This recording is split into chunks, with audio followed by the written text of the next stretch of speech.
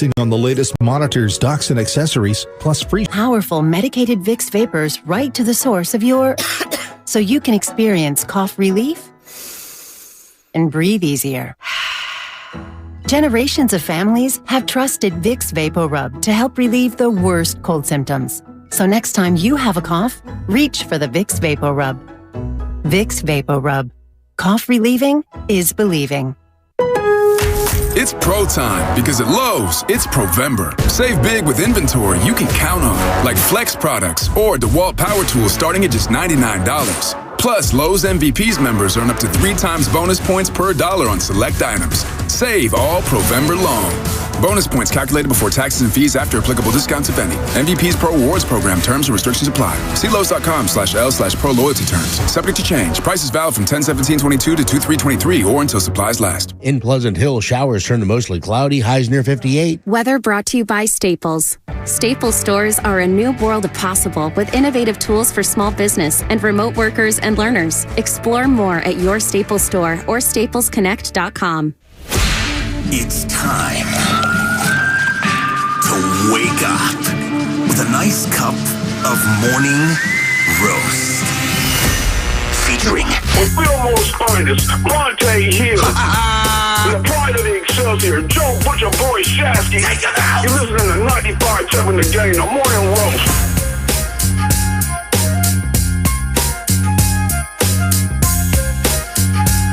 Oh, baby, oh, baby, oh, baby. Good morning to everybody out there. Hopefully everybody had a great weekend as we are back on the roast on a Monday morning. And, boy, did we have drama yesterday at Levi Stadium as the Niners survive and outlast Miami Dolphins 33-17. How about that defense? But we know what the big story is. We know what the headline is. Jimmy Garoppolo in the first quarter gets hurt, carted off the field, and Shanahan announces right after the game, immediately after the game, that Jimmy Garoppolo has a broken foot. He is out for the season. He will have season-ending surgery. So now we move on to Brock Purdy and it's Brock Purdy's team, and we're going to talk all about it all morning long. 888-957-9570. What does it mean for the long-term future of the 49ers? What does it mean for this season? Can they still do some special things with Brock Purdy at quarterback? I don't know. We're going to have to play it week by week. As I say, good morning to everybody out there. Get off their rollways. Get off your graveyard shifts. Drive safely. It's raining. It's wet. Be safe. You don't need to speed. It's not worth it. Good morning to all the teachers, students, all the high school football teams who had the state championships over the weekend, cops, everybody. Shasky, Matson, Lupman, good morning. Shasky, how you feeling this morning? I mean, conflicted, all right, because I felt like one of the great wins of the Shanahan era, and then at the same time, you obviously feel horrible for Jimmy Garoppolo. I mean, it's just, it's absolutely brutal for him. Let's start with the team, right, because I'm more of a Niner fan. I'm not an individual player. I mean, I love individual players, and I get devastated by certain things, but for them to overcome what they did yesterday with a backup quarterback against one of the most potent offenses in the game, against a defense that was trying to kill Brock Purdy simultaneously, I thought all the playmakers showed up. Debo showed up. Huge third down conversion for George Kittle. CMC, is that one of the great trades in 49er history? I mean, Fred Dean obviously comes to mind because they win a championship.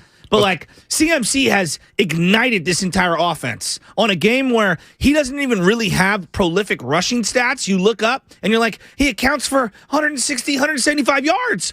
He's just such an awesome, awesome, awesome player. And then this freaking defense is just so suffocating. They punked the living crud out of Miami and Tua. Tua was seeing ghosts from the first series on. Why do you think he was throwing so high? It's because Eric Armstead's 6'7" body was in the middle of that defensive line, stuffing things left and right. They slowed down Tyreek Hill, shut down Jalen Waddle. It's just an unbelievable Shanahan guts win. Just an unbelievable win. And then simultaneously you get the news after the game, and it's like, Jimmy, really? Right. So, look, I don't think the season's over. That's what I want to start with, because I know a lot of people are going to be super devastated. The season's over. Look, the season's not over. Let's go week to week. It's a great win. I feel great. I feel awful for Jimmy, though. And I just spewed a lot of things there, B. No, all right, let's start here. Where do you want to start? Let's start with the game. overall after giving up a 75-yard touchdown on the first play of the game. And I'm thinking to myself, oh, boy. Hufanga, Gibson. Sean Gibson. One of them was in the wrong spot. They got smoked by Trent Sherfield. The Trent Sherfield revenge game, right? So everybody's feeling good until I'm getting a text from Aaron Rivera. First play of the game. And I said, you know what? Good. I want to see how this defense responds. You really said good? Oh, yeah. I said good. I was like, good. Good for you. Not good. Yeah, well, I was like, good for you. My first thought was, let me see how this defense responds. Yeah. You know how this defense responded? They gave up 10 points the rest of the way. They gave up 10 points the remaining 59 minutes. And one of the touchdowns was a quick slice and dice down the field, but they were up 13, and it was another, right? Yeah, but it was another miscommunication with Hufanga and Charvarius Ward. Yeah. Charvarius Ward played the outside. He thought he had help on the inside. Good call. He didn't get the help on the inside because Hufanga jumped the in route. Hey, it's 23-17. Now you got to step up. And Miami has the ball, 23-17, midway through the fourth quarter. And it was the Dre Greenlaw drive. Now, there's two players who popped yesterday for me. It's Dre Greenlaw, number 57, who became an impact player. And at times, he was reckless. He got on my nerves in week 1 against Chicago. I said, you got to tone it down, dude. But you know what? This guy is out there to decapitate people. This guy is out there laying hat. This guy is out there going sideline to sideline, saving first downs. That performance by Dre Greenlaw was so damn inspiring for this defense, I could roll with number 57. And then you got number 97. And Shasky. You know where I stand on Bosa. Shasky, last week we were discussing DPOY, right? And I said, these are the games. Yeah, you did. These are the games you got to step up and make plays. And I just asked for 4 sacks over the next 3 games with Miami, Tampa, and Seattle. The guy picked up 3 sacks yesterday, and he pushed the pocket relentlessly. And could have had more. This guy's a stud. He could have had more. The DPOY conversation at the Michael Parsons had a quiet game yesterday against the Colts. It starts with number 97, Nick Bosa. 14.5 sacks. Unbelievable performance. Now, Eric Armstead helped. No doubt about that. He helped pushing that pocket in the middle. But number 57 and 97 showed out last night. Drake Jackson had flashes, too. He did. He was another one who had flashes. B, I'm so excited. Just a quick aside. Dear God, NFL, take Indianapolis off the schedule for the rest of the year. I don't want to see them in primetime ever again. Now let's continue. Gave up 33 points in the fourth quarter. I don't even want to. It was actually a good game. And then the fourth quarter happened. It was actually a good game, Shasky. It was 21-13 going into the fourth quarter. And then they spit all over themselves. This is how bored I was. I fired up Yosemite, or whatever the name of that show is. All right? Anyway, point B, what a win from this team. The resiliency, though, honestly, for this defense to say, all right, our starting quarterback's out, we got this. Against one of the most prolific passing teams, the NFL's, like, look at the numbers, the raw numbers. When Tua plays, because he's missed a couple of games, when he plays, they're not just good, they're unbelievably dynamic. Where? Down the field, which to me was the biggest test of this secondary in years. B, I can't think of a outside of Kansas City. Right. I can't, and even then, Kansas City, their wide receiver personnel is not as good as this personnel. No, Wouldn't you agree, not even Miami? close. Now, Not even Mahomes close. is on a whole nother level than Tua. That can't be debated. But Tua, there's a reason he missed a zillion shots. He was high on everything. You know why? Because the fear of God was in him, as in Nick Bosa. Nick Bosa was everywhere. And Debo mentioned it after the game. Tua was a little shook. He was high on his throws. He was high. He was behind. He threw behind Tyreek Hill on the interception to Diamador Lenore. And that's where we get to the offense where you got to figure out a way to get touchdowns instead of field goals. So we're going to get to Purdy. We got to take it week by week with Brock Purdy. I mean, what else can you do? We just have to take it week by week. I think my wife had the greatest quote of all time. I mean, what other options do we have? We'd have none. It's on the board there none. somewhere, Kyle. Yeah, we have none. Jacob Eason, Josh Johnson's signed up the practice squad with the Denver Broncos. I got phone calls from my homies. Drew Brees, Phillip Rivers. Does Big Ben want to come back? Cam Newton. Could Matt Ryan get released? Cam Newton. Not going to go there. Look, I'm not going to go there. Listen, the Jimmy injury. Let me start there. And we're going to get to the calls. I see the lines lit up right now. We'll get your to heart those. goes out to the guy. That may be his last snap as a 49er. And in a way, if it is his last snap as a 49er, and I don't want to be cruel here. No. It's kind of fitting that if that's his last snap as a 49er because his tenure has been marred by injuries. ACL ended 2018 year.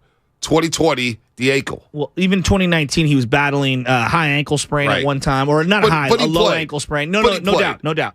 But 2018, torn ACL. 2020, ankle, out for the season. And shoulder. 2021, he limped to the finish line because of the shoulder. Finger. Everything. Everything was banged up. labrum. And now this. I know, it stinks. And it sucks. And it really sucks because Jimmy was playing his best football in the NFL. He was playing the best football of his career. And you know what? It sucks. But in a way, it's fitting that his tenure is going to be ended by injury. That's the biggest knock on him. He can't stay healthy. And the worst part about it is the second down play before he got hurt on the third down play. Ayuk's wide open. I know. Third down, Jimmy has to be smarter and just throw the ball away. Or go down. Live to see another down. Now, I don't want to take the competitiveness away from him. He's a competitive dude. But he wasn't going anywhere on that play. But he wasn't going anywhere. I don't want to crush him. I'm not crushing him at all. Just throw it away and live to see another down. But Bonte, watching the last couple of weeks, it did feel like the offensive line was getting him tagged too often. Like, just straight up. Right. I mean, he came in with a knee injury, B. He came in with a knee injury, and so I feel bad for the guy. I do. I don't want to crush him. No, I'm not trying to crush him. No, he's playing great football. I know. I signed the apology letter. I felt like this team was going on to do special things in the postseason. Just you and I, let's go back in time. We used to do the podcast overtime, right? And we do pre- and post games, and we talked a lot about this. What was one of both of our big concerns on Jimmy Garoppolo? I'm talking about going back to 2019, before the season started. Durability. He's a small guy who's a pocket quarterback. Outside of Drew Brees, there aren't a lot of smaller pocket quarterbacks who have been able to sustain in the NFL for a long time. Right. Because you got to be unbelievably intelligent in terms of your anticipation to get rid of the ball and avoid hits. Mm-hmm. And the one thing on Jimmy, if you're going to have an offensive line that's not great up the middle, you're opening the can of worms for him to get hit. Yep. Now, you could say, Joe, they built this team to kind of more fit Trey's needs or whatever. Hey, look, man, I'm going back multiple years. Even Weston Richburg, when he was here, they were better up front in terms of the center position. But they've never had a center to where I felt like Jimmy could step up in the pocket and not feel like he didn't have a dude right in his face mask. And it's tough when you go to the field and you're at the practice field and you're watching all the guys standing there. And that's something you're going to notice with Brock Purdy. Brock Purdy's small. Jimmy Garoppolo is small. Now, Brock Purdy is smaller than Jimmy, right? Right. But even Jimmy looks small in contrast to all of the other players that are out there on the field. And I'm not knocking him. I'm just saying it's really difficult to be a smaller pocket quarterback without a lot of athleticism. And I don't want to be cruel because that's not what I'm trying to say. What I'm saying is, I'm not surprised that he's getting hurt in the pocket. And on that one, he's rolling out. He's not athletic enough to roll out. He's not I'm not trying to hate on him. I feel bad for him. And here's the deal. Here's the deal, too. Bill Parcells said this on Joe Low and Dibs back in 2017. He said it in 2017. Bill Parcells, the Hall of Fame head coach. I worry that Jimmy can't stay healthy. I worry that Jimmy can't stand up and take punishment. And you know what? It reared his ugly head yesterday when he rolled out with, 11:22 left in the first quarter, and Baker and Phillips sandwiched him, and his foot got crunched, and he gets carted off, and Shanahan announces that he's done for the season. And so here we are now to Mr. Irrelevant, who's now going to be relevant for the 49ers for at least the rest of this season. Brock Purdy. You know, Bonte, and I don't want to make this an indictment on his physical stature, but there is a reason. I'm telling you, there's a reason why they drafted Trey. No, but forget that for a second. There's a reason why measurables matter so much in the NFL, right? There's a reason why the combine is all about height, weight, speed, all these different things, and they're constantly in the lab measuring you. Right. Remember when we were doing the draft, I went down a deep dive. Right. Fran Tarkenton, Russell Wilson, Drew Brees are the three outliers who are not 6'2" or bigger and over 220 pounds at that position in the Hall of Fame. Right. There is a reason 6'3" and above is what you see as the standard for Hall of Fame quarterbacks. Now, Aaron Rodgers, 6'2.5", he's a little smaller, a little frailer. Right. But, he's an outlier athletically, and his arm talent is an outlier. Somebody on YouTube saying Mark Brunell, he was a good quarterback for a long time. Yes, not a Hall of Famer. You but could a be good really good. quarterback. Yeah, that's a good one. No, you're going to find outliers, but B, there is a reason the 6'3 plus guys stand the test of time. Can you get hurt at 6'3, 6'4? Trey did.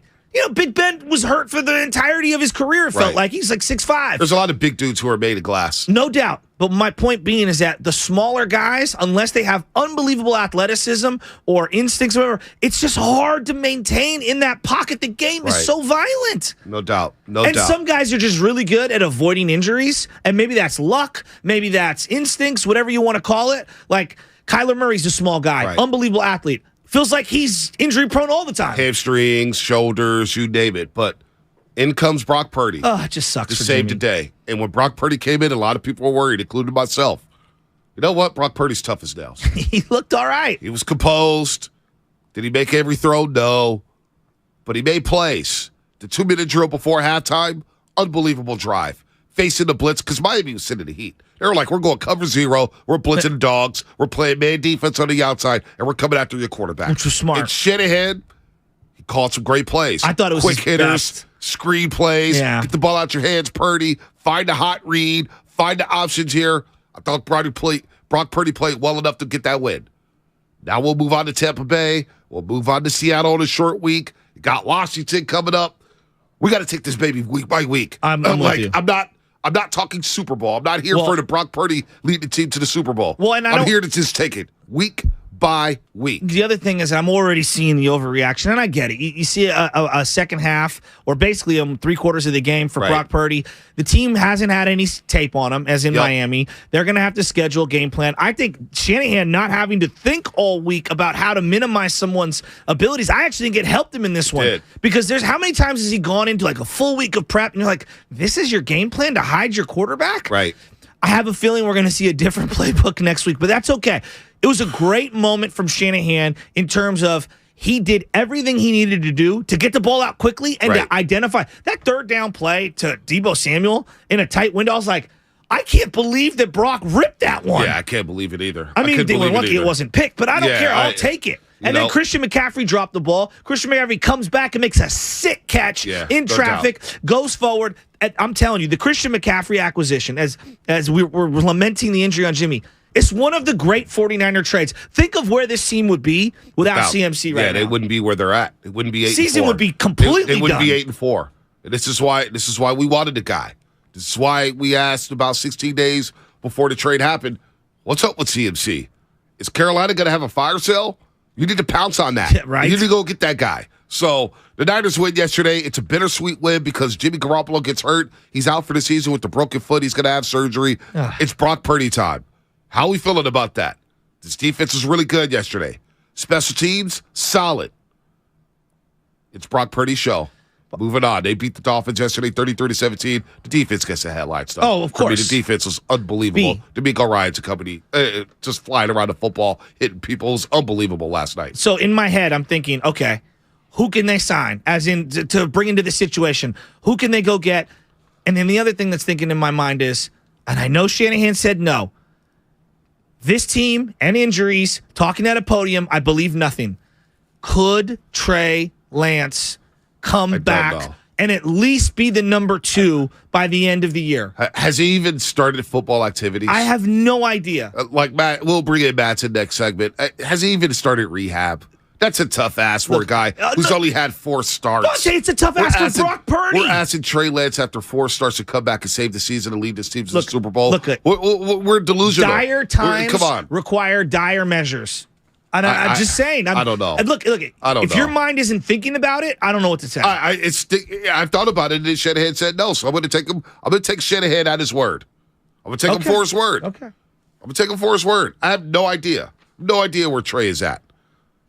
Is he going to play? I don't know. All right, we'll get to the calls coming up here. That segment was brought to you by Golden State Lumber, serving the Bay Area for 3 generations. When you succeed, we succeed. Visit GoldenStateLumber.com. And don't forget to tune in to Warriors Live tonight at 6 p.m. on 95.7 The Game, presented by Xfinity. Supercharge your home with supersonic Wi-Fi, unbeatable internet, only from Xfinity. What's coming up next on The Game, brought to you by Bed Bath & Beyond. Your phone calls, 888-957-9570. Niners win. Niners win. Niners win. It's a Victory Monday here on The Roast. Brock came in and made some big plays, just throwing him in there in the heat of battle like that. Thought he did a hell of a job doing it. Protected the ball well, didn't have any turnovers, and made some big plays too that I thought weren't there always. Purdy looks to throw. Juszczyk, touchdown, San Francisco. Niners take the lead, and Brock Purdy off of the bench as his first NFL touchdown. I'm behind Purdy at this point because we don't have another choice. But I feel okay about it. This is the Bay Area's sports station, 95.7 The Game. Hey, here's a holiday gift from Bed Bath & Beyond. Now through December 11th, get 25% off one item by texting GIFT to 239663. That's 239663. New offers every day at Bed Bath & Beyond. Exclusions apply. See website for details. If you've ever wondered what's on Christian McCaffrey's holiday wish list, well, you're not alone. But my new favorite brand, Flag and Anthem, they've got answers, and they sent Lubman and Spadoni a box of clothes. They sat down with the Bay Area's very own to curate the perfect list of classic and versatile looks for every guy on your list, including you. From insanely soft flannels and comfortable hoodies to shirt, jackets, jeans, which I'm wearing now, and more, there's something for even the hardest person to shop for, like my wife. So head over to flagandanthem.com today to shop CMC's, Christian McCaffrey's, go-to holiday gear and use the one-time code GAME, G-A-M-E, to get 25% off your order. Flag and Anthem, premium clothes without that premium price tag. If you own a business, this has been a bumpy ride. From pandemic to inflation, I'm sure you could use a break. If your business has 5 or more employees and survived COVID, you might be eligible to receive a payroll tax refund of up to $26,000 per employee. The challenge is getting your hands on it. Hi, I'm Howard Mackler, and that's why I founded GetRefunds.com to cut through the red tape and get you the money. The team of tax attorneys we have put together are highly trained in this little-known payroll tax refund program. We do all the work, charge not a dime up front, and simply share a percentage of the cash that we get for you. Businesses of all types can qualify, including those that took PPP, nonprofits, and even those that had increases in sales. We have helped return over $1 billion to businesses, and we can help you too. Just go to getrefunds.com/sports, click on Qualify Me, and answer a few questions. This payroll tax refund is only available for a limited period of time. Don't lose out on up to $26,000 per employee. Go to getrefunds.com/sports. That's getrefunds.com/sports. Have you considered walking through another door? I don't mean to pursue another opportunity, but upgrading a door in your home. Now, if you are in fact looking for another opportunity, Golden State Window and Door can provide you with plenty. You can create renewed function and design for use indoors and out. You'll find modern options like Marvin's Elevate In-Swing French Door, Barn Doors by Trustyle, or Anderson Big Doors that welcome in natural light. Golden State Window and Door features a variety of materials, sizes, and glass options. You can get inspired by the many possibilities when you visit goldenstatelumber.com. Click on virtual tours and you'll discover beautifully planned displays of doors and windows of all kinds that will spark your imagination. Then, talk with our builder or designer to see what might be a good fit for your home. Serving the Bay Area for 3 generations. Golden State. When you succeed, we succeed. Bear Robotics makes robots for restaurants. Automated servers to do the heavy lifting. But get this, our office, it wasn't automated. Paper invoices going in and out, getting lost. We don't do that anymore. Now we've got Bill. It automates our finances the way we automate restaurants. With Bill tracking our invoices and planning payments, we can focus on growing. The old way, not going back there. Automate your finances with Bill. Learn more at Bill.com. This football season, adopt a new tradition that's sure to turn fans into family. The Jim Beam Highball. That's beam and soda over ice with a lemon slice. Share one at the stadium or make one at home. Kentucky Straight Bourbon Whiskey, 40% alcohol by volume. Copyright 2022, James B. Beam Distilling Company, Claremont, Kentucky. Drink smart. At 7-Eleven, our coffee is fresh or it's free. We don't compromise on our premium beans, and neither should you. Because drinking fresh coffee is non-negotiable. Offer ends 12/31/22. Participating stores. Refund must be at store purchase. See 7eleven.com for terms. Hey, Santa Clara County sports fans. The new Omicron booster is here and available for everyone 12 and older. Remember that kids can get really sick with COVID and the effects can be serious and long-term. You can't be at the top of your game when you're super fatigued. So keep your athletes safe this fall and winter with this important booster. And of course, wear a high-quality mask whenever you're inside with lots of people. Visit sccfreevax.org or call 211 to make your booster appointment. Stay healthy and stay in the game. Hey, I'm Andy. If you don't know me, it's probably because I'm not famous. But I did start a men's grooming company called Harry's. The idea for Harry's came out of a frustrating experience I had buying razor blades. Most brands were overpriced, overdesigned, and out of touch. At Harry's, our approach is simple. Here's our secret. We make sharp, durable blades and sell them at honest prices for as low as $2 each. We care about quality so much that we do some crazy things, like buy a world-class German blade factory. Obsessing over every detail means we're confident in offering a 100% quality guarantee.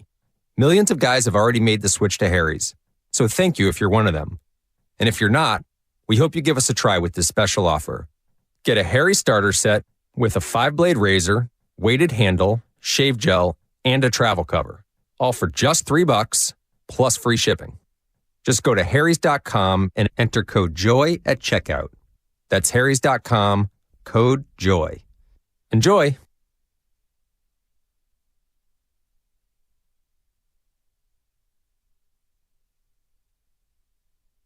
Purdy looks to throw. Juszczyk. Touchdown, San Francisco. Niners take the lead, and Brock Purdy off of the bench as his first NFL touchdown.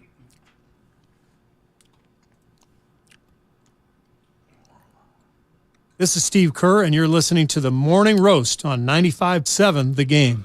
Steve Kerr and company taking on the Pacers tonight to try to go 3-0 on this 3-game homestand. Of course, they beat the Rockets Saturday in what was a glorified pickup game, but it was good. It was good to see. Of course, Friday night they survive against the Bulls. Tonight they play Indiana to try to beat them, go 3-0, and then go to Utah Wednesday before taking on the Celtics in the finals rematch Saturday night at Chase Center. Steve Kerr, shout out to him. And the highlights you heard, Brock Purdy and Juice, Kyle Juszczyk in the flat, a 9-play, 54-yard drive, 4 minutes, 38 seconds. Niners take a 10-7 lead. Brock Purdy's first career NFL touchdown pass, and I did not know this until I heard it from Mattson on the way in. Mattson said that was the first, Brock Purdy's the only Mr. Irrelevant to ever throw a pass in an NFL game. That is absurd. And this guy threw 2 touchdown passes yesterday. And all we're going to hear all week is Tom Brady drafted in the 6th round, replacing Drew Bledsoe. And you're going to get all of those. You know exactly what's coming. Oh, boy. All right, let's take some calls, Shaska. You want to take some calls? Let's get the roasters involved. Yeah, because I got a lot to get into. Yeah. And tomorrow, can we promise each other this?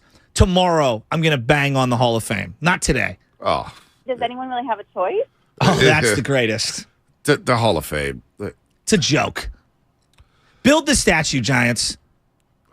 Let's go to Jay and San Rafael. I don't even want to get in there. I don't even want to get mad this morning. How many Photoshops of Mr. Relevant have you seen already? Too many. Jay and San Rafael, you're on the roast. What's happening? Jay going once. Jay going twice. You look sharp. Yo, what's up? How's it going? What's up, Jay? You guys look sharp. Thank you, brother. You looked sharp the other night on TV. Oh, thank you, Jay. Thank you. That gray suit was popping. All right, thanks, Jay. What you got? Appreciate you. Hey, you know what? Damon Bruce told me that Brock Purdy's stats made him the 37th best all-time college QB. That was pretty sweet. And also, I concur, Joe Montana, 3rd round, right? Those guys that are not the superstars tend to be really good. Jay, and how about hanging tough and hitting Kittle?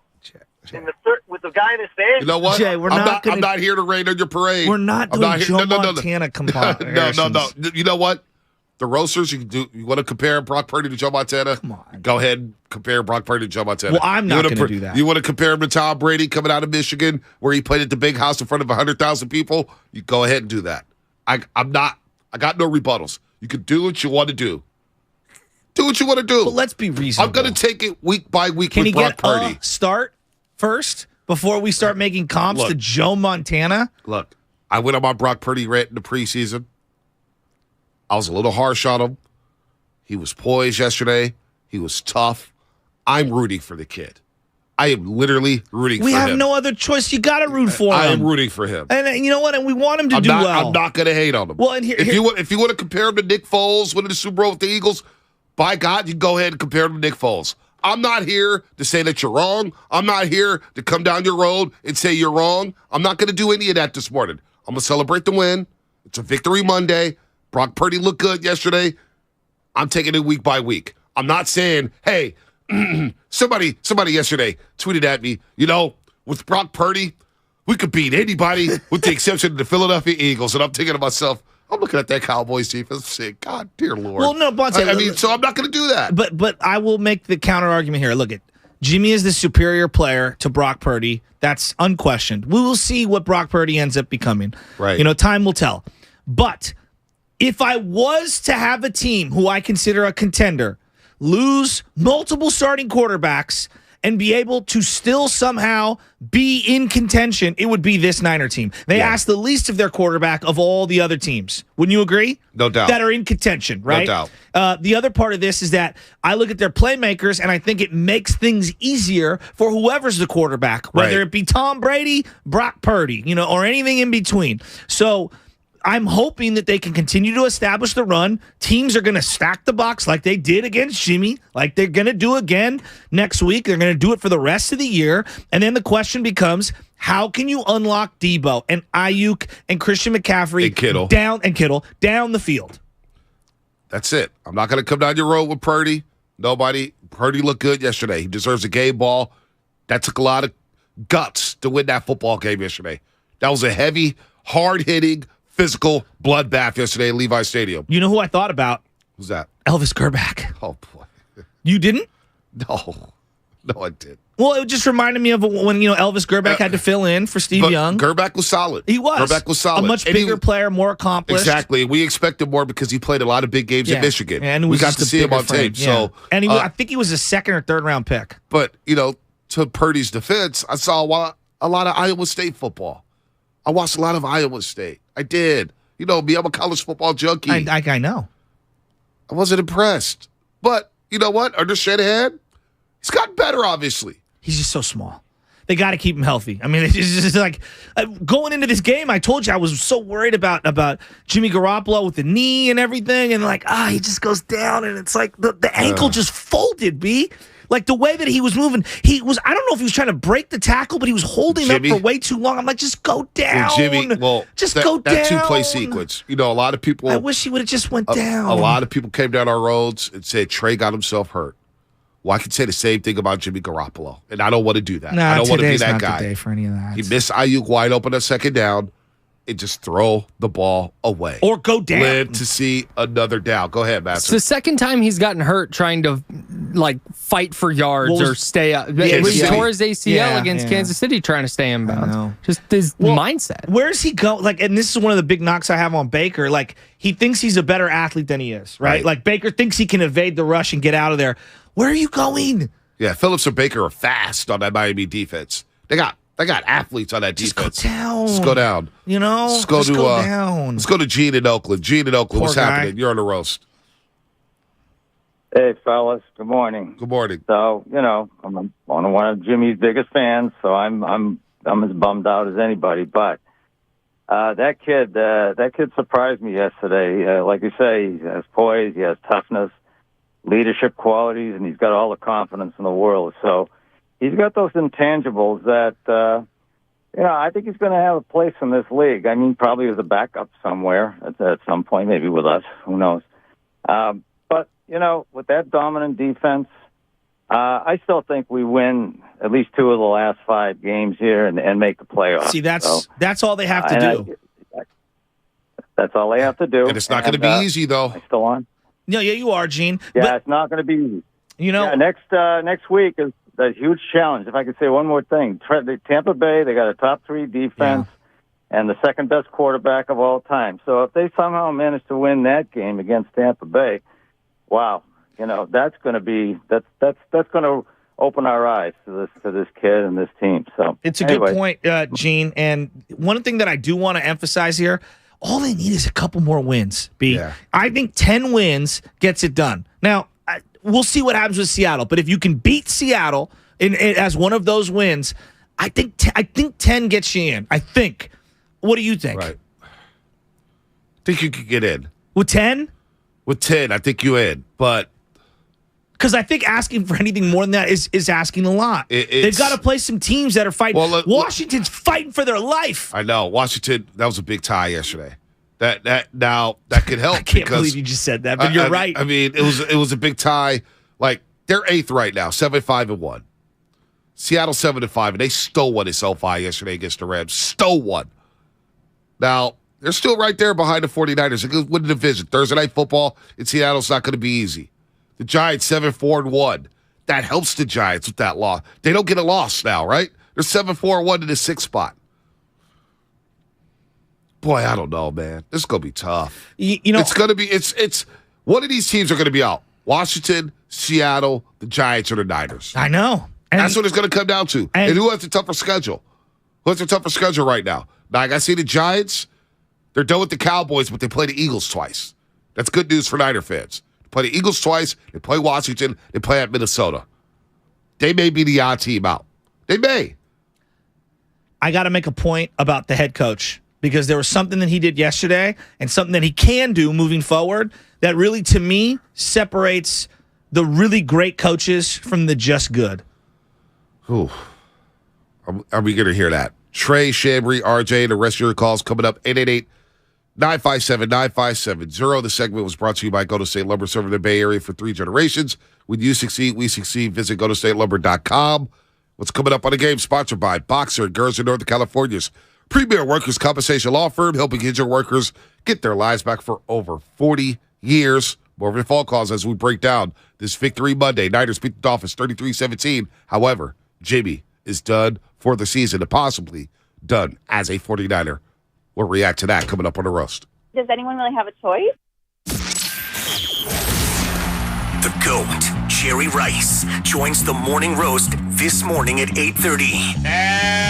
It's one of those things where you start to slow things down just a little bit, and you're able to see things happen before they actually happen. Vontae Shasky and Jerry Rice react to Niners Dolphins this morning at 8:30, only on 95.7 The Game. No one knows where this market will go. Things could change tomorrow, next week, or next month. At Merrill, we've been here before, and history shows this is the time to stay focused on your future. Because through every market, the bull will always have your back. Find an advisor in the Bay Area at ml.com/bullish. Merrill, a Bank of America company. What would you like the power to do? Investing involves risk. Merrill Lynch, Pierce, Fenner & Smith Incorporated, registered broker-dealer, registered investment advisor. Member SIPC, a wholly owned subsidiary of Bank of America Corp.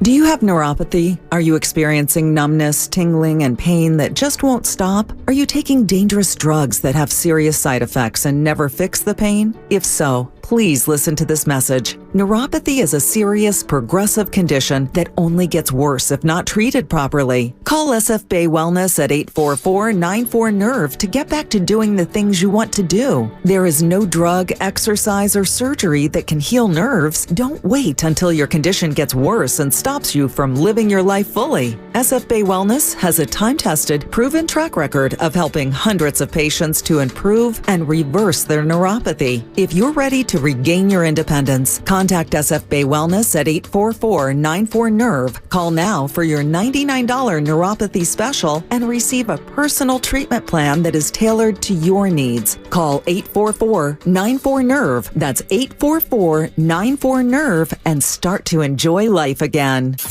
Every morning at 8:50, the Morning Roast presents the Xfinity Flex of the show. Vontae and Shasky flex with their best moment of the day. Replayed at 8:50. You'll win it. 4th championship. Steph, Draymond, Clay helped the Warriors win this one alongside Jordan Poole, Kuminga, Moody. Nobody can say anything. They can't take this one away. The Flex of the show. Presented by Xfinity Flex, the 4K streaming TV box with voice remote and Peacock Premium. Free with Xfinity Internet. Craftsman Days at Lowe's are going on now. Get limited time savings across the store like $100 off a V20 6-tool combo kit. Plus, enter the Craftsman Days Ultimate Garage Sweepstakes for a chance to win Craftsman products valued at over $10,000. Learn more at Lowe's.com/Ultimate Garage. Offer valid through 12/31 while supplies last. No purchase necessary. Ends 12/31. Residents of 50 USDC, 18 or older, and age or majority, and have a Lowe's.com account. Void where prohibited. See rules at Lowe's.com/Ultimate Garage for entry instructions, odd prices, etc. Sponsor Lowe's. Dell Technologies' Days of Deals for Business start now with fresh, limited quantity deals on tech to drive productivity. Save on select performance laptops and desktops powered by 12th Gen Intel Core processors. Don't forget special pricing on the latest monitors, docks, and accessories, plus free shipping on everything, and special financing with Dell Business Credit. Call a Dell Technologies advisor at 877-ASK-DELL. That's 877-ASK-DELL.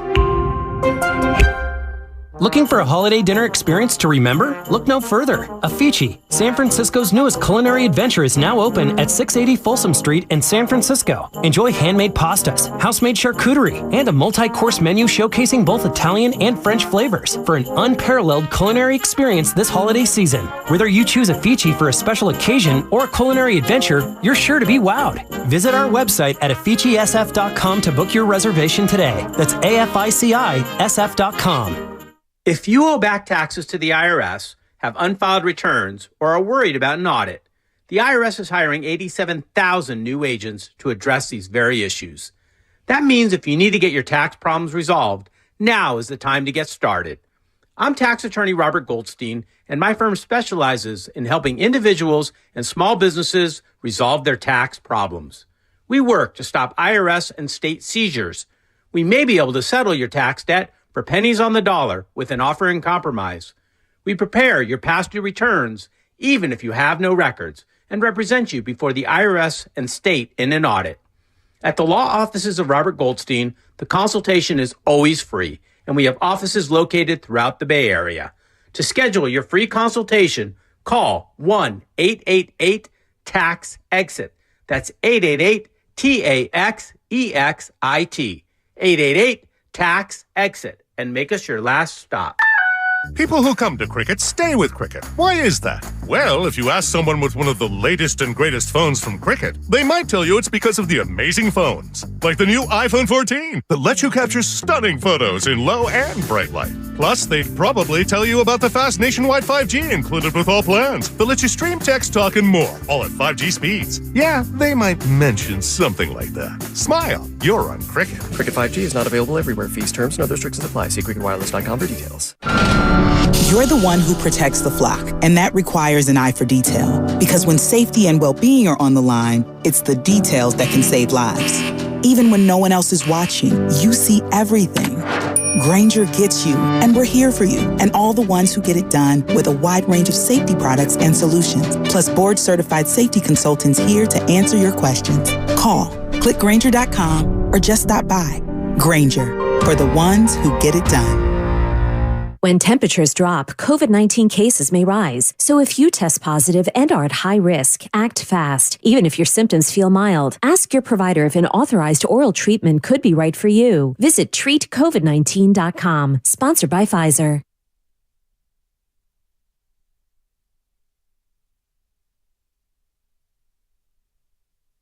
Hey, it's Willard from the Willard and Dibs Show. Listen to us every day, 9 to noon. Now let's get you back to the morning roast with the Bay Area's biggest Jimmy G fan, Bonte Hill, and a great guy to share some garlic fries with, Joe Shasky. All yours, guys.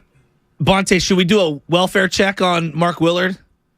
Why? Why would we do that? Uncle Mark's probably devastated with the news of Jimmy. Oh, boy. He's been trying to re-sign him every Tuesday for the last 6 weeks. You know what's funny? Is that Ian Rappaport article came out in the morning? Yeah. And I said, dear God, here we go again. I know the article basically saying that Jimmy Garoppolo has mutual interest of wanting to come back or whatever it was to the 49ers if everything's just right. It was about 15 ifs in that article. If this and if that and if this and if that and if this and if that. It's like, can we just let the season play out? No. Please. Please, pretty please. No, we can't. If this and if that. If Jimmy does this and if the Niners do this and if just stop. If my uncle were my aunt.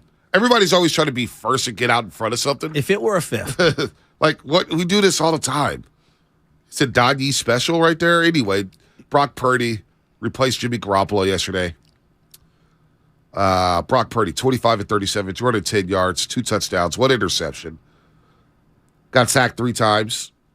Not a bad performance for Mr. Irrelevant. I know. Who now has to be relevant for the 49ers if they want to do special things this year. And it's hard for me. Let's put Brock to the side for just a second in terms of breaking him down because everyone's flying off the handles on everything when it comes to the quarterback. Let's focus on the coach. I thought it was one of the great wins for Shanahan. Now, there's been more high-profile wins. Week 17 in Seattle. Niners haven't won in Seattle in forever. They haven't beaten Russ in forever. Division on the line. But that's a hallmark win to get into the playoffs, get the number 1 seed, boom, boom, boom. Then there's like last year, week 18 in LA. down at halftime. It's a signature win. Okay, take those ones to the side. It's about as good of a regular season win as I can think of in the Shanahan era with a backup quarterback. And as I progress this a little, look at some of the great coaches of all time. Right. They all have a win or a stint with a backup quarterback winning big-time games and stabilizing the season so it's not lost. I think of Sean Payton, who's on my television every morning, and people love Sean Payton. He is. He's a great coach. He's had like 15 years of success. What he did with Teddy Bridgewater when Drew Brees went down was masterful. Absolutely. Now, most people probably think Teddy Bridgewater is better than Brock. We'll see. We'll see what happens there. All right? Bill Parcells, who you referenced earlier. Does anyone remember what he did with Jeff Hostetler when Phil Simms went out? They won the Super Bowl. Yep. Now, I don't think that the Niners are going to do that in this situation, but that's what he did. Belichick famously did it with Matt Castle. He did it with Jacoby Brissett and Jimmy Garoppolo at times when Tom Brady missed those games for Deflategate. Mm-hmm. All the great coaches have some signature wins during the regular season with the backup guys.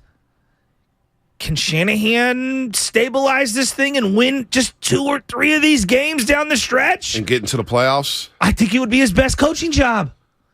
It's a hell of, so yesterday's game, I thought D'Amico and Shanahan did a phenomenal job. First of all, Miami was 0-7 on third down. That's crazy. They didn't convert 1 third down. Not one, right? 0 for 7. 0 for 7. Only the Miami 7 Dolphins. third downs, too. 7 third downs. How about this, though? Huh.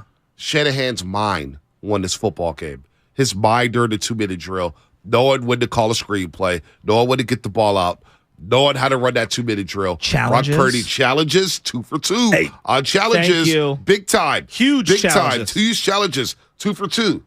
The Niners yesterday held the ball for 40 minutes in 34 seconds. That's crazy. They kept the Dolphins' high-flying offense off that football field with their backup quarterback. I know. 40 minutes of time of possession with their backup quarterback. Was the running game explosive yesterday? Not necessarily. I thought Jordan Mason was good. But I'm talking about just explosives. Yeah. It was more of those grinded out games. Yes, I agree. You look at the run game overall for the 49ers.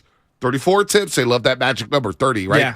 They only averaged 3.6 yards a pop. But 34 carries, 121 yards. Jordan Mason, 6.4 yards a pop. He was explosive. He flashed yesterday. Oh, all 8 the carries, Jeff Wilson 51 Jr. year. people. Yeah, and look, Jeff Wilson Jr. is a good player. It looked bad after the fact, right? Because Elijah Mitchell got hurt. Whatever. We move on. We've been waiting to see Jordan Mason. Jordan Mason looked good yesterday. We move on from Jeff Wilson Jr. We move on with Jordan Mason. He's in Miami. Mason's playing for the 49ers. Looks good, he looks B. good. And he looks good. 17 carries, 66 yards for McCaffrey. He was a workhorse yesterday. 8 catches, 80 yards.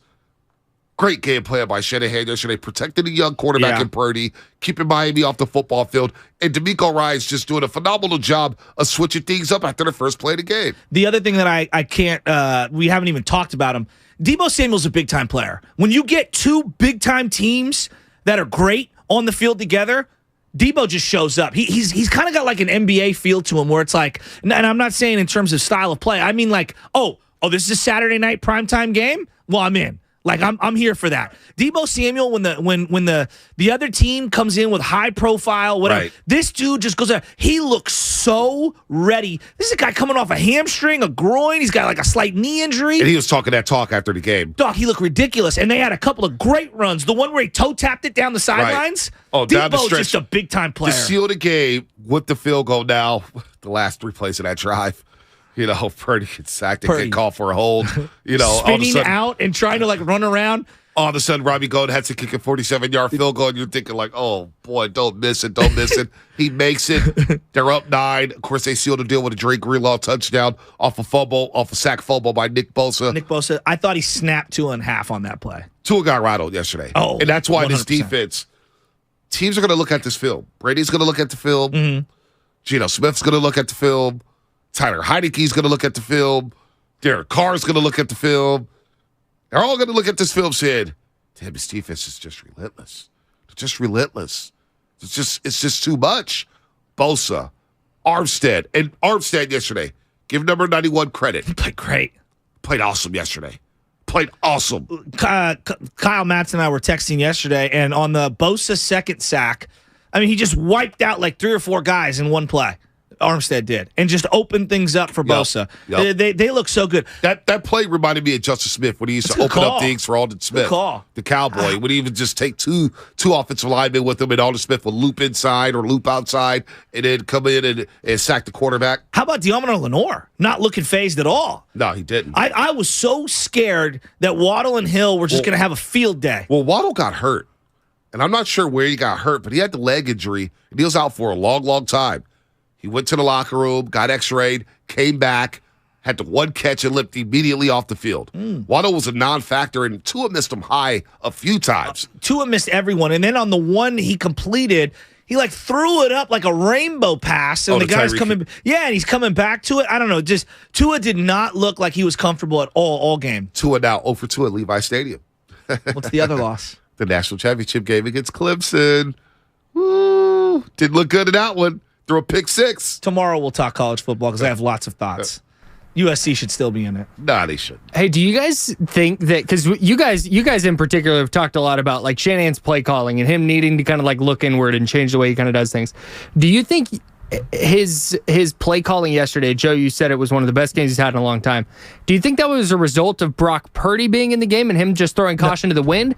Or did facing Mike McDaniel force him to kind of look inward and counter what he might have done? I think that's 100% what it is. Had they been playing, I don't know, just pick a Jacksonville. Jacksonville. They're going to run the ball down their throat, play it super conservative, and whatever. He threw the ball 37 times with Brock Purdy. And I think not having a week to think about it and you're in the moment, you're just trying to win the game, I think that factored into it as well. Well, Shanahan mentioned how Miami was in a lot of cover zero, and they were blitzing the dogs, and they had to adjust on the fly.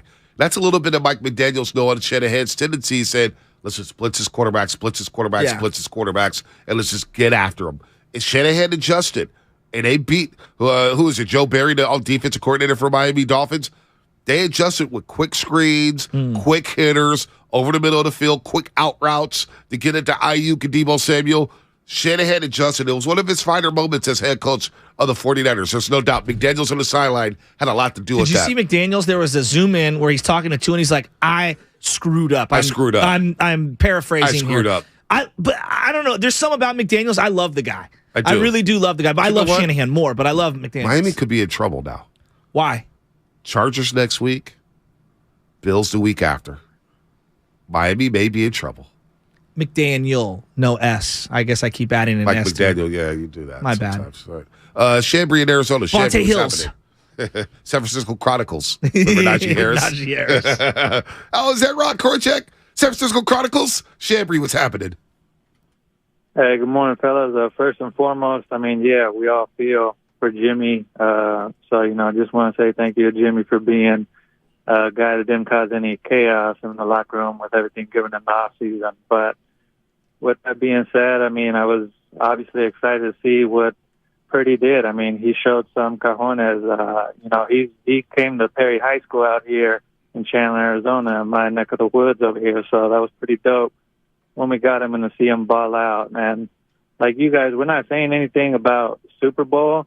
It's just when you break him down, going forward, we're going to ask him to do the exact same thing we would ask of Trey Lance and Jimmy, right? We're going to run the ball, screen pass, and all you got to do is not turn the ball over. So from that aspect, we have confidence in him. And his style is a more mobile Jimmy G, and he's got swag like Heineke. So to me, a more mobile Jimmy G is kind of like Kirk Cousins. So I have confidence in him. The two things I want to see going forward, and just hear me out, as a pure runner in this system, in the Niners system, I think Mason and TDP are better fitted to be our running backs and use McCaffrey more as your pass catcher / receiver. And on defense, I don't know what the issue is. The dude shows flashes and bats balls down like no other, but Drake Jackson needs to be on the field more. Well, I think they're doing a good job of mixing in him and Ibukam and trying to highlight their strengths. Ibukam, I thought, had a pretty good game as well. He was solid. To me, it was 97-57. And Fred Warner played well, too. And Armstead. Armstead, number 91, popped. Drake Greenlaw just saw that one possession. We'll get to that. Bowman vibes, right, B? In terms of like the instincts meeting the speed, meaning the physicality. Forget like the position.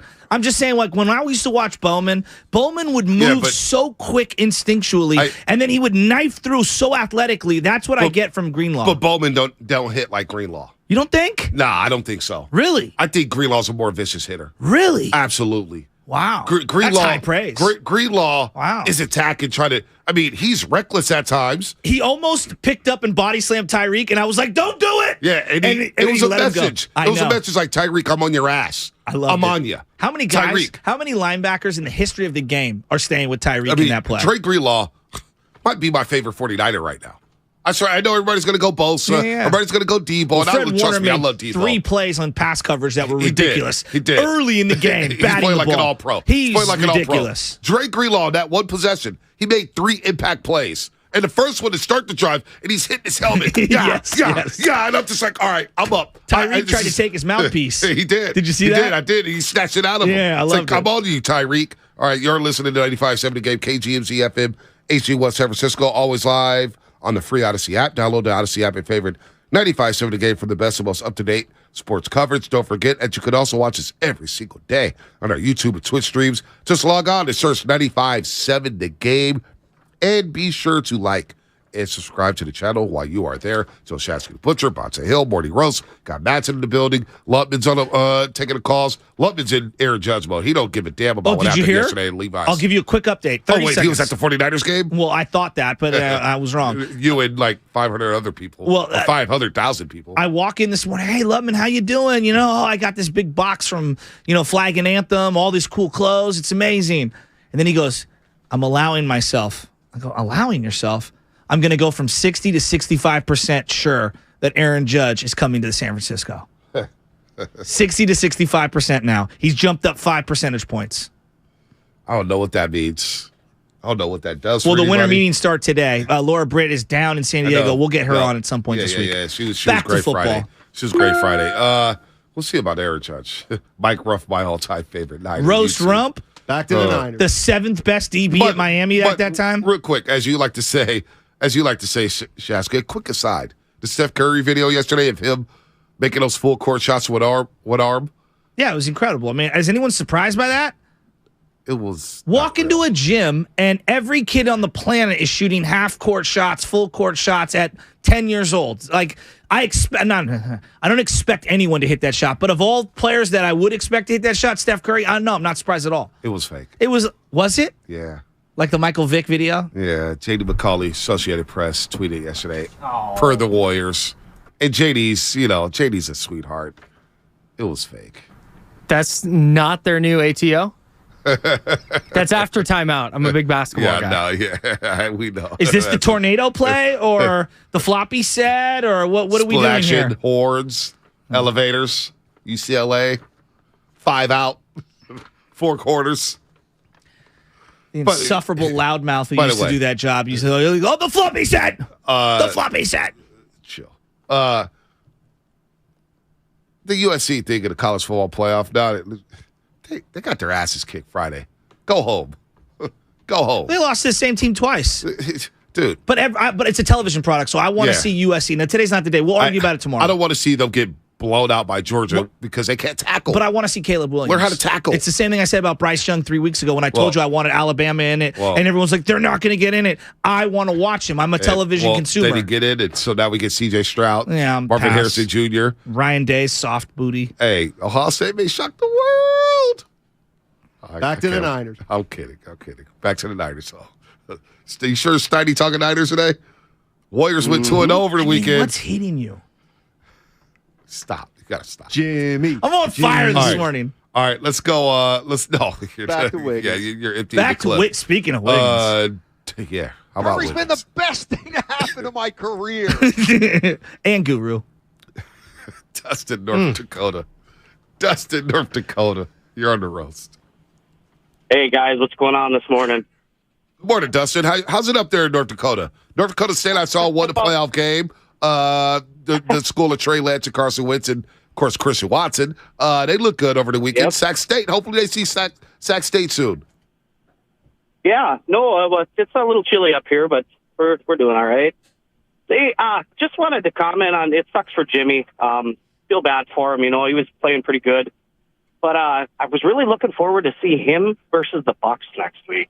Kind of disappointed that game's not going to happen with Jimmy. It sucks. Yeah. I mean, the rest of the season not having Jimmy sucks. For Jimmy on a personal level, it sucks. The 49ers since 2018, I saw this floated around on the Athletic article by Matt Barrows. 36 games have been missed since 2018 by their starting quarterback.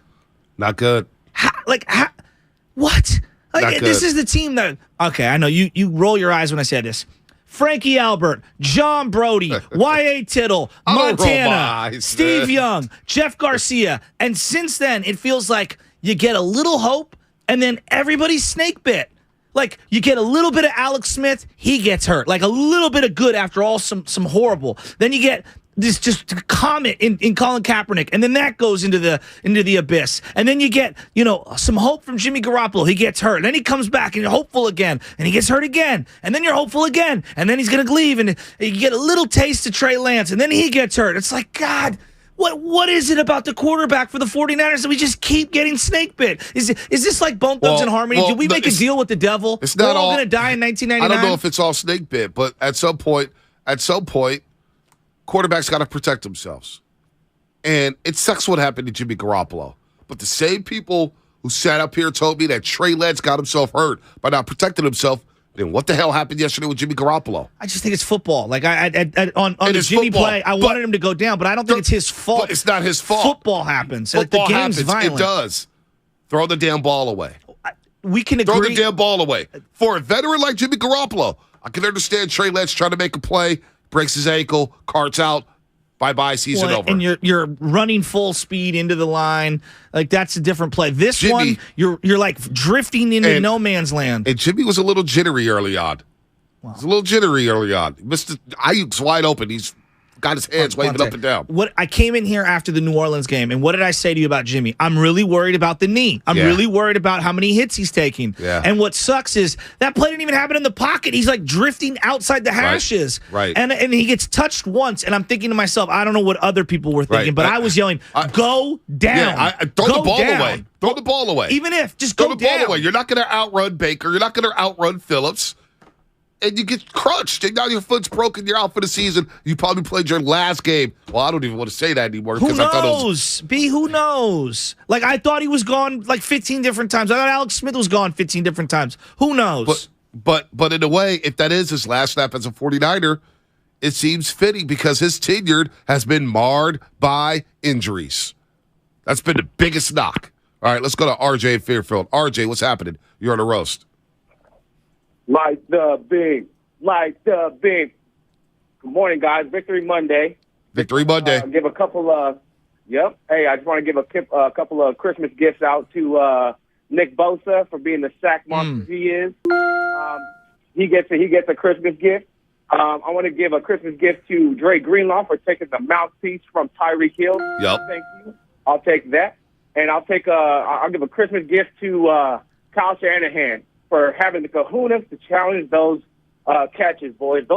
I think those were key turnovers right there. Yeah, agreed. Those were big for us.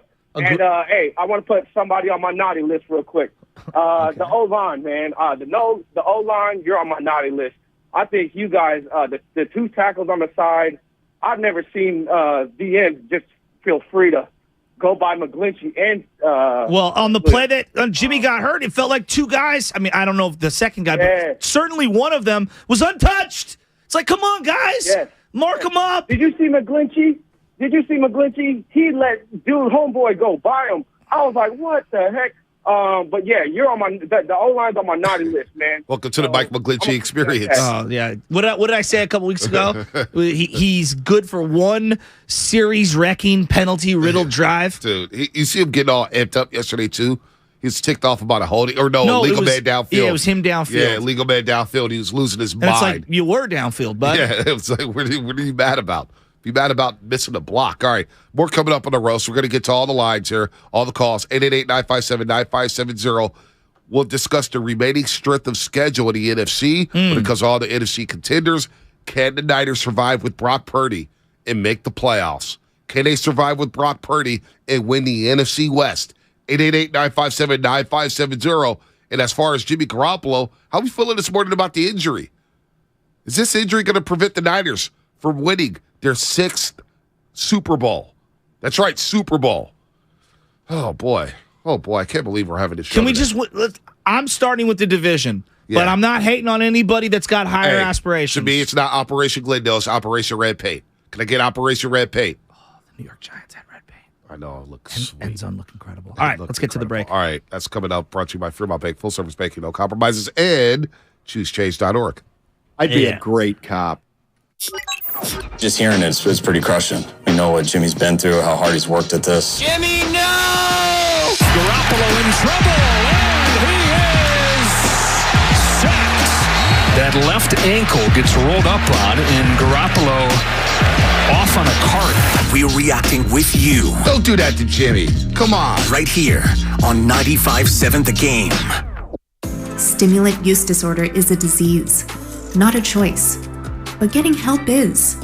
Make a change by choosing treatment for your meth or cocaine addiction. Find proven treatment options at choosechangeca.org.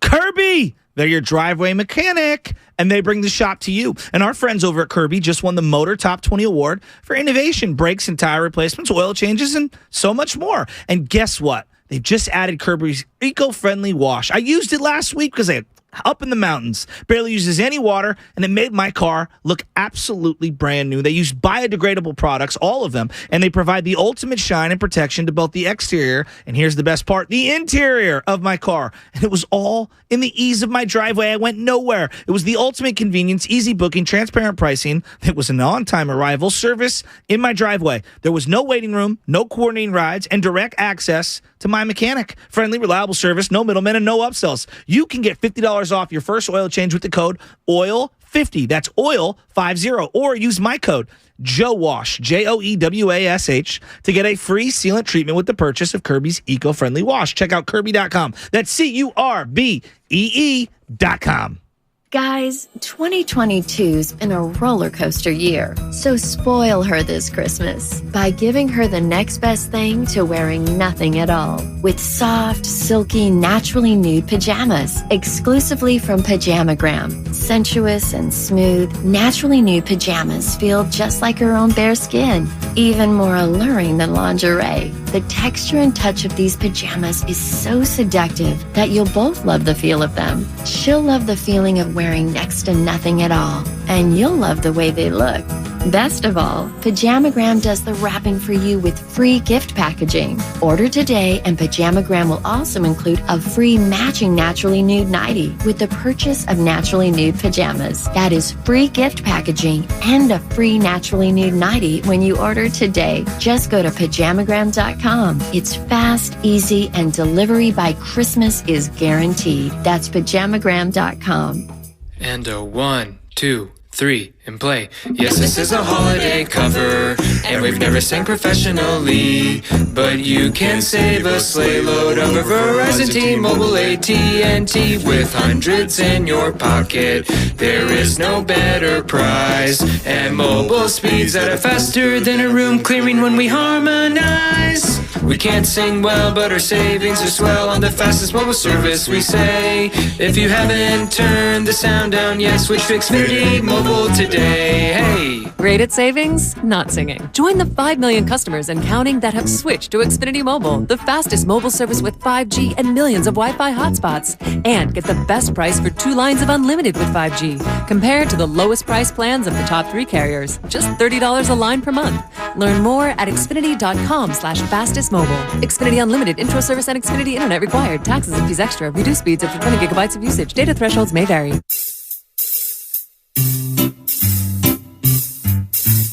1877 Cards for Kids. KARS Cards for Kids. 1877 Cards for Kids. Donate your card today. 1877 Cars for Kids. KARS Cars for Kids. 1877 Cars for Kids. Donate your car today. With car prices at an all-time high, our donors are now getting highest receipts ever. Don't miss out for 2022. Donate at carsforkids.org and your car can be picked up tomorrow. 1877 Cars for Kids. KARS Cars for Kids. 1877 Cars for Kids. Donate your car today. Hurry! It's your last chance to donate for 2022. He's the best interview in the Bay Area. Splish Splash. Coach, are you taking a bath? Did you hear a little water in the background? Yeah!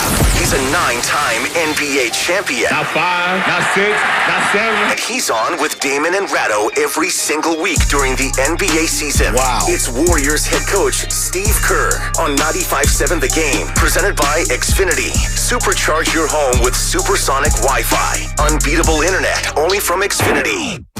There's a reason Golden State has become the trusted partner for professional builders and contractors. The breadth of what they offer is remarkable. Their product knowledge can save you time. They're the largest distributor in NorCal of many of the brands they carry. Golden State's newly refreshed app offers installation guides, building codes, and much more. And the GSTV link on their homepage is a useful resource. Family owned for 3 generations. Golden State. When you succeed, we succeed. Kansas City Steak Company, another AmericanEagle.com success story. Started in 1932 as a family-owned butcher shop, today they're a leading distributor of superior all-American steaks delivered right to your door, ready for the grill and your taste buds. When it came to their website, an average site wouldn't do. They chose AmericanEagle.com to take their website to the next level. With a dramatic increase in competition and a softening market demand, they had 2 challenges: improve their brand presence and message, and produce a positive return. AmericanEagle.com got to work and executed usability studies and detailed audits of site experience, digital assets, and marketing. The result? An integrated digital marketing and customer experience plan, organic traffic increase of 20%, and a long-term roadmap for success. If you love great steaks, go to kansascitysteaks.com for website design, development, and online solutions that bring efficiency and results. Visit AmericanEagle.com. If you need a results-driven website, call the team at AmericanEagle.com at 877-WEBNOW1. That's 877-WEBNOW1.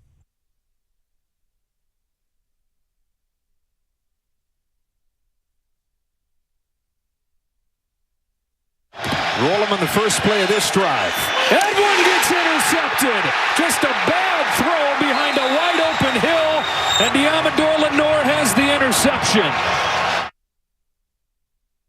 Hey, this is Matt Steinmetz of Steiny and Guru, 12 to 3 on 95.7 The Game. Let's get back to the morning roast with Bonte and Shasky, fresh off his 5th grade CYO champ. Oh, your Division 7 4 minutes that you got in college 67 years ago. I'm going to let you guys fight that out. I'm going to stay out of this one. I'm going to stay out of it. I'm going to stay out of it. By the way, Vince Vargas coming at me. Said I don't watch Iowa State football. No one does. It's not just you. No one does. I watched a lot of Brock Purdy. And the last game I watched of Brock Purdy at Iowa State, he threw 4 interceptions against Iowa. And they were ranked, and that was a big-time game for them. And he got benched in that game. All right? And that's why I watched him against Oregon in the Fiesta Bowl. And that running back they had out of Iowa, I think it was Breece Hall, matter of fact, that was running the rock. He was good. Well, he's a star. He was solid. You know, it's interesting. Not to lay my bona fides on the table here, my bona fides, but Sam and I went to 8 or 9 practices during training camp, and I know the beat writers are there every day. Sam, how many did you go with me? 5, 6, 7? Somewhere in that range. He's on the phone somewhere. Point being, we watched all the quarterback drills. I watched all the different reps and things like that. Now, at the time, it was Trey getting all the 1s, Sudfeld would get the 2s, and then I would say 1/3 of the amount of snaps of the other 2 would be Purdy. So they'd run let's say 3, 4, 5 plays in a row for Trey Lance and the number 1s. Then 2, 3, 4 plays for Sudfeld, and you get 1 or 2 plays for somebody like Brock Purdy. He just looked really small at practice. Now, in the drills, there were certain drills that I would watch, and I'd be like, I can see what Shanahan sees in him. He's a very quick twitch. You know, he runs the drills quite well. Arm strength, not his forte. Mobility, yeah, he's mobile. Throwing on the run, he didn't throw a tight spiral across the body or accurately on the run. But he was a quick decision maker. He's just so small. He is. He's so small. He is small. He is very, very small. But in the game, but you I know thought what? he played really well. But you know what? I thought he played really well. Xfinity Mobile text line, 650. If Dilfer could win one, why not Purdy? Why do we keep using the outliers? I mean, I know Nick Foles. It's just a question. Look, I think that it's week to week. I don't think their season's over. That's the one thing I will say to everyone. Like, do I think that they're still right where they were, with Jimmy Garoppolo? No. They're a lesser team without Jimmy Garoppolo. Now, does Brock bring some things to the table that maybe Jimmy can't? Yeah, he's a little more mobile. Yeah. But I think that Jimmy's IQ, I think his stature, his composure, there's a lot of things that Jimmy brings to the table that I can't quantify. That's the reason why those guys were gravitating toward him. And Jimmy's won some big-time playoff games for these guys. He's won big-time games for these. Yeah, period. Big-time games since 2017. Now, we'll see what Brock ends up bringing to the table. I don't think the season's over. We're going to go week to week. Dear God, can Trey Lance find a way to get back on the field at some point? At minimum, be my number 2? Wow. How about this one? 707. Brock is about to Nick Foles this on another level. Whew. Whew. You know what Nick Foles did in Philly? Look. Helped them win their one and only Super Bowl. Whether we're looking at his size and stature, being small and undersized, are there outliers in the history of the game who have been small, who've been successful? Of course. Everyone's going to point to Drew Brees.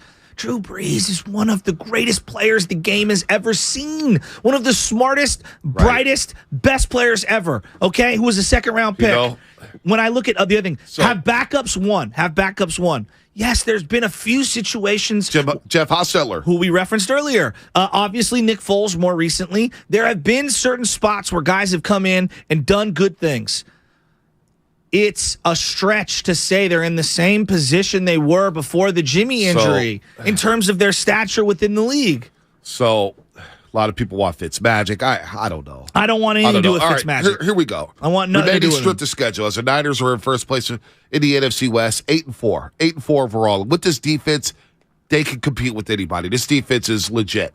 They're legit. Are they the greatest defense of all time? No.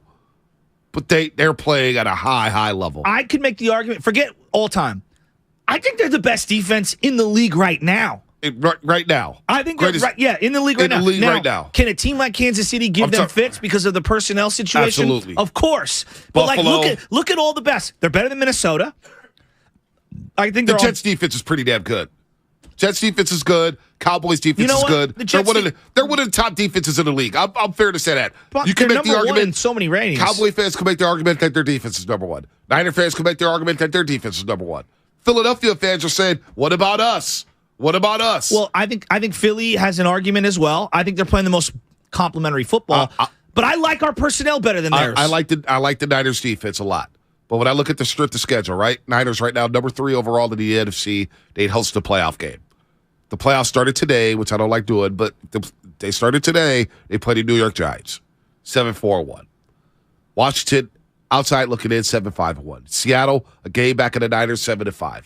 We look at strength of schedule for these NFC contenders. The Giants have the second toughest strength of schedule the rest of the way. They have the Eagles twice. They have the Commanders. They're in trouble. They have to play at Minnesota. They may be on the outside looking in, but number 3 is the Washington Commanders. They still have a game against the Giants. They still have a game against the Dallas Cowboys at home. And Dallas fans take over that stadium all the time. All the time. God, they're the worst. They are the worst.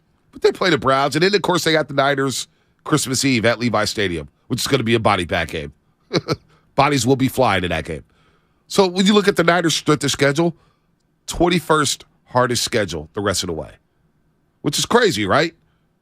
When they play Tampa, they play Seattle, in Seattle. You have Arizona the last game of the season. You have to go to Vegas to play the Raiders. And, of course, you have the Washington Commanders. 5 games left. The Buccaneers, 24th hardest schedule. And the Vikings, 31st hardest schedule. So, look, man, it's going to be interesting down the stretch. This defense will keep the Niners in a lot of football games. The same thing we asked of Jimmy Garoppolo, we need to ask Brock Purdy.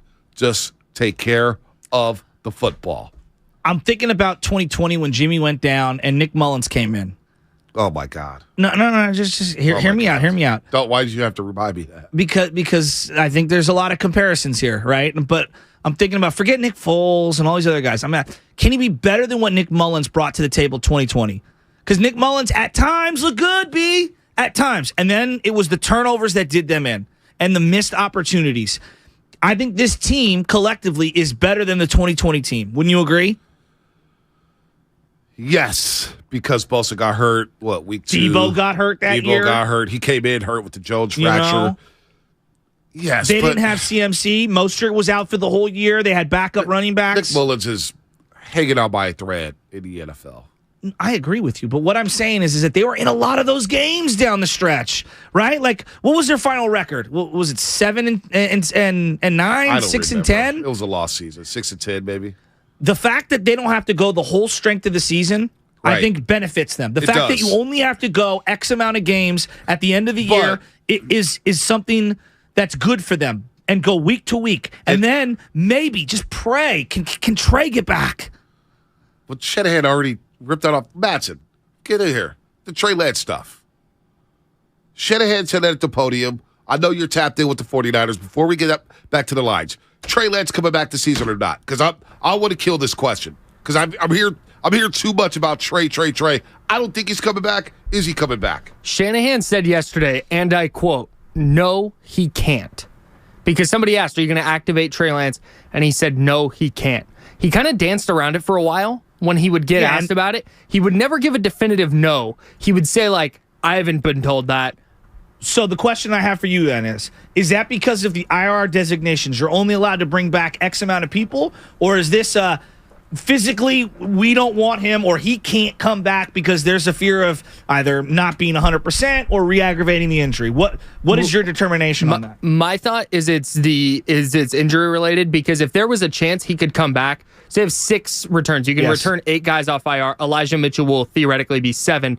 Javon Kinlaw would be 8. But if there was a chance that Lance could play again this year, I think they would just hold Kinlaw on IR and bring Lance back. So I don't think it's that. Well, because I'm thinking about, and again, I'm speculating. This is reckless speculation at best. Hell yeah. All right? Which I'm here for, because that's how crazy this team makes me at times, because I love them so much and I want to win. If there is even an outside possibility that Trey Lance can come back, you have to do it. But at what point has Shanahan ever been absolutely truthful about any injury? Him and Jimmy didn't even get on the same page. The 2020 injury, we had no idea. Hold on. 2021, no clue. Let me reel you in for a second. When would Trey Lance be ready in your mind? I don't know. I've never had a snapped ankle, and I've never been 6'3", 220. Let's play this hypothetical game. Because the questions are going to come and it's going to annoy the hell out of me. Yes. I'm going to tell you right now on the front end, it's going to annoy me. Okay. Are you mad at me for even suggesting it? It's just going to be annoying because Trey Lance has a broken ankle. Shanahan said he's not coming back. I trust Trey Lance more than like Josh Johnson, for example, who they signed last night. Here we go. Trey Lance has only had 4 starts. Agreed. By the time he may be ready, hypothetically, Brock Purdy's going to have 3 starts in the back. He's going to have damn near the same amount of starts as Trey Lance. And at that point, you want to just throw Trey Lance back in the deep end in December? No, that's not for the playoffs. No, what I'm saying, and let him play quarterback after being out all season long. No, at that point, I'd rather play Purdy for this season. I can't believe I'm saying that. But I'd rather play Purdy at this point of the season than bring back Trey Lance, where he has to think about an ankle injury. He's been hurt. Look, there's a psychological thing. There's no doubt about it.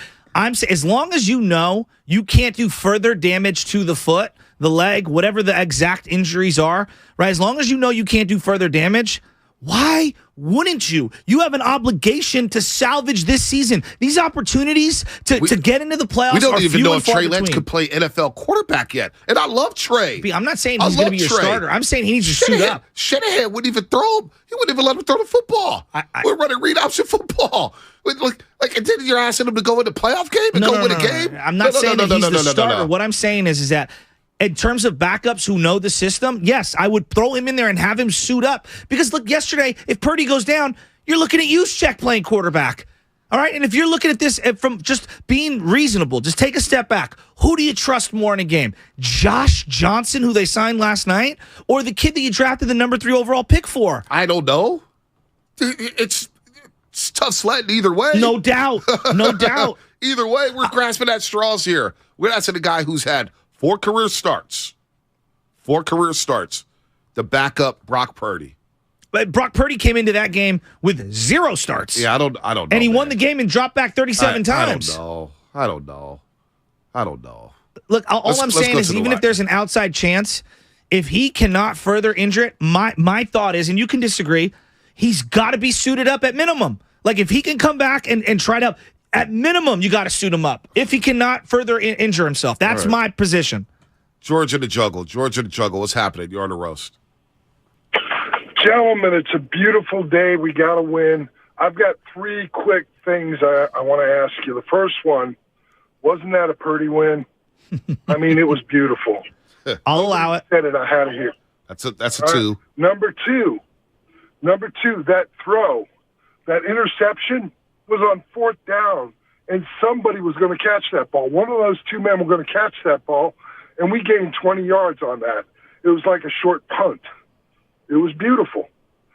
The third thing, what could be more beautiful than watching Mr. Irrelevant go up against the legend and beat him? Come on. Tom Brady? It's going to be a beautiful week. Yep. All right, George in the jungle. Do people have more faith in Brock Purdy than they did before we even got to Trey Lance? It feels like they have more faith in Brock Purdy than Trey Lance. It's as if the Week 16 game against the Texans, where they dismantled them in the second half, didn't ever happen. No, people have more faith in Brock Purdy than Trey Lance. I can guarantee you that. Why? They've seen a lot more Brock Purdy than Trey Lance.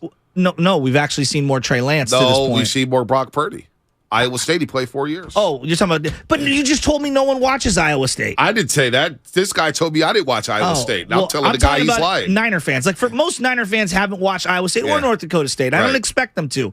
In a Niner uniform, we've seen Trey go up against Arizona, in Arizona when they were, undefeated at the time, and you had no George Kittle. We saw him up against the Texans, all right? And they killed the Texans, and they were able to qualify for an opportunity to get into the playoffs because that was a Week 16 win that you had to have to stay alive in the playoffs. And yesterday you had Brock Purdy's first opportunity. People believe Brock Purdy is the future of this team. I'm just telling you right now. I feel like we've gone way too many steps too far. People thought Nick Mullins was the future of this team. They thought C.J. Beathard. So what happens with the quarterback position? Robin in the city. Robin, what's happening? You're on the roast. Oh, is it me? It's you, Robin. Oh, hey, you guys. A couple of things I just want to say. Maybe I misunderstood you. Didn't Jimmy get hurt because the guy on the left, the tackle, wasn't picked up? He didn't have time to throw the ball. And then two players hung on him too long. I mean, it's a moot point, but I felt like the whistle should have been blown a little sooner. I mean, damn. Robin, I wish he just would have went down. It's easy for me to say in hindsight. I feel bad for the guy, and I know football's violent. I wish he just would have went down. I'm with you. I felt like they were holding on to him because he was kind of fighting for yards.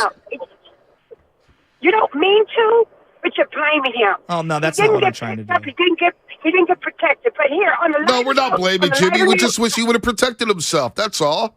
Not blaming him. I mean, he got to protect himself. Robin, real quick. The same people who said Trey Lance didn't protect himself need to keep the same energy about Jimmy Garoppolo. He's a veteran quarterback. He knows Brock Purdy's behind him. Jimmy's a solid quarterback. The Niners need him if they want to hoist that Lombardi. Do I believe Brock Purdy's going to hoist a Lombardi? Hell no. But Jimmy's got to protect himself. I'm going to tell you like my daddy. I'm going to tell you like my father used to say to me. I'm not talking about Trey Lance and what they did here. I'm talking about Jimmy and what happened, okay? And so the fact of the matter is 2 wrongs don't make a right. But on a lighter note, so we can laugh, I want to say this to you guys. I love the way Debo said, I thought they got better talent. And doesn't Mike McDaniel, is that his name? Doesn't he kind of remind you of a cousin of Gerardo Herrera or Jerry Lewis, the Nutty Professor? Did you see that look he gave at the end of the game? Let's have some fun, you guys. That was a fun win. That was a great win. I have more faith in Purdy than I do Lance. Bye, you guys. Wow. See, there you go. I told you. You don't think 60% of the Niner fan base is feeling like that this morning? It's a victory Monday. I feel great about the damn defense. That defense had me fired up. Baby Chaz is out there yelling defense. I'm just surprised defense we're here. But no, I'm surprised are you we're really? Here. Are you really, Joe Shasky the Butcher, surprised that we're here with Brock Purdy? You're not surprised. What? I mean, it was a great game. I'm not trying to. I don't want to. Like, it was one of my favorite wins of the Shanahan era. Right. That's number one. Win. And I thought Purdy did some really nice things. but like I'm also trying to not be a prisoner of the moment and realize Miami has no tape on him. No one does in the NFL. It's good. We'll see what ends up happening when they have a full week of game planning. He was really good as the game went on, but there were certain times in the game where I could see like, oh my gosh, he's really, really small. Right. Oh, he thinks Arm he's strength. a better athlete What about than his he arm is. strength? His arm strength I think it's fine. It's fine for what they want to do. Throwing underneath, they're not going to try to stretch the field. But you don't think teams are going to try to take that away? Oh no, B. That's what I'm worried about. Is that this? Not that this is a mirage, but that teams are going to adjust to what he can and can't do now a little, and that Shanahan is going to have a week to think about it, and he might go a little more conservative. Listen, man, more people have more faith in Brock Purdy than Trey Lance. It's just the truth. It's It's just the truth. That feels like false hope to me. I bet that changes when Brock Purdy sees a defense that game plans for him. Am I alone in this being like a little awestruck that Niner fans are like they instantly pivoted this far? No, they won. No, but I'm saying on Brock over Lance already. Yeah, I mean, it's an overreaction for sure, but is that shocking? No, it's not shocking. I sat here with you when Nick Mullins won a game. Nick Mullins won a game against the New York Giants, and I sat there and looked you in the eye, and you said, you know what? Nick Mullins, he wins his Philly game, and he may have to start him over Jimmy. He didn't win the Philly game. Jimmy was hurt too, though. Jimmy was hurt too. Shasky, you did it. I know you I went did. down the Buddy Mullins train. I did. And then I instantly felt like the crypto.com guy. What was it? Come FTX? On. FTX guy. I went bankrupt immediately. And then I went into hiding. So I'm not surprised. Let's go to Iowa. All right, is this Jake? Jake's in Iowa State. Jake, where you at? Tell me you're not in the Iowa. State of Iowa? Iowa, guys. Where you at? Where you at in Iowa? You in Ames? Des Moines? Ames. I watched Brock Purdy his whole college career, every snap, guys. Okay. My buddy was Trey Lance's offensive coordinator, Courtney Messingham at North Dakota State. I love all three of the Niner quarterbacks. I love Jimmy. You guys are going to be pleasantly surprised how good Brock Purdy is going to be in this offense. He is limited outside the numbers, but he can throw the ball down the middle of the field. Guy is smart. He is a leader.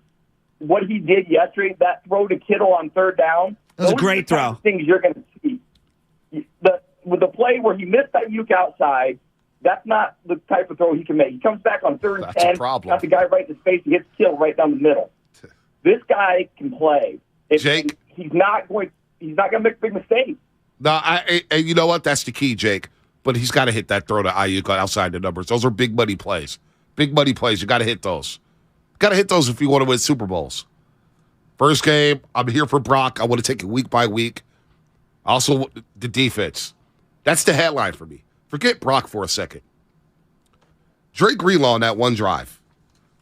It's 23-17 49ers. Miami gets the ball at their own 10-yard line. 11-10 left. Crowds up on their feet. There's scary hours at Levi's. There's a lot of nervous energy with the red and gold. It was very loud through the television. Very loud. Mostert 7 yards on that first carry. Then Tua Tagovailoa hits Smythe for that little 2-yard game, and Drake Greenlaw pops him. Remember that? Drake Greenlaw pops him, looks at the Miami sideline, and bats his helmet 3 times and said, I'm here. I'm here. Try it again on me. So Miami, you know what? They show some moxie. Went for it on 4th and 1 from their whole 19-yard line. I can't believe they did that. Tyreek Hill, 9-yard gain.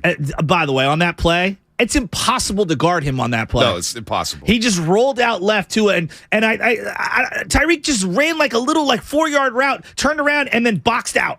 And it was boom, wide open. So then you get Miami 1st and 10 at the Niners' 44-yard line. You're thinking, oh boy. Yeah. Oh boy, right? Tyreek Hill coming all across the formation.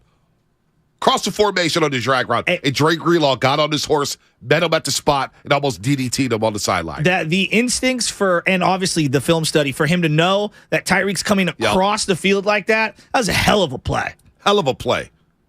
And then you get the 4th down, where Tua looks for Mike Gesicki, and Greenlaw's on the coverage, and he fights through the whistle, just like the young man in Michigan against Ohio State, when he fought through the ball on Stover and batted the ball out. Big-time play. Greenlaw, 3 impact plays on that drive. And I say, damn it, thank God they gave him a contract extension, because the price is going up.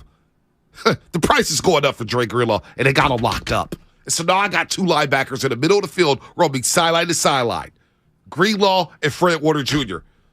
Now, he gives you Bowman vibes. I think Greenlaw's a more vicious hitter than Bowman. And I hear what you said. I hear what you said. Athletically, and the instincts no doubt. and the way that he's around the ball. That's all I was getting at. Like, they're very different players because Bowman played inside and he would like come through the fullback and like be so athletic. No doubt. But in terms of like what he's doing to the defense, because at one time it was Willis in your face. And then Willis kind of slowed down a little because he got hurt. And then Bowman started popping. Warner's been unreal this year. Greenlaw's been as good. Dude, Greenlaw, after the Chicago game, was a bit reckless. He's hitting by whatever. I can live with that. He's a throwback linebacker, and he's an intimidator. He's an intimidator. You know what he reminds me of? Who's that? Lance Briggs. I like that. Remember like how that. good Lance Briggs was for a long time? Like Yep. I'm trying to think about a guy who could go sideline to sideline, and that anything underneath, fullbacks, tight ends, he's stopping. You want to get wiki? You want to get weird here? You want to get weird? I thought you were going to say get Wikipedia. Yeah, you want to get weird here? Let's get weird. It's 7:41. Let's get weird, folks, before we go back out to the lines. The Panthers are expected to release quarterback Baker Mayfield. Oh, God. It hit waivers when it's finalized later today. You ain't on Baker? Back up? You He's like Baker? The worst teammate ever. Does anyone really have a choice? What was that, Michelle? Does anyone really have a choice? I also heard during the broadcast last night from Sam Lubman, because I told you I turned it off and tried to watch Yosemite. Matt Ryan might get released. What was the phrasing on that, Lubman? Get in here, because who said that? Tarico and Collinsworth? So no, this was as I was driving home last night, I was listening to the Fox Sports programming that we have, and the guys on there were talking. I think it was like Art Spander and them. Oh, Artie Spander. They were talking. I was like, maybe the Colts can cut Matt Ryan to free him, as I put air quotes, from the misery that is in Indianapolis, and then Kyle Shanahan and the Niners will swoop in and save him and bring him back to bring him here to San Francisco. Matt Ryan is cooked. He has more turnovers than any quarterback in the league this year. And the Colts have weapons offensively. This is where we're at, though. This is like, I had friends asking me, my guy, let's get Big Ben. Now. Let's get Drew Brees. Let's get Philip Rivers. Right now, I'm looking at my phone. That shouldn't be. What is it? Andrew Luck. David Tetla, producer at NBC Sports Bay Area. We all love Tetla here on the roast. The Niners should sign Mayfield right away. That's where we're at. So we want to get weird. How's that going to roll with Nick Bosa, who doesn't like him? You want to get weird? Let's get weird. Baker. By the way, Bosa's podium game, A1. Baker's got great arm talent. He does. He can actually throw. He can throw. I don't know, man. It's a lot to comprehend this playbook on a short. Like, that's the biggest thing for me. Even if they were to bring in somebody, something happens to Purdy, whatever. Even if they bring someone in, the learning curve is so difficult. Ian Rappaport, quote tweets himself. It's a Vontae move. Waivers will be fascinating. The 49ers have a need. Ian Rappaport's had a fine 36 hours. His article was so bad. Explain that to people that are just tapping in. First thing in the morning, 6 in the morning, because I was up. Yeah. I was up early.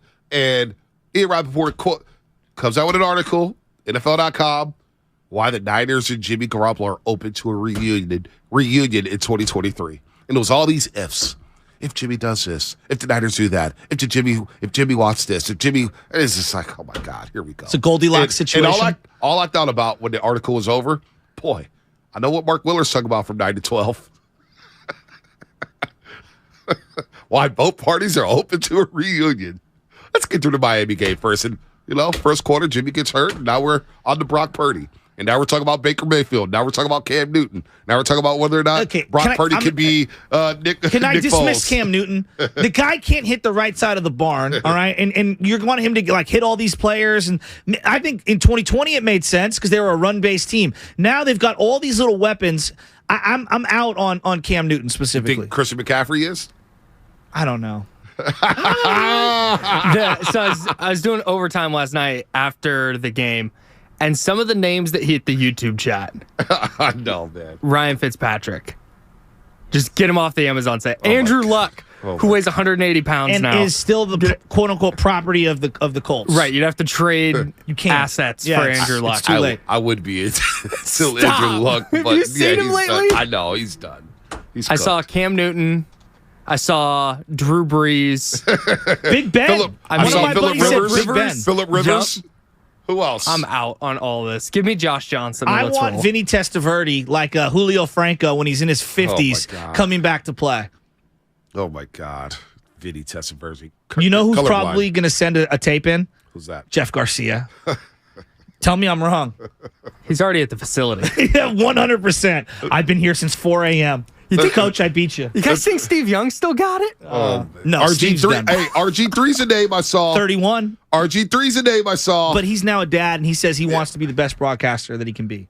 I actually really like RG3 as a broadcaster. Plus, Shanahan and him have very bad past. Shanahan would rather sign Bonte Hill than RG3. Yeah, I'll go out there and throw you a 2-yard screen and throw my arm off.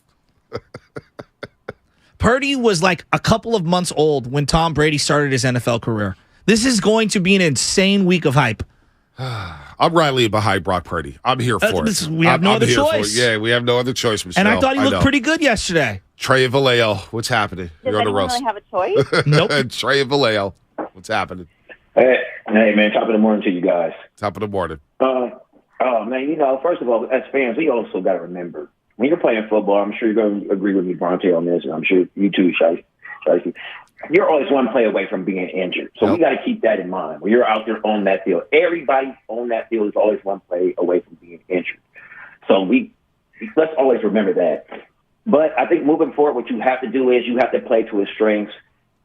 Keep the ball like in your playmaker's hands. Like, I guess you got to give, Christian McCaffrey more touches, find a way to get the ball to Debo and Kittles. And I think they might be fine. They might. That's the thing about it. But I think the real test, not against Tampa Bay, but when he goes up to the Pacific Northwest, in that stadium, Bronte, that's going to be the test. Well, that's going to be the test. I'm actually going to that game too, Trey. I'm going to that game.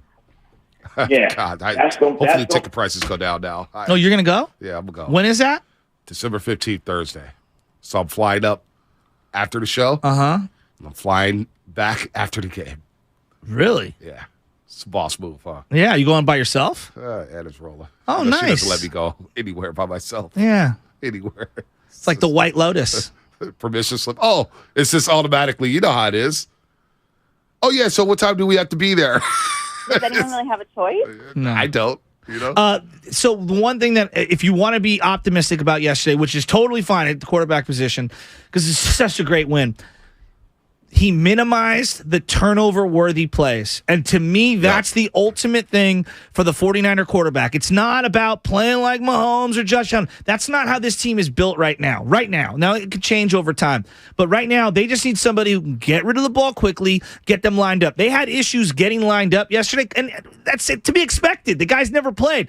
They burned, 3 different timeouts because they were facing delay of games because they couldn't get themselves lined up properly. So getting the play calls in and out of the huddle, that was a problem yesterday. Let's see if they can clean that up. But outside of the interception on 4th and 4, I don't know why they were trying to throw to Ayuk when you had McCaffrey underneath. That's neither here nor there. It acted like a punt. I want to see them minimize the turnover-worthy plays. If they can do that, they should be in every game. One thing I do love is the 2-minute drill he ran. Brock Purdy did pretty damn good on that 2-minute drill. It wasn't bad. It's one of the better 2-minute drills I've seen under Shanahan. I mean, to give the Niners a lead, going into the half, and then you get the ball right back to start the third quarter. Now, I know they didn't do anything with the ball, but you get 2 interceptions in that third quarter. Jimmy Ward with an unbelievable play. One of his finest plays in his career, right? Mm-hmm. One of his finest. Now, would I like to see them convert that and go from 3 to 6? Absolutely. Of course. Got to score touchdowns. Could have put the game away. It didn't. It's fine. The defense stepped up. That 2-minute drill before the half was beautiful. Beautiful. They used their timeouts. You know what I'm saying? They got up to the ball. They spiked. It was beautiful. It felt like Purdy and Jennings had a nice little connection. They did. Jawad Jennings with a big play there. I mean, third down, gets blitz, hits Kittle. I mean, it was beautiful. Let's get down to Lancaster. Rhea. It's Rhea. I got it right this time. Rhea in Lancaster. What's up? It's Rhea. What's up, Rhea? Good morning, gentlemen. I love the sweatshirt you have on today. Thank you. Beautiful. I just want to chime in on Brock Purdy. I feel like I'm not going to panic. I feel like the Tampa Bay game, I think we can win because there's not a lot of film of Brock Purdy and with Kyle game planning for him. So they don't know what's going to happen yet. So I feel like we can probably maybe win that because with our defense being as outstanding as they are, I feel like they got to figure out what's going to happen on offense. Right. Because they've never seen this guy in a full game plan, as a starting quarterback.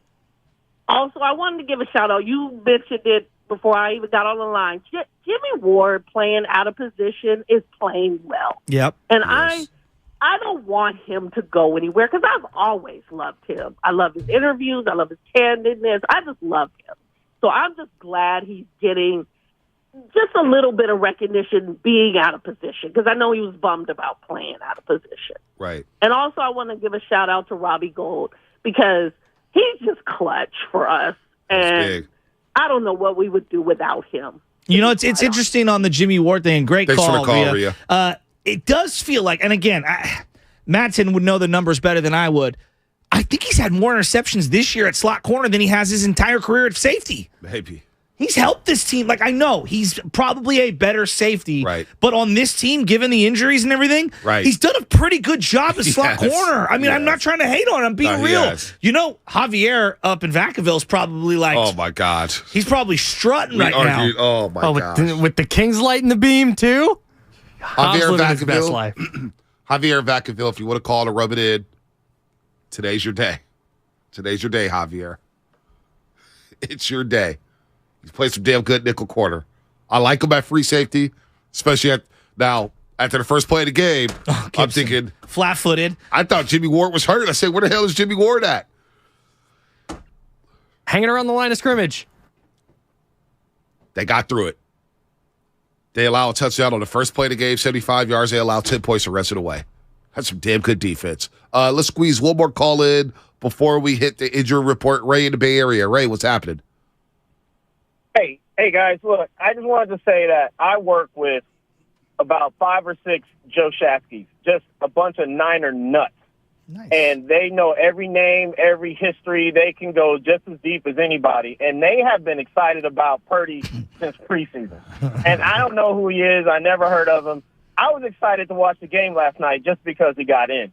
Bonte is absolutely right. There's a lot of Niner fans that are really jacked about that guy. Yep. And I'm just excited to see what he does now, purely because of the Niner fans that's been talking about him.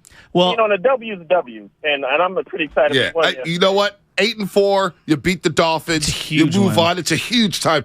Because down at SoFi Stadium, the Seahawks still won against the Rams, all right? The Commanders and Giants tie earlier. And I'm thinking, just can you get a win? Can you get a win? And I know last week you were saying, look, a loss doesn't hurt you, right? It's not the worst thing in the world, but damn it, you had to win that game yesterday. You had to win that game yesterday. After the first play of the game, I said, damn it, Chasky. I'm sitting there watching 75 yards. I said, I got to get this game.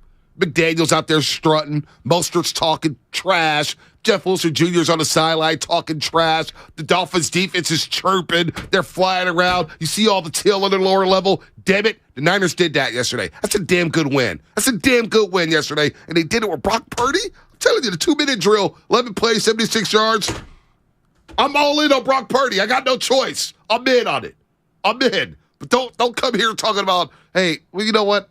Please come here. Compare it to Montana if you want to, Shasky. If you want to. Really have a choice? We don't have a choice. We as Americans, love an undersized, try-hard white guy. Oh my God. I don't care what sport it is. You know we do, B.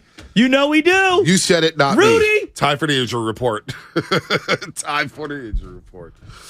Oh, man. You know I'm right. You said it, not me.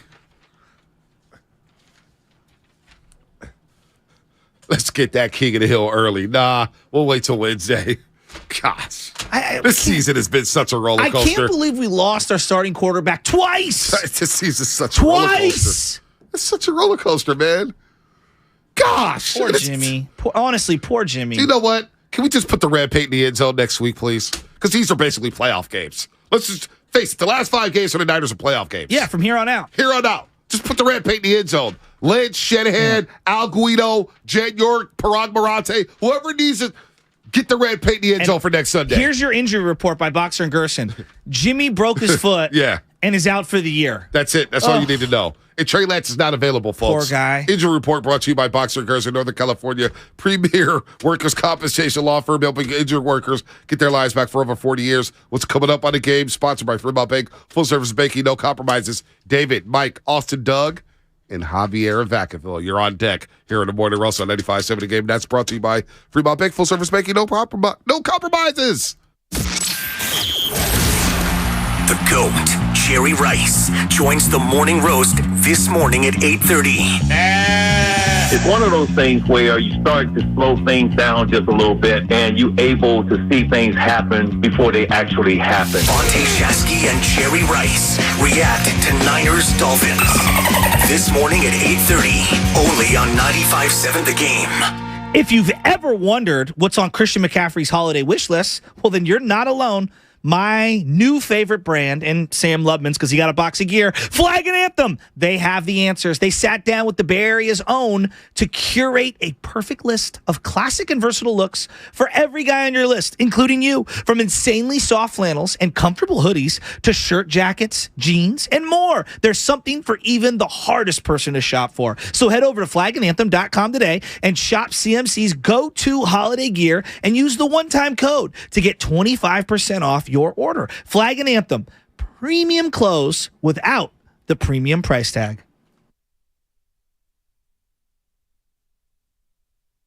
Flag and Anthem. If you owe back taxes to the IRS, have unfiled returns, or are worried about an audit, the IRS is hiring 87,000 new agents to address these very issues. That means if you need to get your tax problems resolved, now is the time to get started. I'm tax attorney Robert Goldstein, and my firm specializes in helping individuals and small businesses resolve their tax problems. We work to stop IRS and state seizures. We may be able to settle your tax debt for pennies on the dollar with an offer in compromise. We prepare your past due returns, even if you have no records, and represent you before the IRS and state in an audit. At the law offices of Robert Goldstein, the consultation is always free, and we have offices located throughout the Bay Area. To schedule your free consultation, call 1-888-TAX-EXIT. That's 888-TAXEXIT. 888-TAX-EXIT. And make us your last stop.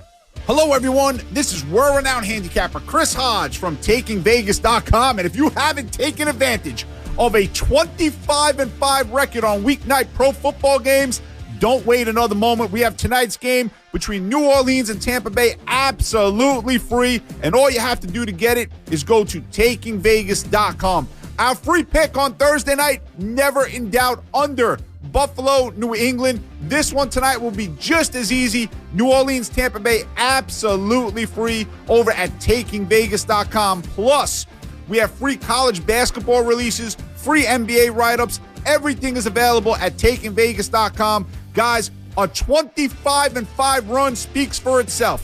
That's our record on pro football weeknight releases this year. We have another big one going tonight that is guaranteed by the next 30 days of service. To get this pick absolutely free, just visit TakingVegas.com. If you own a business, this has been a bumpy ride. From pandemic to inflation, I'm sure you could use a break. If your business has 5 or more employees and survived COVID, you might be eligible to receive a payroll tax refund of up to $26,000 per employee. The challenge is getting your hands on it. Hi, I'm Howard Mackler, and that's why I founded GetRefunds.com to cut through the red tape and get you that money. The team of tax attorneys we have put together are highly trained in this little-known payroll tax refund program. We do all the work, charge not a dime up front, and simply share a percentage of the cash that we get for you. Businesses of all types qualify, including those who took PPP, nonprofits, and even those that had increases in sales. We have helped return over $1 billion to businesses, and we can help your business too. Just go to GetRefunds.com and answer a few questions. This payroll tax refund is only available for a limited period of time. Don't lose out on up to $26,000 per employee. Go to GetRefunds.com. That's GetRefunds.com. Hi, welcome to IKEA and our winter celebration event. Yeah, hi. It's been a while since I've had the whole family over, so I need a table set for 12. I need decor to impress Aunt Lucille. Oh, I need gifts for the kids. No worries. As an IKEA family member, you can save with hundreds of offers throughout the store, from home decor to table lamps and even gaming accessories. Gaming. Wait, did you say hundreds? Yes. This holiday season, visit us in-store or at IKEA-USA.com/winter celebrations to start saving. The IKEA Winter Celebration event begins 12/7 and ends 12/24/22, U.S. only. Throughout the 60s and 70s, cops hunted down key figures of the Dixie Mafia, including its enigmatic ringleader, Kirksey Nix. I'm interested in making money. I'm not interested in hurting people. 15 years into Kirksey's life sentence, the Dixie Mafia was practically folklore, but that would soon change. I'm Jed Lipinski. This is Gone South, a documentary podcast from C13 Originals, a Cadence 13 studio. Season 2, The Dixie Mafia. Available now on the Odyssey app or wherever you get your podcasts. Without the ones like you, who work tirelessly to keep things running, everything would suddenly stop. Hospitals, factories, schools, and power plants, they all depend on you. No matter the weather, emergency, or time of day, you're the ones who get it done. At Grainger, we're here for you 24/7 with supplies and solutions for every industry and access to product specialists ready to help. Call, click Grainger.com, or just stop by. Grainger, for the ones who get it done. Meet Joe A, Hi. Joe B, Hello. and Joe C. What's up? 3 everyday Joes perfecting their banking with Chase. Joe A is locking his lost debit card with the Chase mobile app. Joe B is cruising toward his new ride with AutoSave. And Joe C's Chase banker is helping him budget to go back to school. Tools that help protect, support for what's next. One bank that puts you in control. Visit chase.com/checking. Chase, make more of what's yours. Chase mobile app is available for select mobile devices. Messaging and data rates may apply. JP Morgan Chase Bank, N.A. member FDIC. Ray Magliozzi here for eBay Motors. So you ordered a new air filter for your car. You try to install it, but it doesn't fit. So you take a little bit off the sides. Well, still doesn't fit? Well, you could try to sit on it.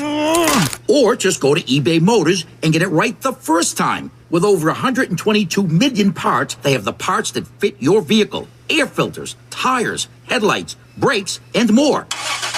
Get the right parts at the right prices. eBay Motors, let's ride. You're listening to 95.7 The Game, KGMZ FM at HD1 San Francisco. Always live on the free Odyssey app. It's time to wake up with a nice cup of morning roast. Featuring Fillmore's finest, Monte Hill. The pride of the Excelsior, Joe Butcher Boy Shasky.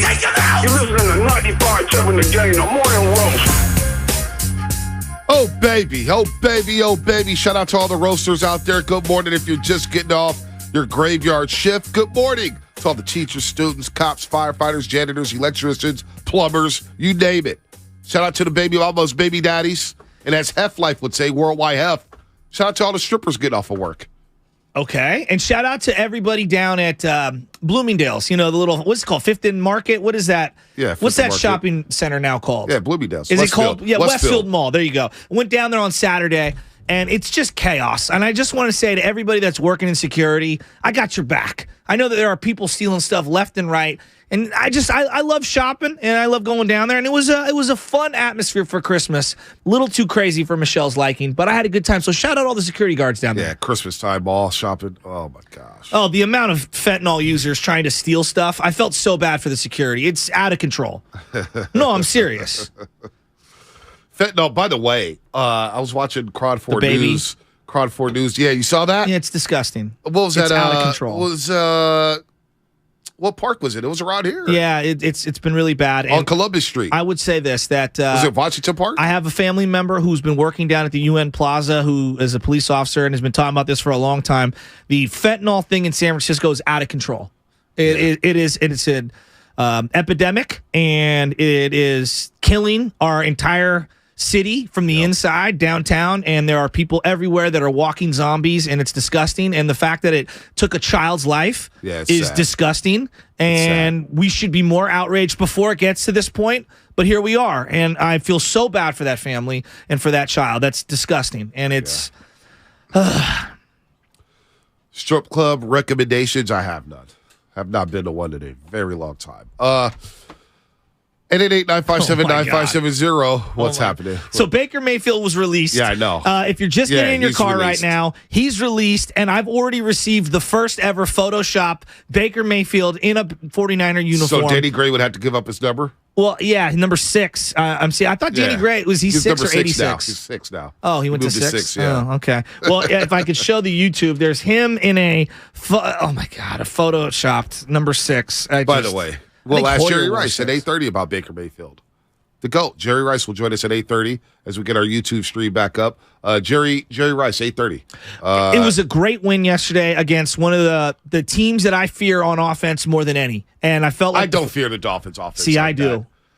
I didn't. Really? I didn't. Their offense. So I felt good about the matchup coming in because they were missing their 2 tackles. So I knew they had backup tackles. And Alan Stiles, who did a great job Friday filling in for you, we were discussing, what's the game plan? I said, just get pressure. Tua with pressure in his face.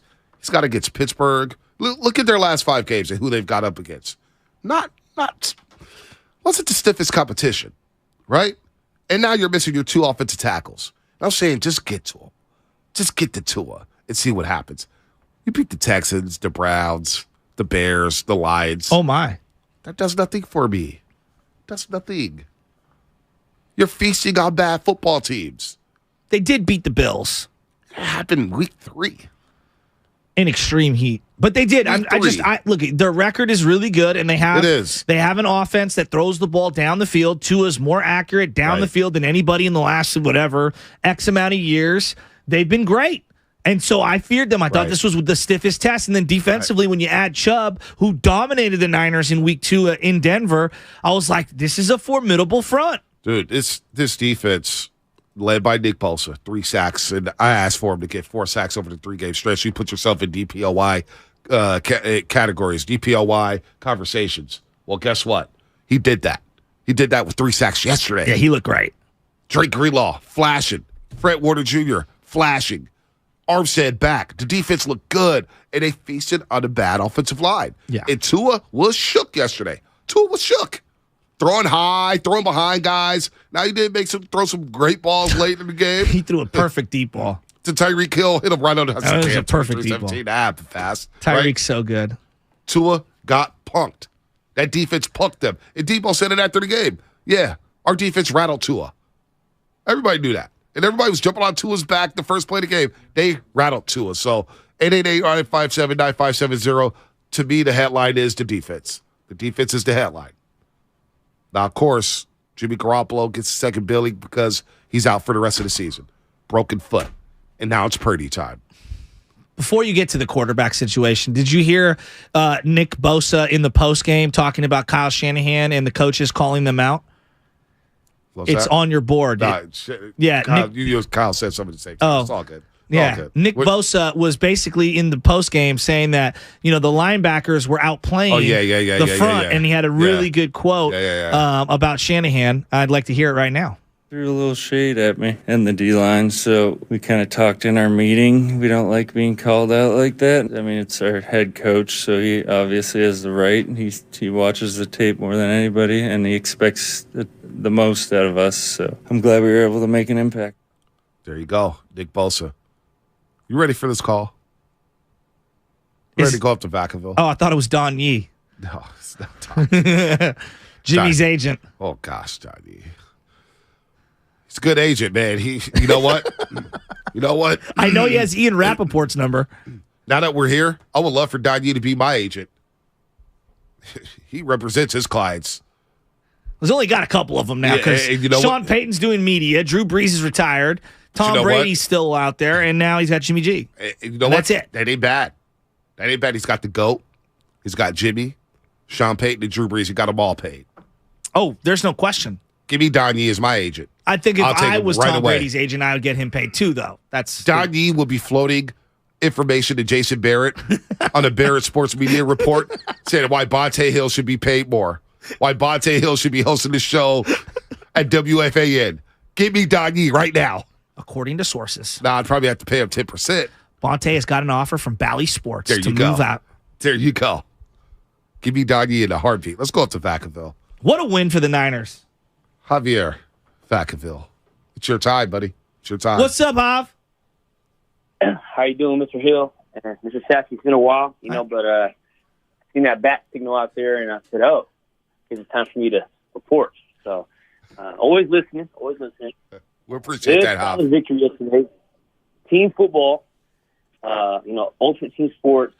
That's the difference between us and, like Raheem Mostert and Jeff Wilson. They can go, we'll just keep those words to ourselves. They're just cartoon characters. At least Raheem Mostert is. But, Bitter Bob over there, they played football the way that, they are going to play in December, which we're in, January, and hopefully February. And like I said, 2019, Jimmy Ward's tape out of University of Northern Illinois. He is a nickelback, but people seem to forget the way they drafted him, even though they drafted him from the incompetent of Trent Baalke. But he is a football player. So he can play nickel, free, strong corner.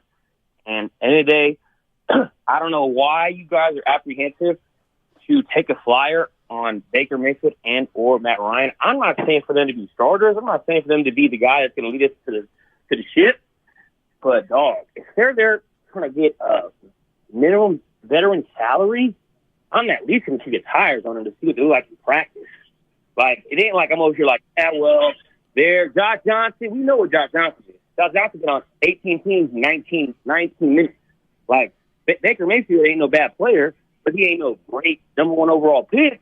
Neither is Matt Ryan. But at least just kick the tires on them. I mean, if they're looking like, they're done. Then you say, you know what, thanks, but no thanks. And my last thing is LTV. Light the beam! It's Javier Vacaville. I don't even know what that last part meant. Light the beam. What beam? Sacramento Kings. You haven't been paying attention? No. I told you I'm not a Kings fan. I don't pretend to be. The Kings win games, and they light a beam outside of Go-to-One Center. Oh. I thought it meant like tell Commissioner Gordon to turn on the lights because the bat signal's out. You're not calling Captain Kirk from Star Trek or anything like that. Oh, beam me up, Scotty. Yeah, exactly. Down at Crypto.com Arena. I didn't think you had Star Trek knowledge in your back pocket. Down at Crypto.com Arena. They were beating up on the Clippers. Uh-huh. And fans started chanting, "Light the beam." Oh. And Paul George Company were thinking, look, what the hell's going on? Yeah, what are they chanting? They light the beam up his sack, and it's a thing. Oh. And they're 13-9 right now. Oh, God, thank God. Light the beam. Oh, that'll get us ratings. Let's talk more Kings. Where do we go from there? Do you feel... Mike Conception. Let's get Mike Conception. Okay. Jerry Rice, by the way, 17 minutes. He's joining us on YouTube. Jerry Rice, the GOAT. He's joining us. Plus, Baldy will be in studio Friday for all 3 hours of the show. Brian Baldinger joining the roast Friday. It's a yearly affair where Brian Baldinger comes to the roast and he sits We're in going to studio. go get some lunch after? I'm sure, am I invited? Yeah. Oh, usually you invite just yourself. You leave me out of it. Mike and SF, what's happening? Hey, what's going on, fellas? How y'all doing? How y'all feeling? Feel good. I'm conflicted. I feel great about the win, but I feel really sad for Jimmy Garoppolo.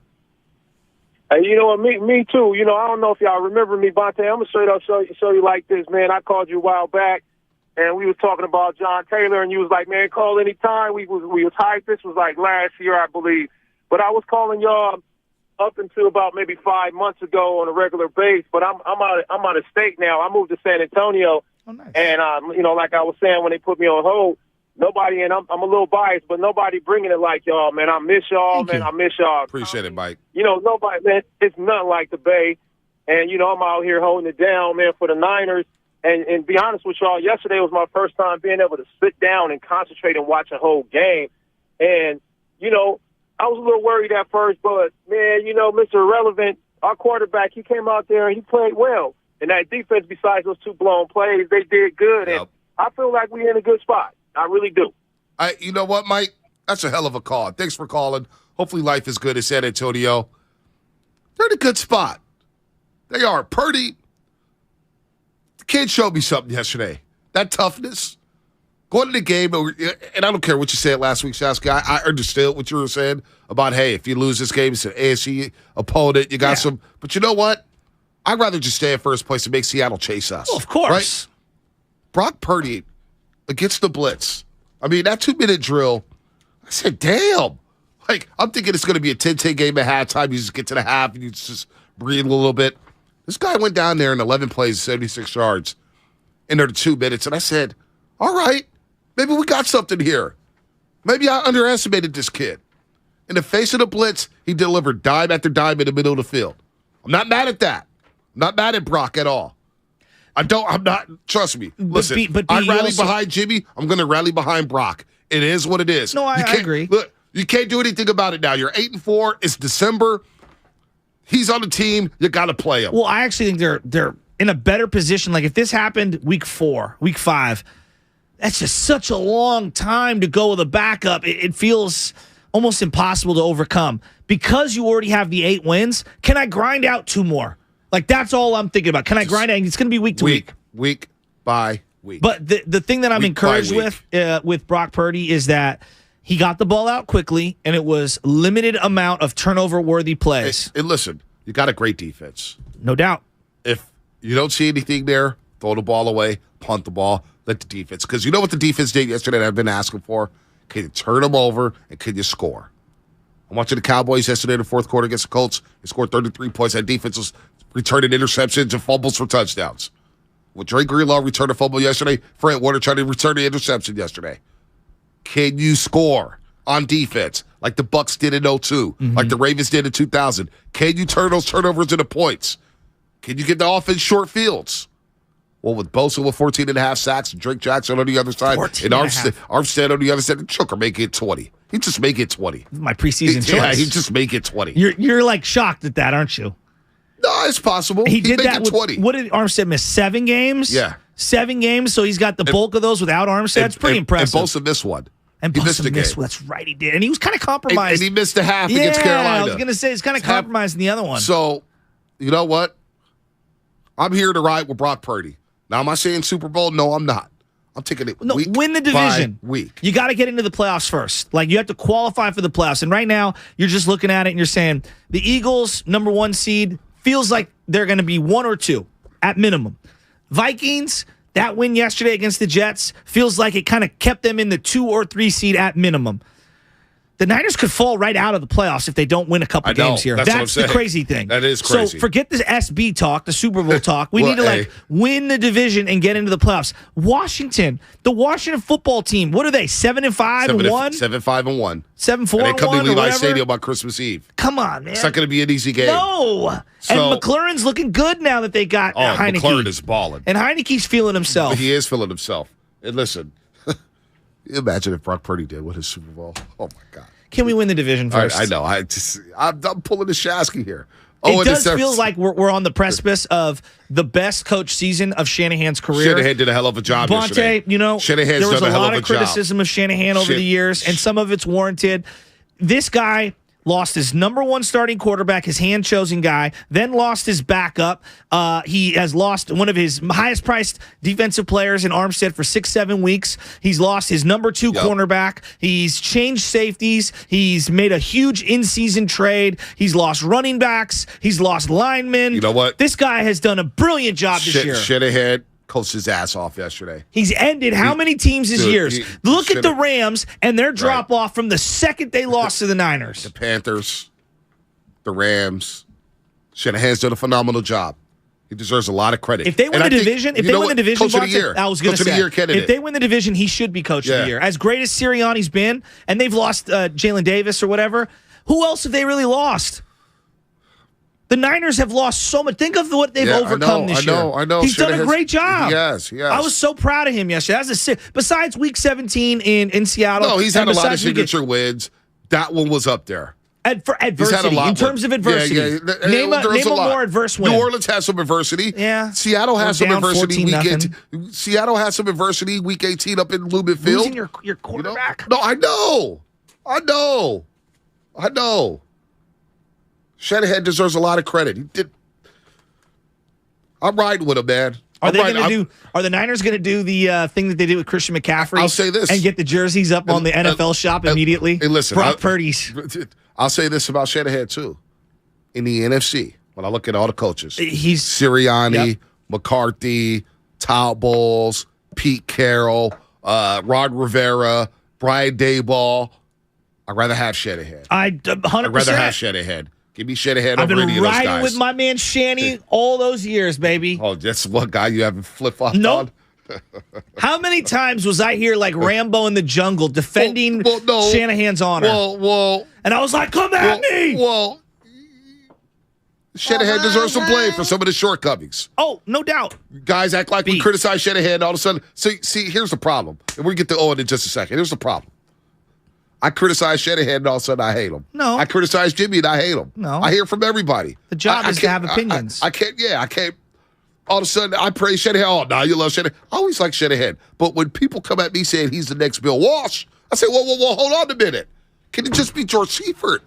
Can it just be Jim Harbaugh? Well, now he's multiple games over 500. When they showed that graphic, it's like, but like, no, it means something to Shanahan. Like what he's done this year to get over 500 for his career. He inherited a dumpster fire, B. I'll say this. I've never said fire Shanahan. No, but I'm saying I've never said that his seat was hot either. Think about what he inherited. Never said that and one. think about what Sean McVay, because we've been talking so much about McVay. Don't pin that on me. No, hey, Matson, don't pin that on me. I never said fire Shanahan. Let that go. Let that go. No one said that. But my thing is on McVay. Like we talked a lot about McVay and Shanahan. Look, they were faced with adversity this year in McVay. They have crumbled. They have crumbled.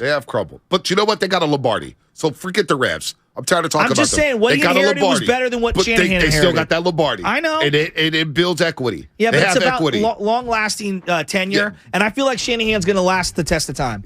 We better hope he lasts the test of time with a Super Bowl, though. Well, if he can win the division, this year, I do think it'd be one of his finest season of coaching. I do. I truly believe that. Owen, real quick, Owen. Got to win the division. Owen. Yo, I just want to say, wishful thinking that Trey Lance or Baker Mayfield is going to come in and do their thing and, ball out. Brock Purdy yesterday looked very good for what, comparison to Jimmy G. I think now it's just more of a breath of fresh air now that there's no more high expectations for Jimmy G and all the criticism that he gets. Brock Purdy could do the same thing, throw the toss to Debo, get the ball in between, the zone coverage or, all that, and to these guys to make plays. And he looked really good yesterday. So I think it's a breath of fresh air. What do you guys think? Sure. He gave him what they needed in the game. I would rather have my quarterback healthy. Brock Purdy did a good job yesterday. Well, let's see if he can build on it. Like, I don't know. Can he sustain? Can he build on those things? I don't know. But in that game, he made a lot of timely throws. He had the great throw to Debo Samuel in traffic. I was like, oh, God, right when he let it go. And then Debo ripped it away. I don't think we've talked enough. CMC and Debo were special yesterday. They were special. That was a gots-to-have-it kind of a game. They could feel it, and they rose to the moment. I know we've talked a lot about the defense. Offensive playmakers, those two brought it. They did bring it. They brought it. Let's go to Pops. Papa Shasky's. Oh, what's up? Hey, what's going on, guys? How you doing this morning? Good. Hey, so it's the old cliche, defense wins championships, right? And our defense, they may have played one of their best games this season, but I don't think they're done. I mean, they're building this defense is gelling. Yep. I think they've got much better games to play coming down the stretch. They're playing so cohesive. It's incredible the way they're playing. And yesterday was just just phenomenal the way they had the turnovers. I mean, they were going after everybody. I know Tua has a great arm, but they really played well, I got to say. And why can't Brock Purdy be Trent Dilfer? I have no reason why he can't. Dad, you like him? Are you falling for it? It's okay. Just tell me. Well, no, look, he made it. There was about 3 throws that he said, I saw him lipping. He says, my bad, Debo. He missed one. He said, my bad, McCaffrey, right? So, he's gonna get a whole week of playing with the first team. That's only gonna get him better, right? We can't expect him to be Joe Montana overnight. Right? But all we can do is expect him to be the best Brock Purdy that he can be. Pops, that's all we want. Papa Shasky, I just want to throw something at you. Because you said, why can't he beat Trent Dilfer? There's never been a rookie to win a Super Bowl in the history of the NFL. Not one rookie. Now we're asking Mr. Irrelevant, the last pick of the NFL draft, to win us a Super Bowl and beat Trent Dilfer. Papa Shasky, I love you.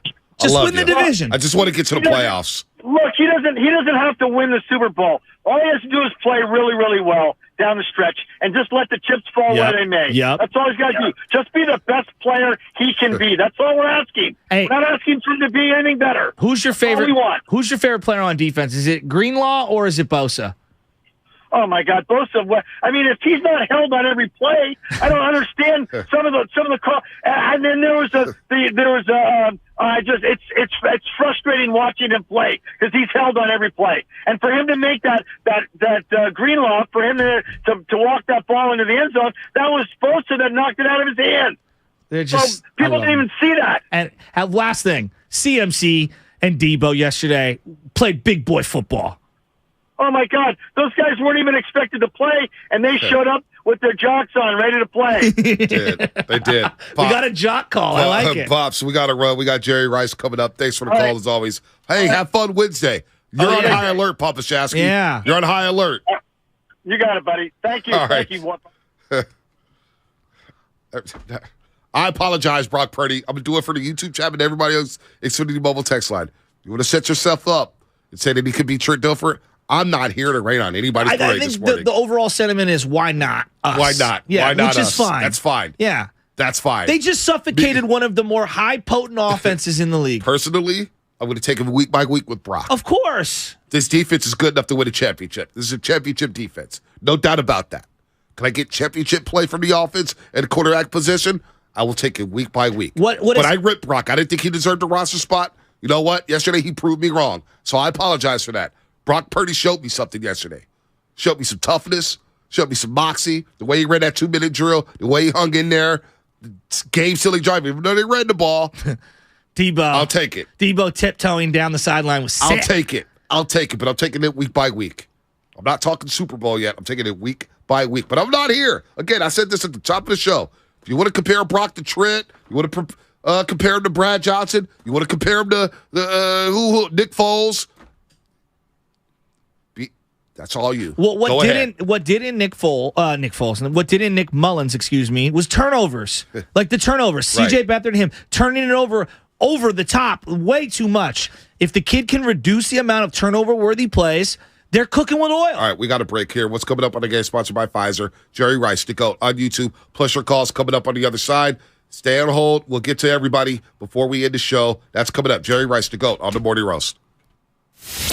Brock came in and made some big plays, just throwing him in there in the heat of battle like that. Thought he did a hell of a job doing it. Protected the ball well, didn't have any turnovers, and made some big plays, too, that I thought weren't there always. Purdy looks to throw. Juszczyk. Touchdown, San Francisco. Niners take the lead, and Brock Purdy off of the bench as his first NFL touchdown. I'm behind Purdy at this point because we don't have another choice. But I feel okay about it. This is the Bay Area's sports station, 95.7 The Game. When temperatures drop, COVID-19 cases may rise. So if you test positive and are at high risk, act fast. Even if your symptoms feel mild, ask your provider if an authorized oral treatment could be right for you. Visit treatcovid19.com. Sponsored by Pfizer. If you're considering remodeling your home as we approach 2023, you need to talk with your architect or designer about utilizing Golden State's window and door for your upcoming project. Each location across the Bay Area features beautifully planned displays of doors and windows. You'll be surprised by the variety of styles that are available, and there's nothing like seeing and feeling how smooth these modern windows and doors open and close. You'll see double-hung casement, slider, and fixed windows. Also, bifold windows and doors. Their respected partners include Anderson, Milgard, Marvin, and many other top brands. Be sure to see Golden State Window and Doors' variety of hardware accessories like handles, knobs, locks, and casings. We're confident you'll be inspired. Rest assured, the well-informed staff is ready to answer all your questions and help with orders. For locations, images, and more, visit GoldenStateLumber.com. Click products, then windows and doors. Family owned for 3 generations. Golden State. When you succeed, we succeed. Universal Studios Hollywood is where the holidays come together. We've tested it. Festive food with refreshing Coca-Cola. Family, friends, and fa-la-la. Dazzling lights cranked up to maximum merriment. The Grinch and his dog Max stealing your tree. All the science adds up. It's the awesomest celebration of the season. Save $20 on a Coca-Cola 2-day general admission ticket. Offer ends 12/14/22. Restrictions apply. Details at universalstudioshollywood.com/Coke offer.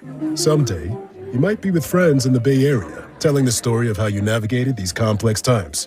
The market was all over the place, so you reached out to a Merrill advisor, and with their help, charged ahead. And unlike your fishing stories, you won't have to go overboard. Find an advisor at ml.com/bullish. Merrill, a Bank of America company. What would you like the power to do? Investing involves risk. Merrill Lynch, Pierce, Fenner & Smith Incorporated, registered broker-dealer, registered investment advisor, member SIPC, a wholly owned subsidiary of Bank of America Corp. And a 1, 2, 3, and play. Yes, this is a holiday cover, and we've never sang professionally, but you can save a sleigh load over Verizon T-Mobile AT&T with hundreds in your pocket. There is no better price, and mobile speeds that are faster than a room clearing when we harmonize. We can't sing well, but our savings are swell on the fastest mobile service we say. If you haven't turned the sound down yet, switch to Xfinity Mobile today. Hey! Great at savings, not singing. Join the 5 million customers and counting that have switched to Xfinity Mobile, the fastest mobile service with 5G and millions of Wi-Fi hotspots. And get the best price for 2 lines of unlimited with 5G, compared to the lowest price plans of the top 3 carriers. Just $30 a line per month. Learn more at xfinity.com/fastestmobile. Xfinity Unlimited intro service and Xfinity Internet required. Taxes and fees extra. Reduced speeds up to 20 gigabytes of usage. Data thresholds may vary. You're the one who protects the flock, and that requires an eye for detail. Because when safety and well-being are on the line, it's the details that can save lives. Even when no one else is watching, you see everything. Grainger gets you, and we're here for you, and all the ones who get it done with a wide range of safety products and solutions, plus board-certified safety consultants here to answer your questions. Call, click Grainger.com, or just stop by. Grainger, for the ones who get it done.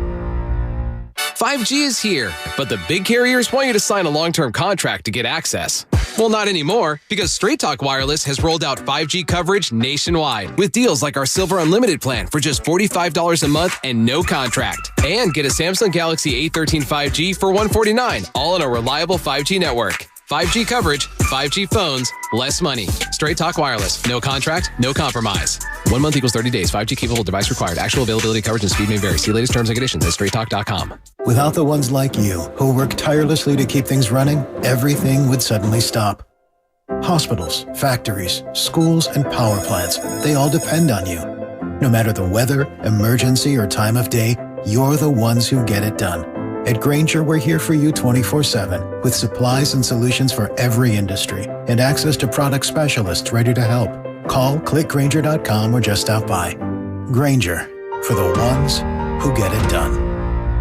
In Pleasant Hill, showers turn to mostly cloudy, highs near 58. Weather brought to you by Macy's. It's Macy's Friends and Family with incredible deals on great gifts. Save an extra 30% off with your coupon or Macy's card and take 15% off fragrances and skincare too. Now at Macy's. Savings off regular sale and clearance prices. Exclusions apply. Folks, this is your pilot. We have to land immediately and hurry to the Xfinity Black Friday sale. New Xfinity customers can get 400 megabit internet with unlimited data and Xfi Complete for $55 a month for 2 years with no annual contract. And a free 4K streaming box included. Plus, now through December 5th, get HBO Max included for a year. Drop everything and get to the Xfinity Black Friday sale. Go to Xfinity.com to learn more. Restrictions apply. Requires paperless billing and autopay with stored bank account. Taxes and fees extra. Ad-supported plan of HBO Max. After promo, regular rates apply to all services and devices.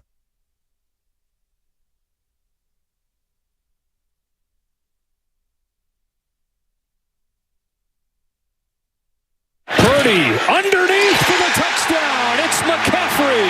Second touchdown throw off of the bench for Purdy. Niners back in front.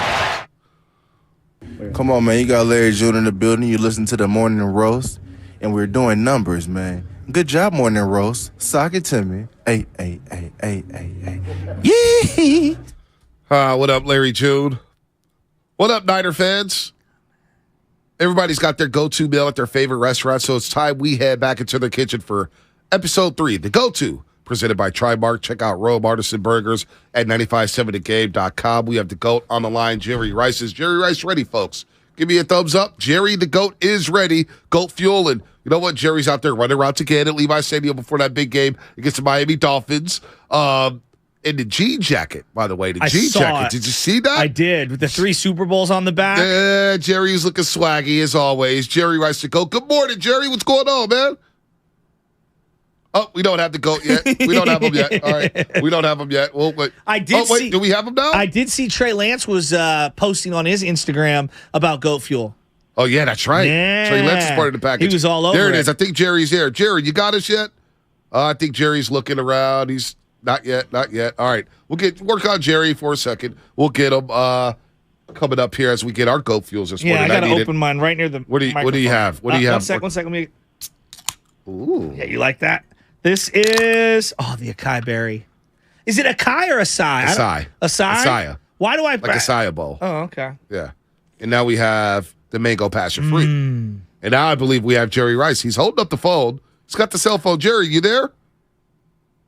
No, he's not. He's not there. All right, so we're working on him. Anyway, Brock Purdy throws 2 touchdown passes. The first ever Mr. Irrelevant to throw a pass in an NFL game. And he threw it 37 times yesterday. He's the first Mr. Irrelevant to ever throw a pass? Yep, in an NFL game. I saw they had a jersey, Mr. Irrelevant 262, when he got drafted. He did. Yep, they did. That's pretty cool. Now he's relevant. So we're going to do the QB6 thing now, years from now?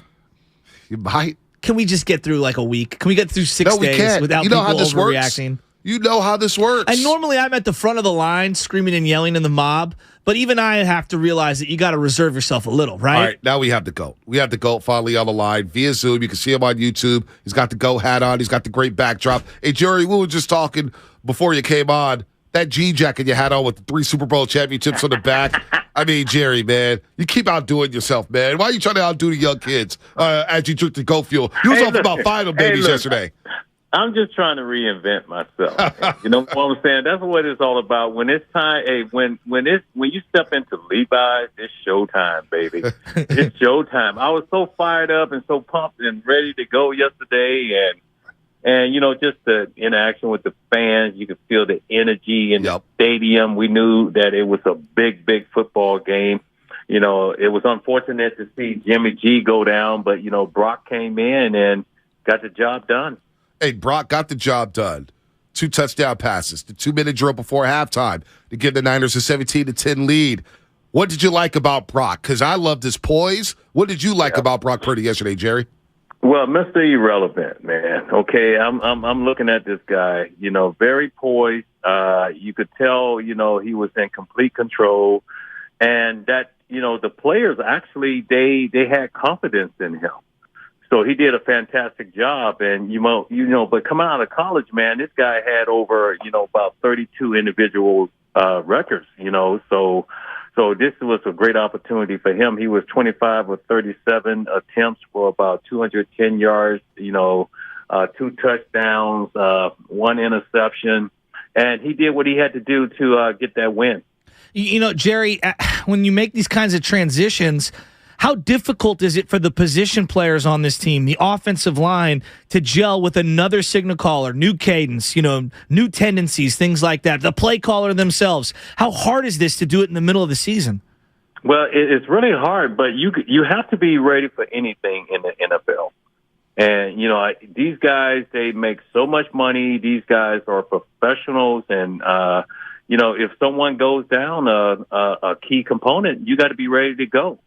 So, this week I'm thinking, with Brock, just to get really on cadence with the offensive line and just continue doing what he's doing. He had the composure, he had the confidence. And, I felt like the Niners, they didn't miss a beat.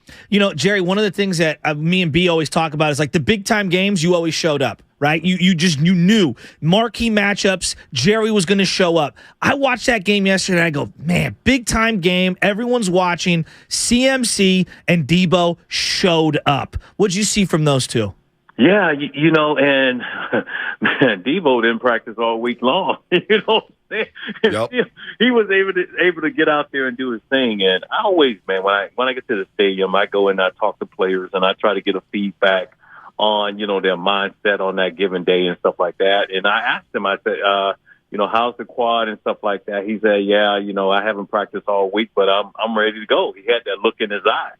So it's going to be up to those guys to elevate their game just a little bit more, make things a little easier for Brock. get open so he doesn't have to hold on to the football game. And we still got to continue running the ball, and we got to rely on that defense to, win championships for us. That's really what it's all about. If that defense is buzzing and just, causing havoc, I feel like we have a legitimate chance of doing something special this year. All right, Jerry Rice here on the Morning Roast on 95.7 The Game. The GOAT, the greatest receiver, the greatest football player of all time, in my opinion, here with Shasky and Bonte. And, Jerry, you brought up the defense. And after the first play of the game, I know everybody got worried. 75 yards, boom, Miami goes up 7-0 right away. Then the Niners defense gives up 10 points the rest of the way. Dre Greenlaw was special, but I want to start with number 97, Nick Bosa. You played with some great defensive ends. Great defensive ends. Maybe Charles Haley at the top of that list. Nick Bosa is a special, special beast. And you talk about primetime games, guys showing up in primetime games. Nick Bosa showed up yesterday, Jerry. Yeah, man. Hey, Nick Bosa, man, this guy I wish I had muscles like that, man. It's like he walks around, it's just like he looks like the Incredible Hulk or something like that. But he's going to cause havoc out there on the football field. With Charles Haley, Charles was that type of guy. He had the finesse where he could, work his way around you. But then if he had to just run over you, he could do the same thing. And I see the same thing with Nick Bosa. Everything is, predicated around him. Yep. If he's on and that defense is going, I think everybody elevates their game just a little bit more. And that's really what it's going to be all about, down through the playoffs or whatever. We got to rely on our defense to get the job done. Yeah, those two linebackers, Fred Warner and Dre Greenlaw, were flying everywhere. I mean, when you used to see a linebacker on you, it was like touchdown city, But now seeing these guys run and hit and cover the way they do, they're special, Jerry. Like Dre Greenlaw and Warner, they're very unique players. Yeah, and you can tell they really know what they're doing out there on the football field, and they cause so much havoc for a Tua or something like that. Because Tua yesterday, man, I'm gonna tell you, he was off target. I feel like I could have thrown the ball better. Was he shook, Jerry? Did you think he was shook? Was he shook yesterday? I think so, man. It was something going on because he was throwing balls, and I'm like, oh my God, okay, the guy was wide open and he was missing him. By a mile. Yeah. Hey, good for the Niners. But I think it was an off day for him. But I think it had a lot to do because it was predicated to the defense and that pressure that they were putting on Tua. No doubt. Jerry Rice here on the Morning Roast on 95.7 The Game. Jerry, you mentioned how you believe this defense can help this team accomplish some special things this season. Now, when we think special here in the Bay Area, we think Super Bowls. As you drink your Goat Fuel, I've got the Mango Passion right now. It's pretty damn good. Can Brock Purdy actually do the unthinkable? Can he actually lead this team into playoffs against big-time teams like Dallas, Philly, Tampa? We're going to see him next week against Tampa Bay. Can they actually accomplish special things with a rookie quarterback? We're going to find out. Yeah, right. Hey, man, I'm telling you, we had the motto back in the day, next guy up. Rally around that guy. Simplify the game for that guy. That's going to be up to those receivers, like I said, to defeat one-on-one coverage, get open so he doesn't have to hold on to the ball. Rally around him. And I think, just watching him, his composure yesterday, I think this guy, I think he can. But it's going to take a big effort from the defense and all his teammates to just rally around him, simplify the game, and just make it easy for him. Yeah, I'm thinking about Elvis Gerback and Bono and some of the guys that you played with. Bono, I remember Steve Bono. He had to step in many times. And what I would do is everything that I had developed with, say, a Joe Montana, a Steve Young, that goes out the door. I have to do everything possible to make sure that Steve Bono or Elvis Gerback, that they could be successful on the football field. So I would rally around their strengths and just try to make them better. And I think that's what, basically the receiver's going to do, the running back's going to do, the offensive line. They're going to rally around Brock and just make him better. Take me back to when Jeff Garcia kind of came out of nowhere and you were on that team. And obviously Steve goes down. Everyone's walking in the desert looking for the oasis. And out of nowhere pops Jeff Garcia. Did you know that he had something to his game at practice? Or did you see something before? Or did he just kind of build on things as the weeks went on? You build on it. You build on, you look at this guy, how he conducts himself during the week, how he simplifies the game plan, his leadership on the field, how he practices on the field, and that's what you go off. And I was able to do that with Jeff Garcia. And Jeff was, he was the type of quarterback. He didn't have the strongest arm or anything like that. But I knew if I ran good routes, if I caught the ball, I was going to get those yak yards. I was going to put, points on the board and stuff like that. And I was going to really gain confidence in my quarterback, where he feels like he can execute and throw the ball downfield. Jerry, before we ask about Jimmy, I did want to ask you about Kyle Shanahan and D'Amico Ryans in the game they coached yesterday. Yeah. I thought D'Amico Ryans, his adjustments against that Miami offense, I should say, high-flying, hard-hitting, they make the moves. And then Shanahan helping the Niners offense hold the ball for over 40 minutes yesterday against that team. Shanahan, that may be one of his most, maybe a signature win when you think about his tenure with the 49ers. What did you think of Shanahan's performance yesterday? Yeah, I think he did a fantastic job yesterday, especially on that fourth down where he threw the flag. And because, I was looking at that play over and over, and it looked like the guy had caught the ball. Right. And I'm saying to myself, okay, I didn't like that. I just felt a little weird because that was a fourth down and stuff like that, and that could have been the ball game. But, for him to see that, the way he called the game, and you could tell that he was totally into it.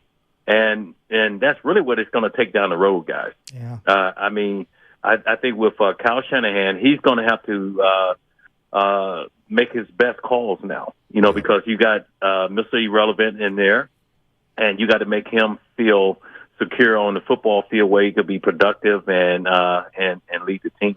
Yeah, everybody's gutted for Jimmy Garoppolo right now. Obviously, he's out for the year. If you were his teammate, what would you say to him, Jerry? I got you. That's it, man. You know what I'm saying? Hey, look, maybe it was just in the cards for this to happen the way it did. But, thank you for everything that you have done because, you got to look at Jimmy G. I think the Niners with Jimmy G, they were around 30-something and 17. Without Jimmy G, they're like 19 and it's not good. It's not good, Jerry. So yeah, I say, hey man, look, we got you, man. We're gonna, I know you're hurting right now. We're gonna support you, but it's in good hands. We're gonna take care of Brock. That's it. Jerry, we see Trey Lance with the GOAT fuel as well now. And we all love Trey Lance. Do you think there's any chance he comes back this season? I know Shanahan said his season is over. You think he's done too? That would be nice. That would be nice. But my thing, man, I'm going to tell you, when I tore my ACL, MCL, I worked so hard, and I was trying to get back during the season. I think Joe Montana was getting his Monday Night Football against the Broncos, yeah. Yeah, Monday Night Football against the Broncos. And I just wanted to be there for that. And I think I rushed back, and then I think I cracked my my kneecap, and I was right back in surgery. On a touchdown pass, right? Yeah. On that touchdown, yeah. Hey, I caught a touchdown. You caught a touchdown. We remember like it was yesterday. But, I think the main thing for Trey is just to make sure he's healed 100% and get ready for the fight next year. All right, last one, Jerry, because I know you love baseball. You love all sports. Aaron Judge is a free agent. We're asking everybody for their pitch. Can you convince Aaron Judge to come to the Bay Area and be the next superstar? That would be crazy, man. To see this guy, how he can hit home runs and just the energy that he brings into the baseball stadium. That would be amazing if he could come to the Giants. And just to have him out here. So, You never know. It could happen. Jerry, if he signs with the Giants, you better get him on that field for the 49ers and running routes with you before the game. I'm dead serious. Hey, man, I'm going to tell you guys, I get out there. I'm going to tell you, it's like when I go back to the stadium, I'm on that football field. It's like my playground. I'm out there just running routes, catching the ball, just the interaction, with, the players, also the fans signing autographs and doing all of those things, man. It's, it makes me realize that, hey, I impacted the game. I did something special. And people still, they recognize me and they want my signature and they want to take a picture of, and I'm Jerry, that matters to the fans. No Like, you're doubt. an ambassador to the team in a way that you feel like you can reach out and touch you, because you literally can, and you're at every game. And it's the thing that me and B always look for pregame. Like, look, there's Jerry in the suit running around, running routes. Yesterday, I love it. running route to the jean jacket. It was so That's sick. next level. In the jean jacket, Jerry. Come on, man. Hey, and I'm talking about looking at ball all the way in, watching the rotation of that ball and stuff like that, man. You know what I'm saying? You and T.O., I swear, you and T.O. probably feel like you could still play out there. Is T.O. still running 4.40s? Hey, guys, you know what, though? I thought about it right before the national anthem. I was going to sprint down the middle of the field. And I wanted to see if security, if they were going to try to run and tackle. Hey, can you imagine how that would have went viral, man? Hey, For viral, sure. and it would have fired everybody up. Yeah, it would've. It would have fired everybody Yeah, it up. We would have had the Manny jersey out there in a heartbeat, man. We're like, man, Jerry got to lay off the Go Fuel, man. He's too much in his system.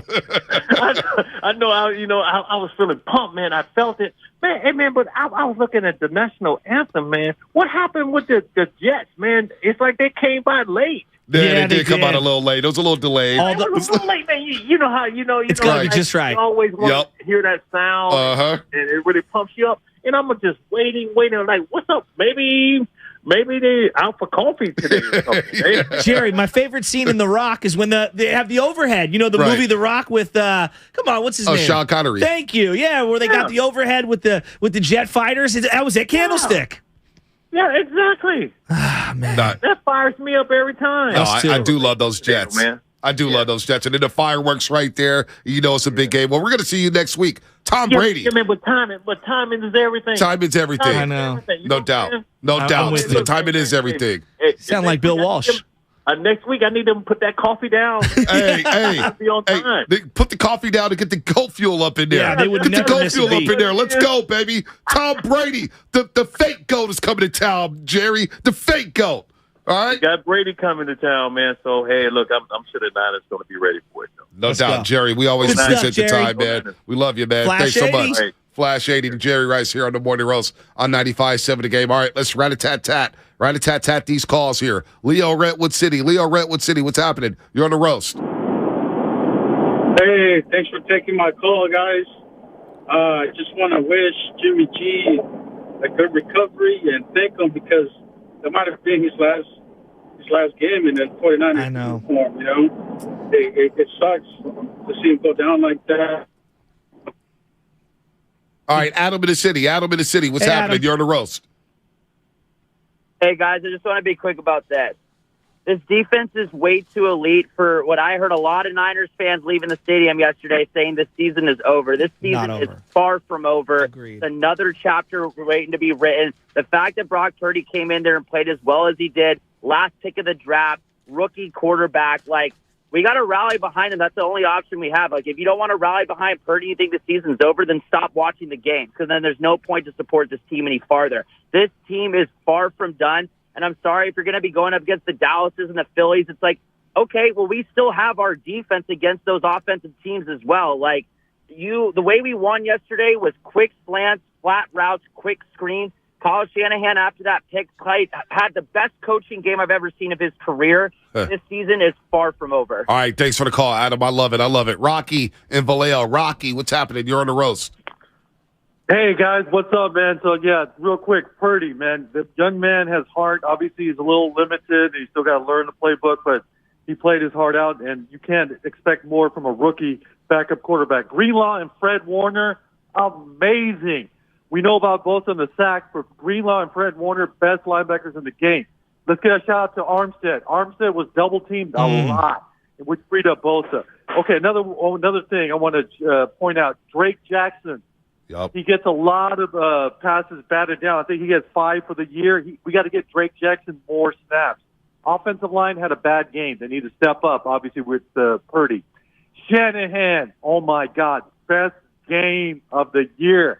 No doubt. Masterpiece. You get the news that your quarterback is lost, and you still get it together. You're going against your protege, and and he stepped up. And that Good stuff, Rocky. Good stuff. We got to run, Rocky. Great call. Rat-tat-tat. 30 seconds or less. Carlos, you'll be the last call of the show. Carlos, what's happening?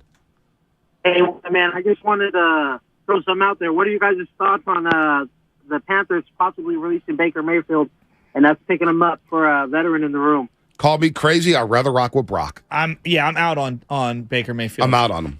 The fit's got to be right in terms of the locker room. Now let's flex. I thought D'Amico and Shanahan did a phenomenal job. First of all, Miami was 0-7 on third down.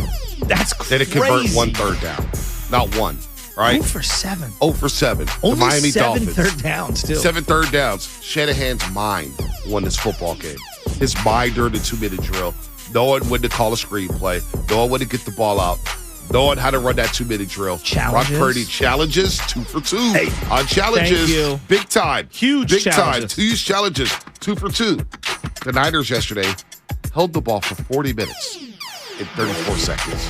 That's crazy. They kept the Dolphins' high-flying offense off that football field with their backup quarterback. I know. 40 minutes of time of possession with their backup quarterback. The Flex of the Show, presented by Xfinity Flex, the 4K streaming TV box with voice remote and Peacock Premium, free with Xfinity Internet. Look, man, we'll end the show with this, Shasky. I know you feel good. I feel good. It's a victory Monday. They lost Trey Lance. They've lost Jimmy Garoppolo. It stinks. But ain't nobody saying the season's over here. No. We're just taking it week by week. Yeah. It's Brock's time. I was impressed with him yesterday. I'm going to ride with the young fella out of Iowa State. I know what I said in the preseason. I'm riding with him. But you know what? He doesn't have to win the game. Just do your job. Do your job. Because this defense can take you to special places. This defense is special. You don't want to waste that. Don't turn the ball over. Get the ball to the playmakers. Shanahan's coaching his ass off. D'Amico's coaching his ass off. The season's far from over. Go out there and win the division. Get that red paint in the end zone. And it's still Operation Glendale. I think the same things apply. Like, again, obviously Jimmy's better than Brock Purdy to this moment, from what we've seen. But, like, the same rules apply for this team. They ask the least of their quarterback of all of the teams, quote-unquote, in contention. And the way that they play the game, I think fits, I guess, what Brock's looking to do right now. Get the ball out quickly, hand the ball off, play within yourself. Don't try to do too much. Eliminate the amount of turnover-worthy plays and play complementary football to this elite defense. No doubt. No doubt. Now let's bring in the boys. Willard and Dibs, fresh off a nice little weekend. What's up, boys? How we doing?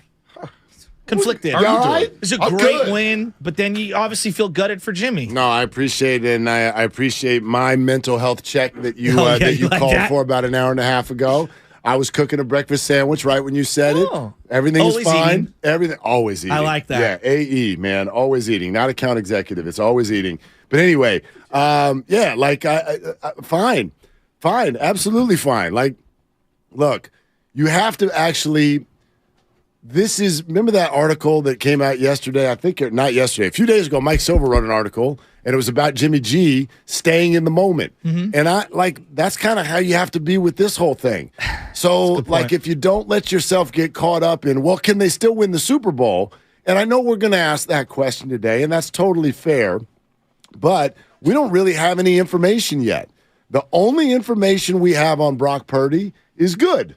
Like, he responded to a moment that a lot of people can't respond to. He was composed, and this is one thing I know football players ask about each other. Like, you're never going to know if the backup is ready until that bell rings. You can't simulate it in practice. You can't.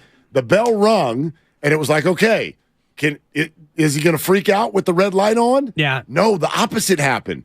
That's check mark 1. And you can see it in all pro marks sports, to go. but I think that there's no more brighter spotlight of can he do it than the quarterback in the National Football League. Like you talk about In a young big game. basketball players, it's like, can he do what he did in college? And then you see over the course of a period of time, it's like, man, that didn't translate. That pick was probably bad. Baseball, you see it. You see guys come up and not be able to hang and then go back down and be able to right the ship and come back up and do it. But other guys, we know many a giant, it's like, oh my God, you're a 4A player at best. And so what I saw from Brock Purdy yesterday was a guy who came in with the IDGAF attitude of he's ready. Exactly. I mean, he might as well have been playing football at Perry High School back in Arizona again. I didn't have Perry High School on my chessboard. That's coming up. I like We've got that. more, and I don't mean to steal the No, it's all tease, good. but my guy Mark Willard went down the rabbit hole. Way down the rabbit hole. We'll have his Pop Warner. I got a line on his Pop Warner coach. No Guys, way. I have his Pop Warner coach. No, we got his Pop Warner QB coach. We got a former 49er. Adam Snyder. Oh, yeah. Adam Snyder. Ex-left guard, swing tackle. You remember him. And ex-offensive line coach at Perry High School. Oh, look Number at 68, right? I was just going to say 68. When his Good call. quarterback was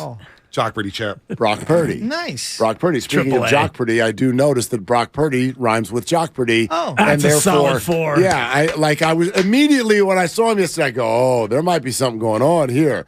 Kid's name rhymes with Jock Purdy. This is Brock Purdy. Meow, meow, meow, meow, meow, meow, meow. We'll see. Look around the NFL. You don't know where your quarterbacks are coming from. You really don't. So I have no idea what this guy's going to be. He's going to play a guy next week who is known as the greatest of all time and actually came from a similar place as far as his draft position and all of that. I have no idea. You can go around like we just had a number 1 overall pick 3 years ago, just got released 45 minutes ago. Jalen Hurts is a third rounder, and he's Second. a star. Was he second? Second round. Anyway, But whatever. he was also one of the top high school players coming out. No and played doubt. on 2 premier Look, all these guys were great in high school and college, and I understand. Like your greatness usually comes from the top 15 picks of the first round, but Josh Allen and Patrick Mahomes had other quarterbacks taken in front of them. Like you don't know where your players are coming from. I'm not saying that's this guy by any stretch, but I'm certainly curious to watch him play now after the way he looked yesterday. And a lot of it is system and situation, too. And think about Baker Mayfield, the aforementioned number 1 overall, who's now been released and he's been discarded twice. He was in Cleveland,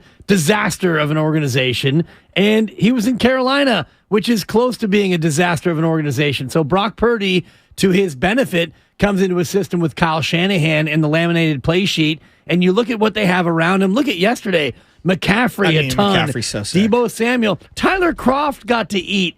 And could have ate more. Oh, boy. Think about Could have ate more. If that was Jimmy, we would have cooked him for 4 days for missing that got throw. the first down, and I just but that's where like oh my he's God. wide open. I'm like, who cares? Just get the first Just down. get the first. And just keep it moving. If one of the 4 of us was ever going to complete a pass in the National Football League, that was the moment. Yes, seriously. That was the moment. That I mean, was not it. to say that we ever could, not to say that we would have seen it, but when you see it, even before they went to the replay, it's like, throw it, I know. Well, Ayuk earlier, the play before the Jimmy injury, Ayuk, you could see he's visually frustrated. Because he was dominating in that game. He was on fire. He was on and fire. Jimmy made a hell of a play to scramble, step up, and throw that little lob wheel route. I mean, he's wide open, but Third to down, McCaffrey, too. he hit It's a him in big third stride. down. That was a great play. It's just The last big play he'll ever make in the red and gold. You think? Yes. We've said that before. I've said it too. Probably, but it's been probably 5 times before. But you know, we're not if it going to is- go there today, but just When thank I you, saw Jimmy. that ankle fold, I was like, But if it was, and I said this at the top of the show, and I hate saying it, but it's kind of fitting if that was his last play. Because this tenure's been marred by injuries. Yeah. 2018, season-ending that injury. sucks. 2020, same team against the Miami Dolphins. Then he tries to go up in Seattle and play, couldn't make it through the game. Wow. And then, of course, last year he labors through the end of the Well, and season. Jimmy G gets the win yesterday too. Let's remember that. And this is where, if we 42 were to and talk, 19. if I can spend 15 seconds The starter? on the joke that is the QB win stat. So Jimmy G gets the win. Deshaun Watson gets the win off a fumble 6, a pick 6, He threw and one a kick in the 6. red zone. He was god awful. Yeah. Yet Put that in the win column for old Deshaun. Against Kyle Allen, who we were talking in our I'm not even going to go down that road. How he keeps getting jobs. The thing with the Niners, the Niners defense yesterday, watching Greenlaw and Warner make plays, watching Bosa, watching Diamond Lenore make plays. Bosa with the second Rooney. They look incredible. And Eric Armstead coming back. Look, hey, I underestimated his impact. He looked phenomenal. So this is what's important to think about now with someone like Brock Purdy, because everyone's going to focus on, okay, what do we see with this player? Well, this player is surrounded by the best defense in the NFL. I agree. This player is surrounded by, and I know this will trigger some people, someone who I think is an excellent play caller and schemer. But that's not debatable. He's good. He's really good. Even if you think he stinks, he's really, really good. And he is surrounded by an offense that is littered with stars. Exactly. So hey, the CMC trade, right? That guy's looking incredible for this team. So, Brock Purdy, like this idea, and I heard you guys talk about it a lot. I do nothing. You're grinning like I told all y'all. Just the smugometer over there was off the charts. I'm not smug. No, I wanted to answer this. I wanted to answer this when you guys kept asking it this morning with regard to can they still win the division? That's the key. Division. I highly expect them to. It's tough to go up to Seattle. I expect them to. Week. Yeah, it's so hard. Oh no, I'm taking it week by week. This guy needs to. We're going to Arizona in February. That's it. Well, no, I'm not. Forget playoffs. But this guy got an Airbnb. I was thinking. I put a deposit down. These 5 games left with that defense, you don't think they can go 3-2? Just winning in Seattle has been so difficult for this organization. They don't even need to. You have to win that game to win the division. Incorrect. Like highly, highly incorrect. First of all, Seattle does not automatically gain the tiebreaker by winning that game. That feels like a swing game. Secondly, look at Seattle and what they've done the last 3 weeks. They beat a Rams team yesterday with a division game. Last-second play. They had no players. Hey, Seattle's looked terrible for 3 weeks. But you know what? It's a gutsy Rams effort. That was probably their Super Bowl for the end of the year. And they won the game. I don't care how you win, Mark. We just talked about the Niners winning 13-0. What was the conversation we had last week? Fair. Win games. But you're presupposing the idea that Seattle's going to pass them just with if they win the Thursday night game in a couple weeks. Seattle still has to go to Kansas City. No doubt. Seattle still got to play the Jets. At home, at home. No, at Kansas City. No, I'm saying at home against the Jets. At home. That's a hard game. They play the Rams again at home. They play Carolina next week. But, Mark, you have to also... Seattle is going, in my opinion, 3-2 at best. If you go 3, no, I hear you. Seattle's not going to go 12 and like I do not think Seattle's going 12-5. Like we've already lost 2. Brock could go 1-4. But Oakland's in the house, baby. Josh Johnson, shout out Oakland, California. I thought you were going Horn Barbecue on me for a second. While we're talking Oakland, shout out McClymonds High, back to the state championship. Nice. No doubt. My main man, Curtis McCauley, my CPA, the defensive coordinator. They got it done, 503 yards on the ground. They threw the ball one time, Mark. I had to call him yesterday and say, dude, let your QB throw the pill. Belichick, eat your heart out. What happened with that throw, by the way? It was complete. Okay, they beat Lowe's former high school, the Moo, Lemoore High School. Lemoore High School, yeah. So McClymonds, I think De La Salle McClymonds, the only Bay Area teams going to the bowl, if I'm not mistaken. Well, no, Sarah High School. They're playing St. John Bosco this week. In the Open, in the Open. De La Salle beat Folsom in Folsom. Which is a huge win. Gutsy win for De La Salle. I've been there when it's cold, by the way. It was about 28 degrees there. That's a cold field. Yeah, your boy shivered out there on the sidelines. Nasty out there. Shout out De La Salle. Suit. I was going to say, did you have the leather gloves? Dude, of course. Shout out to my nephew, Mr. Jefferson, a freshman starting on that team at quarterback, beating Folsom. Some big plays there. So they're going to the state. And shout out your boy Wet in this rainy weather. I was thinking about him earlier. I'm like, you know what? It's wet out here. It's actually wet. Speaking of wet, he already sent me a text. You think we should go get Baker? And I'm just like, just chill. That's a pass on Baker. I haven't even responded to you yet. Well, but hey, your answer's here on the air. We're not getting Baker. What do you guys think? The personality, to me, the personality in this locker room is very important. They've said that for like 6 straight years. That's why Ruben's not here. That's why a lot of guys aren't here. So if you can't get along with guys in the locker room, I think they're really worried. Now, they're desperate. So desperate times call for crazy measures. They got a first-hand look at Baker. Was anyone impressed with him? No. You'd have to learn the system. Oh. I don't know. Shout out Lincoln High School going to state as well in the city. Yeah. Lincoln High School going to state championship as well. They host a game Saturday at Keysar against Crenshaw. Nice. Yeah. Oh, they're hosting that. Okay. Yeah. Nice. They're hosting, yep. It took a lot for you, too, because you're a Washington guy, if I'm not mistaken. Yeah, they've won the Bell game Eagles, like 10 years in a row. They smoked us this year. What, you like Baker? No. I'm hard out. Yeah, I'm hard out. I think on there's him. so many reasons why it doesn't work. The locker room thing is one of them. But here's another one I find fascinating, and this goes well beyond Baker. It has been so well documented how difficult a Kyle Shanahan playbook is to master. Why on earth are all of you bringing up all these ideas of people who have never been with Kyle? And somehow you think that's going to – they've got a playoff game, I believe, in 6 weeks. Y'all – who are you talking about? The only reason it has to be someone who has been in this system. So that's Brock Purdy, that's Josh Johnson, and let's look around and see who else. But this idea that somebody else is going to come in here, learn this system, and play in the playoffs in 6 weeks is absurd to me. The only reason why people suggest that, and I agree with you, Mark, but Jimmy did have like 3 weeks. What was it in 2017? He's been it was 3 weeks. 3 weeks. The But third week I is thought you were when talking he about this came year. in. About that. The third week is when he came in. The third week is when he came in. Yeah, But again, they're they playing had nothing garbage to play. games. Exactly. They're playing garbage games. And it was a stripped down playbook. Right. But I think that's what a lot of people, this guy did it. But like you can't correlate the two. And then I'll trigger all those people by saying, by the way, that happens to be Jimmy Garoppolo, who's been a very successful NFL quarterback. You're not going to go find a successful NFL starting quarterback just sitting here ready to walk onto your field, give him a month in the system, and right after Christmas, unwrap him and go, let's go win a Super Bowl. That doesn't exist. And shouldn't there be some optimism based on what you saw yesterday at minimum? So let me ask you, Mark. But it's insurance policy is the discussion. That's fine. Brock Purdy's your starter. Fine. There's no doubt They're about going it. to get insurance policies. But let's see. Don't you want to see more after yesterday? What's going to happen in January with Brock Purdy? Can he do the unthinkable? I mean, help this team get to the Super probably Bowl? not. Keys. Probably not. Hey, But I just want him to win in Seattle. I don't even care about January. Qualify for the playoffs would be a great accomplishment, and let's just see where it goes. Why not in January? So that's what I'm asking. If Nick Foles can do it in January and in his own way, and Brady once upon a time who got the job the exact same way. Right. I don't know.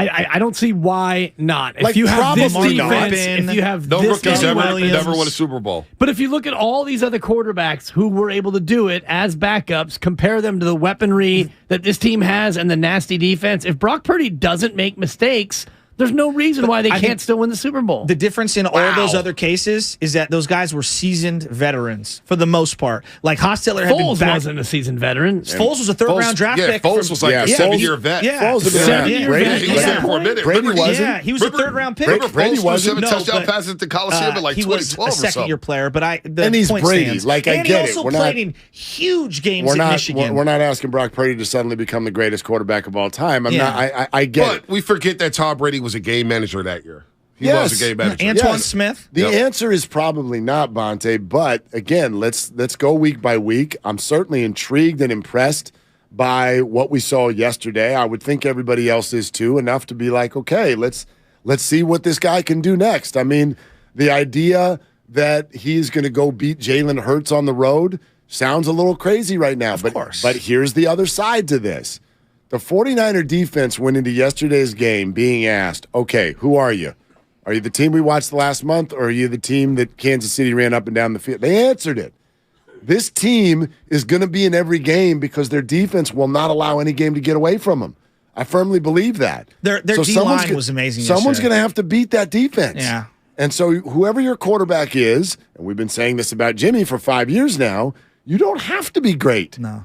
You need to score 24 points. And it's the lack of backbreaking turnovers, right? Like so, and having a lot of opportunities when you throw the ball around the field. And I'm sure the game plan will be different next week. But he threw the ball 37 times and had the 1 4th down, which was like a punt, whatever. I'm not fine. Well, yeah, exactly. But it was you didn't have the turnover-worthy plays, and that's the most important. No matter who the quarterback is. And what he had going for him is obviously nobody prepared for Brock Purdy at all. So now you've got a little film, and 2 of your next 3 defenses that you're playing are very good defense. And these linebackers match up with Debo and CMC. I'm a little worried. The Commanders' defense is real. I'm all in. And that's with no chase. Yeah, I'm all in on the Commanders. Yeah, that's a tough game on Christmas Eve. That's going to be Christmas Eve. Yeah, boy, just get to the playoffs. But I think they will. I can't see how they don't right now. I really do. Unless he suddenly becomes god-awful, this defense and this running game are good enough. And if Kyle Shanahan is the boy genius that we all trumpet him to be,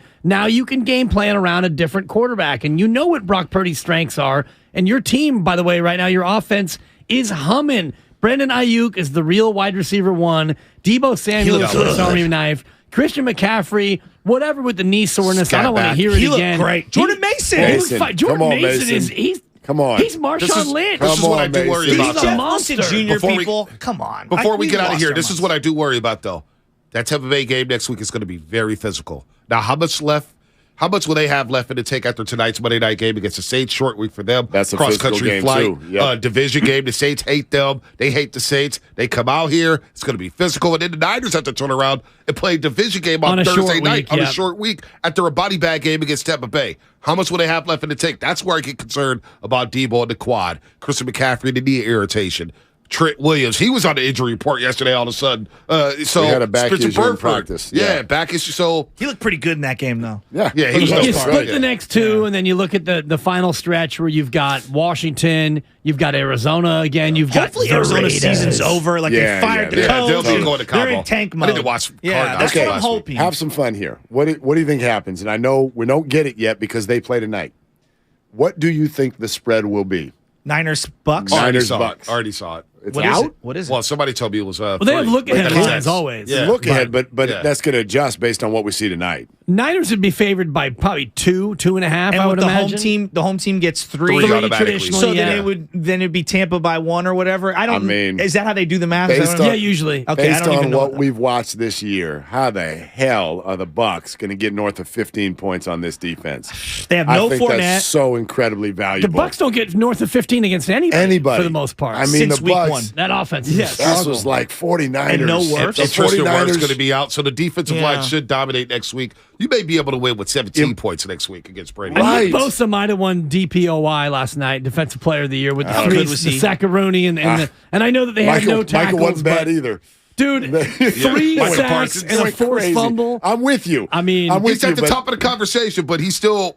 You got to add to it. No, he's in a group of 4 or 5. Right. And you look at what Max Crosby's doing with the rejuvenated Raider team. Hey. Shout out Spadoni. I was hoping that New Year's Day game wouldn't matter for them, and now it's like that might be a body bag game. Josh Jacobs throws hard, man. Yeah, and they might be playing for a playoff spot themselves. They're back in it. So Adam Snyder coming up. What else you guys got? Yeah, we want to answer these same questions. I mean, I'd love to hear from people with regard to how this does sort of adjust your expectations, what we saw from Brock, what other moves would you like to see the 49ers make? We'll get into all of that. And then one of the other reasons, though, not just that Snyder knows Brock Purdy since he was this high, but he was expressing some excitement. He's just like, wait till you see. Wait till you see. Well, I can't wait to listen. Willard Dibs coming up here on 95.7 The Game. They're longtime friends. Let me tell you something real quick about Dibs that I'm sure not everybody knows. And first-time partners. Hang in there, big guy. There'll be brighter days ahead. Now, these two homegrown Bay Area boys finally come together to take over sports talk. Get the hell off of my doorstep. Major League Baseball, you stink. It's Willard and Dibs on 95.7 The Game. Yeah, it was somewhere in the third quarter yesterday where I'm like, wait a minute.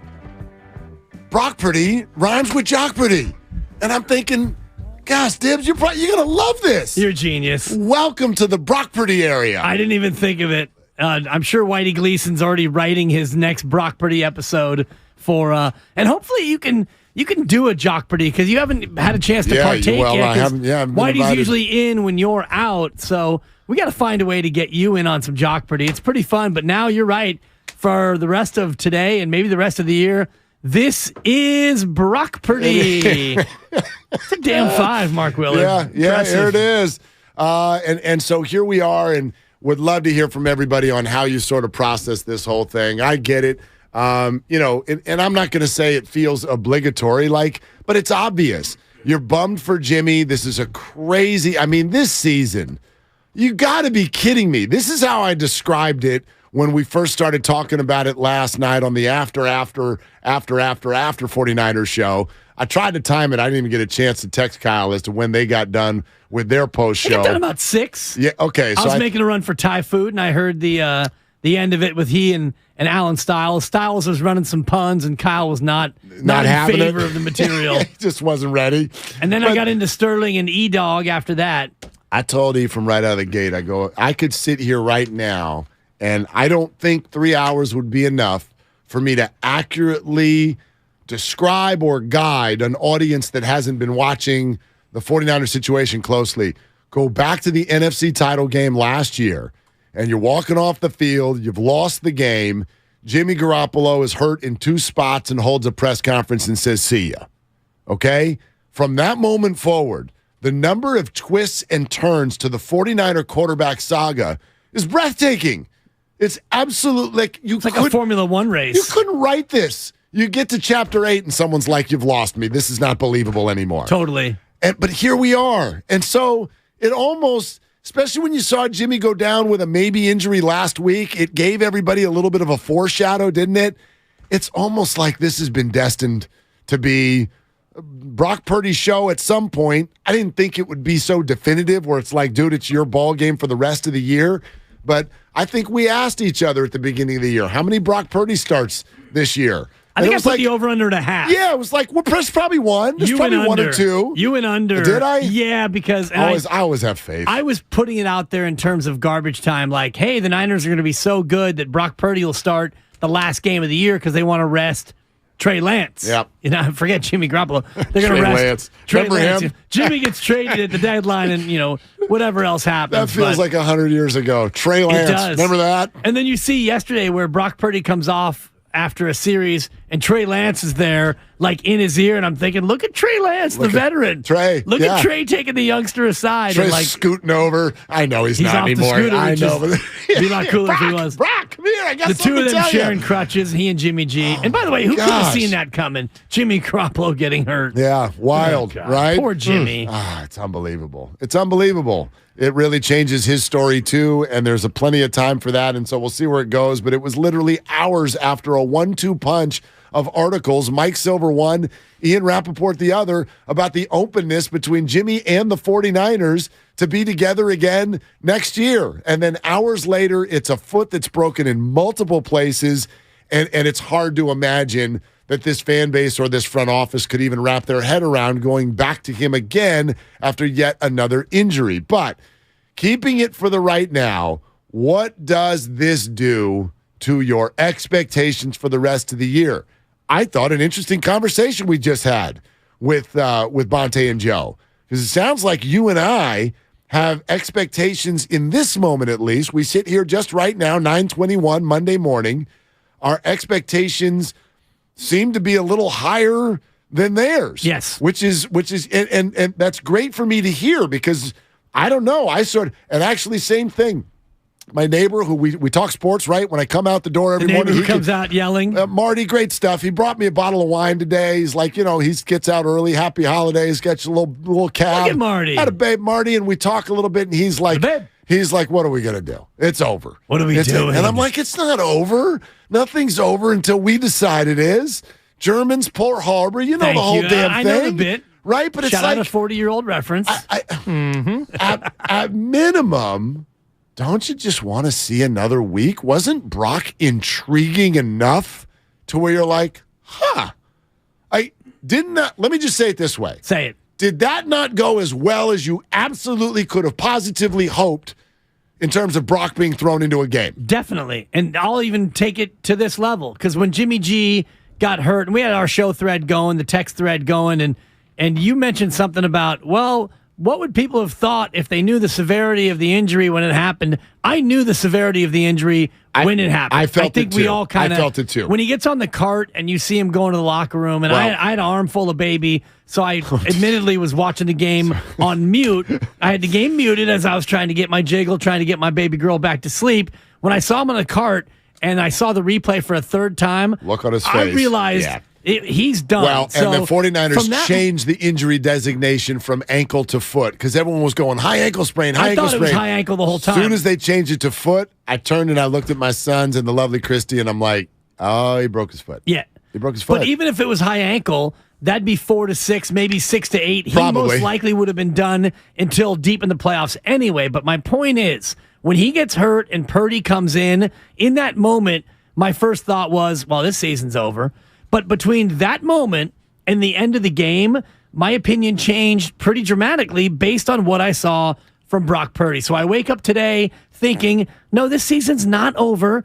And in fact, they should still be a playoff team. And at that point, Brock Purdy will have had 5 starts under his belt and a whole healthy game of backup duty. That's enough to where he should be good to go. Be very, very mindful of what he entered. Down 7-3 in a massive 8-3 versus 7-4 emotional football game. He did not come in with a 10-point lead and just hold on to it. He came in to an emotional, reunion battle where the other team had scored a 75-yard touchdown on the first play of the game, and you were battling just to get back in this thing. That's what he entered. And they won by double digits. And no, he didn't throw the ball downfield. I don't know if you noticed. Jimmy doesn't do that either. Right. So, look, to me, there's 2 types of people in situations like this. And this is how I'll sort of lay it out. If you're someone who has the ability to kind of stay in the moment, Mike Silver's entire article about Jimmy Garoppolo is all about that. You want to know why Jimmy can handle all these wackadoodle situations over the last 5 years? Because he is totally committed to staying in the moment. If you're a person who can stay in the moment, I think there's plenty of optimism with Brock Purdy. If you're a person whose mind is getting flooded by February, oh my God, the Brock Purdy winning a Super Bowl, that's ridiculous. Super Bowl, season over, Super Bowl. If you're thinking about the Super Bowl, this is going to feel overwhelming, and it's probably not going to go well, and I'll admit to you the same way I just did, very unlikely that Brock Purdy is going to win a Super Bowl. But first of all, who knows? And second of all, that's 2 months from now. At least, yeah. How about Tampa and the GOAT? Can you do that? Stay there, because I totally think he can do that. And as you just pointed out, he's favored to do that. He is literally expected to do that by Las Vegas, Nevada.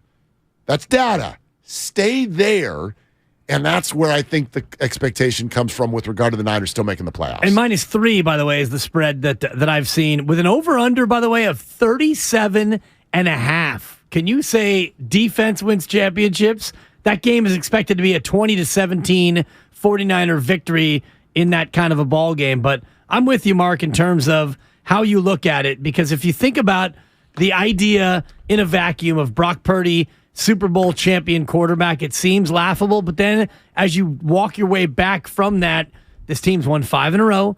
They've got the best defense in the National Football League. Jordan Mason is an absolute monster change of pace back. And you've already got Christian McCaffrey, a top 5 running back in the league. You've got maybe the best 1-2 tandem at receiver in terms of all the different things that Ayuk and Debo can do. You got a great left tackle. You have a great team. Brock Purdy can be along for the ride like Jimmy was. It is sponsored by Bed Bath & Beyond, and let's go. This is still a freaking Victory Monday, okay? 888-957-9570. We are coming straight to your phone calls. Coming up next, good morning, Twitch and YouTube. We're so glad you're here. The Xfinity mobile text line ready for you as well. So your calls next, plus significant breaking news in Major League Baseball. Next on Willard and Dibs, 95.7 The Game. The Niners came up huge against the Dolphins. Tua Tagovailoa in a 16-point game with a minute 53. He'll load up and throw an interception. Right in the arms of Fred Warner. Tagovailoa looks to throw. He'll have no chance. He's sacked by Bosa. 49ers twist up front and get to Tagovailoa. Bosa again. We're reacting to the win with you. What about that action, boss? Right here on 95.7 The Game. Hey, here's a holiday gift from Bed Bath & Beyond. Now through December 11th, get 25% off one item by texting GIFT to 239663. That's 239663. New offers every day at Bed Bath & Beyond. Exclusions apply. See website for details. Life doesn't stop when the economy is uncertain. The market might not care you have a wedding to plan or a kid to put through school. And inflation doesn't know you've got a family to feed. But Bank of America does, and is here to help. With digital tools to help you save and local experts in the Bay Area, you can keep life moving forward the way you need it to. Bank of America. What would you like the power to do?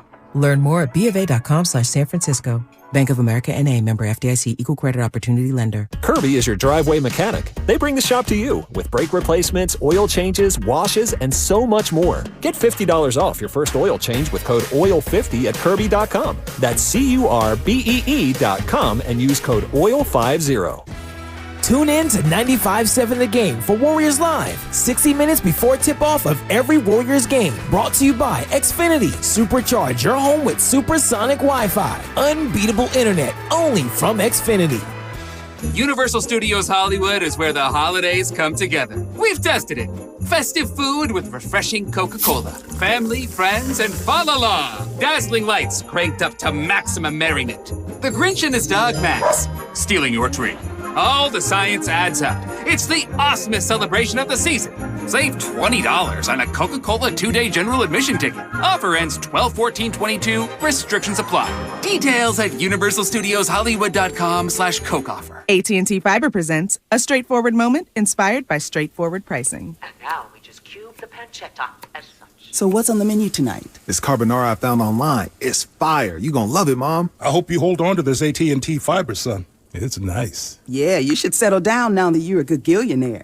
Oh, I am. I finally found the one internet I've been looking for my whole life. So, no more one-year stands? No, I'm done with all that. With AT&T Fiber, there's no price increase at 12 months. What about equipment fees? Nope. Those were never any good for you. Exactly. But now, everything's completely straightforward. Well, in the spirit of being straightforward, I never liked any of your old ones. Me neither. Blah. Y'all never told me that. But we're being straightforward now, which feels good, yeah? Yeah.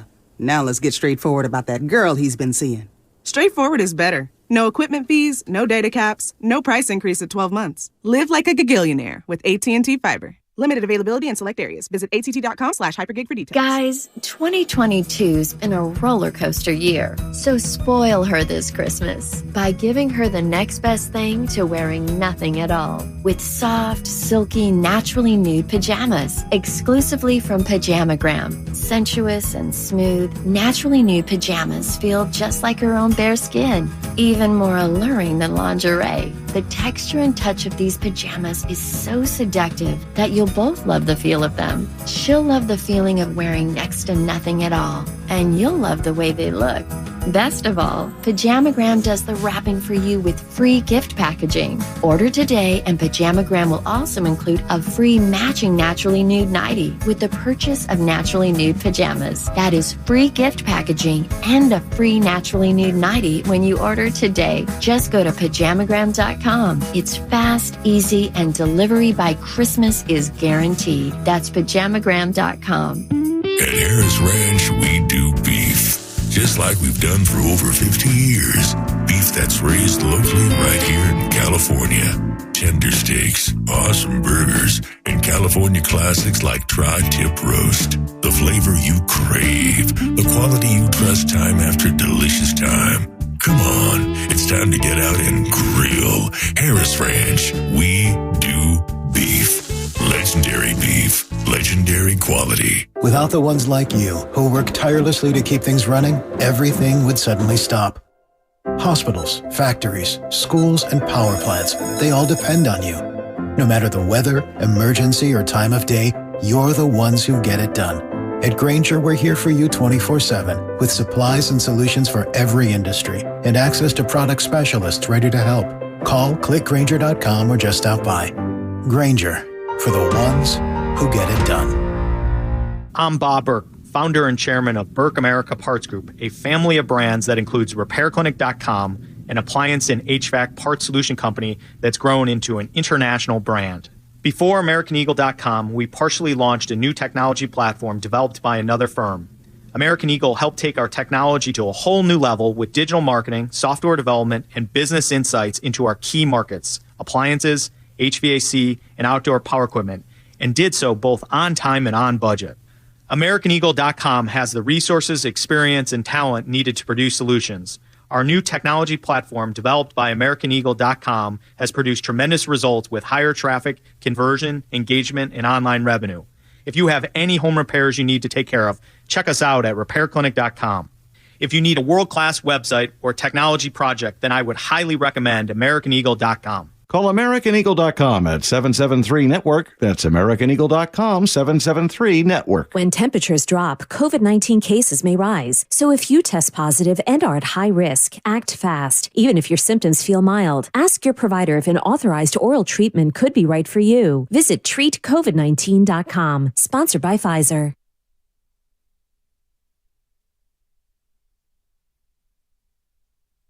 Bay Area, it's Joe Shasky. You know you can check out me and Bonte Hill every single morning, 6 to 9 a.m., the Morning Roast on 95.7 The Game. Now we go back to Willard and Dibs. And Dan Dibley, the Jockberty champion of all time. You hear that, Bonte? Here on 95.7 The Game. No. Well said, Joe. Not the Well Jockberty said. champion of all time, the Brockberty champion of all time. That might be Bonte. Change it. We're going to talk to the Brockberty champion of all time coming up, Adam Snyder. Yeah, although Larry Kruger's trying. Remember preseason? Larry Kruger, I believe, watched. I believe that we will Krug. I believe he took a shower after the game yesterday. Oh, that was so good. He's been waiting. He's been waiting for the Brock Purdy era to begin. And so here we are. I feel Purdy. Oh, so Purdy. The other thing is, and I told Ephraim this, and I told some friends this and family this last night. Like, I'm already sick of the Purdy puns. Are you not? It's like, it's too, I had one early and I'm too done. easy. No, you can use them. It's too easy. It's hard not to. But my gosh, it's going to. I thought mine was great. The Niners went from Pretty, Jimmy G, to Purdy. And they didn't miss a beat. That's good. See, that's actually thoughtful. If somebody's just like, man, that Jimmy injury, not Purdy, too easy. Too easy. If you're going to do your Purdy pun, make sure it hasn't been used 100 times already the first hour. Yeah. All right, we're going to go to the calls. Justin Let's Verlander. go to the phones. Justin Verlander, too. The Giants? The New York Metropolitans, 2 years, $86 million. Wow. If you think about 34 starts, which is about the maximum you can make in a baseball season, 34 starts, $43 million per year. That's about $1.2 million per start. And you know what? If you make them. He's worth every penny. He has been. Best pitcher of his generation. Listen, if you're going to come to the starting pitching party, you better bring your checkbook. If Jake DeGrom, who doesn't pitch very often, is going to get 5 years and $185 million at age 34, good grief. Man, you want Kodai Senga or whatever? I mean, you're going to have to bring your checkbook, okay? I love it when you drop a Kodai Senga. Oh, yeah. So what's Carlos Rodon going to get? 5 years and $800 million. Seriously. So bring your checkbook. Verlander, first ballot Hall of Famer, without a doubt. And we can touch briefly on the Barry Bonds failed Hall of Fame bid, part 11. Seriously. I mean, he got fewer than 4 votes, and hopefully at some point we'll see if he got more than 1 vote. We know Susan Slusser of the Chronicle probably voted for him. She had to. I mean, she voted for him in the regular vote. She didn't have to, but odds are. Why would I would put it at 99.9% chance that she did. But man, might have been the only one. Bonds denied again. Back to Purdy, Redwood Dave. Hello, Redwood Dave. You are on with Willard and Dibs. What are you doing? Just working and listening to you guys. And at first, I was disappointed when Jimmy G went down, but then just pure adulation when Purdy came in and did really well. It's very similar to when, like you had stated, Drew Bledsoe went out, Tom Brady came in, Trent Green went down with a knee injury, Kurt Warner came in, led both of those teams to Super Bowls. So until it isn't, it is. We just got to support him, and we have the great possibility to go all the way. You know, it's interesting, Dave. I think, did he just, until it isn't, it is. Except for I could just as easily flip that, right? Until it is, it isn't. Right. And so I just want to do that with Brock Purdy. It's going to be hard to thread the needle, but let's try, Dibs. Because you're going to get people, oh, yeah, we can still win the Super Bowl. And then you're going to get the person who's like, are you nuts? It's Brock Purdy. I think you can still win the Super Bowl. I'm going to say it this way. I have no idea. And I'm here for Tampa Bay. Because you going Steiny on me right now? Are you on the fence? I'm not on the fence. Okay. There's no fence. We've seen 3. There is no fence. We've watched 3 quarters of football. And I like what I've seen. Yes, I do too. But how are we making judgments on 3 quarters of football. That is by definition irrational. I'm making judgment on 12 games of football, and I'm going to refer to my earlier statement that you didn't love, Mark. You didn't love it when I said it What then. did you say? I said that I think that Jimmy Garoppolo is maybe the 5th or 6th most important player on this offense. And so I didn't like it. I still you take don't. Jimmy G out, you put Brock Purdy in, and I believe it even more than ever before because you have Trent Williams, George Kittle, Deebo Samuel, Christian McCaffrey.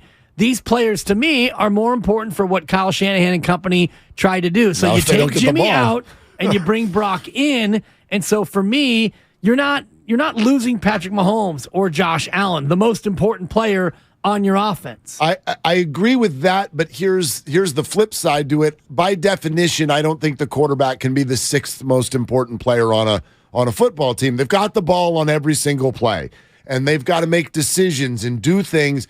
You can talk about McCaffrey. You can talk about Williams, Deebo, and Ayuk. They all mean nothing if things are not on time, things are not under control, things are not handled, okay? Yeah, we're not talking about star quarterbacks. We're talking about Purdy and Garoppolo. Game managers.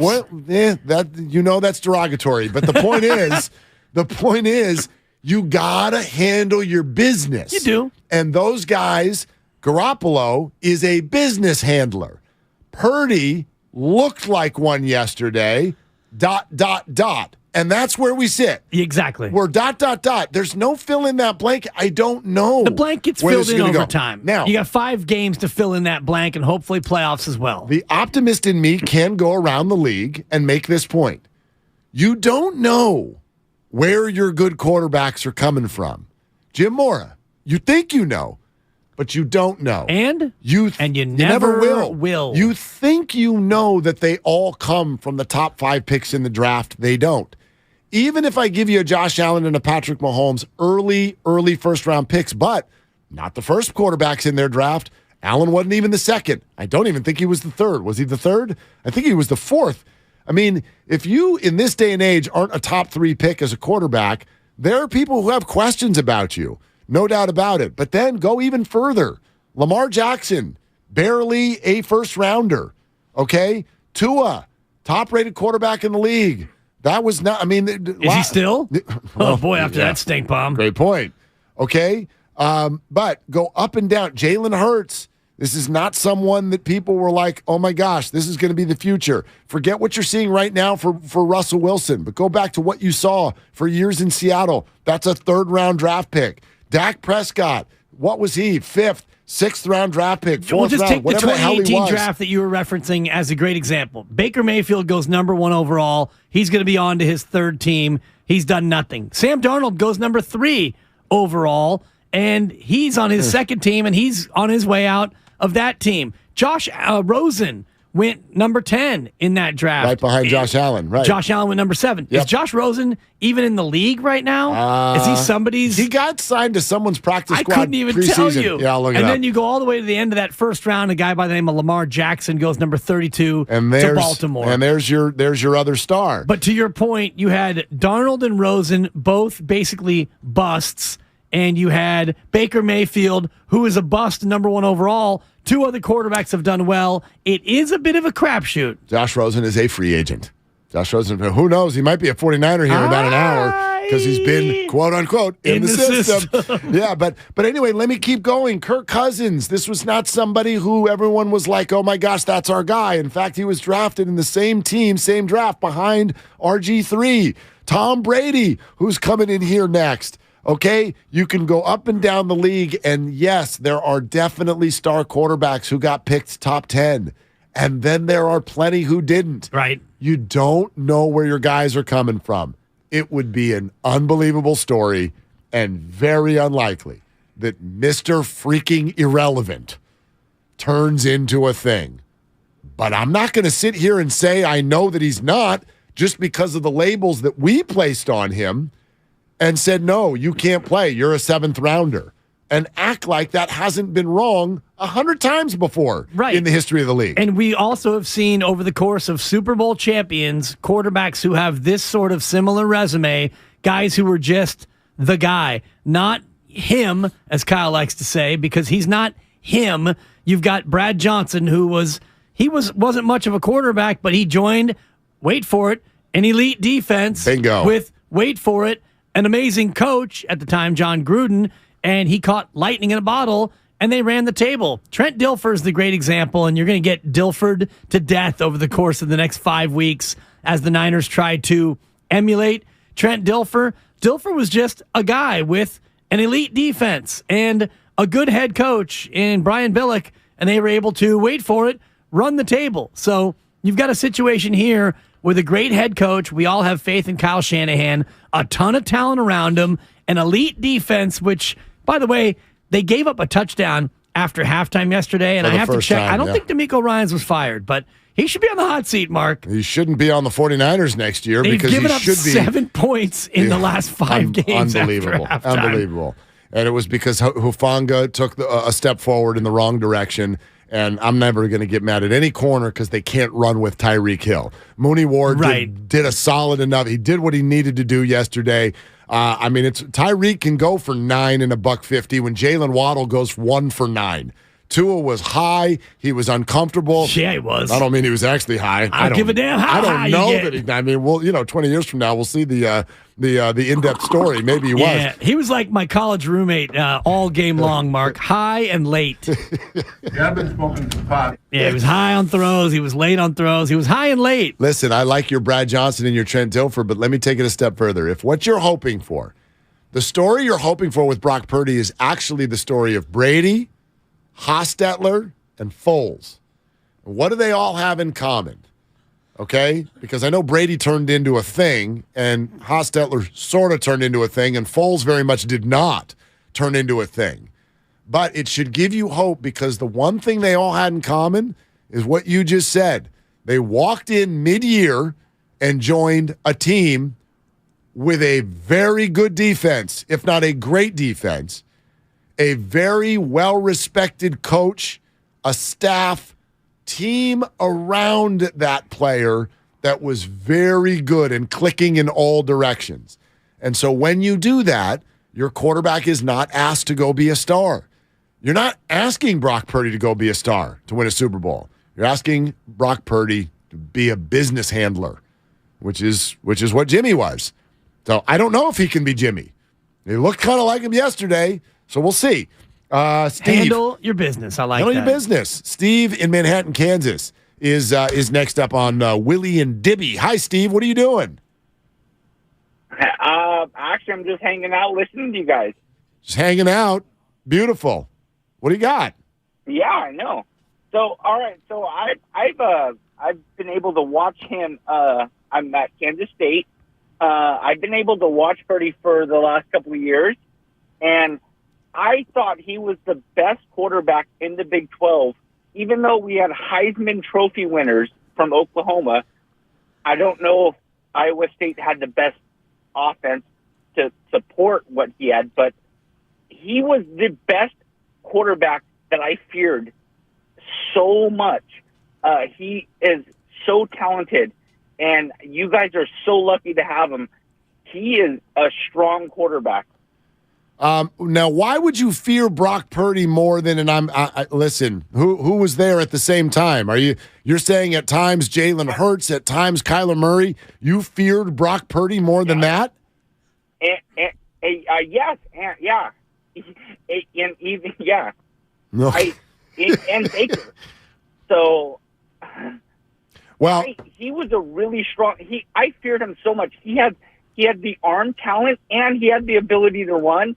I thought he was the best quarterback in the Big 12 through like the last 3-4 years, and I just think that Oklahoma had a better offense. Well, sure, they got more around him. But yeah, Steve, thanks. This is interesting now because Steve. Well, imagine Brock Purdy now joining a 49er team that is one of the best rosters in the NFL. That's not arguable, right? And imagine what he was doing before. So this is one of the reasons why we want to dive a little deeper on the past of Brock Purdy. I'll be the first to raise my hand. I probably watched him 1.5 times in college. Oh, I saw every snap. He played at Iowa State. I didn't miss a play, Mark. Well, okay. It's what we do in sports talk radio. So lay it out for me. What'd you think? I thought that he had, what'd the caller say? Yeah, arm talent. And arm talent. He doesn't have a ton of arm talent, by the way. You got to put your two fingers on the side of your headset like you're recording We Are the World or something. There are children Do dying. they know it's Christmas? Oh, gosh. And that it's was time amazing. to lend a hand for life. The greatest gift of all. We've got Brock Purdy. Right. Oh, yeah, Mark. Great arm talent. Not a lot of size. Not a great ton of measurables. You got to talk about arm talent, measurables, mobility. But is this He fair? can see the field. Okay, is this fair, is such though? a bunch of crap. Maybe, but you know college sports. You're not dealing with fair rosters. Right. When Alabama plays Vanderbilt, you can't go, well, they're both in the SEC. Like, whoever's quarterbacking Vanderbilt is working with a worse player at every position when that player goes against Better Alabama. student, though, at Vandy. Tough school to get into. Smata. But anyway, Thank you. Point is if you're at Iowa State, your offensive line is outmanned by Michigan and whoever else you're playing by Oklahoma. Your wide receivers are outmanned. Your running back outmanned. Brock Purdy joining the 49ers, playing at Iowa State would be like playing for Houston right now. I'm a young quarterback, and I'm on the Texans. What am I supposed to do here? We don't even know who the receivers are. We don't, good. We got a young running back. So maybe this changes the calculus for Brock Purdy because he's got the better player at the positions in front of him helping him out. Yes, and he's got the better coach. I'm not to disparage the great coaching at Iowa State, but you've got Kyle Shanahan, and the fact that he's been there all year and the injury happens now. Think about if Jimmy Garoppolo had gone elsewhere and Trey Lance would have gotten hurt when Trey Lance got hurt and Brock Purdy got thrown in when Jimmy G got thrown in. Might have been a different learning curve for Brock Purdy not having been around the system the entire year as he was. But we've all talked about the other comps, Brad Johnson, Trent Dilfer. I just was looking at the Jeff Hostetler 1990 year with the New York Giants. They're 11-3. They lose to Buffalo. Phil Simms gets hurt. Hostetler was 29 years old, but he only made one start in his NFL career. This was back in the day where, you had a backup and he didn't play for years and years and years. Hostetler comes out. They beat the Cardinals 24-21. Then they win 13-10 over New England. Yep. You go to the playoffs. You win 31-3. Hello, nasty defense. Yep. They beat the Niners 15-13 in the NFC Championship game. To stop it. And then they beat the Bills 20-19. Point being, that Giant team had such a nasty defense. They had a decent amount of offensive weapons, and he came in and game managed his way to a Super Bowl. So here's the way to say the statement, because I keep hearing it from people, seen it a lot on the YouTube feed. Brock Purdy's not winning the Super Bowl. That's not what anyone's asking him to do. Can the 49ers win the Super Bowl? Right. That's your question. Because I know we do this. Well, Nick Foles won the Super Bowl. And actually, that was a high-scoring game. Foles did amazing things. But Philly special, defensive plays here and there. The Jeff Hostetler story, even Tom Brady, when he was a young player and got thrown in, if I'm remembering correctly, was the final score of Brady's first Super Bowl 20-17. This was a low-scoring game. Brock Purdy does not have to go star for a playoff team. The 49ers need to be a playoff team, and he needs to not mess that up. And I don't know if he might mess it up. I don't know. But yesterday, at minimum, encouraging. That's all I can say about this right now. We've seen 3 quarters. Yes, and the one thing that you need Brock Purdy to do that he did yesterday was not give the ball to the other team. He had the one interception, fourth down throw. Pick. It was a good pick. It was a great pick. The Dolphins should have dropped it. They would have gained him 25 yards. Right, but on a throw like that, I know. It's either, you make that throw, you try to make that play, or you give the ball over on down. So that's one that I'm not going to totally discount in terms of, that was a terrible throw. It was a risky throw, but they went for it on fourth down, which tells me the coaching staff has a good amount of faith in Brock Purdy to even let him try that as opposed to try to pooch one down there and pin the team deep. The hot route to George Kittle over the middle. Holy smokes. I mean, that's when you knew you're like, okay, I don't know if this kid's a great player, but he is composed. Wow, he is He's composed. got moxie. No joke. Hey, speaking of moxie, Jonathan in San Francisco with Willard and Dibs. Jonathan, what are you doing? What are you singing? Just fixing the mail to work to get it delivered to the people. I just want to say, man, very crushed, for what happened to Jimmy. All the best, Jimmy. No doubt your team's going to be fighting for you. But, yeah, like you guys alluded to earlier, man, very encouraged from what I see, from what I've seen from Brock so far. See, that guy's a gamer. Just like Anthony Lamb's a gamer. Certain guys, look at their measurables, no good, but when you put them on games, they're gamers. So fight on, hey, this is a run-first team, and they're led by their defense. The key for the 49ers is to get Kinlaw back. We get that guy back, and you see the effect of Armstead, right, having that push in the middle. Man, that led to Bosa having 3 sacks. So this team is going to go as far as the defense takes them, because defense wins championship. But Brock, man, you're rough, bro. Hey, fight for your life to Purdy. Thank you, Jonathan. Little Beastie Boys at the tail end. Which is always good. And yeah, I would hold off on using any fight on references after they gagged away a 17-3 lead. Wow. There are very few teams that I delight in their failure more than da da da da da da da you lose da da da da da Cotton Bowl.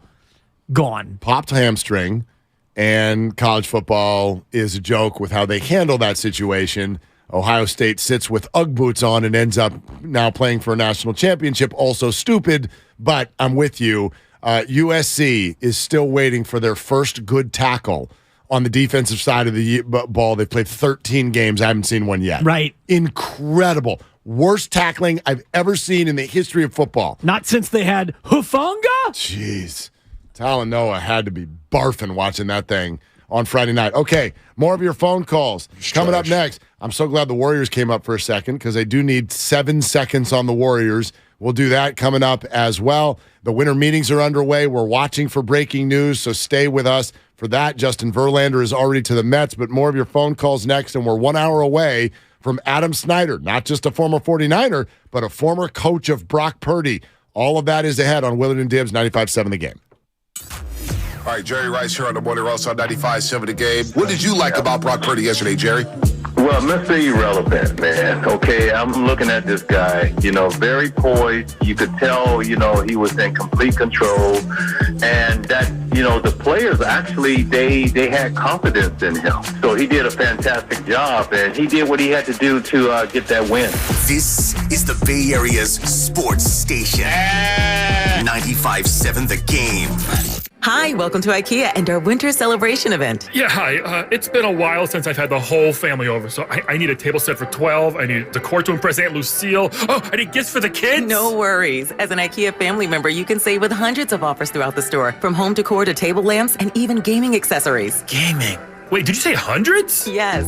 This holiday season, visit us in-store or at IKEA-USA.com/winter celebrations to start saving. The IKEA Winter Celebration event begins 12/7 and ends 12/24/22, U.S. only. Does your heart long to wander? To encounter colorful creatures from the deep blue sea? And amazing animals from the Amazon and beyond? Feed your wild heart. Travel the world right here in San Francisco. Make your reservation to the California Academy of Sciences at calacademy.org. See rare specimens, ancient fossils, and more at our new exhibit, Hidden Wonders. 'Twas almost the holidays, and all over the state, not a creature was stirring, except for, Nate. He was panicked, in need of a really good gift. Nate's a procrastinator, if you catch my drift. So off he dashed to the closest store, and there found holiday scratchers galore. Now Nate won't get a lump of coal, unless he burns the holiday casserole. Yes, scratchers from the California Lottery are great, especially for Mr. Procrastinate. So when it's time to get your gift shopping out of the way, try Scratchers. A little play can make your day. Please play responsibly. Must be 18 years or older to purchase player claim. Homeowners are choosing the beauty of Milgard Trinsic Vinyl featured at Dolan's. Narrow frames, the contemporary look, the color choices, perfect white and tan, and an array of custom exterior colors. And that's only the beginning. The innovative Smart Touch window locks exceed California's rigorous forced entry codes, plus energy efficiency for comfort. Discover Milgard's vinyl benefits in the ideas section at dolanlumber.com. Cache Creek Casino Resort is the place for the biggest names and the very best in live entertainment. Rock out with your favorite bands, whether it's throwback classics or today's top hits. Sit back and laugh at stand-up comedy from well-known icons and tomorrow's legends. Plus, so much more. This is your time to cash in at Cache Creek Casino Resort. Find tickets and see our full lineup at cashcreek.com. And a 1, 2, 3, and play. Yes, this is a holiday cover, and we've never sang professionally, but you can save a sleigh load over Verizon T-Mobile AT&T with hundreds in your pocket. There is no better price, and mobile speeds that are faster than a room clearing when we harmonize. We can't sing well, but our savings are swell on the fastest mobile service we say. If you haven't turned the sound down yet, switch to Xfinity Mobile today. Hey! Rated savings? Not singing. Join the 5 million customers and counting that have switched to Xfinity Mobile, the fastest mobile service with 5G and millions of Wi-Fi hotspots. And get the best price for 2 lines of unlimited with 5G, compared to the lowest price plans of the top 3 carriers. Just $30 a line per month. Learn more at xfinity.com/fastestmobile. Xfinity Unlimited intro service and Xfinity Internet required. Taxes and fees extra. Reduced speeds after 20 gigabytes of usage. Data thresholds may vary. Get locked into You Better You Bet, presented by BetMGM, with Nick Costos and Ken Barkley on the BetQL network. I still think it's Tampa, but I may be going down with the pirate ship on that one. But yeah, I mean, this might be a sinking pirate ship. I mean, who are you going to pick? The Niners? There might be players left. You're going to pick the Packers? Desperately need to trade for a wide receiver, and one just went to Arizona. Maybe the other one will go to Green Bay. You Better You Bet, 3 to 7 p.m. Eastern from the BetQL network. Always live on the free Odyssey app. Where do holiday happenings take over every aisle? Lowe's, actually. Experience the magic of Winterfest at Lowe's and save on gifts like a Craftsman 243-piece mechanics tool set valued at over $600 if purchased separately, now for only $99. Give the gift of tech this season with a Ring Video doorbell at an everyday low price of $99.99. Explore the festivities of Winterfest at Lowe's, home to any possibility. Offer valid through 12/7 while supplies last. The best part about taking ZQuil Pure Z's Sleep Plus Next Day Energy at night is actually the next morning. I wake up alert with none of the grogginess from taking too much melatonin. Pure Z Sleep Plus Next Day Energy is a bilayer tablet with immediate release melatonin and extended release B vitamins to help me fall asleep naturally and wake refreshed. It's my secret weapon for a great night's sleep and a great morning. Hi, Mom. Hi, Mom. Can't beat that. ZQuil Pure Z's Gummies. Sleep better, wake your best. Television sales on Black Friday set new records as millions of Americans snapped up the hot deals. But a lot of people were out of town or too busy to take advantage of the special pricing. So, how about a redo? Right now, you've got a second chance to save big on many of the top-rated Samsung, LG, and Sony TVs. Where? At Video Only, where the smart shoppers go. So, don't miss out. Check out Video Only now, or you'll be sorry. Did you know Nissan EVs have traveled 8 billion miles? Just a quick trip to Pluto and back. And what did we learn along the way? Well, that an EV can take on the world, like the Nissan Leaf. It can move racing forward and take your breath away, like the all-new Nissan Ariya. We learned to make EVs that electrify. 8 billion miles driven by Leaf owners globally since 2010. Ariya not yet available for purchase. Expected availability late fall, subject to change. You're listening to 95.7 The Game, KGMZ FM at HD1 San Francisco. Always live on the free Odyssey app.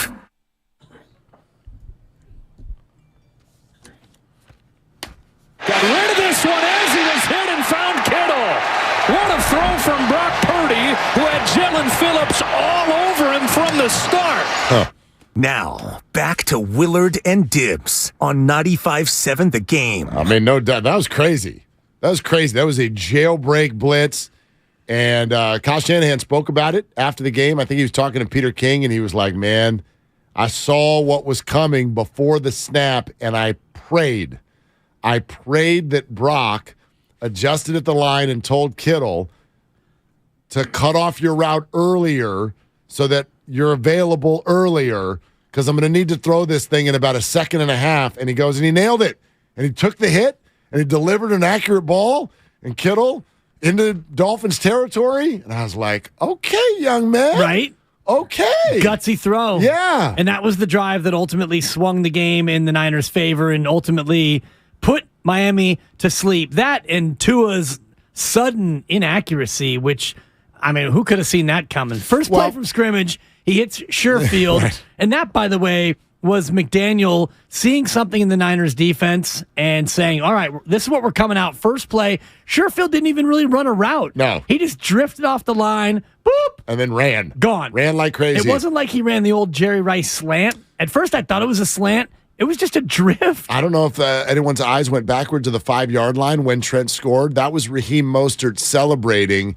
Then we didn't see much from him the rest of the day. Not much at all. Yeah. Mostert, Wilson, did they get hurt or what happened yesterday? Mostert was listed in the second half as questionable with hurt feelings. Yeah. It was an unofficial report from By the way, sideline. it's not even just a directed shot at those two guys because of their chirpy week, but the Miami Dolphins attempted 8 rushes in the game. Which was 7 more than they should have, because I was watching Mark early, and I said to myself, because I couldn't say it out loud because I was trying to get the baby down, why are you running it? Well, you can't run against this team. Right, but you have to. I can't tell you how many football people look at a box score like this and they're like, you can't win that way. If you don't have any balance, you lose. When you go against balanced teams. It's the one thing, we always talk, the 49ers, Shanahan wants to run it down your throat. Go look at the metrics of what they've done this year. They have absolutely thrown it more than they've run it, but they remain balanced. 34 rushing attempts yesterday, 41 pass attempts. Their third string comes in, goes 25 of 37. They were not scared. They were not scared to sling it around a little bit, but they're going to stay balanced. They're committed to that, and that's how you win. Yeah, Kyle, what's up? Looked this up last night. 8 is the fewest rushing attempts in a game for the Dolphins ever. Yeah. New record. We witnessed history. Listen, I love Mike McDaniel, and I still have fond thoughts of Mostert and Wilson, but, yesterday was in your face.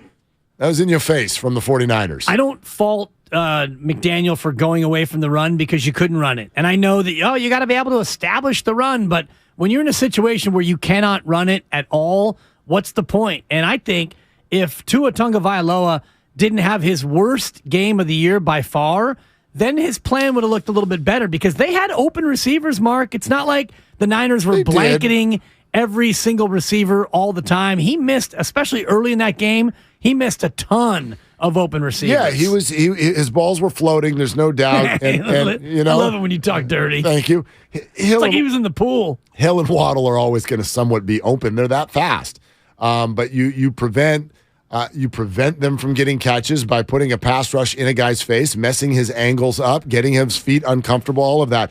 I'm going to challenge you on this idea that they couldn't run it. They didn't try. 8 carries, they averaged 4.1 per carry. How do you even know if it's not working? If you only try 8 times and, oh, by the way, average 4 yards a carry. They didn't do it. Maybe it was defeatist, but I just thought, look, this was all about Mike McDaniel's going to come back, and he's actually got the scheme, and we've got the talent, and we've got a quarterback who can sling it. Yeah. You ended up getting outplayed by somebody's third-string QB. Yesterday was a real cup of comeuppance for the Miami Dolphins. Don't get it twisted. They're still 8-4. They're still very good. I'm not calling off the rest of the year, but yesterday for both of these teams, we said it. Hey, defense of the 49ers, prove it. And hey, offense of the Dolphins, prove it. And the Niners won in every single aspect of that game. Well, and a lot of the score is skewed based on the late defensive onslaught. Right, but they won. They did. And that was after spotting them 7. And I'm not saying that the defense didn't have a big part of why Tua played poorly, but you look at the game early on before Nick Bosa turned into Mr. Saccaroni again with his 3 sacks. And by the way, that might be my favorite celebration in the NFL. He doesn't need to jump around and point and do all these wild things. He sacks the quarterback, he gets up, And it's just a shrug. I don't know. It's just a shrug. Yeah. Like, well, I guess I've done it again. I actually think he is doing it again right now. Hey, Nick, would you want Baker Mayfield as a teammate? I don't know. Or maybe he does. I don't think he does. I'd be hard-pressed to find anyone in that locker room who would quietly, privately advocate for Baker Mayfield, especially when you saw what Brock Purdy did. Brock Purdy played with moxie, played with toughness, and what do we know about Baker Mayfield? He's a front runner. I am out on Baker Mayfield. So am as I. are you. But let's add it into the conversation for sure. 888-957-9570 because it is the social media toy of the day. There's no question about it. But allow me to read you this. Kyle sent this along to me. These are words from Kyle Shanahan with regard to Baker Mayfield somewhat back in the day. He was asked, hey, is Baker Mayfield a baby Brett Favre or a disaster waiting to happen? That was the question. Quote, well, I mean, Brett Favre was both of those too. You can tell me how Baker carries himself, how he plays. I mean, I love that type of person. You can tell football means everything to him. He's going to give everything he has. He's not totally worried about how he looks or comes off. He's just caught up in the moment, and he is who he is. That stuff doesn't bother me. I think he's a very good player. I loved him coming out of college. He's had a year and 4 games in the NFL at the time, and I think he's been as good as advertised. Nobody's perfect. He's made mistakes, just like everybody does, and everyone will continue to do, but he deserves what he's gotten, and I know he can get a lot better. As this keeps going, he has the weapons to do it. He's got the talent to do it. That's Kyle Shanahan on Baker Mayfield in year 2 of his career. And where is he now? Year 4? Is this 4? That's about right. Yeah, I think this is 4. Yeah, and I wonder... And it's taken a turn for the worse, there's no question. Right, and is it because of Baker Mayfield? Is it because of the systems in which he's played? Is it both? It's probably both. And this is, again, where I look at Brock Purdy and I say that, you know, the situation he's in is the best possible situation you can be in. You've got a good offense. You've got a great offensive coach. And Jimmy Garoppolo probably was a good quarterback from whom to learn. And that's partly why Brock Purdy enters the game with such confidence yesterday. Yeah, I mean, that's part of it. This whole thing is a wheel that turns. That's what I always look for, and it's one of the reasons I've always supported Kyle Shanahan. This is a coaching staff and an organization right now that is a wheel that turns. It's not perfect every week, but this is a quality organization, and they've had a rule in their clubhouse for a while. No knuckleheads. We're not bringing knuckleheads in here. Baker's a knucklehead. Yeah. Why would you want to disrupt this? And for what? He's never been in Kyle's system. He's going to have to learn that. So now you're asking him to not only be here, but be heady, and he's not that. You're going to ask him to not disrupt things. Maybe his ego has been served by now, so maybe he wouldn't disrupt served. it. He did. You got taken down. I don't know. I don't know what the win is. I know you want insurance. Right. But unfortunately, they're going to have that in form of names that don't pop as much, but you're going to get just as much production. Do I think that Baker Mayfield or Josh Johnson would essentially give you the same opportunity to win a football game in a couple of weeks? I do. So why not bring in the guy who knows the system and isn't going to be a knucklehead and be a media darling over there in the corner? Somebody who's been around the NFL and who's been in this situation, 8 or 9 times? He's been in every system, as it turns out. Exactly. And, Josh Johnson's a guy who's come in and been this guy so many different times where, hey, we need you to come in and be QB4 or QB5. And, lo and behold, sometimes he gets a shot. Hopefully Josh Johnson doesn't get a shot to start a game. Hopefully Brock Purdy's able to stay healthy and lead this team into the playoffs. But you never know. You need that insurance policy, and now they have it.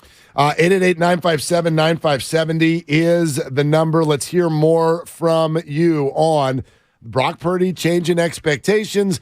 Also, Baker Mayfield in or out. I will pass this along to you, Dibs. What do you think? This raises eyebrows at least a little bit. Super Bowl odds for the 49ers were plus 650.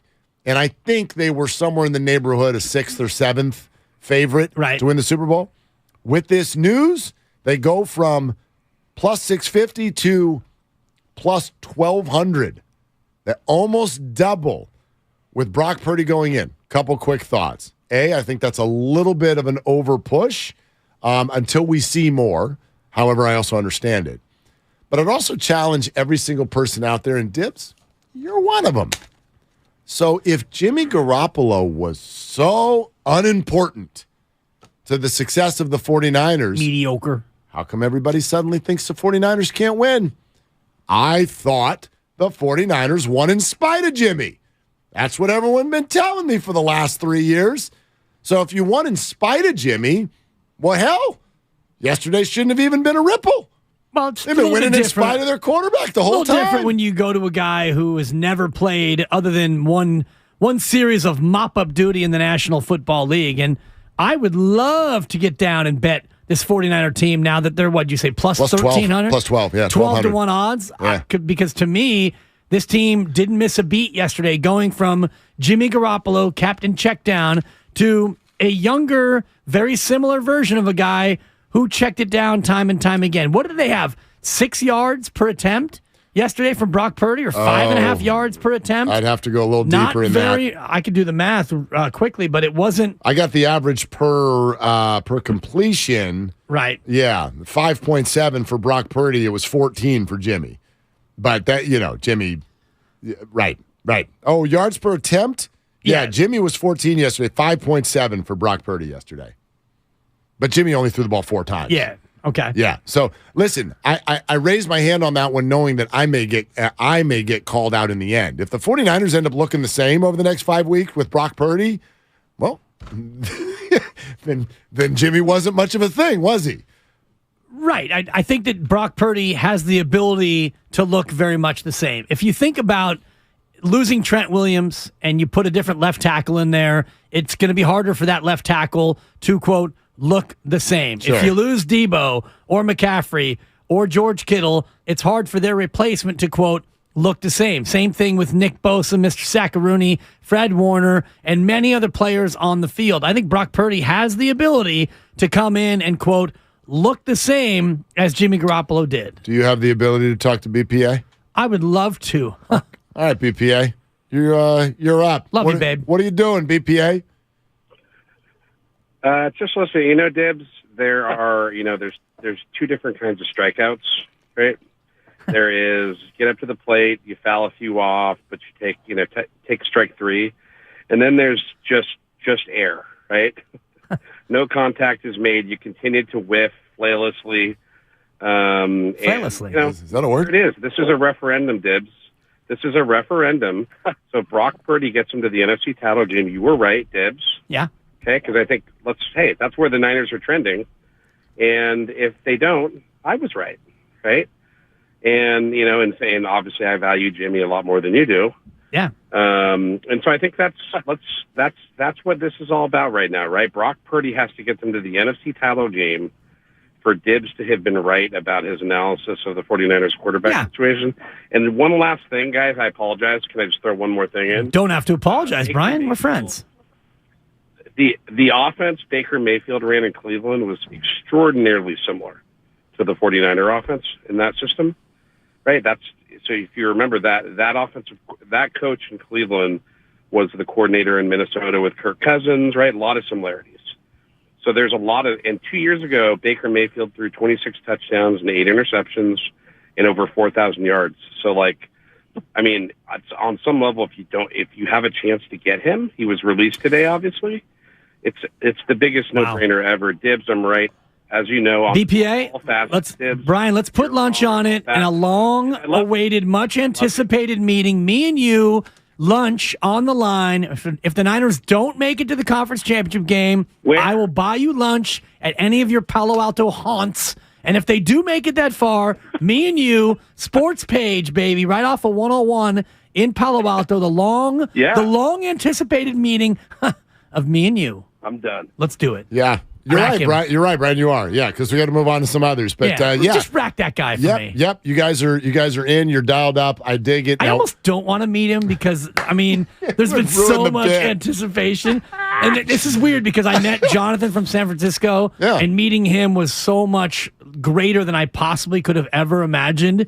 He's just a small fit mail carrier. It's awesome to put faces. He was incredible. Right, with the voices. Yes. BPA in person can't possibly match what he's become for me in my career. He'd be an unbelievable disappointment of a person. Yeah, wow. The buildup is too much. Oh, it's way too much. Do you know how hard that is? That'd be like impossible. It'd be like LeBron stinking when he got to the NBA. It's like, wait a minute. Like there's so much anticipation that's really hard to meet. LeBron did it, but, he's like the greatest of all time, or right in that conversation. So that's going to be a tough one. Now, I'll give him this. Not about your Purdy Jimmy thing. What he just said about Baker in Cleveland and the offense, we did make this point. It did come up when we were talking preseason about Cleveland being a destination for Jimmy. Remember, it was like, oh, well, wait, they've only got 3 weeks till week 1. And so many insiders were like, understand that Jimmy going from the 49ers to Cleveland, pretty similar offense. We think he could pick it up quickly. So that is a point in Baker's favor. Here's the two other sides, though. I still say... a three-sided argument. Well, keep it. The second side has two pieces to it. One of them we've already said. Two-piece. Keep right? Is it like KFC two-piece, or are we more of a three-piece guy? It's more like when you go to hit somebody and you hit him with the two-piece. Draymond tried to get Jordan Poole with the two-piece. He did. He got him with the one-piece, and the second piece he was unable to complete. So as soon as I get to the 4-piece, I'm good? Thank you. I don't have a 4-piece. I got a 2-piece, and the one piece is no knuckleheads. But here's the other piece. The 49ers, even if they want him, they probably can't have him. Right. Understand the 49ers are 25th in the waiver priority. The idea of Baker Mayfield getting through, now not 24 other teams because the Panthers are one of them, but 23 teams as we approach the playoffs need to say no to Baker Mayfield on the cheap, on the scrap heap. Number 1 overall pick 4.5 years ago. So that seems unlikely, don't you think? Very unlikely. Someone's probably going to grab that guy. And I wonder who it would be. And if we think about teams that need a quarterback and teams that don't want to go with what they have at quarterback, and because ultimately if you're going to bring in Baker Mayfield, if you really want him, you're probably not a team that is poised to make a playoff run unless you have an injury at quarterback, right?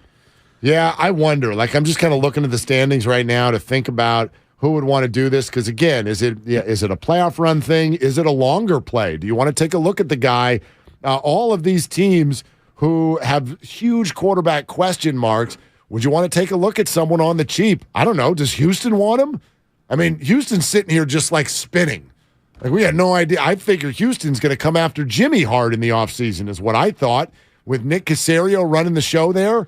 And Houston's probably thinking about drafting a quarterback. Probably, but even still. Because they're going to be taking number 1 overall, right? But wouldn't you want Jimmy then as a placeholder? I mean, Jimmy's price just went down because of what happened yesterday, I would imagine, on the open market. So I don't know. Would New Orleans want to take a look at New Baker Mayfield? I mean, New England is a situation where, yeesh. I mean, I don't know about that. I don't either, but I'm thinking about you. teams that are still, like New England's 6-6. They're still very much alive in the AFC race. They need to make some moves, though, immediately. Cleveland with Deshaun Watson's probably a no. No, well, Cleveland's not having Baker Mayfield come back. One more time, Mark. Let's bring him back. What about Seattle?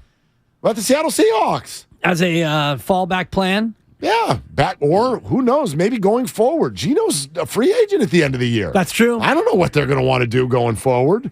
You know what I mean? The Washington Commanders are a team that will have an earlier priority. Do the Jets, who are stringing this together with 3 quarterbacks, yet are 7-5 and in the race, do they want to bring another piece into the fold? I have no idea. Do the Colts want to figure something? No clue. No clue. But it seems unlikely that he's going to get to the 49ers, because if he gets to the 49ers, he's going to get all the way through. Because who's behind the 49ers? It's the likes of it's the Chiefs, it's the Bills, it's the Eagles, it's the Cowboys, it's the Vikings. Yeah. It's these teams that are totally solidified at that position. How about the Rams as a possibility, right? Because Matthew Stafford out for the year. Not just out for the year. Doc Chow keeps bringing up that this whole, people are going, oh, well, it's 2 concussions. There's something related to spinal. I have heard him now multiple times say that this is career-threatening. Spinal. For Matthew Stafford. So when Mike Silver comes on our show and says, you don't understand the depths of how done the Rams are. Right. Coach is going to leave. Aaron Donald may not play more than another year or so. Cooper Kupp is out for the year. No idea what the hell's going on for the future of Matt Stafford, and it wasn't looking great even when he was healthy. Right. Like, that's a whole rebuild. Do they want Baker in the mix? They don't have any other candidates to take over for Matt Stafford. And they don't have any draft picks, Yeah. so it's not like they can tank for a pick. So that actually, as we pick through the Baker Mayfield or the Baker Mayfield, depends on how you want to pronounce it, sweepstakes, I'm going to go ahead and say the Rams is the team. Maybe. Because why not? I mean, if you're the Rams, you've got nothing to lose, and really, you have nothing to gain by losing, so you might as well bring a guy in and get Odell Beckham Jr. too while you're at it. Yeah, he's meeting with the Cowboys today, by the way. 888-957. Hopefully he's not flying there. Yeah. Hopefully he's on Greyhound or something. Private chat. 888-957-9570. Keep it coming. Your expectations for this year have now adjusted in what way? And in or out on the idea you put in a claim on Baker? We can get to all of that as we continue. Austin in the Bay Area is next up here on Willard and Dibs. Hey, Austin, what are you doing? Hey, nothing much. Just finished eating. Hey, this is what I got for you guys, man. Hey, I like to win. I like Purdy a little bit. He reminds me of Jimmy G, a more athletic Jimmy G. I like Josh. I like the Johnson dude. People bring him in, too, back up Birdie. But one thing I want to say, our offensive line is horrible at pass blocking. It's the reason why Debo was an all-star last year. It's because we can run block. He catches the ball out of the backfield. He can catch on the screen plays. Those are like run plays, and there you go. Now we got Brock Purdy. We're going to see what we can do with this. I'm taking a shot at our offensive line. We need to protect our quarterback.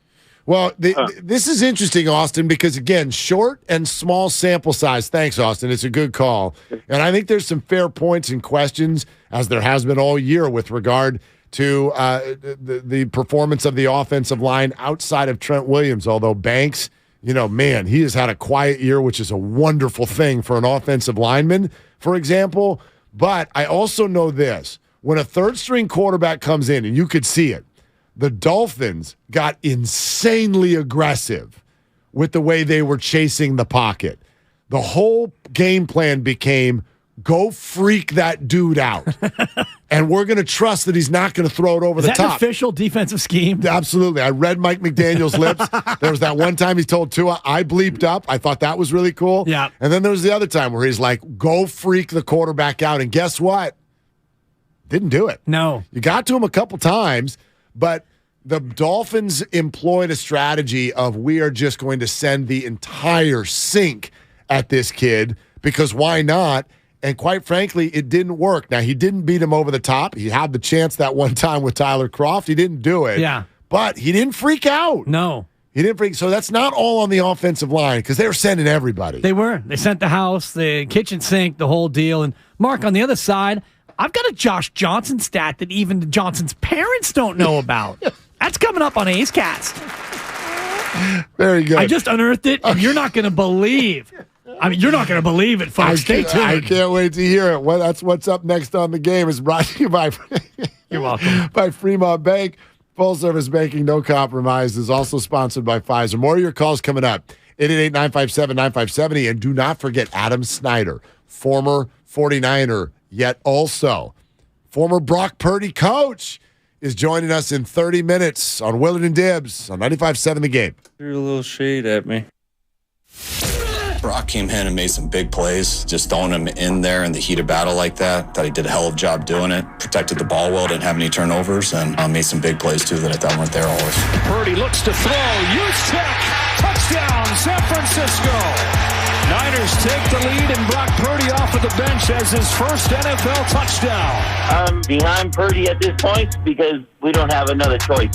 But I feel okay about it. This is the Bay Area's sports station, 95.7 The Game.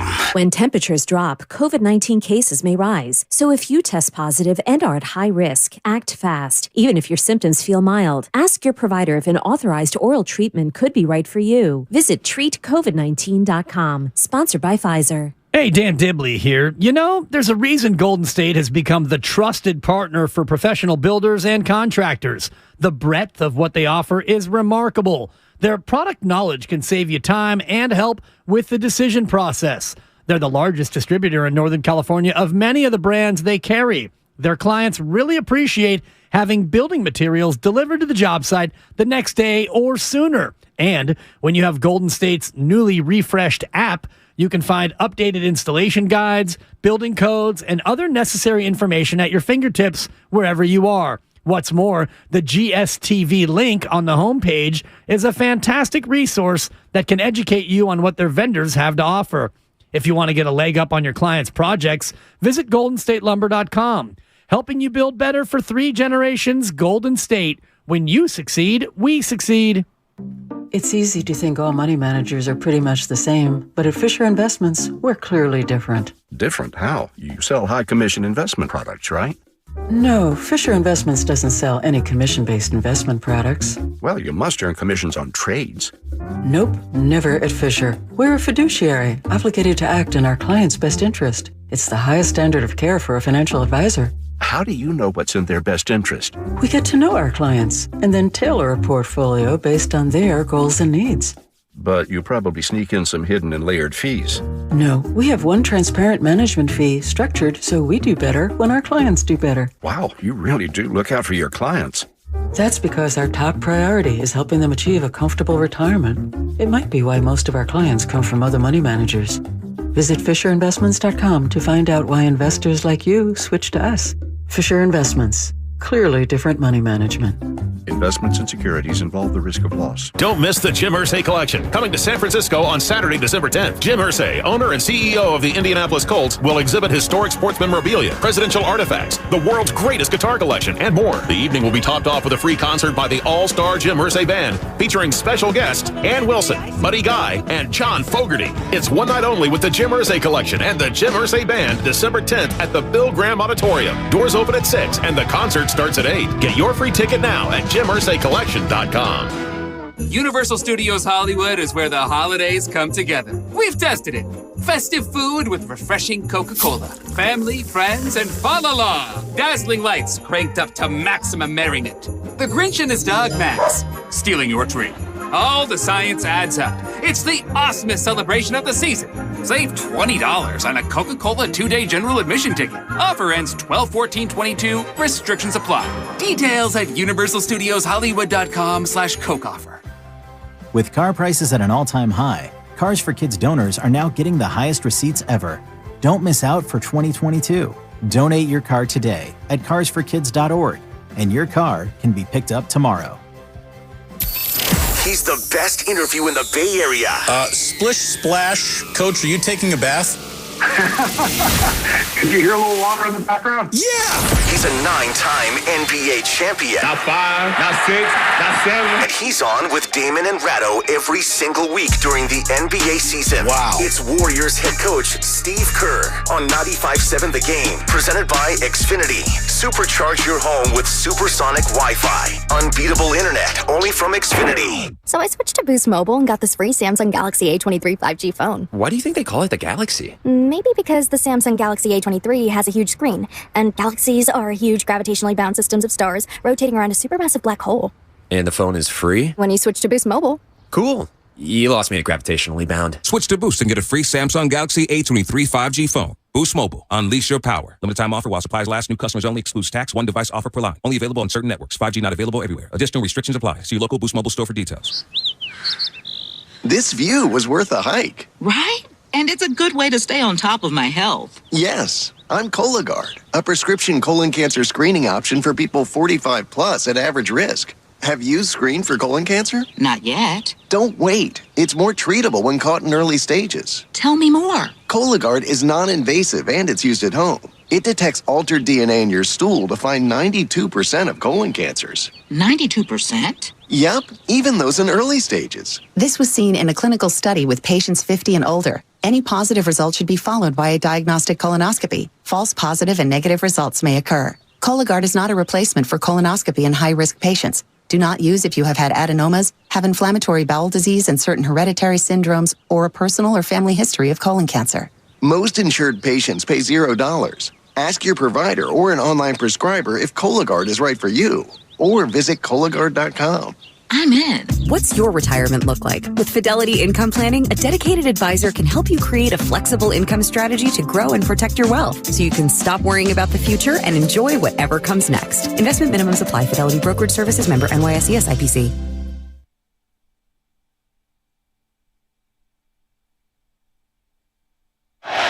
Down 9 with 2 to go. Tagovailoa hit as he throws.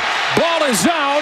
Ball is live. And it is a touchdown for Dre Greenlaw. Now, back to Willard and Dibs on 95.7 The Game. Dre Greenlaw might be one of the most underrated players in the entire damn NFL. This defense, my gosh, this defense. You did the darn thing. And the Niners win 33-17. Don't forget it's a victory Monday, even though it all changes yet again for like the fourth time this year. It all changes. It's Purdy the rest of the way. You should head over to 957thegameshop.com, by the way, 957thegameshop.com. How long until we've got our You So Purdy, or That's Pretty Good, or Pretty Good Win, or how many days till we've got those up on the site? Probably pretty soon, I would imagine. Okay, I think that the art department was probably working on some things yesterday, and we get that stuff up there and turned around pretty quick, and you can get all your favorite slogans and your show gear at 957thegameshop.com. Atta babe, that's an uptake for a What Are You Doing t-shirt, or there's good Warriors gear on there. We are one more win away from not donuts, but no nuts, because I'm not buying you anything as long as the Warriors win tonight. There's that little turnkey snap 3-game win streak that we all knew was coming. And I'm not sure if I should apologize to Andrew Wiggins or tell him you're welcome, because I either disparaged him or motivated him. It was a motivation sensation, Mark. I'll take the buck because, I brought back the K-Wig after a quiet Wiggins night, and oh my God, Andrew Wiggins. I found that to be offensive, and apparently so did he. And you're welcome then, Wiggs. Yeah, he turned it on. That was the Friday night game, right, where he absolutely went off. Or was it the Saturday night game? It was? I think. Yeah, much like Nick Bosa was motivated by Kyle Shanahan. Yeah, we'll figure it out. Don't Anyway, talk that ass, Kyle. I thought it was the Saturday game where he went meteoric with the... I thought it was the Bulls game, but you might be right. Let's see. He scored... you're right. He only scored 12 against the Bulls. It was the next night, Saturday night, against the Rockets. Those are always weird, like the Friday, Saturday games when we come in on a Monday and we're coming off of a Niners victory where the majority of our focus is on that. But quietly, the Warriors are stacking dubs, as you said they would. You guaranteed it, Mark. By the way, was it donuts from you? I think donuts from you if they do win Absolutely. tonight. Yeah. Are they coming tomorrow, or they're waiting for Friday? I'm not sure. We'll take a look at it. We'll see how it goes. And just want to plan my diet around what's going on. It could be tomorrow because we do have a post-show meeting, you and I, so I probably won't be on the ferry tomorrow, which means if I drive, I'll drive over and get the donuts from Quality Donuts in Oakland. Please send me a text. I would like to know what I need to do for breakfast prior to the show. And also what you need to do in the parking ramifications therein. Yes, those are ramifications.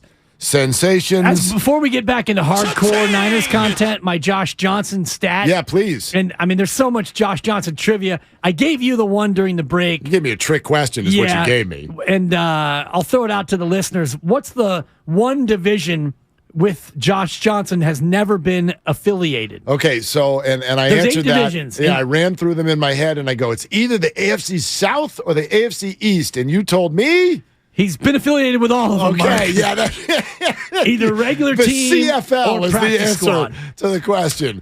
My follow-up question is, which number is greater? Josh Johnson's touchdown passes in the National Football League or teams with which he's been affiliated? And this is regular roster and or practice squad. I'm going to go touchdowns. Kyle, you want to offer a guess here? I'm going to say teams. There's no chance he has. I think he's played for 14 teams. No chance he's thrown 15 touchdowns. He's played for 13 teams, and he's thrown 13 touchdowns. Oh, it's a trick question again. Yes. Neither one of them. Yes, ladies and gentlemen. Because he had a look with the Bucs, right? Like they were into him. They were into him. How many games has he started? He started 9 games. Is that it? 4 with Tampa in his rookie year. Damn. And then he started 5 total with Tampa, and then he started 3 with Washington, and he started 1 with Baltimore last year. Like people are going to dismiss him because but 9 starts, yet how many years has this career spanned? And 13 different teams have said, we want him in the room. How many years has it been? Drafted in 2008. Jeez. I was a senior in high school. I'm 32. It's 14 years later, and he's still getting gigs. So great. So you can say, oh, gosh, Josh Johnson, but the league hasn't kicked him out yet. No. In 14 years. How many different teams has he played for professionally in the state of California? Oh, man. The state of California. So he's definitely been, a 49er. Yeah, that's one. Professional teams in the state. Wait, you're saying professional teams? Yeah. In the state of California. I'm going to say 4 because there's some junk that I'm not even aware of. Like, what's the answer? I believe it's 5. He was a Niner, Sacramento Mountain Lion. He was an Oakland Raider. Sacramento Mountain He was a Lion. San Diego Fleets. Oh, right. And he was a Los Angeles Wildcat. I don't even know what the hell that is. Stop. The correct answer is 5. At me. That's my Steiny roar. That was a 4 for your Steiny roar. Thank That was you. very good. A 4 for your roar? Yeah. What are Thank those? A Los Angeles Wildcat? Is that the Arena League? What is that? XFL.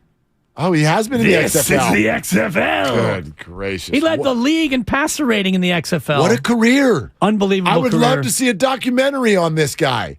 He's going to buy a new house every 3 months. He's got a storage unit just for uniforms. Dude, seriously. Seriously. Like, we think of the 13 NFL teams. How many not NFL teams don't do it? No game show music, but seriously. What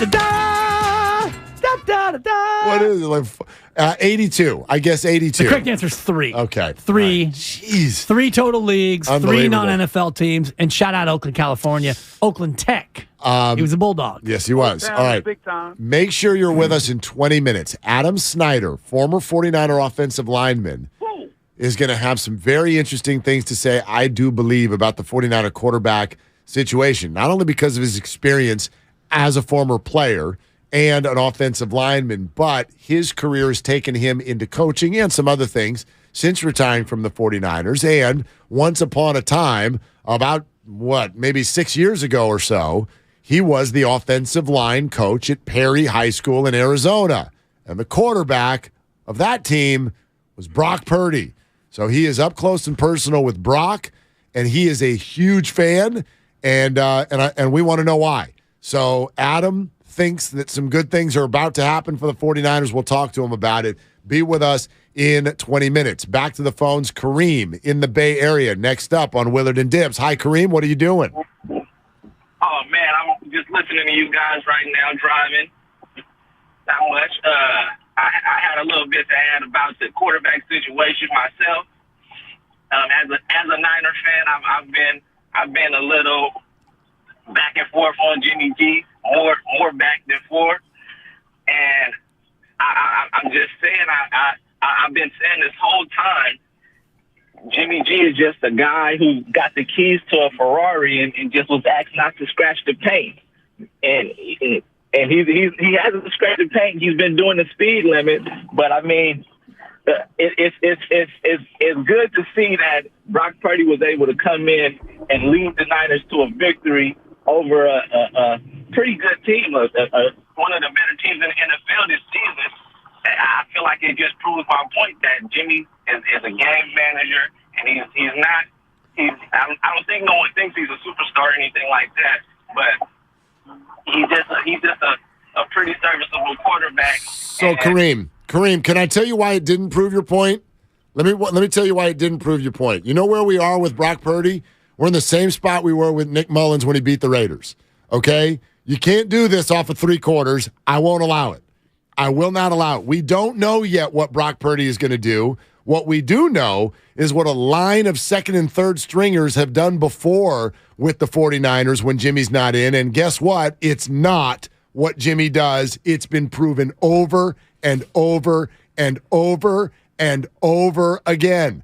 So you're right that Jimmy's not a star, but the idea that he got the keys to the Ferrari and just didn't scratch it, and that's what everybody who gets the keys can do, has been disproven so many times. Not different teams, though. So please don't allow yesterday's game to do this to Jimmy again while he's getting ready for surgery, for crying out loud. Let's have a little more respect for this guy rejuvenating this season, which got off to such a wonky start. Yeah. If Brock Purdy becomes a thing, awesome. If he ends up in the NFC title game, you're getting lunch. Like, I get it. I get it. And maybe he is something that we don't expect. But we've watched this story many times before, and I've watched people try to turn it into, see, Jimmy actually stinks. It's been disproven. And Brock Purdy getting thrown in against a somewhat poor Miami Dolphins defense who didn't prepare for him is not going to be the same as him beating the Bucs or Commanders defense or Seattle on a Thursday night. If he does all of that, we can revisit this conversation for sure. And this is a different situation than the teams that Mullins and Beathard inherited when Garoppolo was hurt. This Also team is good point. much better. So, and Brock Purdy, while he doesn't have the same level of experience those guys had, those guys didn't have much experience either. So Brock Purdy's in a spot with this team where expectations are higher than they were when Jimmy Garoppolo got hurt in, 2019, when he tore his ACL and he was done for the year, and you had so much season in front of you. This team is better. And now Brock Purdy's got 5 weeks to navigate this team. As you mentioned, you go 3-2. If you go 2-3 over the final 5, you're still going to be a playoff team if you're the 49ers. You're sitting at 8-4. You go 2-3. You're 10-7. You may not win the division, although I still like your chances to win the division. Yeah. Let's say you just beat Seattle and Arizona, and you lose to Washington, Tampa, and the Raiders. Then you've probably got it. You probably win the division. Probably got it. 10-7. Seattle would almost need to run the table in their other games. Exactly, because you would win the tiebreaker over Seattle. So the bar for Brock Purdy's not set that high. You only have to win 2 games. If you win 2 games, they have to be the right 2 games. Certainly the Seattle game is the most important game remaining on the schedule. I would say Washington's the second most important, followed by Tampa, then Arizona, then the Raider game in terms of the most important games remaining. Well, and Seattle's defense, I think with this, there's also PTSD when we look at Seattle on a Thursday night. The Raiders went in there last week to that building and busted 40 points. This is not LOB, okay? Nice. This is not that. This is not. So it's LOW, exactly. Legion of Whom. Right. I don't know what Brock's going to do. We don't know who he is yet. So all road games, in theory, are going to be hard for a kid who's a rookie and hasn't gotten even a lot of reps in practice. But Seattle is not this terrifying defense, not at all. They're not even good. So do I think Brock can go 3-2? I do. I think he can go 3-2. I still expect the 49ers to win the NFC West. They're going to be the odds-on favorite to do it. They're going to be favored in the majority of these games going forward. And I wonder about that Seattle game, whether or not they'll be favored. We know they're going to be favored against Tampa Bay. They're favored by 3 going into this one. The Bucs coming in off a short week, and they're going to have to travel to do it. And, the 49ers, they mostly emerged from yesterday healthy other than the big injury to Jimmy Garoppolo. It's a matchup game. Bucs offense versus the 49er defense. It's I got a hard time believing the Bucs are going to win that no matter who the hell's quarterbacking 49ers. I do. Tom Brady, who offers no mobility and timing passes that are kept in front of you, right? He's not going to go over your head. He's right. Dink to dink to dink. 49er defense just doesn't. They don't bite to that. He's actually, just from a matchup standpoint, exactly who this defense should feast on. Especially with an offensive line that is beat up, and Nick Bosa, who is like Captain Sackaroonie right now, 3 sacks and a forced fumble. All we need is for Kyle Shanahan to talk smack again to Nick Bosa. And, you heard that story where Shanahan apparently went to the defense and said, hey, I thought you guys got outplayed by New Orleans. And Nick Bosa didn't take too kindly to that. Yeah, used it as motivation. You don't often hear Nick Bosa use such strong language, but you look at Nick Bosa and this defense against Tampa in this upcoming game, and it feels like a game where the defense should feast. Let's go live to Kyle Madsen, who's dressed as Santa Claus today without a beard. Hi, Kyle. I do have a beard, thank you. It's very light. Not a Santa beard, though. No, you're right. Yeah, That's fine. Right. Do you know when the last time, speaking of Tampa Bay's offense, the last time they scored more than 22 points was? Yes, I have. Well, I have a guess. I'm going to say it was in their loss to the Kansas City Chiefs, 41-31. Yes, that was week 4. Week 4. Wow. They stink. They stink, and you're going to see it tonight. Well, their offense stinks. Watch and their defense is fine. It's not great. The Saints defense is better, I think, than the Bucs defense. The Saints give them all kinds of trouble. What's the over-under in tonight's game? Does anybody have that in front of them? Let me look it up real quick. Pull it up. I bet you it's 41 would be my prediction. 41? Let's see. What do we got? Just based on, couple of good defenses. Bang on the number. Oh, it is. 41. Wow. Good That was job. just a guess. Yeah. Just an absolute guess. Yeah. Bet the under. And it's 37.5, by the way, going into next week. Tampa and the 49ers. Is it really? 37 and a hook. Holy smokes. The expectation is Niners 20, Buccaneers 17, which... that may be. I would bet the under hard early. Would and you really? often. Absolutely. You've got Brock Purdy and a conservative offense. By the way, the Niners held the ball yesterday for 40 minutes.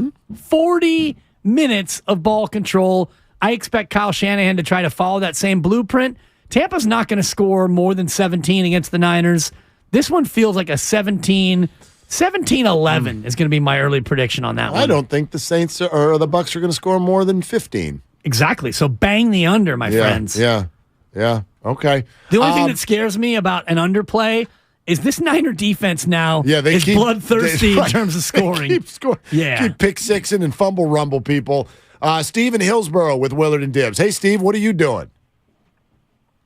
I'm supercharging over here. Not a bad. Girl.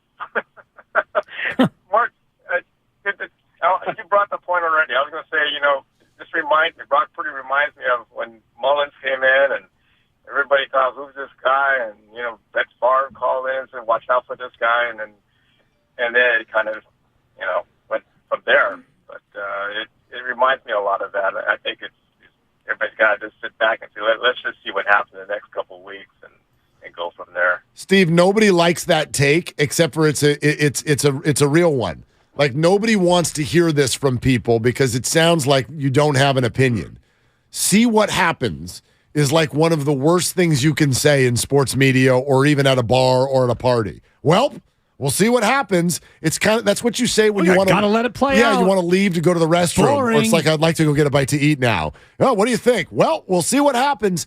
But it's have a take, don't suck. But it's factually the only thing we can say right now. Well, I mean, don't tell me Brock's going to win the Super Bowl, and don't tell me I get what you're saying and I agree with you.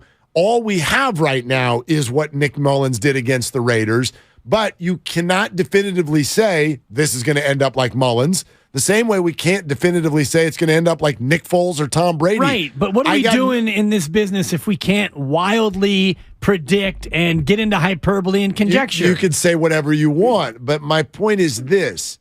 When we get to, they can still win the Super Bowl. No, they can't. I'm going to do December. Let's do December. Yeah, of course, but in the meantime, here's my take. Until we get to Sunday, you got to have one of the two opinions. No, here's my take. He can beat the Bucs, and he's going to still win the division. That's my take. I don't know what he's going to look like against Jalen Hurts. We don't have enough data yet. We don't even know if he's going to make it to Sunday to take on Tampa Bay. He might slip and fall on the slick pavement in Santa Clara and be out. Here's what we know. We know that Brock came to play. He doesn't get scared when the red light comes on. I had a TV exec tell me that one time about radio people. He goes, you guys, you're the ones who know how to make stuff up as you go along. Oh, yeah. You're the ones who don't need a script. He goes, I don't care about putting a quote-unquote radio person on TV. The only thing, I got one question. Do their eyes bug out when the red light comes on? Right. When you're looking at a camera, do you look like, oh, crap, I'm in a camera? And you freak out.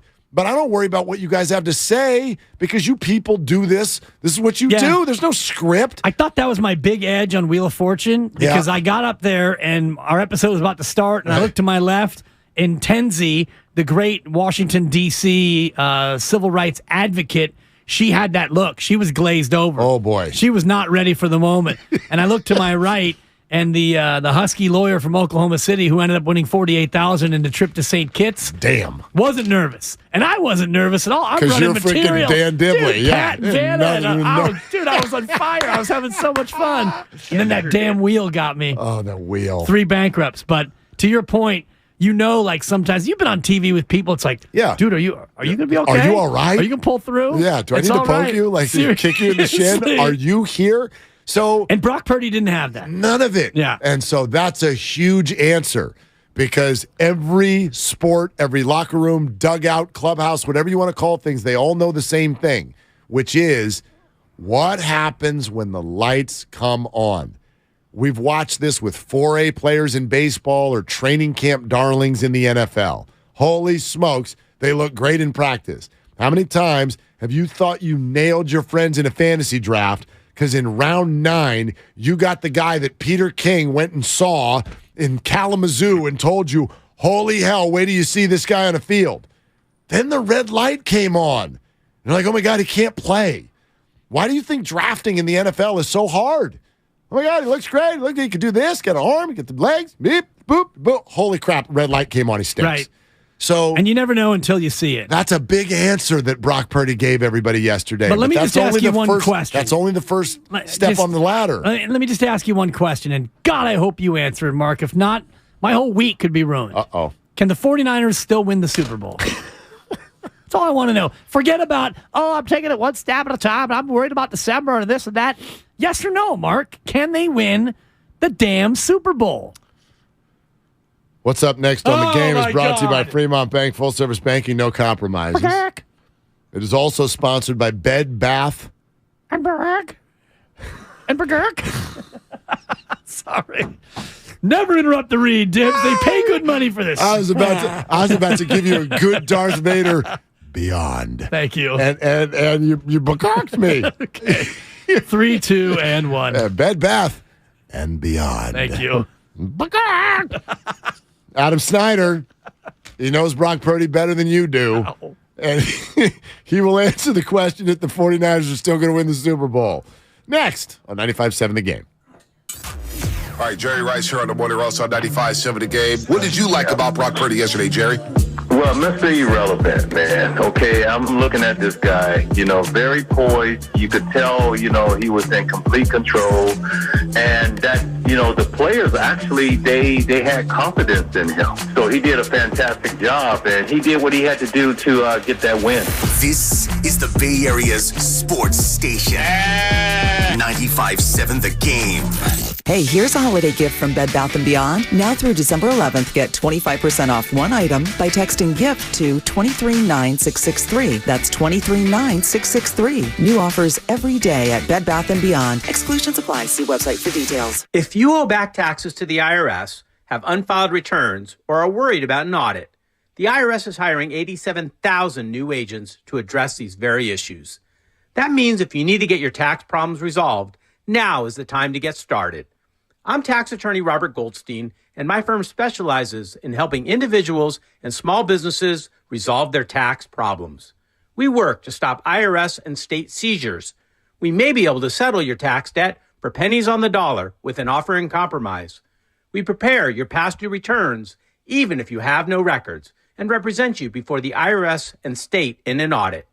At the law offices of Robert Goldstein, the consultation is always free, and we have offices located throughout the Bay Area.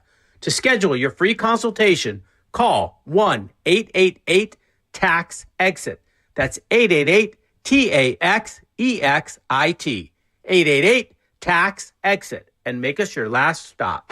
Get locked into You Better You Bet, presented by BetMGM, with Nick Costos and Ken Barkley on the BetQL network. I don't know who's good, and that's really awesome. That's what made the weekend so fun. Like, I'm leaving that weekend questioning everything about who's going to win the college football national championship, who's even going to go to the playoff, who's going to win the Heisman Trophy, who's going to win the Super Bowl if it's not Buffalo. You Better You Bet, 3 to 7 p.m. Eastern from the BetQL network. Always live on the free Odyssey app. At the United States Postal Service, we're here to deliver fast and reliable service to help you get holiday ready. We offer free package pickup and deliver free shipping supplies to your address. So whether you're in Garland, Texas, Rudolph, Wisconsin, or anywhere in between, we're making it easier for you to spread festive cheer this holiday season. USPS, delivering for America. For all your holiday needs, including info about free shipping supplies, free package pickup availability, and restrictions, go to USPS.com/holidays. Get in the zone, AutoZone. Welcome to AutoZone. What are you working on today? Thinking about gas mileage. You know, changing your oil with a full synthetic oil like Pennzoil Platinum can help your engine get more miles. Right now, you can get 5 quarts with an STP extended life oil filter for only $38.99. Get everything you need for better fuel efficiency at any of our 6,200 stores or on AutoZone.com. Get in the zone, AutoZone. Restrictions apply. Television sales on Black Friday set new records as millions of Americans snapped up the hot deals. But a lot of people were out of town or too busy to take advantage of the special pricing. So, how about a redo? Right now, you've got a second chance to save big on many of the top-rated Samsung, LG, and Sony TVs. Where? At Video Only, where the smart shoppers go. So, don't miss out. Check out Video Only now, or you'll be sorry. AT&T Fiber presents a straightforward moment inspired by straightforward pricing. And now we just cube the pancetta as such. So what's on the menu tonight? This carbonara I found online. It's fire. You gonna love it, Mom. I hope you hold on to this AT&T Fiber, son. It's nice. Yeah, you should settle down now that you're a gagillionaire. Oh, I am. I finally found the one internet I've been looking for my whole life. So, no more one-year stands? No, I'm done with all that. With AT&T Fiber, there's no price increase at 12 months. What about equipment fees? Nope. Those were never any good for you. Exactly. But now everything's completely straightforward. Well, in the spirit of being straightforward, I never liked any of your old ones. Me neither. Blah. Y'all never told me that. But we're being straightforward now, which feels good, yeah? Yeah. Now let's get straightforward about that girl he's been seeing. Straightforward is better. No equipment fees, no data caps, no price increase at 12 months. Live like a gagillionaire with AT&T Fiber. Limited availability in select areas. Visit att.com/hypergig for details. Flying Ace, this is Sky Hunter. I've got my compound eyes on the target. Copy that. You're on his flight path. I'm going in. Got him! Nice move, my four-wing friend. Tasty. That mosquito never saw me coming. See how dragonflies catch a mid-air meal at Bugs, a new exhibit at the California Academy of Sciences. Explore the secrets of bugs, massive models, and more. Now open. Get tickets at calacademy.org. Hi, I'm Aaron, owner of California Deluxe Windows. Ever notice? When your neighbors get new windows, there is a large black eye of broken stucco, uneven plaster, and even mismatched paint. At California Deluxe Windows, we never leave a ring around the window. Why? Because we are one of the only companies in California who custom crafts every window and door to your home's exact measurements. Almost everyone else on the radio is a distributor. They grab a window from a warehouse, break open your walls, shove it in, and patch things up. At California Deluxe Windows, we take pride in our work. Our installation technique is so precise, we do not break your stucco. Your house could be covered with potato chips, and we wouldn't crack one. Call now, and for a limited time, you get 30% off your entire order and 24 months of interest-free financing. 800-874-3600. 800-874-3600. That's 800-874-3600. California Deluxe Windows. Windows engineered for life. Certain terms and conditions apply. CSLB number 774518. You're listening to 95.7 The Game, KGMZ FM at HD1 San Francisco. Always live on the free Odyssey app. Purdy underneath for the touchdown. It's McCaffrey. Second touchdown throw off of the bench for Purdy. Niners back in front. Now, back to Willard and Dibs on 95.7 The Game. All right, glad to have you with us. Keep the calls coming, 888-957-9570. Keep the chat coming on Twitch and YouTube. Thank you for being there. Xfinity mobile text line as well. I really thought we got to enjoy Brock Purdy playing quarterback in a different way because most of us, even if we had fears, you're watching Brock Purdy not through the lens of he's taken over the rest of the way. You're watching him through the lens of, okay, let's see, like it looks like he's got a shot to win this Dolphins game. And you're not flooding with the whole idea of the 49ers have lost their starting quarterback for the second time this year. So I don't know how that would have changed the experience, but man, you're watching Brock and I'm going, I don't know where this is going, but this dude is not scared. Yeah. He is not scared. So, which is a huge first step in that spot, in that league. And I actually was watching Brock with the thought of Garoppolo's done. I thought high ankle sprain, 4 to 6 weeks, and if you start to do the math and they've got 5 more games, you're thinking, okay, he's probably done for the rest of the regular season. Maybe they can get Jimmy back for the playoffs, and then as his designation changes and as you start to realize and you see the replay one more time and it's like, oh, God. Yeah. When that ankle folds like that, usually the high ankle is more of a side roll. This was an over the top, and then you realize this dude is done. Yeah, and it's a bad one, and he needs surgery. And so now here we are trying to figure out where this is going to go next with Brock Purdy. And there was one tweet that caught my eye last night from former 49er Adam Snyder, led us down a little bit of a rabbit hole to realize that he was the offensive line coach for a high school in Perry, Arizona, Perry High School, Arizona, where Brock Purdy did his work. They were there together. And that tweet, former 49er Adam Snyder, is essentially telling me, you think this is going to go really well for the 49ers, don't you? I do. I do believe it, man. I saw him at a young age, and I knew that he wasn't there to play football. He's a football player, if that makes sense. It makes a lot of sense. And the moxie that he showed yesterday, the confidence, is that something that you saw early on when he was just a high school kid in Arizona? The leadership role he took on in high school, you could tell right away that this kid was special. Athletically on paper, he may not raise any eyebrows, but when you watch him play the game of football, he's smart. He makes good decisions, and he's actually super athletic when he does decide to run the football. He's had those qualities since he was in high school, and he took it to Iowa State and changed that program around. And so I was just hoping for him to get an opportunity, and it just happens to be with my faithful 49ers. And so I'm fired up for the kid, man, and I know he's excited about this opportunity as well. So, Adam, I mean, yesterday was awesome, but let me be the fans' devil's advocate for a second and learn a little bit more about this, because you saw that in high school. As you said, you end up at Iowa State. You end up as a 7th-round pick, the last pick of the entire draft. With everything that you saw and you believe, why has his career path not had more belief from others? You know, I think I honestly believe it's the size. He just doesn't fit the bill of what an NFL quarterback looks like. He didn't play at a huge school. I think when I was standing on the table for this kid in high school, just trying to get him an opportunity to play college football. And, I think the size is what kind of people don't really give him the credit for. But the kid can play, man. He can play. He can sling it, and he's smart. He's a smart football player. I know that Kyle is probably licking his lips going, yeah, here we go. I could do something with this kid. How soon in the locker room can you see that a guy has got what it takes? And Kyle Shanahan referred to his anatomical courage, shall we say, as we try to keep it clean here on FM radio. But as an offensive lineman, as a former player in the locker room, how soon can you realize that a guy has that it? Well, I think, you can tell by the times he shows up to the building and the times he leaves the building and what he's doing with his free time. I know Brock's the type of guy that's first one in, last one out mentality. And I think that I got some text messages the first day he was there, and he was like already in the building, working with the training staff. Just the kind of stuff he does in his free time and how he spends that. That's kind of how you can tell off the field of what kind of player he's going to be.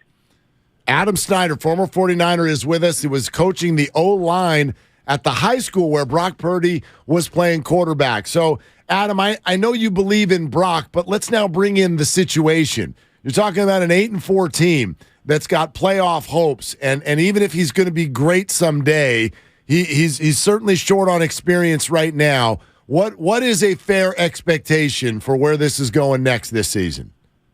That's a great question. It's a lot of pressure. I mean, you have a stacked roster. You have one of the best defenses in the league.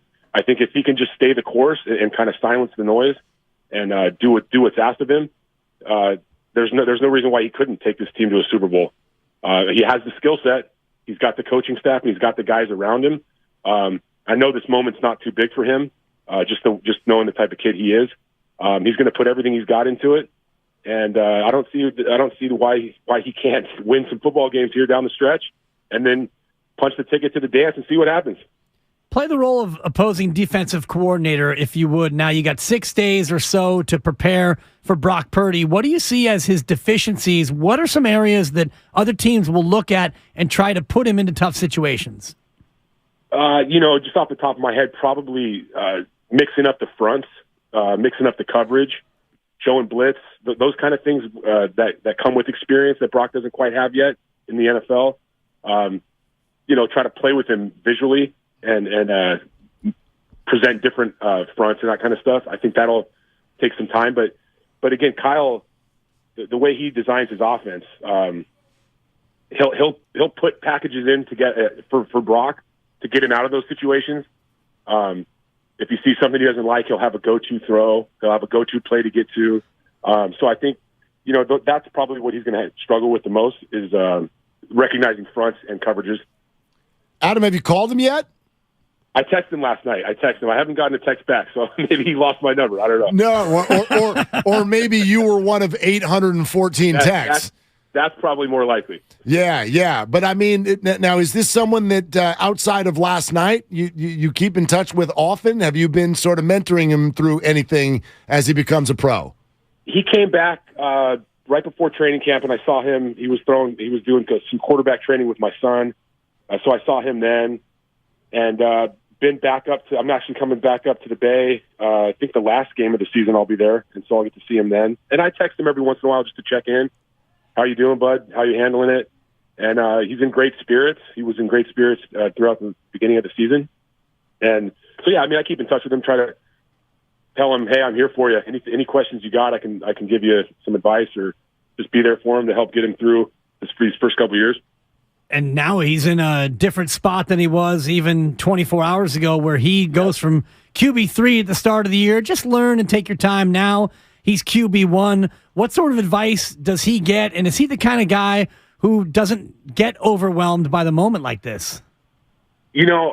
I don't envision him getting overwhelmed. He's got his head on straight, man. He's raised by great parents, and he's got a great support staff around him. I just don't see how it's going to be too big for him. It's kind of, it's this kid that he has the it factor. And I think if you ask his teammates, I think I read a tweet from Fred Warner about the scout team when he was running the scout team reps. He just has whatever that is. He's got it, and I don't think it'll be too big for him, man. I think he's very humble, and he's not in it for himself. He's in it for his teammates, and gives his teammates the best opportunity he can give them.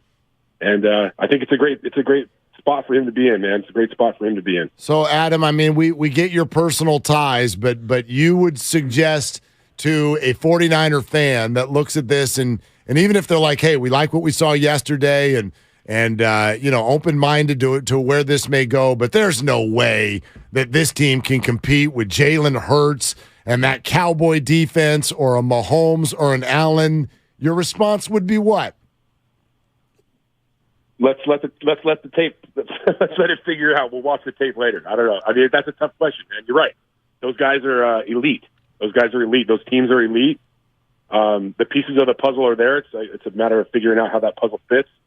And I think just trust the process, man. Trust the process and see what happens. There's no reason it can't be him. There's no reason it can't be. You know what I mean? That's kind of the way I look at it. Yeah. There's no reason it can't be. And I think that he thinks that exact same thing. He doesn't come across as a guy who is doubting that he can get that done. How big of a luxury is it to have an offensive line anchored by a guy like Trent Williams? Oh, it's huge. I mean, it's huge. Those guys up front just give him the confidence he needs that The pocket's going to be clean as much as it can be, and they're going to play their ass off for him. Excuse my language. But yeah, I mean, having confidence in the guys up front allows you to now take a deep breath. And I would imagine that he's feeling pretty comfortable with those guys that are there. And the weapons he has, you don't have to hold the ball for 19 seconds. You just got to get the ball out of your hands. It doesn't have to be a perfect throw. It needs to be a catchable throw.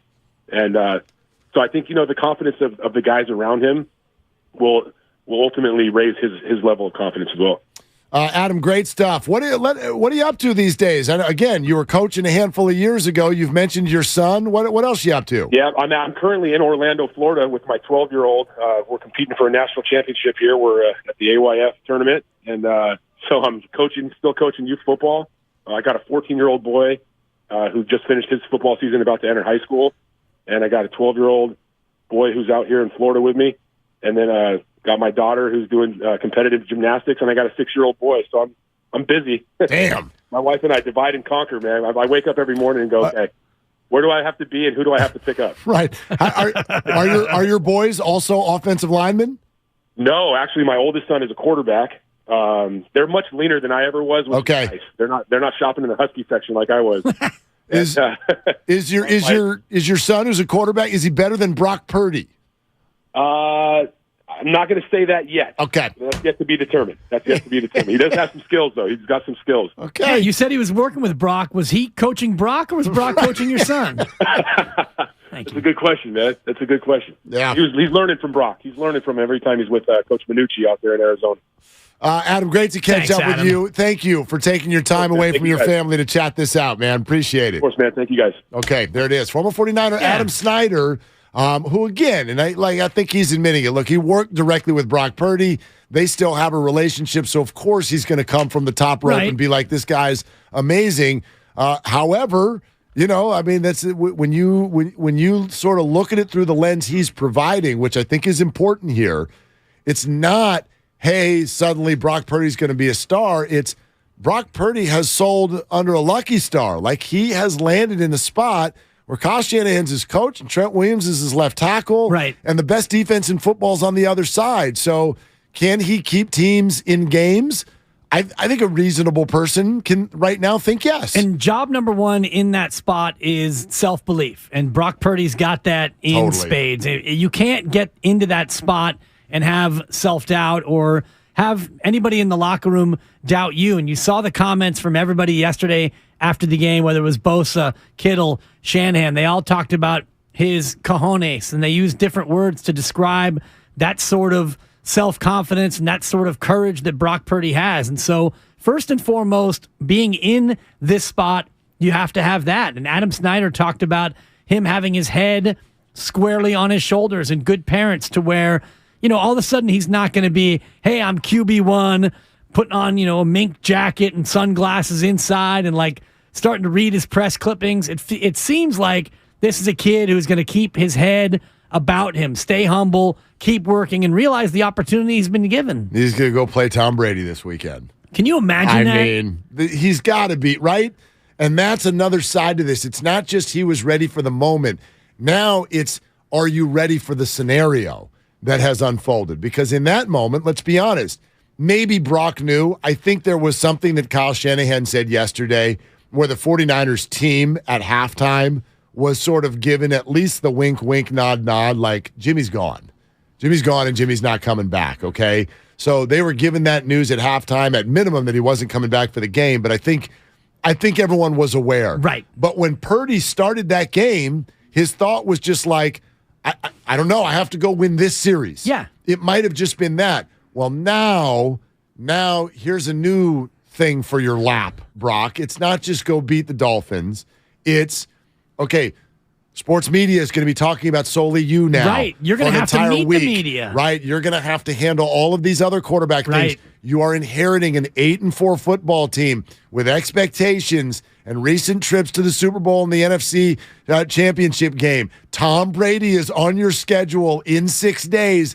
All of that has an emotional tax, if you will, and so that's the next question: is are you up for that? Because that's more than just handling the rush and finding a hot route. Right. Now it's going to be defensive coordinators scheming against you and everybody looking at all your tape from Iowa State through the preseason, through this season, and trying to really pinpoint what your weaknesses are. And, we talked to Adam Snyder moments ago, and I asked him what those weaknesses are. And if you're a defensive coordinator, what do you try to do?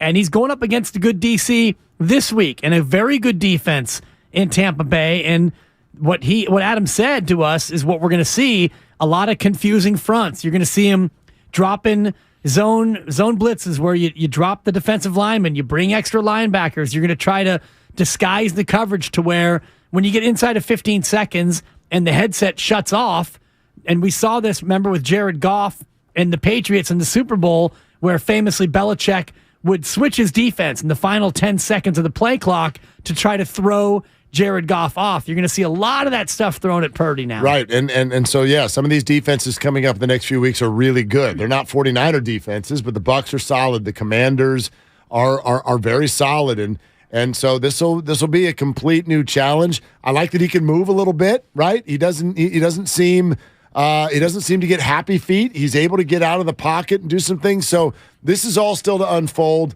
However, there's also the secondary question of just how the 49ers handle the entire room. So Trey Lance and Jimmy Garoppolo in the room, but simply for moral support at this point. It took them only about an hour after the game to sign Josh Johnson. There's familiarity there, a veteran presence, somebody who knows the system. He's already got a uniform, too. Exactly. It's his fourth stint with the Niners, by the way. He's got a uniform in every locker room. He doesn't need to call. They're like, yeah, we still got your jersey's right here. 13 is the there answer. You go. He's been affiliated with 13 NFL teams. No stitching, whatever. Plus his last name's Johnson. They're like, go get the Johnson jersey. Just bring it on out here. And we're good. and so I get that. But doesn't it feel like, there's definitely more to come, even if it's a practice squad guy. What was that dude they had, and then they just released him like a week or two ago? Bentley or Benthurst or Bent something. You know who I'm talking about. Yeah, Kirk. Was it Benkert? What's his name? Kirk Benkert. Yeah, good job. All right, there you go. There you have it. That's the guy. Maybe he comes back on the practice squad, or maybe there is something more significant. RG3 is going to have to learn, by the way, that when you're a member of the media, you can't write an opinion as a fact, or else people freak out and think that you reported it. I learned this when I worked for ESPN years ago. What did he do? He wrote 3 hours ago, Baker Mayfield to the 49ers. That's it. Well, if you were in the media circles, that sounds like what I'm waiting for John Paul Morosi to do right now, Aaron Judge to the Giants. Like, that can't be an opinion. Is that breaking? Right. Mark said it. Not yet. Okay. Not yet. But he put it out there as a fact. Baker Mayfield, but it's I don't think he thinks that, but that was the whole tweet. Baker Mayfield to the 49ers. What he really means to say is, I think that this Baker will Mayfield happen, should go to the 49ers. Or I predict that something, right. To where you can couch it as something other than a fact. But that's obviously out there. That was something that was going crazy a few hours ago on social media. Baker Mayfield has been released by the Carolina Panthers. It's got to go through the whole process. The 49ers are 24th on the list to have a shot. We've already shared our opinions there. You and I are both out on the idea. I think he'll be gone by then. I think he's a knucklehead. Here, let me try one here in light of RG3. Baker Mayfield to the Rams. How about Baker Mayfield just not here? That would be my tweet. Nope.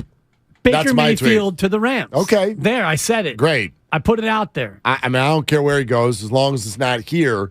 But I also understand what people are thinking. There's a big brigade out there right now that goes, okay, let's say he does get to the 24th spot on the waiver claims.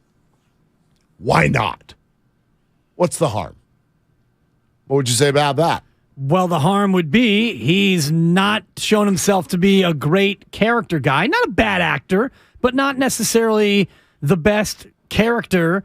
And you have a locker room right now that I don't know if perfect would be a way to describe it, but you've got a unified locker room right now, and you've got a guy in Brock Purdy who has already won the praise of his teammates. And what you need right now behind Brock Purdy is not a question mark. You need an answer. Josh Johnson, 36 and a half years old.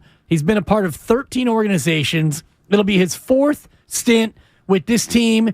You know what you have in Josh Johnson. He is an emergency policy. He's not going to threaten. He's not going to possibly grumble. If Brock Purdy goes out and struggles, if he has a game like Tua did yesterday, where Tua was bad, forget the Niners defense, which was good. Even that wouldn't Tua bench was him. bad. He threw for 300 yards. I mean, Not a you're big right. deal. But I mean, he wasn't what we've come to know him to be this year.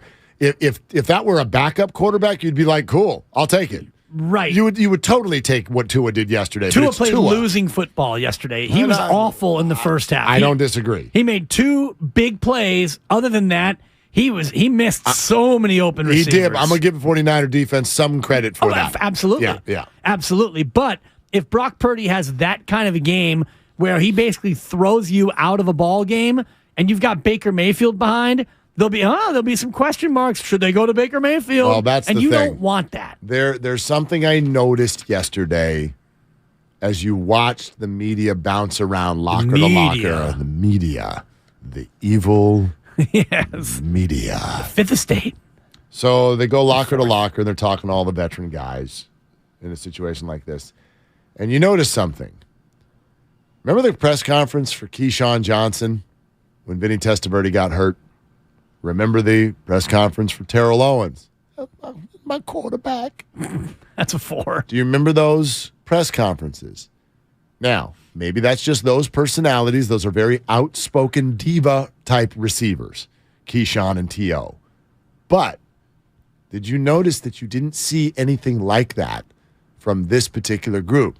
This group expressed how bad they feel for Jimmy. They have watched Jimmy go through, I can't even describe what he's been through. No career has ever looked like this before over a 5-year, 6-year span with the 49ers. They've watched that. They understand it. They respect Jimmy for how he's handled it and for what he did for this team this year.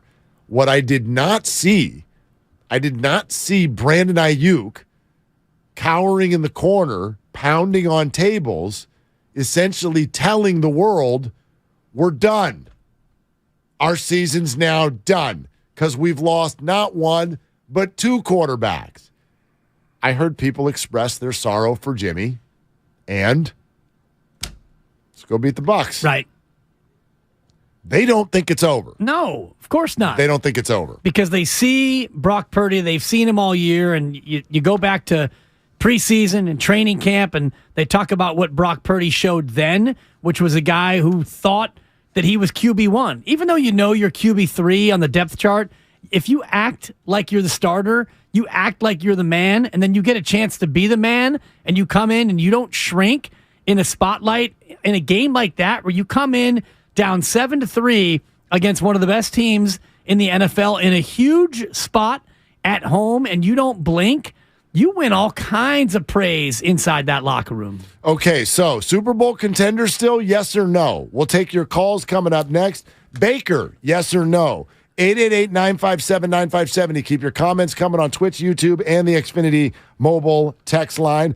Get all your The Game gear at 957thegameshop.com. All of that, what's up next on The Game, brought to you by Fremont Bank. Full service banking, no compromises, Willard and Dibs. I'm flustered. I need your help, man. Just hearing it is pretty crushing. We know what Jimmy's been through, how hard he's worked at this. Jimmy, no! Garoppolo in trouble, and he is sacked. That left ankle gets rolled up on, and Garoppolo off on a cart. We're reacting with you. Don't do that to Jimmy. Come on. Right here on 95.7 The Game. If you own a business, this has been a bumpy ride. From pandemic to inflation, I'm sure you could use a break. If your business has 5 or more employees and survived COVID, you might be eligible to receive a payroll tax refund of up to $26,000 per employee. The challenge is getting your hands on it. Hi, I'm Howard Mackler, and that's why I founded GetRefunds.com to cut through the red tape and get you that money. The team of tax attorneys we have put together are highly trained in this little-known payroll tax refund program. We do all the work, charge not a dime up front, and simply share a percentage of the cash that we get for you. Businesses of all types qualify, including those who took PPP, nonprofits, and even those that had increases in sales. We have helped return over $1 billion to businesses, and we can help your business too. Just go to getrefunds.com and answer a few questions. This payroll tax refund is only available for a limited period of time. Don't lose out on up to $26,000 per employee. Go to getrefunds.com. That's getrefunds.com. Folks, this is your pilot. We have to land immediately. And hurry to the Xfinity Black Friday sale. New Xfinity customers can get 400 megabit internet with unlimited data and Xfi Complete for $55 a month for 2 years with no annual contract. And a free 4K streaming box included. Plus, now through December 5th, get HBO Max included for a year. Drop everything and get to the Xfinity Black Friday sale. Go to Xfinity.com to learn more. Restrictions apply. Requires paperless billing and autopay with stored bank account. Taxes and fees extra. Ad-supported plan of HBO Max. After promo, regular rates apply to all services and devices. I'm getting vaccinated with Prevnar 20. So am I, because I'm at risk for pneumococcal pneumonia. I'm asking about Prevnar 20 because there's a chance pneumococcal pneumonia could put me in the hospital. Age 65 or older, you may be at increased risk for pneumococcal pneumonia. Ask your doctor or pharmacist about getting vaccinated with Prevnar 20, pneumococcal 20-valent conjugate vaccine, a Pfizer vaccine that can help protect against pneumococcal pneumonia in just one dose. Prevnar 20 is approved for adults to help prevent infections from 20 strains of the bacteria that cause pneumococcal pneumonia. Continued approval may depend on a supportive study. Don't get Prevnar 20 if you've had a severe allergic reaction to the vaccine or its ingredients. Adults with weakened immune systems may have a lower response to the vaccine. The most commonly reported side effect was pain at the injection site. For additional common side effects and full prescribing information, please call 1-855-213-2138 or visit Prevnar20.com. I want to be able to keep my plans. So I'm asking my doctor about getting vaccinated with Prevnar 20. If you're considering remodeling your home in 2023, talk with your architect or designer about utilizing Golden State Window and Door for your upcoming project. Each location across the Bay Area features beautifully planned displays. You'll be surprised by the variety of styles. Their respected partners include Anderson, Milgard, Marvin, and many other top brands. For locations, images, and more, visit goldenstatelumber.com. Since 1954, Golden State. When you succeed, we succeed. Goody Nation is a nonprofit that connects small, diverse companies to big money. At one point, we had to send millions of dollars to 76 companies overnight, tracking every penny all on paper. I know, right? We don't do that anymore. Now we've got Bill. It knows where the money's going. Once we automated that process, we got more time back with our community. Bill is accurate, and that gives us confidence. Automate your finances with Bill. Learn more at Bill.com. Do you have neuropathy? Are you experiencing numbness, tingling, and pain that just won't stop? Are you taking dangerous drugs that have serious side effects and never fix the pain? If so, please listen to this message. Neuropathy is a serious, progressive condition that only gets worse if not treated properly. Call SF Bay Wellness at 844-94-NERVE to get back to doing the things you want to do. There is no drug, exercise, or surgery that can heal nerves. Don't wait until your condition gets worse and stops you from living your life fully. SF Bay Wellness has a time-tested, proven track record of helping hundreds of patients to improve and reverse their neuropathy. If you're ready to regain your independence, contact SF Bay Wellness at 844-94-NERVE. Call now for your $99 neuropathy special and receive a personal treatment plan that is tailored to your needs. Call 844-94-NERVE. That's 844-94-NERVE and start to enjoy life again. Kirby is your driveway mechanic. They bring the shop to you with brake replacements, oil changes, washes, and so much more. Get $50 off your first oil change with code OIL50 at Kirby.com. That's CURBEE.com and use code OIL50. Ray Magliozzi here for eBay Motors. You're driving along and some nimrod cuts you off. You hit the horn. Jeez, it sounds like a goose in distress. Time to head over to eBay Motors. They have horns for every make and model, not to mention horn pads, steering wheels, wiring, and more. 122 million parts. You can even go for an upgrade. That looks like Mr. Cutoff Man needs a new seat cover. Try eBay Motors, pal. Get the right parts at the right prices. eBay Motors. Let's ride. People who come to Cricket stay with Cricket. Why is that? Well, if you ask someone with one of the latest and greatest phones from Cricket, they might tell you it's because of the amazing phones. Like the new iPhone 14 that lets you capture stunning photos in low and bright light. Plus, they'd probably tell you about the fast nationwide 5G included with all plans that lets you stream, text, talk, and more, all at 5G speeds. Yeah, they might mention something like that. Smile, you're on Cricket. Cricket 5G is not available everywhere. Fees, terms, and other restrictions apply. See cricketwireless.com for details.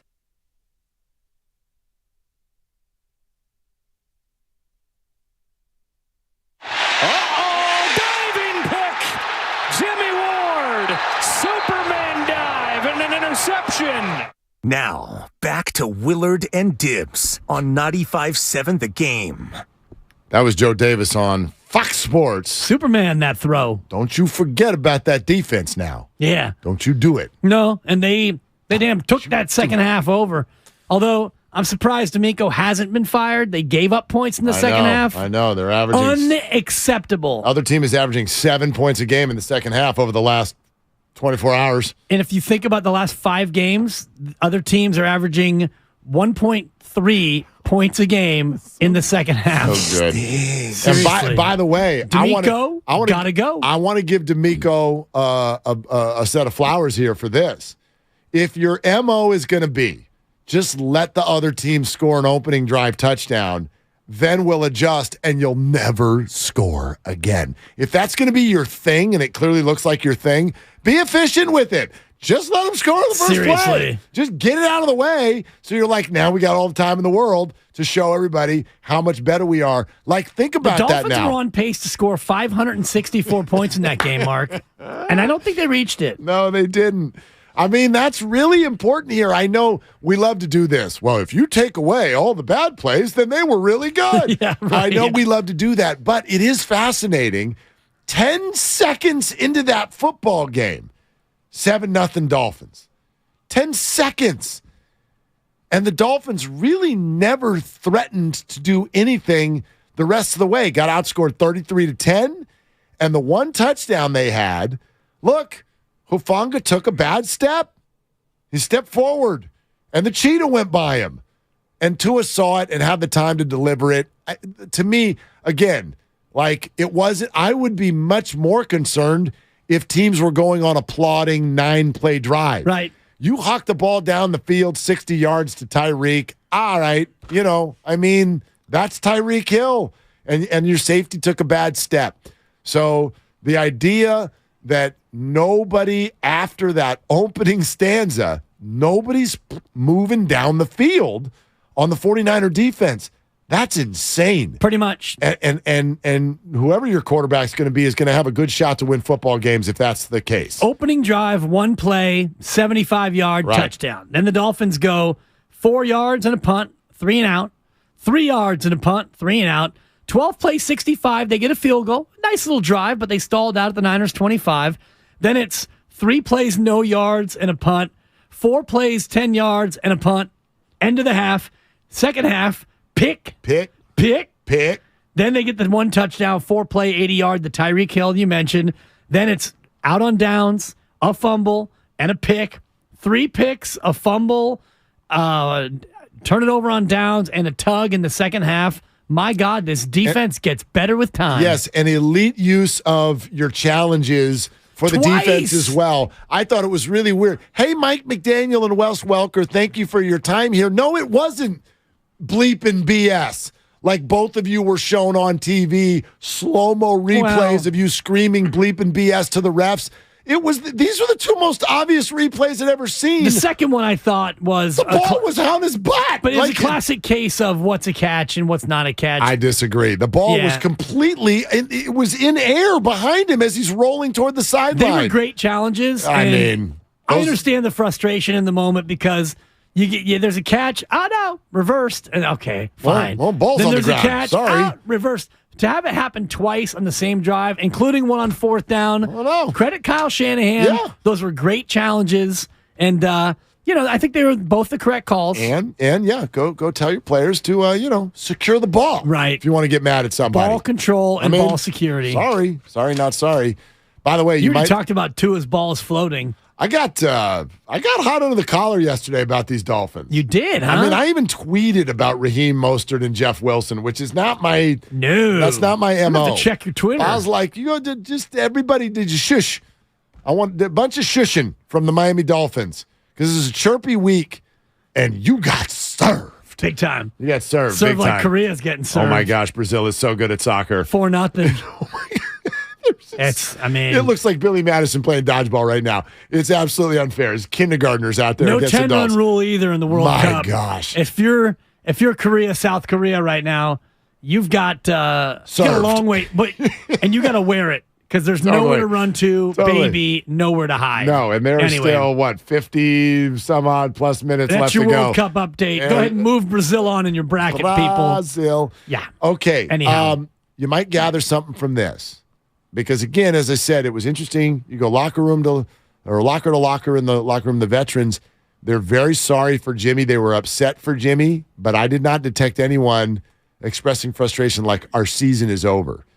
And I thought you could gather something similar, maybe more, from this. I want you to listen to Kyle Shanahan's post-game locker room speech addressing the team. Here it is. All right, big-time game, guys. Got first play of the game for them to get that 80-yard touchdown. All right, didn't face one dude on our sidelines. All right, losing our quarterback there in our second drive in the first quarter for the rest of the game. All right, Brock, you stepped it up. You came in. Good job, Brock.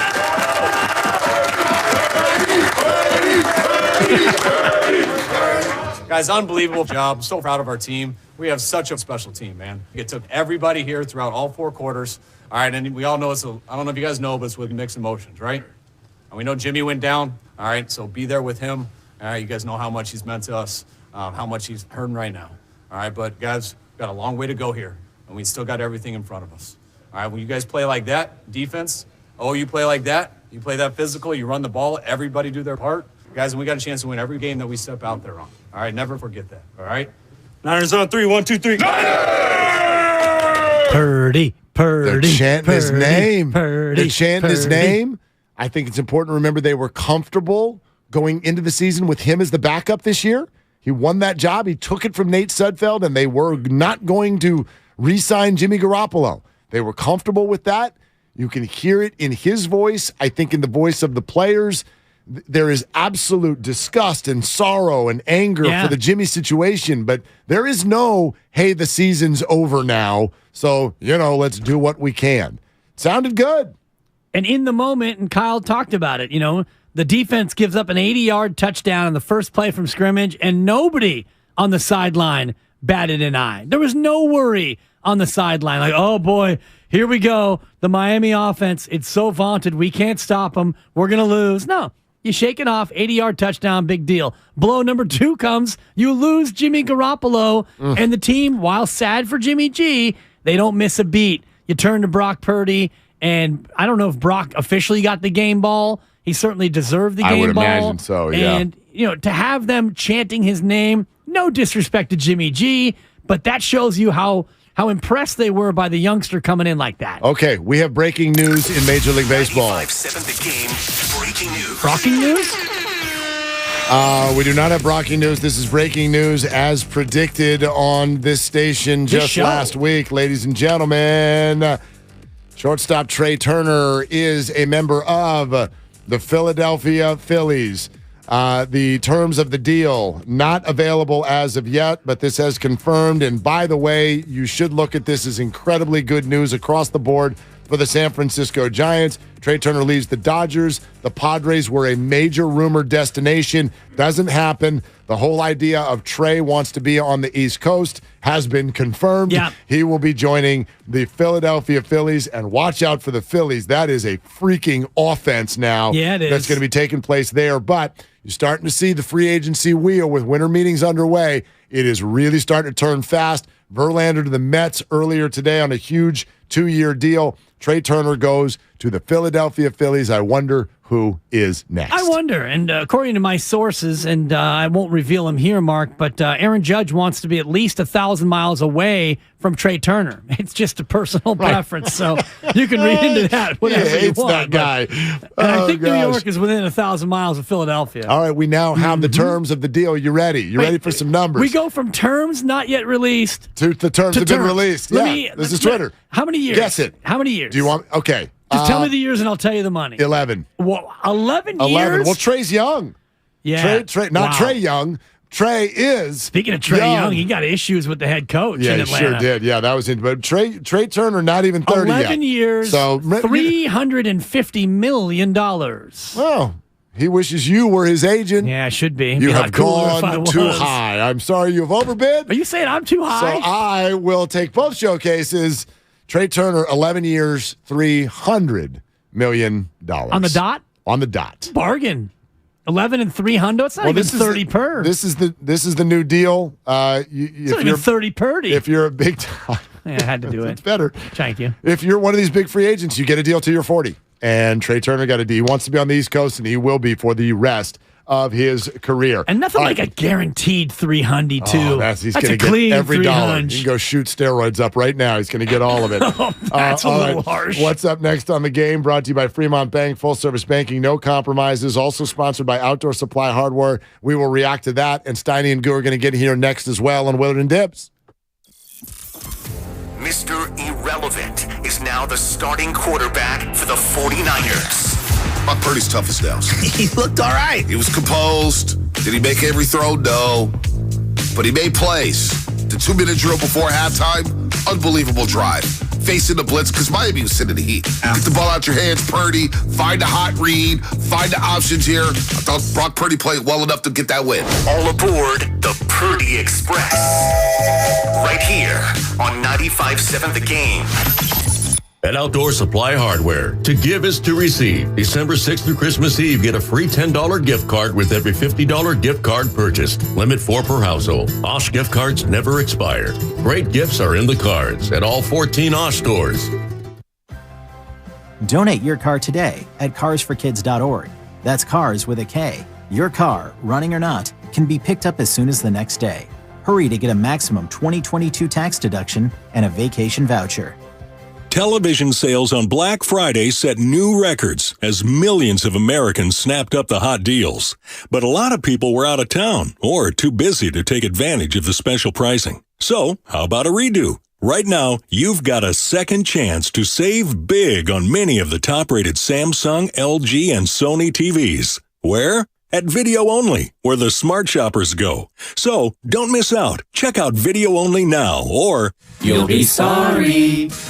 Hi, I'm Aaron, owner of California Deluxe Windows. Ever notice? When your neighbors get new windows, there is a large black eye of broken stucco, uneven plaster, and even mismatched paint. At California Deluxe Windows, we never leave a ring around the window. Why? Because we are one of the only companies in California who custom crafts every window and door to your home's exact measurements. Almost everyone else on the radio is a distributor. They grab a window from a warehouse, break open your walls, shove it in, and patch things up. At California Deluxe Windows, we take pride in our work. Our installation technique is so precise, we do not break your stucco. Your house could be covered with potato chips, and we wouldn't crack one. Call now, and for a limited time, you get 30% off your entire order and 24 months of interest-free financing. 800-874-3600. 800-874-3600. That's 800-874-3600. California Deluxe Windows. Windows engineered for life. Certain terms and conditions apply. CSLB number 774518.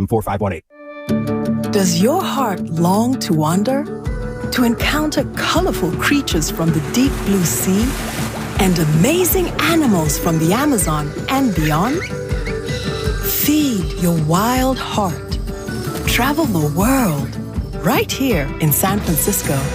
Make your reservation to the California Academy of Sciences at calacademy.org. Explore Wanderwoods, our new outdoor playscape, now open. We're on a journey to make healthcare more accessible and more equitable, to treat the most complex diseases and offer hope where often there is little, to provide better care to more people across the Bay Area. We are more than a hospital, more than a university, beyond science and technology. We are the people of UCSF. UCSF Health, redefining possible. Universal Studios Hollywood is where the holidays come together. We've tested it. Festive food with refreshing Coca-Cola. Family, friends, and fa-la-la. Dazzling lights cranked up to maximum merriment. The Grinch and his dog Max stealing your tree. All the science adds up. It's the awesomest celebration of the season. Save $20 on a Coca-Cola 2-day general admission ticket. Offer ends 12/14/22. Restrictions apply. Details at universalstudioshollywood.com/Coke offer. You're the one who protects the flock, and that requires an eye for detail. Because when safety and well-being are on the line, it's the details that can save lives. Even when no one else is watching, you see everything. Grainger gets you, and we're here for you, and all the ones who get it done with a wide range of safety products and solutions, plus board-certified safety consultants here to answer your questions. Call, click Grainger.com, or just stop by. Grainger, for the ones who get it done.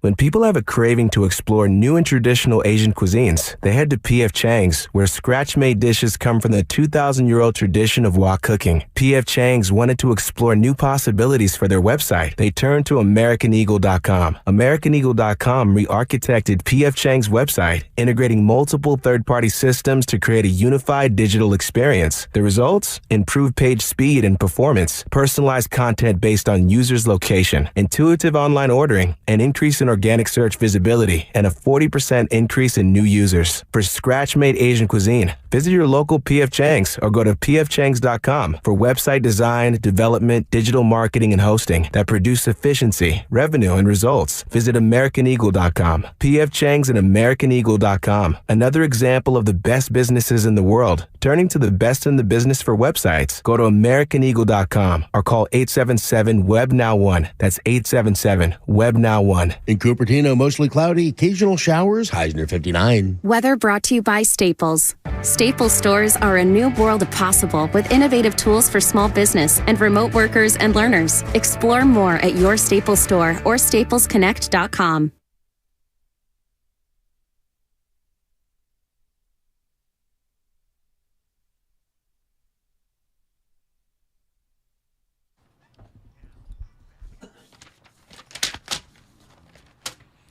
Don't forget donuts.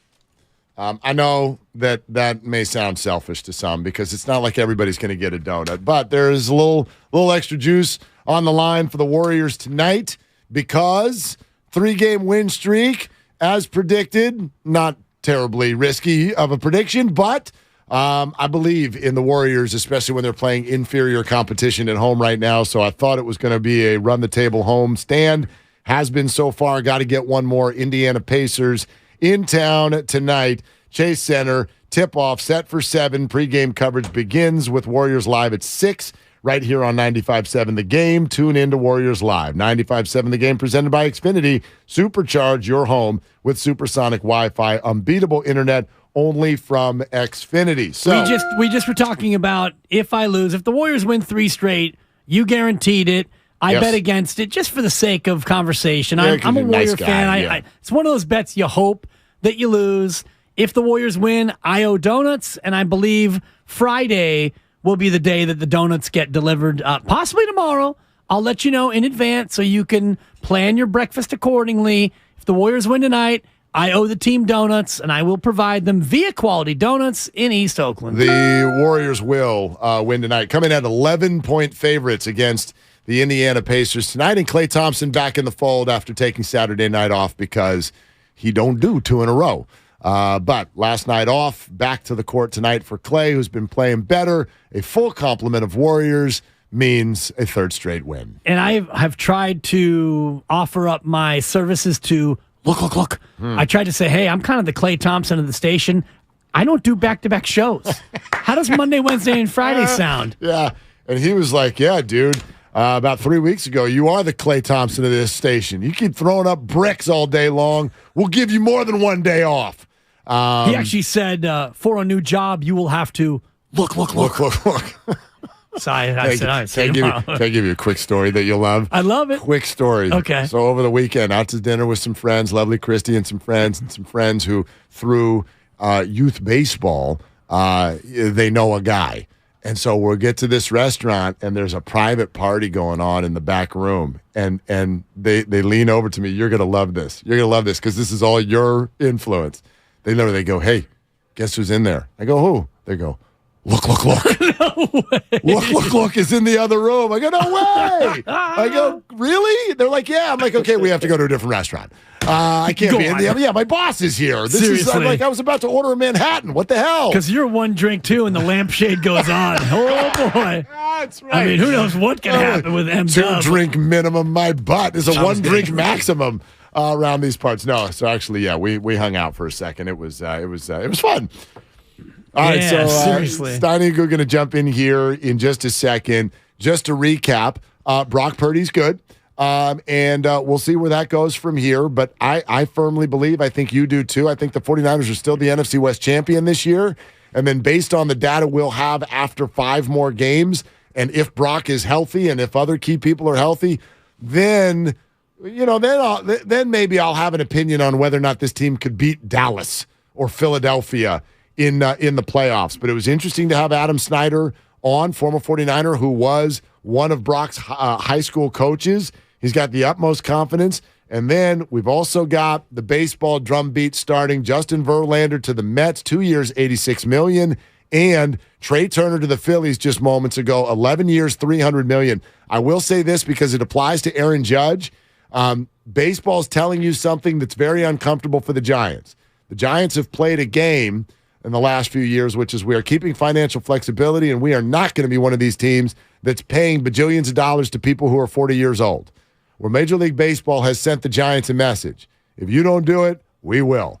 Nobody seems to care about age 40 anymore. The Rangers going $5.85 for Jake DeGrom, who barely pitches anymore. Right. Trey Turner's being paid through his age 40, 11 years, $300 million, full no-trade clause for Trey Turner in Philadelphia, and Justin Verlander, 2 years plus an option year at $43 million per year. And Verlander, I think, has already had his 39th birthday. Has he really? He's either 38 or 39. I'll get that updated here in just a second. But baseball right now, the early returns on the big free agent contracts are, we are not worried about age 40, not one bit. So if the Giants want to do this with Aaron Judge, it feels like 9 and 340. I saw you tweet that. I think that's the start of the conversation right now. And Verlander will be 40 on February 20th. There so it is. He's going to be 40 already. and 41. And I think, you're right in terms of teams not being worried about that. You can't be worried if that's where the price point's going to be. And if you're looking at Aaron Judge, you may end up giving him 10 years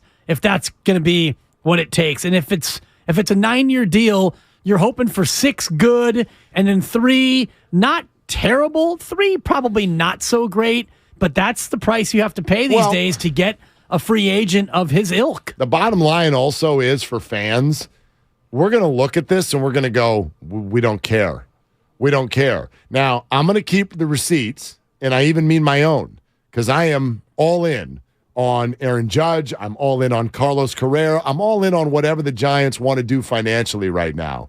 But I do think you have to keep receipts on yourself, which is to say, if you're in favor of the Giants going to 340 or 360 or who cares, pay that man, pay that man, then don't rip them in 2030 when Judge is out there making $40 million, hitting 210 and with 15 home runs. Right. If that's the way this plays out, you got to be okay with that. I personally am, because of everything that you get between now and then. But that's what baseball teams are telling you right now is, look, we're willing to do this in certain spots if we think it's right. And if as a fan you're behind it, then just be prepared for the end of this to not necessarily always be the prettiest thing. This reminds me of what I said to my beloved supper prior to us getting married recently. I said, hey, you're going to get married to an older guy. You got to make sure you understand that the back end of this contract may not look so good for you. Turn on the mics, fellas, if you're going to laugh. Yeah, give him a laugh. Give him a real one. There you go. I mean,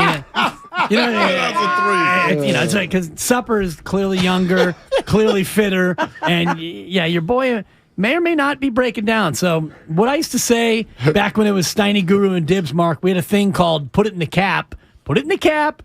You put it in the time capsule is what we do. A time capsule take. So what you're saying is you're all in on Judge, and in 2030, when he's hitting 210, 17 home runs, and he's barely able to even make it out of the dugout. And don't get mad at the Giants. You're going to be okay with it. You're going to put that in the cap. You don't. That is the cost of doing business today in Major League Baseball. It's the cost of marrying the Dibber, too, quietly. Well, hopefully it's more than 10 years before your boy breaks down. All right. Just chew it and do it. Thank you. Steiny and Guru are here, ladies and gentlemen. I got 3 kids and a bunch of problems. And a bunch of takes, I would imagine, too. Brock Purdy is your quarterback of the San Francisco 49ers. The Dallas Cowboys were up by 2 with seemingly 6 minutes to go and scored 48 points. There was a turnover on every play. Listen, both of these defenses, to me, have introduced themselves to the world as the best 2 in football. But man, you guys went through it early with Cooper Rush, and you know what that's like. But here we go. 49ers got to do it the rest of the way with Brock Purdy. What do you guys think? I told Steiny, I woke up, this is about life, Martin Lawrence, with the Rappaport report that Jimmy and the Niners were open to him coming back. Yep. And us 4 talked about it because it was natural. And he was having such a great year. And he came from, hey, bye-bye, go on the side, you're not welcome here. It felt like practice when we were out there. You come back and have success, and you can smell you were on a special journey.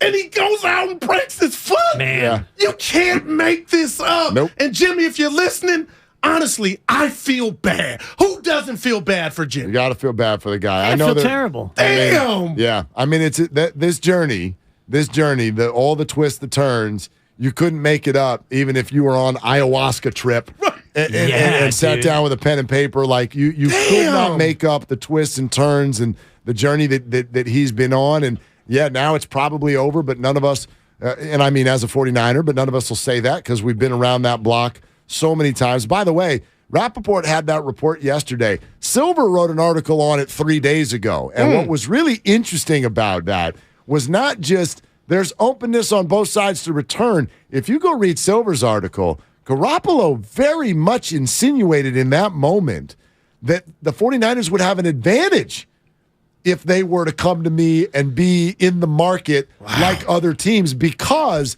of my familiarity, because I know the system, because I've had success here. So we even asked him last week, go find out if Jimmy's holding a grudge. And he did, and the answer was no.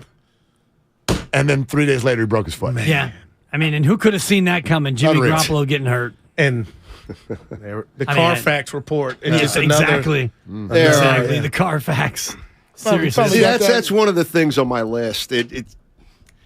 There's something fishy about, not fishy, but there's something that I don't like about the organization. Kind of made it clear over the years that one of the reasons they kind of were moving off Jimmy was durability. It was durability. They never said, we know he can't win the big one. It was always, we need somebody more reliable. We've got to have a quarterback that can stay healthy. So you have him as a backup, but you also call him, this guy is a great safety net. Trey Lance gets hurt, or if Trey Lance can't get it done early in the season, we can go to Jimmy, who's going to bring us home the last 12 or 13. Well, no, that's the problem. That's why you wanted to get off him in the first place, because you don't think he can make it through a season.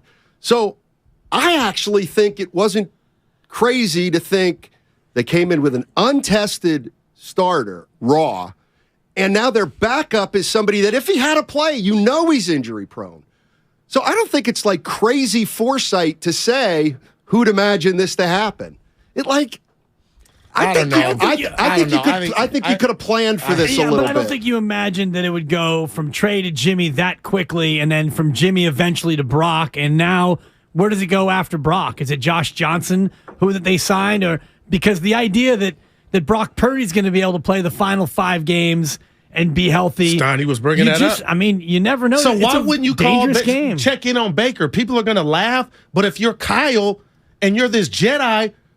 I mean, right now, you got to just throw everything at your problem because this is a problem. In the waiver claim, so you're probably not. He's probably not going to fall to you. I heard the Rams are. Yeah. I think the Rams are the team he ends up with, but me, Baker's not the answer. Well, you got to want to pay his salary, right? No, he got waived. Right. But he's still got a guaranteed contract, so that's the waiver thing. Is you go from the work, like I think that would be last in line. His contract doesn't go with him, I don't believe. No. You start fresh, I thought. I thought it was like if he was making $20 million this year and he gets cut and he's owed $10 million and he goes to a team, someone's got to assume that $10 million. That's why most guys don't go claimed on waivers. I'm thinking mostly of baseball, but maybe I'm wrong. Yeah, no, this is, I even read, I got to see if I can find it, that this would be kind of a $1.3 million risk by the 49ers if they were to bring in Baker. So, yeah, the finances are not much of a factor here. I don't think he gets to take his contract. I think, however, Carolina and Cleveland had figured that out. They're on the hook for that because they release him. Because think about that from a players' union standpoint. Now, he goes on the market and nobody wants him because of this contract. Like, right? I think they're on the hook for that. But maybe it gets subtracted out whatever a new team signs him for. Yeah, I mean, like that portion. If he's guaranteed for this year $20 million, that's on the Panthers. That's on the Panthers. You can't just be no. I think that's what we're talking about with waivers. He's owed $10 million. No. So now he goes through the process. Does anybody want to pay him $10 million and claim him off waivers? Nobody will. Then it's an outright release. He becomes a free agent. That's the way. I might be wrong. Yeah, let's see if we can find some more information on that. I'm reading right now out of Mayoko. Mayfield is affordable with a salary of $1.35 million for the remainder of the year. Okay. That's what the base is. That's all that. So somebody would have to pay. A signing team is only on the hook for that. So he got much of nothing from Carolina. Yeah, that's what I was thinking too. Yeah. So he must have got $3 million. Well, Cleveland took part of the salary even in that trade. Yeah. So anyway, I don't think finances are much of an issue. But going back to the Jimmy injury thing, and by the way, you're listening to 95.7 The Game, KGMZ, FM, and HD1 San Francisco, always live on the Odyssey app. I've made my thoughts on the phrase injury-prone clear through the year with regard to football. Like, they're all injury-prone. I also do think, though, if we're going to tag that phrase on somebody, that really, to a degree, has to fall into certain types of injuries. This, just like Trey Lance's, fall in the freak injury category for me.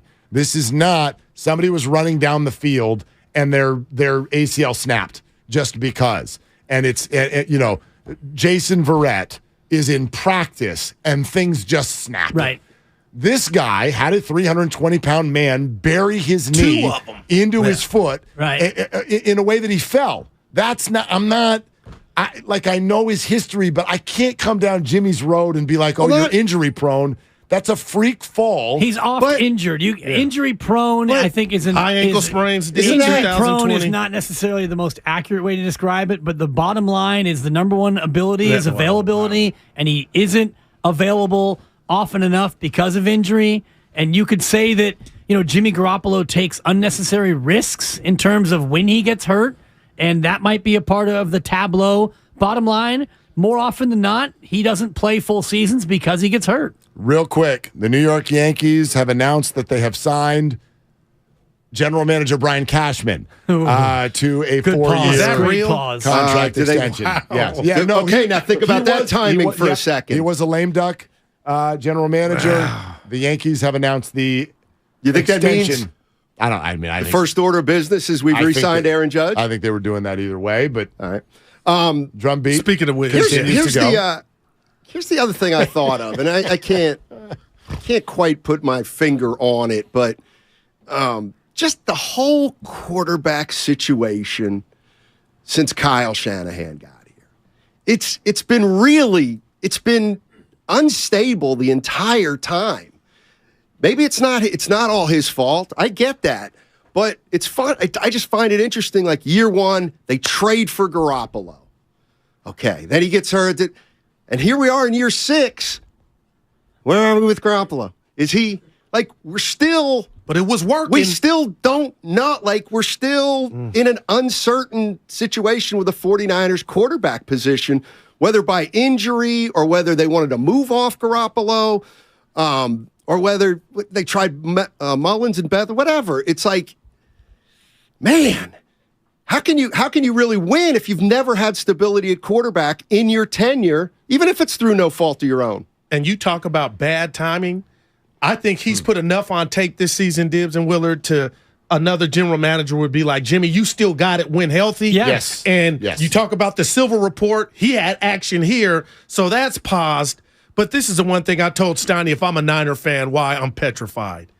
Kyle Shanahan is 9-29 without the services of Garoppolo. Now, we could say the quarterback that enters is not as good as Jimmy, but something is going on in 37 games that you're that bad. So it could be Baker. I like Purdy's moxie. He's cocky. Okay, I'm not saying it's over, but let's talk about what do you think happens with Kyle to where he's 9-29? Even if you hate Jimmy. Within the 9-29, we're going back to an 0-10 start to his career. So before they had Jimmy Garoppolo on the roster, that roster was god-awful. So I think we look at these stats and we can skew them however we want. And by the way, Jimmy Garoppolo gets yesterday's win. Yes, if he we want does. to talk about QB record. And by the way, 42-19. Deshaun Watson gets the win yesterday. He was bad.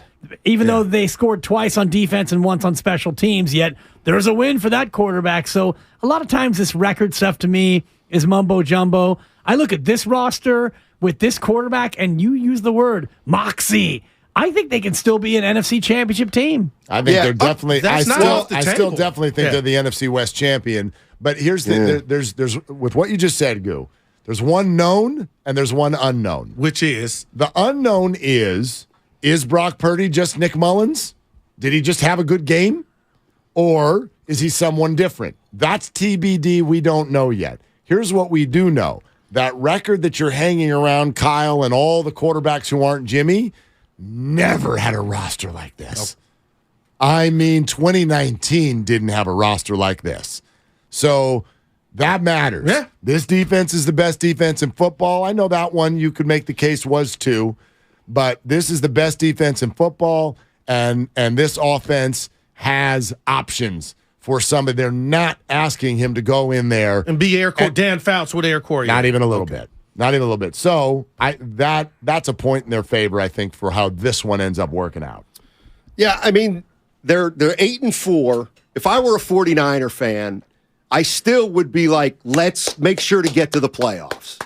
Like, that's the first thing you want to do. So he's got to win, what, 2 out of 5? Yes. 2 out of 5 gets him there. This is what I think 2 out of the correct 2 out of 5, you still win the division. Okay. Well, if you beat Seattle, I'm assuming that. Seattle and Arizona, we think. You beat Seattle and Arizona and nobody else, you're 10-7, you still win the division because you hold the tiebreakers over Seattle. Yeah, I'm going to assume they win the division. Okay, so then Brock Purdy gets to go to the playoffs with this team. Home playoff game. What can he do? It's going to be fast. Like, this has become a measuring stick against Garoppolo in a way.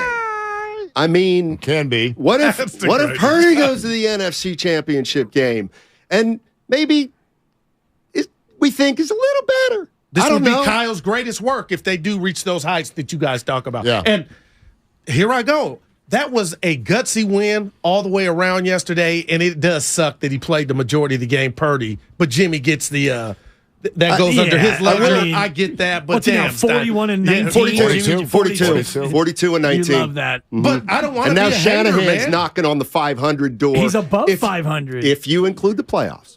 Well, those are the most important games. But usually when they say a guy's record, it only includes regular season. Guys like you. No, who's the winningest coach all time in the NBA? No, they do. Statistically, yes. Yeah. But for the sake of what we're talking about, why would you? Well, for the sake of what I'm talking about, why would I? Why would you put more importance on a 2017 game against Jacksonville than you would? Oh no, he might be a game over anyway. Yeah, it's a game over. Yeah, I forgot they won 5 in a row. Yeah, game over. It's over. Fire Kyle now. Before you apologize to Kyle, yes. Apology not accepted. Okay, that's fair. But Willard, I asked Dibs off air. Miami receivers were running open like deer on opening day. You know, they were, and he was just bad. So I could say Tua was rattled because of Armstead and Bosa. Okay, but I can't just erase what the woulda, coulda, shouldas. Like, Is the template the Niners got to be the 85 Bears with Brock Purdy if it's him, or Ray Lewis's Ravens? I'm gonna say hell no, because you got Debo, Kittle, some McCaffrey. It's different NFL.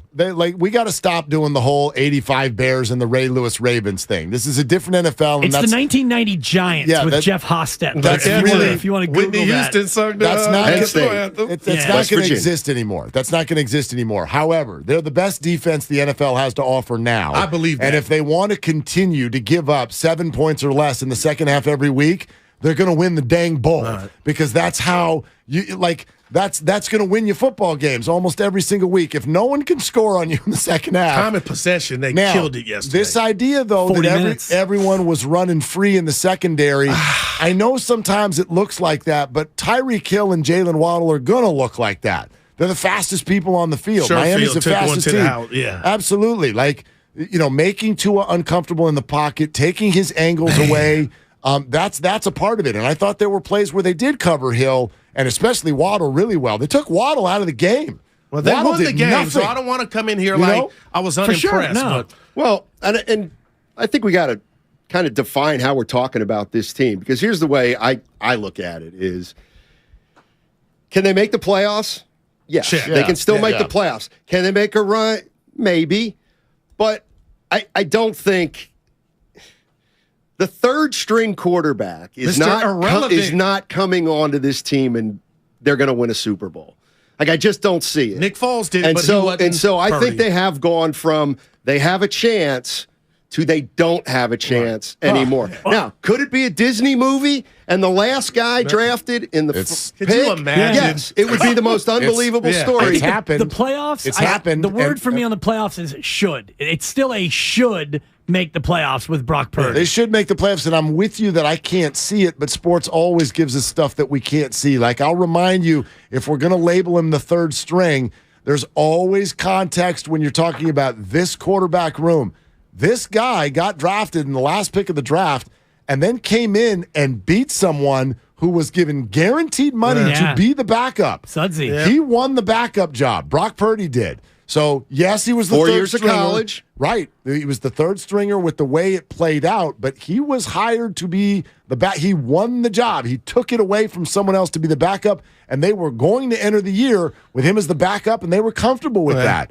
So, I don't know where this is going to go. You're right. I can't imagine it. But do you call the geezers? That's all I'm saying. Geez. Do you call the geezers Phillip Rivers and Drew Brees? No, I was laughing at that, but then I'm geezers. like, ask these people. Okay, by the way, Josh Johnson quietly is a geezer in his own right, and they've signed him to the practice squad. So, he's a friend of mine. He's 3 weeks younger than his cousin Marshawn Lynch. Yeah.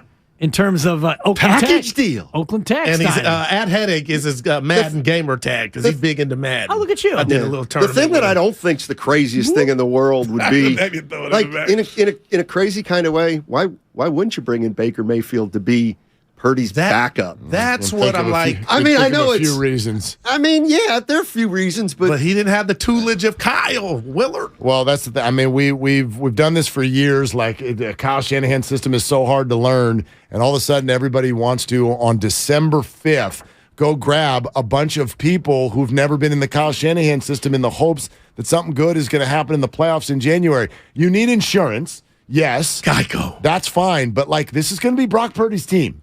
Everybody got to wrap your head around that.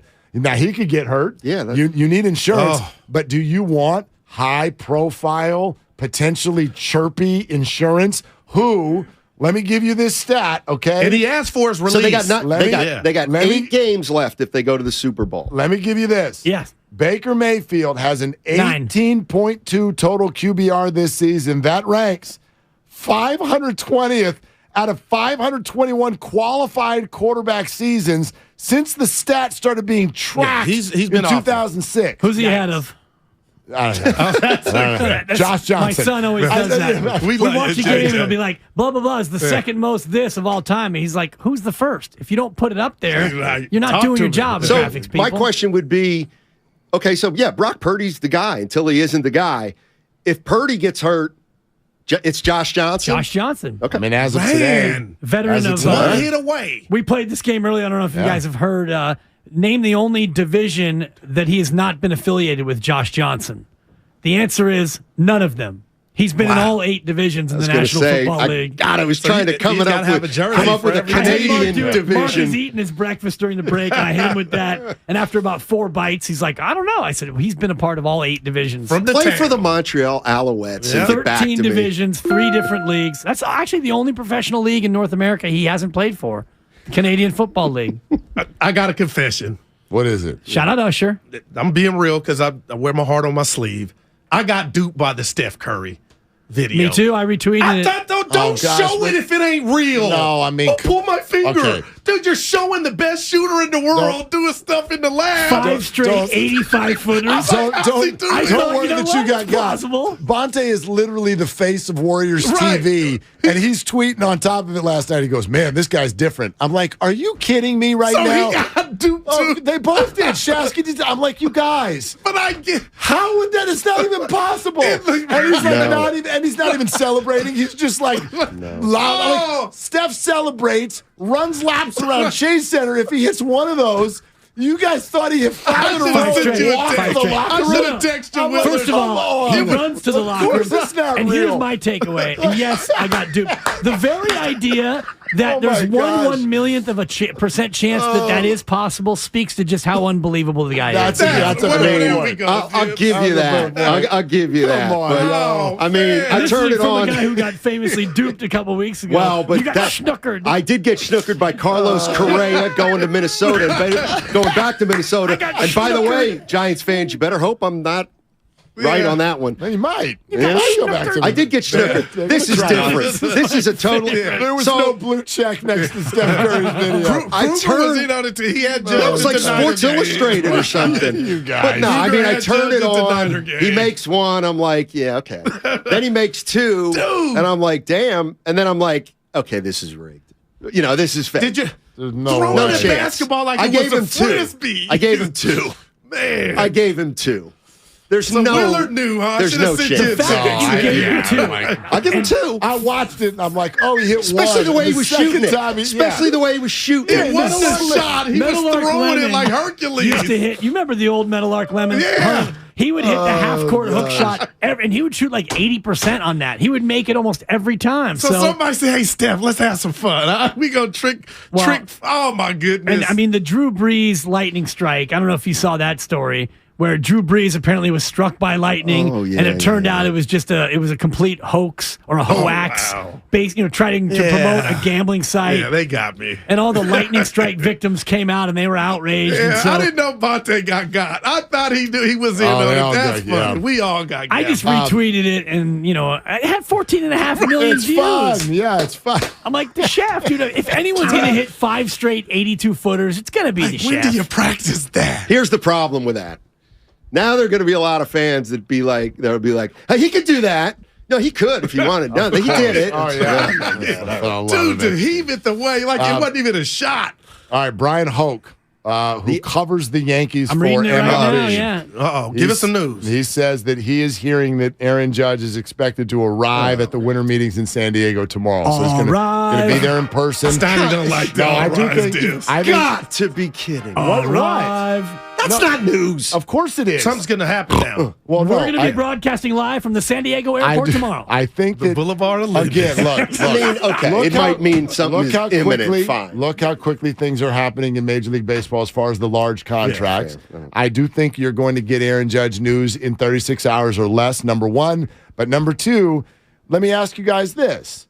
Does it, and this is how we do it, we read way too much into very little, but what's your view on the fact that that's coming from someone who covers the Yankees? Well, therefore, their sources are the Yankees. And so if the Yankees have Aaron's travel schedule, oh boy, am I being? Yeah. Oh, I think. So you're thinking he's going to resign because of that? Legroom's going to be an issue on that flight. Right. If he's I gonna don't fly all the way out understand. there. Yeah, we're at that stage of the game, Steiny, I mean, where we're going to overdo everything. Well, hold on. The guy They got info, Steiny. You know what I mean? I understand it means something's imminent. Yeah.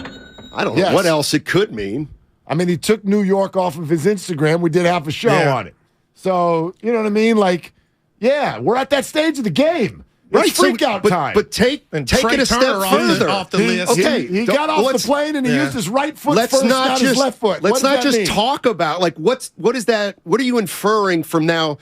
Did you he wasn't going to go to the league meetings? Now he is going. No, I infer from that press meetings will be happening soon. Yeah. So I infer all I take from that is that we're going to get word soon. Okay. And he brought a pen with him too. He's going to sign something. Yeah. But we expected something early this week. I expected tomorrow to be the day. Man. I prayed that it would be late today because I'm like, listen, Aaron, Brock Purdy's going to get us through the Today Show. If you're going to do something, please wait at least till after Damon and Ratto tonight at 6, and then go ahead and you can do whatever you want to do. Yeah. And I think that's what he's going to do. And by the way, John Hancock, one of the biggest egomaniacs in American history, the only reason why he gets the run he gets is because he signed his name bigger than the rest of them. That's true. Hey, Hancock, you didn't do a damn thing but show up at that meeting, and you totally you Hancock one thing to stay with me in my sales days. I will say this about Judge before we hop out of here. All right. Ever since JP Morosi put that video out, it's 50-50. And we think it's going to happen soon. Have you noticed? Not another damn peep from anyone about anything, which, again, that's why I do think we're going to hear something in maybe 24 hours or less. When it gets quiet. It gets real quiet. And you're asking this man to leave the pinstripes. He's the king of New York. But they booed his ass. And I heard Shasky this morning. He said he went from 60 to 65. And for all the Giant fans, I want him here for that and for me to be able to watch Dibs. But if you had to put a percentage on it, and again, we're guessing, speculating, what's Dibs' number? My number is 75%. He's coming. He's coming to the Giants. And this is from a guy who earlier in the summer I gave Mark a classic. I said, there's no way. 75. No way Farhan's getting this done. But the longer this has gone on and the fact that, he had this meeting with the Giants, and I do think the Giants will break the bank for Judge. And ultimately, I think that he's coming. I think the Giants are going to give him 9 years and $375 million. Oh God! But this is what I mean. About let's look into it rather than just say it's imminent. I have millions of questions now. Was he always going to go to the winter meetings? Was he not going to go to the winter meetings? He always was going to go. Okay, maybe he's going to the winter meetings for one last meeting with each team. If he was going to stay with New York, is he more likely to stay? If he was going to stay in New York, I don't think he would go to the winter meetings. You would just stay in New York. And if you were going to stay in New York, you wouldn't have come out here and had a meeting. But it's called the tour. See, I thought the opposite. I thought he goes to San Diego so that the Yankees can put up their press conference. With Cashman there. That's how I'm looking at it, too. That ain't off the table. But hold on. Remember, this is what I meant. Yeah, the press conference doesn't. It's not like, we haven't seen Jacob DeGrom's. That's true. It's not like if you go to winter meetings, you don't have the press conference that day. I don't know. But if he's going down there, it's going and down. Something happens in 36 hours, he's going to get mauled there. There won't need to be a press conference. He's not going to walk through the lobby. Just because somebody's going to find it. They have a nice mall in San Diego. Absolutely. They can hide even Aaron Judge if they want to. You know what I mean? Just be in your hotel room. And wasn't there a report yesterday, if I wasn't duped, and I didn't like this from a Giant perspective, that the 8 for 300, the Giants came in just a slight. There was that report. I don't like slight. Make that 400. You know what? The whole, even if you go to the original report of the 8 300, the actual report was 8 and something in the area of 300. This whole thing. I'd love to be in that area. This idea. Can you imagine? The idea that teams tell reporters what we just offered in a contract is false. There's absolutely the Bay needs them, man. They don't. They don't tell Giants that. So you hear that from another team's general manager or source or something. Totally. They'll tell you what somebody on another team was offered. The silence tells me. I think these two teams are gathering their final offers. And what's plan B? Not being negative if they don't get them. Because Trey Turner, Steiny was like, he was never coming here. He was going to the East Coast. I thought he might come. Correa's plan B. Okay. Correa's plan B. I like Correa. I think Nemo is on their list. I think The Brian Reynolds trade request is interesting. Going to New York. I think Kodai Senga. Well, the Pirates are saying they're not even trading him. Okay. No, I can't not laugh when I hear that name. Why Kodai Senga? Yes. Why? Because I've heard you guys talk about it now. It's for funny. Because it's funny. I was out when I heard Because I'm that. with you. It's Last funny. week, Steiny, It's funny. it was my classic throw that know-it-all in name there. drop. No, when you want to sound like you're doing your So homework. he's a picture. You know, Kodai Senga. Well, you wouldn't know Kodai Senga from Tsuyoshi that was pretty Shinjo. He could come in here to fix a microphone right Totally. now, and we wouldn't even know Hey, what's Tim going Jordan, on. who's the new But, employee? but I know he throws 100 miles an hour, and he's probably going to win 22 games next year. Yeah, he's a big, strong right-hander, he is. Kodai Senga. Anytime you want to sound like you know what you're talking about, just drop a Kodai Senga.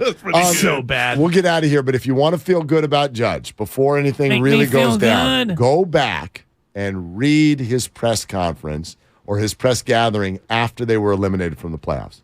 Right there at his locker. Okay. Where he said everything about the Yankees in the past tense. Oh, boy. And that All-Star Everything. in-game Heat interview of the about moment. the special Let needs. the emotions die gentleman. down. And he was kind of, he didn't say he Thank was you. committed to the Yankees. It was awkward. No, he referred to it. He goes, this was an amazing time, and it just kills me that I didn't get it done with the Yankees. Those are direct. All right. Okay. All right. Steiny Guru. Here we go. See ya.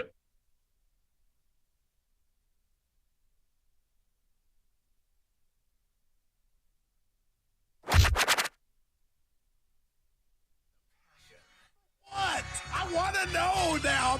I'm mentally invested. Don't tell me to pray and you don't say what for. He brings the perspective. Yeah, I think they both have great points. Get off me, text line.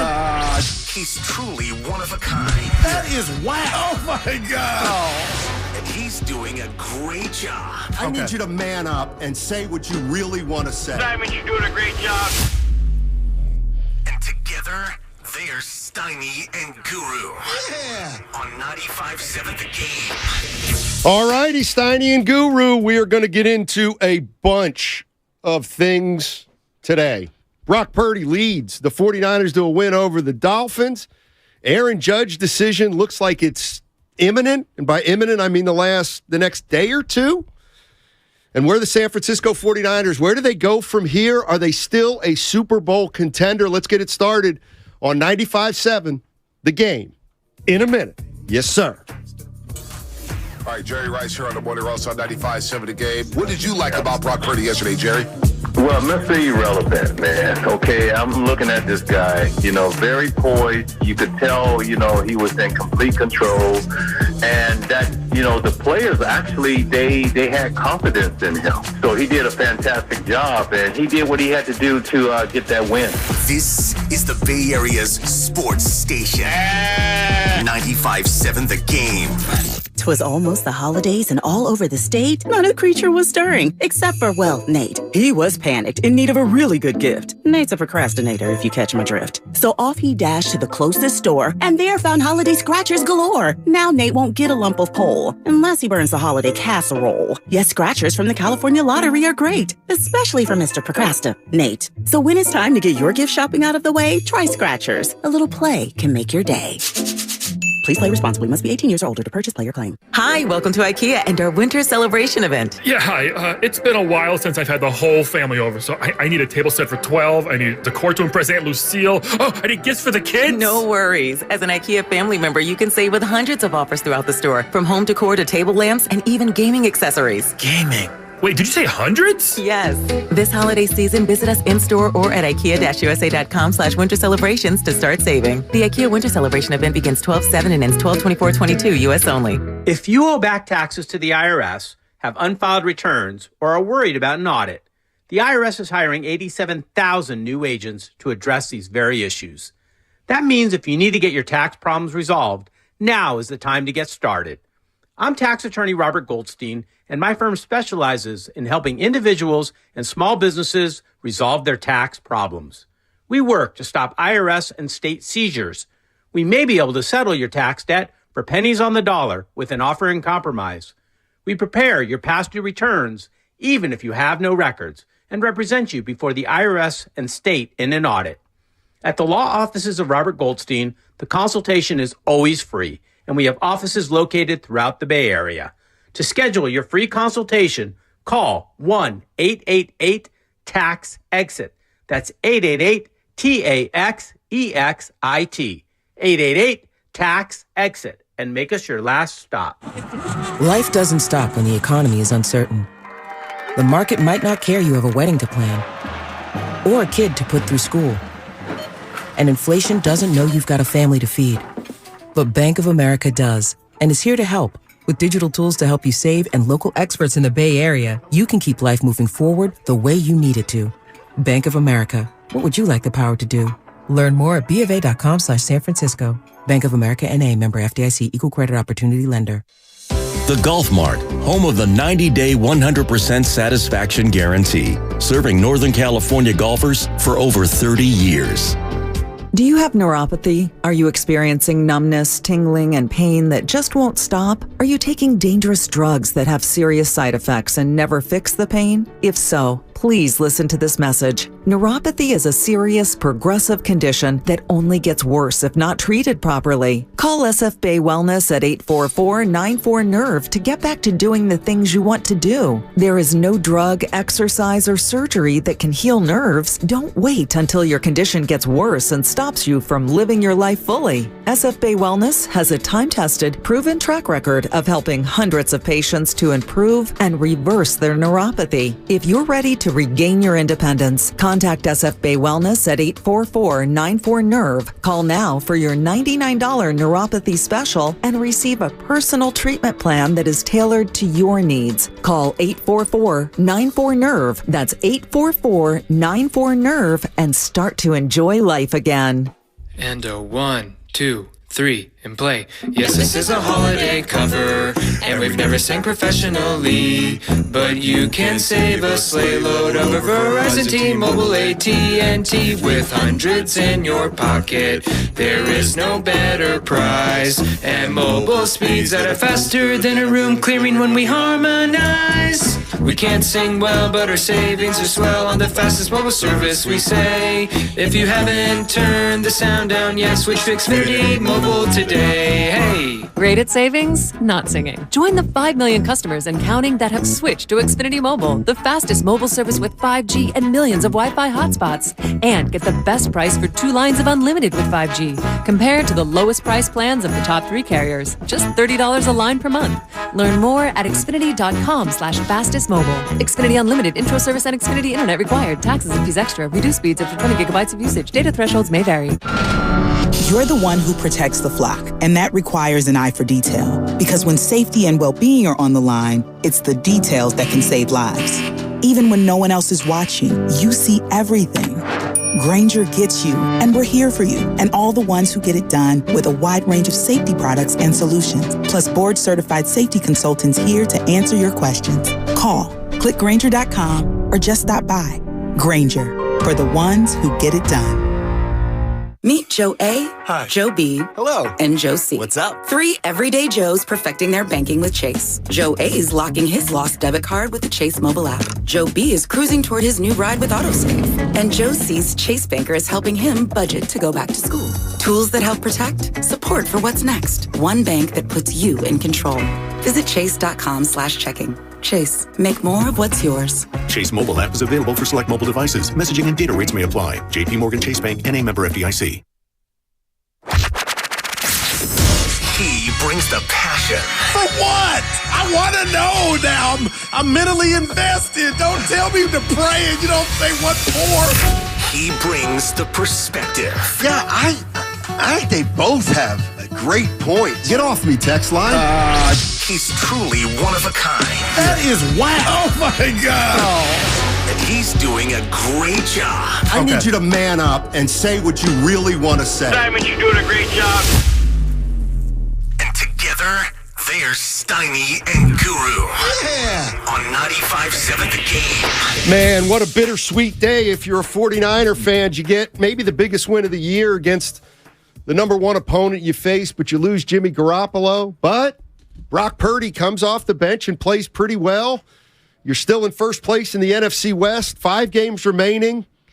Just got to hold on, make the playoffs, win a couple more games.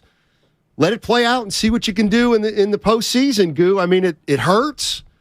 And I think the 49ers' chances of winning a Super Bowl have certainly decreased significantly as far as I'm concerned. But, all right, they're still going to the postseason most likely. And if their defense really is an all-timer, well, they can make some noise. No doubt. And when I left you Friday, Steiny, I told you know what? I respect Jimmy to the utmost. The fact that, his ego wasn't big enough to where he couldn't come back from a job that he never should have, had taken from him. But I get it with Trey Lance in the future after you did what you did to bring him in here. 16 touchdowns to 4 interceptions. That's what Jimmy Garoppolo had, Steiny. He had the Niners, to me, and that's what we're doing. Is you're showing mine.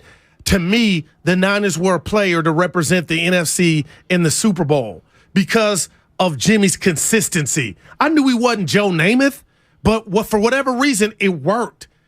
And to wake up yesterday and hear Ian Rappaport tell us, you know what? Both sides are possibly open. I didn't need Ian to tell us anything. I knew that was on the table. But Steiny, New Orleans beat this man up like Rocky Balboa. We saw him grimace, reach for the knee, my neck, my back, and then to survive that in a win and then come out in a big game like you mentioned and go down for the year. I can tell you this defense is real. If it's not the best defense in the NFL, it's one of them.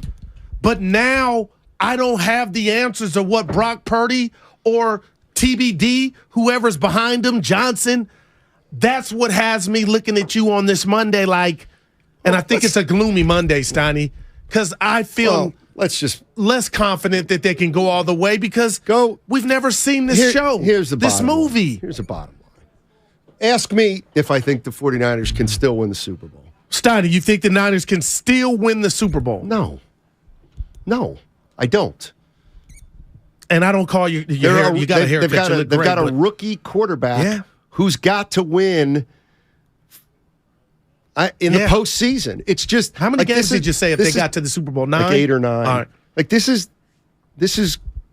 the reason that I wasn't as high on the 49ers as other fans, and maybe they had a right to be more optimistic than me. But they went into the season with quarterback instability, and they've had instability all season at quarterback, and now they're relying on Brock Purdy. And it's not a Disney movie, all right? It's the NFL. And, I mean, if it's not over, though. I hear you. Don't ask me to bet on Brock Purdy leading this team to a Super Bowl run. I'm sorry. But I can't do that. Okay, you know what, Steiny? I respect that's ridiculous. That. But the Niners, it ain't about gambling. They are going to prepare Brock Purdy like he's Joe Montana to take on this monumental task. I'm taking into consideration all that stuff. I know their defense is great. I know their running game's great. They can't win a Super Bowl with Brock Purdy. Come on. That would be conventional wisdom right now. This is one of those things where if the 49ers win a Super Bowl with Brock Purdy and someone goes, hey, on December 5th, you said, so what? Well, you wouldn't be by yourself. Let's just be honest. He's a third-string quarterback. But besides that, he's their number one now. Yes. And this is crazy. We went Trey Lance, Trey or Jimmy. They're lucky to have Jimmy. And now it's like this bed Kyle created. He has to now go sleep in it. And this was reality once Trey went down, but you lucked up with Jimmy Garoppolo. But let's not bury the lead, Steiny. That was a big game yesterday. Jimmy went down in the first quarter, the first series. They won the game, but now everything has changed. Can this offense, because again, and I said this to you, Willard and Dibs, you're not asking this young kid to be Dan Fouts. You're not asking him to be Dan Marino. You're asking him to don't make mistakes, obviously, and get the ball to the playmakers. And if any other team outside of the Niners has not utilized, hey, we can throw it behind the line of scrimmage to get it to Debo and now McCaffrey. I'm excited to see that. How's that been working lately? Yeah. Hey, but he was there yesterday, Debo was. So I was satisfied on that front. But Steiny, I'm looking at you and I'm telling Niner fans, I know you feel like they can't win it all, but the story's just starting. I'm not ready to say I'm going to go throw in the towel. I'm just not. Like, if this would be Kyle's greatest work if he could get this dude to an NFC championship game. And some may say, fool, talking about me, can he get a playoff victory? To me, this actually doesn't. This is crazy, man. In a crazy kind of way, this doesn't actually get, for me, Kyle off the hook. What's the hook? The hook is hey, the hook is if you want to be this kind of fan base, then you're this kind of fan base. You ain't winning the Super Bowl this year. That'll be 6 years with Kyle not winning the Super Bowl if you want to judge him harshly. But you don't think the way this defense is getting after it, and you just, Jordan and Mason look good. Again, I ain't saying he's Earl Campbell. I don't think a team this limited offensively can win a Super Bowl. And you had him limited, especially with Jimmy. Especially with a third-string quarterback. Yeah. But Steiny, that's why I'm excited to see how they're going to counteract. How Brock Purdy didn't look like a stiff yesterday, Steiny. He went from Mr. Irrelevant to Mr. Relevant. Oh, my gosh. Did you come up with that? It's just dude, this story is crazy. Farif in San Francisco. What's going on, man? How you doing? Hey, I'm good. How you guys doing? Talk to us. So, I was pretty interested by what happened yesterday with the 49ers. I was pretty nervous about Purdy, but I was impressed. What do you guys think? Because I kind of share the same sentiment as you that, it seems like it would be a long shot for them to go to the bowl, to be honest. But, you guys think? Because I was reading Tim Kamikami, and he was saying that there's a possibility that Jimmy could come back. But, yeah, I don't think so. I don't think so, Farif. We're hearing reports that Trey might come back. Why would anybody run Trey out there if he's supposed to be the future? And if he's truly the best, if he's truly who everybody thinks he is, the minute Trey Lance is healthy, he should quarterback the team. But what about the mental aspect of it? Why would you risk? Is he the best quarterback on your roster? Yeah, but he just ripped his knee. Is he the best quarterback on your roster? Did you mortgage 2 picks for him? Okay, well, that's off the board. I don't think Kyle said it in his presser. He's not an option. Exactly. Unless that was coach speak. This is crazy, Steiny. Okay, now when you say this is crazy, what do you mean? This is crazy. What? They told Jimmy Garoppolo, take your ass across the street. This is about Trey Lance. We'll find somewhere for you to go. We'll do you a solid. That never happened. We sat here and did many shows wondering when's the Jimmy Garoppolo domino going to drop. No shade at anybody, but it didn't drop like a dark cloud. It just hovered over. And then all of a sudden, your prize rookie gets hurt in game 2. And Jimmy, you didn't move him. And we talked about how lucky this team is, how good fortune the Niners and this organization have, and they got saved by Jimmy Garoppolo just playing not into his ego, and he's off to one of his greatest starts, and you look like a player. You look like an NFC representative going to the Super Bowl, and lo and behold, the guy goes out. Of course he does. And breaks his foot. Of course he does. And now you got Brock Purdy and Josh Johnson as the backup for now. This is like, pour me a double. No, it's not crazy. See, that's where I disagree vehemently.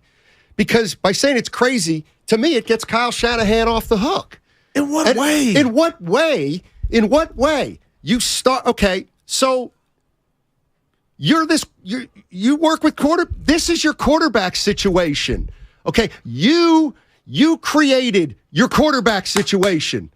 You went to the post with the rawest quarterback who's been drafted in the NFL for the last 20 years. Gotcha. You have the rawest second-year quarterback in NFL history. Yeah, I'm doing that for hyperbole. Yeah. But guess what? If he struggles early, if he can't get it done, we've got our safety net in Jimmy Garoppolo, who we could make a run with. But wait a minute. The only way Jimmy Garoppolo can make a run for you is if he's healthy, and that's why you got off him in the first place, because you don't think he can make it through a whole year. So the minute Jimmy Garoppolo took over in week 2, guess what? You created a quarterback situation where you had somebody unproven starting, and the backup you knew damn well was injury prone. And now you've got a guy not ready to play in Lance and an injury-prone quarterback, and we're down to Brock Purdy. So we'll all cross our fingers, and I'm not going to write him off completely, but of course their Super Bowl chances took a hit. Yeah, totally took a hit. I agree with you, but it does. Like they got a game Sunday, Steiny against Tampa. Yeah, with a third-string quarterback. Right, and this could be something out of what did you call it, Disney? Like this, and I'm with you. I wouldn't bet on it to manifest, but damn, Kyle, this could be. Remember how you said, Goo, if he got it done with Trey and they were to win a playoff game, it would be a successful season. Now it's like if you can make Brock Purdy serviceable and him channel his inner Jimmy Garoppolo and you win a game or two in the playoffs, man. And I'm being real. Baker Mayfield, would that interest you at all, Steiny? I don't know. I really don't. I don't know. Let's go to Schleprock in Milpitas. What's up, Schleprock? What's going on, guys? Goo, you are funny, man. I don't know what kind of sleeve you got, but you're wearing your emotions on it. It must be some type of Teflon sleeve because you posed a question, Steiny, are we going to be this type of fan base? Well, hell yeah, they're going to be this type of fan base. They got this guy Purdy being the next Johnny Unitas, man. And he was the last guy taken in the draft. He's a rookie. If the Niners are going to hoist the Lombardi Trophy, I think this guy's got to win 6 out of the next 7 or 8 games. Come on, he's a rookie. He's green. It's not going to happen. This doesn't even happen in Disneyland. Come on, man. I'm not saying it's going to Thanks, happen. Schleprock. Appreciate it. I'm telling Schleprock, I get all that. I get write them off, but we're talking about one of the best defenses in the NFL. All I'm saying is I got my popcorn ready. And they're not just going to they won the game yesterday, and Miami was bringing the kitchen sink. And I know the old adage, Steiny, Miami prepared for Jimmy. I get that, but are you looking at me like, hey, Goo, you expect them still to hang on? I do, to win the division. That's the goal. Now that's the goal. I mean, look, I know 49, and I've heard this a lot since the injury. I'm still going to win the division. Well, all right. Right. Okay. Right. I mean, you got a game lead. Yeah. But, I mean, you have to allow for maybe Brock Purdy isn't going to be effective. I'm with you. Isn't that more likely than not? And I get it. He'll be all conservative, and he'll be handcuffed, and he'll be put under wraps. All right. But I just think at the end of the day, I don't think you're going to be able to win a Super Bowl. Matt, I'm not mad at you. Playing that way. But it's about, for the fans, show for fanatic, believing. And then also, if Kyle could make Jimmy, even though some people, half the fan base didn't like him or appreciate him, he was average at best. Can he do something with Brock Purdy to make him to where, you know what? The Niners lost the game, but we didn't lose because of Brock Purdy. A lot of Nick Foles I was talk. just about to say it. Nick Foles wasn't a rookie. He wasn't a rookie. Carlito in Alameda, give us a dose of good news, Carlito. How you doing, man? Hello, gentlemen. Listen, this was heartbreaking, losing Jimmy Garoppolo. But I'm going to say this. We still have a chance because Kyle Shanahan is a freaking genius, and he'll get it done for us. Yeah. Great coach, and he's going to make it all the way. Steiny, by the way, how was Santa Barbara? Thank you, Carlito. Hey, how was you? Got a haircut looking fly. It was all right. Nobody wants to. Did you get rain on the way down real quick? Yeah, it rained. But cheer up. Nah, it's football. Nobody wants to hear about a damn trip to Santa If I ask Barbara. you a question, I don't care about you no can Drake answer night. it. I don't care about no You can Drake. answer I'll it. answer Well, it you on, know what? I don't like your haircut. I'll How answer about it. that? I'll answer it on Wednesday. It's a little slower. Like you're at a cash register and the line's around the corner. Relax. We play the hits. We go at our pace. It's so fanatic. Do you understand how the boss has been on my ass, bro? it's our show. Yes. If he's on your ass, it's our ass. Well, then how come he always calls me in individually to chew me out? Go ahead, Steiny. Steiny, in a roundabout way, to just call Jimmy G a second-string quarterback. I mean, that's what he was to start the season. I mean, look. Well, no, okay. I know I'm somewhat cynical. Shocker. Right? But I'm sorry. I'm sorry. when the 49ers said, we're going to start Trey Lance and Jimmy Garoppolo is going to be the backup, I know I'm cynical, but I was like, what happens when Jimmy gets hurt? Right. But now it's past because that, you had to allow for the opportunity that Trey Lance would not make it through the year. You had to allow for that, didn't you? Right. But now this is about Brock Purdy and the offense. The defense, nothing. You're still fine there. Can you minimize his mistakes? Steiny, I can't tell you I would bet on the Niners winning it all. Have the percentages gone down in my mind? Hell yes. But I'm watching with my popcorn like the Michael Jackson meme. Like, okay. I hope you're not. They won that game yesterday, Steiny. Brock played in the majority of it. I'm not telling you he's Joe Theismann, but damn, run the ball. Pass, move the chains. We'll see. And I got to be honest. If Baker Mayfield was available, I don't know where they're at. I just don't get why you would put all your eggs in this Brock Purdy basket and not, a guy coming out of college. I don't know what you think of Mayfield, Steiny. He's a failure or a head case. Probably. But man. I don't know. I don't know about Baker Mayfield. Drew Brees, Phillip Rivers, them dudes ain't coming. I'll tell you what, though. It's every quarterback who thinks he can throw is chomping at the bit. I guarantee you that. Let's go to Mr. Bread in Lafayette. By the way, Low Neal coming up in 10 minutes. Low Neal. What's up, Mr. Bread? Hey, guys. Hey, if you think that you had a good chance of winning the Super Bowl with Jimmy G, I'd say you're crazy because we've been there and done that. There's a reason they got Trey Lance. Jimmy G was not the answer. That's the reason why I was actually not happy to see anybody get injured. Definitely don't change my words, but when I saw that Jimmy was down and Brock Purdy was in, I was like, all right, here we go. It's something different. I would rather take a chance with Brock Purdy. I know you're going to call me crazy. No. I would rather take a chance with Brock Purdy than Jimmy Garoppolo because we've been there and we've done that. Let's not waste another season with Jimmy G. Fair enough. That's why I'm a big Trey Lance fan. All right, Mr. Brett, I'm not going to call you crazy. I do disagree with you, but I'm not going to call you crazy. How fair was that? And I get he's not a Jimmy fan, but you were sitting pretty with Jimmy. 15-4. If you truly didn't like Jimmy Garoppolo. And there's a lot. Yes. Right now, you're probably okay. We know what Jimmy can't do. Let's see if Brock Purdy, that is a percentage of the fans. And the funny thing is this might be the first time all year that everybody's behind the quarterback, the entire fan base. Seriously. Let's go to Richie in Fremont. What's up, Richie? Hey, what's up, guys? I do think you're being a little bit too cynical about it, Steiny, because I think if you look objectively at the situation, it's not being idealistic or it's not being living in Fantasyland, Disneyland, way of thinking to think that our chances of the Super Bowl have diminished because echoing some of the sentiments of the last caller, I wouldn't say that I'll go as far as to say that I think we're I'll still probably.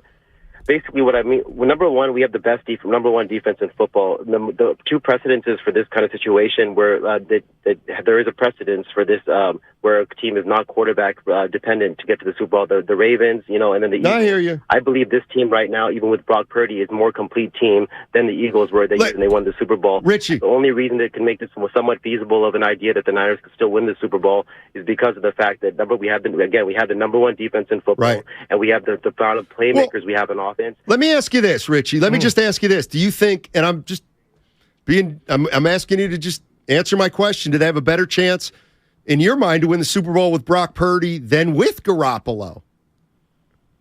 Well, think about this. Kyle Shanahan said that Brock Purdy looks for the deeper throw more often, on his first read than the shorter throws, unlike Jimmy. And I think that's something that would, like the previous caller said, we're not going to win the Super Bowl with Jimmy. But Brock Purdy offers us maybe it's a lower floor, but the higher ceiling. So I think. All right, fair enough. I got your drift. I vehemently disagree with that. I mean, he was given unknown substance. You're saying. Come on, he didn't mean that. A guy who's been to the NFC Championship in 2 out of the last 3 years. You think that a rookie, who's a third-string quarterback, gives you a better chance? See, that's where you lose me. But it speaks, Guru, to there's a lot of fans out there that really don't think Jimmy Garoppolo can get it done. So, yeah. Let's get a little NBA news. Actually, let me wrap up with a few pieces of news. Shortstop Trey Turner is signed with the Philadelphia Phillies. Philadelphia Phillies for $300 million over 11 years. And a piece of Warriors news, Andrew Wiggins is out tonight versus the Pacers with a right adductor tightness. Jordan Poole still listed as questionable after tweaking his ankle on Saturday. That's from our 95.7 The Game insider, Odyssey insider, Anthony Slater. All right, more Niners talk on the other side with the one and only. Hey, I think Juszczyk had a carry yesterday, didn't he? Woo! We'll talk to this best fullback about the second best fullback on the other side. Hey, here's a holiday gift from Bed Bath & Beyond. Now through December 11th, get 25% off one item by texting GIFT to 239663. That's 239663. New offers every day at Bed Bath & Beyond. Exclusions apply. See website for details.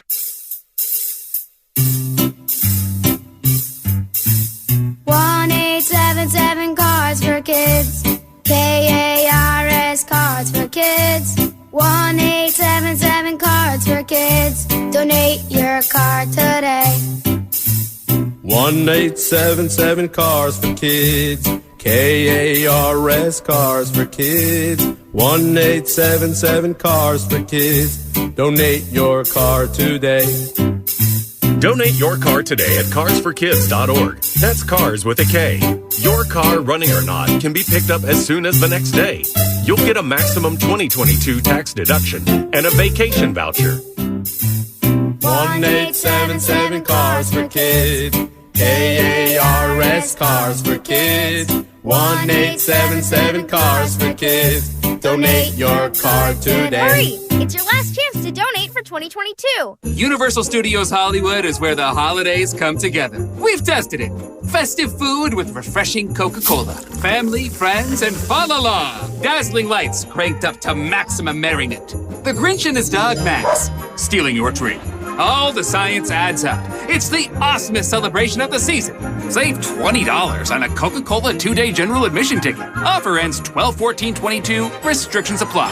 Details at universalstudioshollywood.com/Coke offer. AT&T Fiber presents a straightforward moment inspired by straightforward pricing. And now we just cube the pancetta as such. So what's on the menu tonight? This carbonara I found online. It's fire. You gonna love it, Mom. I hope you hold on to this AT&T Fiber, son. It's nice. Yeah, you should settle down now that you're a gagillionaire. Oh, I am. I finally found the one internet I've been looking for my whole life. So, no more one-year stands? No, I'm done with all that. With AT&T Fiber, there's no price increase at 12 months. What about equipment fees? Nope. Those were never any good for you. Exactly. But now, everything's completely straightforward. Well, in the spirit of being straightforward, I never liked any of your old ones. Me neither. Blah. Y'all never told me that. But we're being straightforward now, which feels good, yeah? Yeah. Now let's get straightforward about that girl he's been seeing. Straightforward is better. No equipment fees, no data caps, no price increase at 12 months. Live like a gagillionaire with AT&T Fiber. Limited availability in select areas. Visit att.com/hypergig for details. Kirby is your driveway mechanic. They bring the shop to you with brake replacements, oil changes, washes, and so much more. Get $50 off your first oil change with code OIL50 at Kirby.com. That's CURBEE.com and use code OIL50. Without the ones like you who work tirelessly to keep things running, everything would suddenly stop. Hospitals, factories, schools, and power plants, they all depend on you. No matter the weather, emergency, or time of day, you're the ones who get it done. At Grainger, we're here for you 24/7 with supplies and solutions for every industry and access to product specialists ready to help. Call, click Grainger.com, or just stop by. Grainger, for the ones who get it done. Hey, I'm Andy. If you don't know me, it's probably because I'm not famous. But I did start a men's grooming company called Harry's. The idea for Harry's came out of a frustrating experience I had buying razor blades. Most brands were overpriced, overdesigned, and out of touch. At Harry's, our approach is simple. Here's our secret. We make sharp, durable blades and sell them at honest prices for as low as $2 each. We care about quality so much that we do some crazy things, like buy a world-class German blade factory. Obsessing over every detail means we're confident in offering a 100% quality guarantee. Millions of guys have already made the switch to Harry's, so thank you if you're one of them. And if you're not, we hope you give us a try with this special offer. Get a Harry starter set with a 5-blade razor, weighted handle, shave gel, and a travel cover, all for just $3 plus free shipping.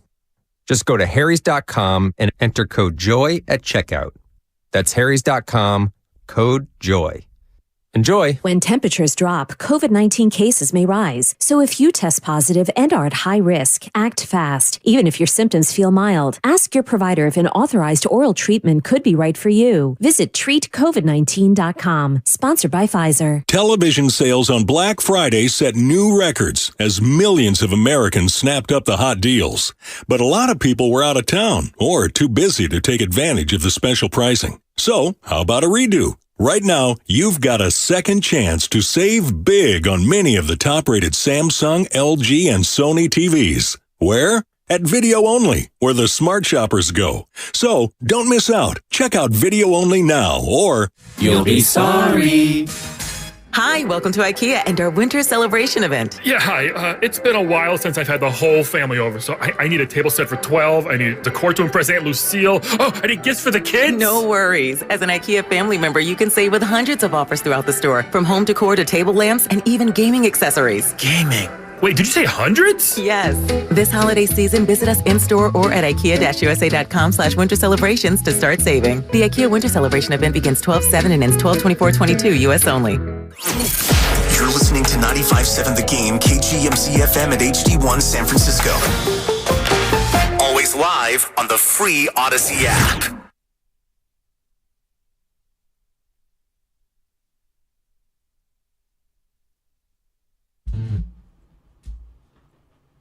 I got caught up in Garoppolo mania. Now, back to Steiny and Guru on 95.7 The Game. All right. This segment sponsored by Bed Bath & Beyond. And let's go to Low Neal. Man. One of the best fullbacks in the history of football. He was the Kyle Juszczyk on many teams throughout his pro career. And I guess I'll start here, Lorenzo. What goes through your mind when you see your quarterback get injured and then you find out he's going to miss the rest of the season? It's horrible. I think when you look at Jimmy G, first of all, I think you guys understand what this young man has been through. I mean, he's up, he's down, he's in, he's out. So what he's had to go through as a player, just your heart just goes out for a guy. Yes, he's getting paid millions of dollars. I get it. But, man, Jimmy just has a horrible hand that he's been dealt. The injuries from the Niners wanting to get rid of him. All of a sudden, he's having his playing pretty good, playing probably better than his, than expected, leading the team, and look how good he was performing, and all of a sudden this injury. But the Niners have been just snake-bitten at the quarterback position. 2 starting quarterbacks out for the year. Yeah, Lo, I concur with everything you said. I said thoughts and prayers to Garoppolo. I told Steiny and the listeners, it's incredible how, they put him out to pasture. He comes back. He's balling. Now he's hurt again. Yeah. Let me ask you this. I don't know what's going on or what you think of Baker Mayfield. I got him wrong because I thought he had talent. What did you make of Brock Purdy? Because they threw the kitchen sink at him. To me, they were coming after him. Moving forward, do you think he can handle it? And if Baker's available, if you're the Niners, do you try to see what's going on there? Well, I think you got to do it. Aren't they looking at the kid out of Denver, the guy that's on the practice squad? Didn't they bringing him over? I think from Denver. Yeah, they signed him, Josh Johnson, Oakland's own. Yeah. Yeah, so they're just trying to see what they have at the quarterback position. Yeah, I think that you kick the tires on a Baker and look and see but I wouldn't be all in because I'm telling you right now, to me, watching the young kids play like you just alluded to, He looked good.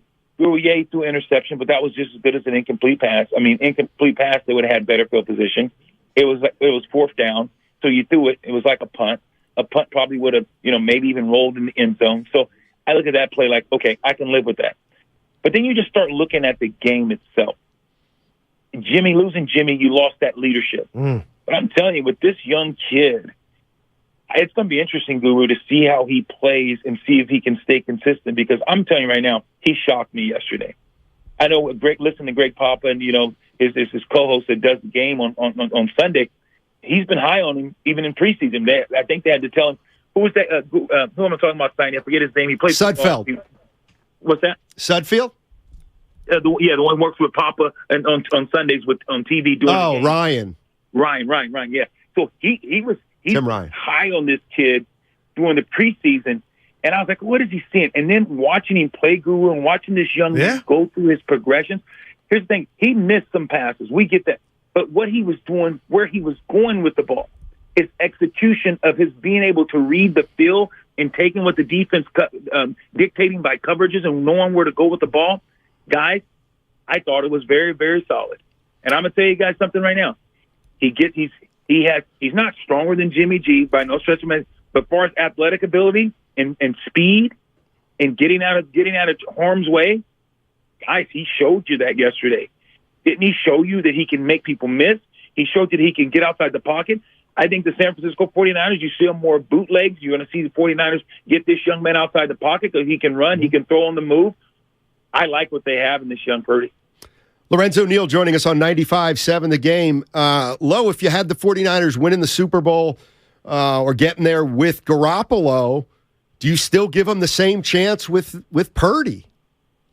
I'm telling you guys, I think at times there's going to be you're going to watch some of the growing. You go, why do that? But the difference is he's going to help the offensive line more than Jimmy can, and I mean that, guys, because he can get out of harm's way. I mean that, guys, because he can extend plays with his legs. I mean that because now you can boot and do more counter boots, and now the backside becomes the front side, and now he can keep the ball, and you'll see him run with the ball. I mean that because you're going to see now this young man, I guarantee he's going to have some design runs where he's faking the run and then booting out. He's going to take off and run and pick up that first down. He has that. And so I'm not sitting here saying I got him in the Super Bowl by no stretch of imagination, Steiny, but I'm saying this. If this young man plays like he played yesterday and make the reads that he made yesterday, I give them just the same amount of chances I gave him with Jimmy.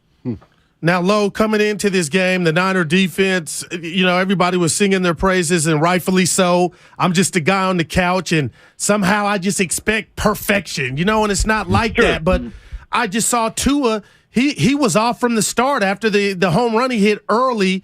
And you know what? I never once thought the Niners, with Armstead back and Bosa, probably Defensive Player of the Year this year, maybe they made him uncomfortable. But, Tua missed a lot of open passes. How would you dissect what you saw from the Niners D as a whole yesterday?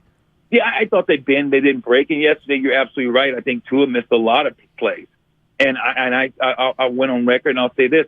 If they had two starting tackles, you played with two backup tackles, and if they had good tackles, I think that you wouldn't have had him uncomfortable as much as he was, and I think he maybe have a different ball game. But with that being said, the defensive front, they absolutely ran through the line. Miami could have had no answer. But Tua, he missed some layups. Tua missed some wide open throws. You're absolutely right. And maybe the stage was too big for him. And that's what we hope don't happen to Purdy when he goes on the road. He was playing at home. How is he going to be able to translate that to play on the road? So it's going to be interesting just to see. But I thought the defense played okay. I think yesterday you played against one of the better offenses, though, Guru. You got to look at that. But it wasn't a full strength Miami team. And no team is going to be full strength with all the injuries. But yes, the defense played well. They didn't give up a lot of points. They know they gave up that big home run play. But yes, Tua missed a lot of plays. He left a lot of yards out on the field. But you got to give the Niners credit. They were able to frustrate him. They hit him. They sacked him. They were pretty impressive. Lorenzo Neal joining us on 95.7 The Game. I'm going to go out on a limb here, Lorenzo, and I'm going to say that you like what you've seen in Jordan Mason.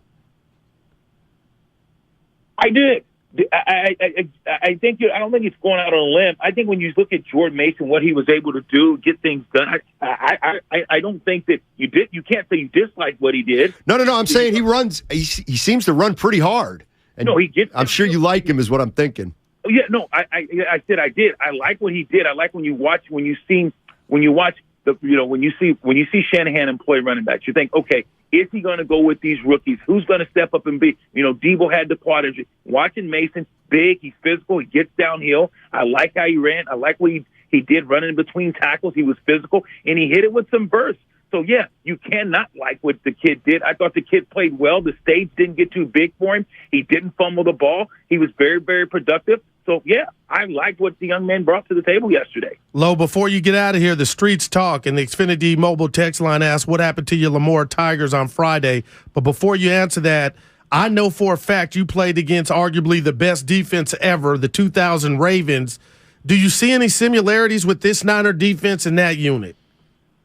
I think the biggest thing was that unit in Baltimore, you got to realize you had Hall of Famers. Now, I'm not saying you don't have Nicky Bosa won't be and Fred Warner maybe, but when you think about T-Sizzle, Turles, when you look at Suggs, and I know Greenlaw, you watch the way that they play, they are flying around. It's a good defense. But if you look at the Samari Rose, there's not a corner on that team can touch Samari, okay? Samari was a bad man. And then you think about Ed Reed. I know the young safety's playing well, but come on. You know what Ed Reed brought to the table, and then he could punt return, he could kick off return. It wasn't nothing that Ed Reed couldn't do. So if you think about, Bart Scott that they had and all the guys that was on that team, I think this Niners defense is unbelievable, guys. But no, it's not the Baltimore Ravens defense. Lorenzo Neal joining us on 95.7 The Game. Lo, the Niners are 8-4. You used in the first answer to me the key word, and that's consistency. And yes, if Purdy can play like he did yesterday, 49ers are probably going to be all right. But assuming he's like a lot of young quarterbacks and is inconsistent, what do you think the last 5 games of the regular season look like if he does struggle a little bit? Well, here's the thing, guys. Tom Brady is still, to me, one of the elite quarterbacks. If Tom Brady doesn't have an offensive line, you're getting to see Tom the Magnificent, what's going on. You say, what's going on with the Tampa Bay Buccaneers? It's not Tom Brady. You look at he's getting hit. His offensive line is a sieve. They can't stay healthy. And it's absolutely, you're watching Tom Brady take a beating. And as great as he is, and as quick as he gets the ball out of his hand, you guys know that he's still, if he's on other teams with the offensive line, you're picking every day. So what I mean by that, so I look at Tampa Bay and I say the Niners beat Tampa Bay. Tampa Bay does not scare me. Tampa Bay is not a team that you look at. You can score a lot of points when they can't run the ball. Their defense plays well. So you look at that game, you say, okay, you should win. I think it's a game that you kind of think that, hey, what's going to happen? Maybe Seattle. I look at Seattle's going to be tough, but if you look at their schedule and look at the rest of the schedule, it doesn't. I think that even with the quarterback playing, and if he's as good as I believe that he could be, I'm not. I just don't want. I don't want to get over my skis. What I'm saying, guys, because he showed me yesterday. It was pretty amazing to see a guy go in there, not get happy feet, and he was under duress at times, and he still was able to throw the ball away, make some things happen with his legs. So I think the Niners. I don't see them losing another 2 games. I think 2 games would be the max. Let me ask you about the element of surprise, because you talk about Purdy, Low. You look at the box score, 25 of 37, 2 tugs, 1 pick for 210 yards. Miami didn't have any tape or film. They didn't even know they were going to take on Brock Purdy. Tampa Bay's their next opponent. They got 4 quarters of football. How big of a difference is that for Brock Purdy and Kyle, next week knowing, okay, you guys know who's going to be under center for us? Yeah, and I think that if this game was in Tampa Bay, Guru, I'd say it'd make a huge difference. It's great that it's in San Francisco and at Levi's. And you guys Guru, you start this thing off talking about how good is this defense. You talk about, is this as good as the Ravens defense? So when you look at the Niners, what does Purdy have to do? He has to not turn over the ball. Last I checked, they have some pretty good receivers. They have some pretty good backs. And their defense has been playing their defense plays solid, lights out. So when you look at it like that, what is Purdy going to have to do, in you guys' opinion, to have to go win games? Does he need to score 30? I don't think so. So if he doesn't turn over the ball and make a lot of mistakes, I think, and he plays within himself, guys, I think the team is fine. I don't think this is going to be a huge setback because of the fact what he can't do with maybe, Jimmy's IQ, football IQ, he can do that outside of the pocket with his legs, because now if you roll out, now you got Debo dragging across. You saw that play where he rolled out, Debo dragging across, he throws it, hits him coming across. Now if you move the pocket because of his speed and his ability to run on the move, I think you're going to see a Kittle get involved even more, because now you can have those things to make the tight end come over. And because he's blocking down, dragging across, you can move the pocket, change the launch angle. So I don't think that you're asking this guy to go over and take over games. I think you're asking him to play within himself. And if he does that, I just think they're going to be okay. All right, Lorenzo, listeners can hear you on Thursday this week with Sean Salisbury on the Football Hour, 6 o'clock on Thursday, buddy. Great hearing from you. Talk to you soon, man. Hey, no worries, guys. And yes, my more Tigers lost to a team, but it's okay. It's okay. Okay. Were you there, Low? People want to know. Oh, you know what? I did not make it. I did not make it. All right. We know you're busy. Guys, cheers. All right, man. That's Lorenzo Neal. All right. 888-957-9570 is the number. I'm going to open up the phone lines and the Xfinity mobile text line. All right. What you got? Are you telling me? And Lowe's, hey, man. He played the game. He played the game. You're telling me that there's a legitimate segment of 49er fans who do not think their Super Bowl hopes were diminished yesterday? You're telling me there's a segment of fans that think we have the same chance as we did yesterday morning? In fact, I think we got a better chance. I mean, that bothers I just can't. Right. Now, like, don't ask me to fathom that. That's disrespectful, though. Well, how about this? If that's what you're telling me, you know what? We can't get to Josh Johnson fast enough. That's not fair. And I got my popcorn ready. I'm excited to see what Brock can do. But this is Jimmy's whole existence here. Half of the fan base, nobody appreciates what he's done, what he was in the midst of doing. And you said something early, Steiny, I was going to double back. You said, Goo, they know they can't win it with them. Who's they? Kyle. Because that's why they went and got Trey Lance. But no. He got back in there. I was just saying, he was on the avenue of, maybe it looked like he was getting pretty damn close or having a good shot at it. But to call and say those Super Bowl chances haven't diminished and not seeing a damn thing from Brock, but what we saw yesterday, that's where the disrespect to Jimmy comes If Brock Purdy plays the rest of the season like he played yesterday, yeah, I think the 49ers can win it. And I'll come in here and apologize. Defies logic. And history. And I'm Mr. Irrelevant. Well, you Mr. Irrelevant now. Yeah. That's why you like that. I hate it. I made it up on the fly. You heard it on the fly.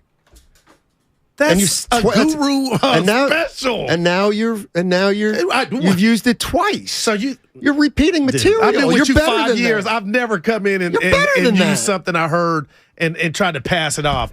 It wasn't even a stretch. It's kind of simplistic. Well, that's what I mean. Mr. Irrelevant, you dropped the I. Expected. Yeah.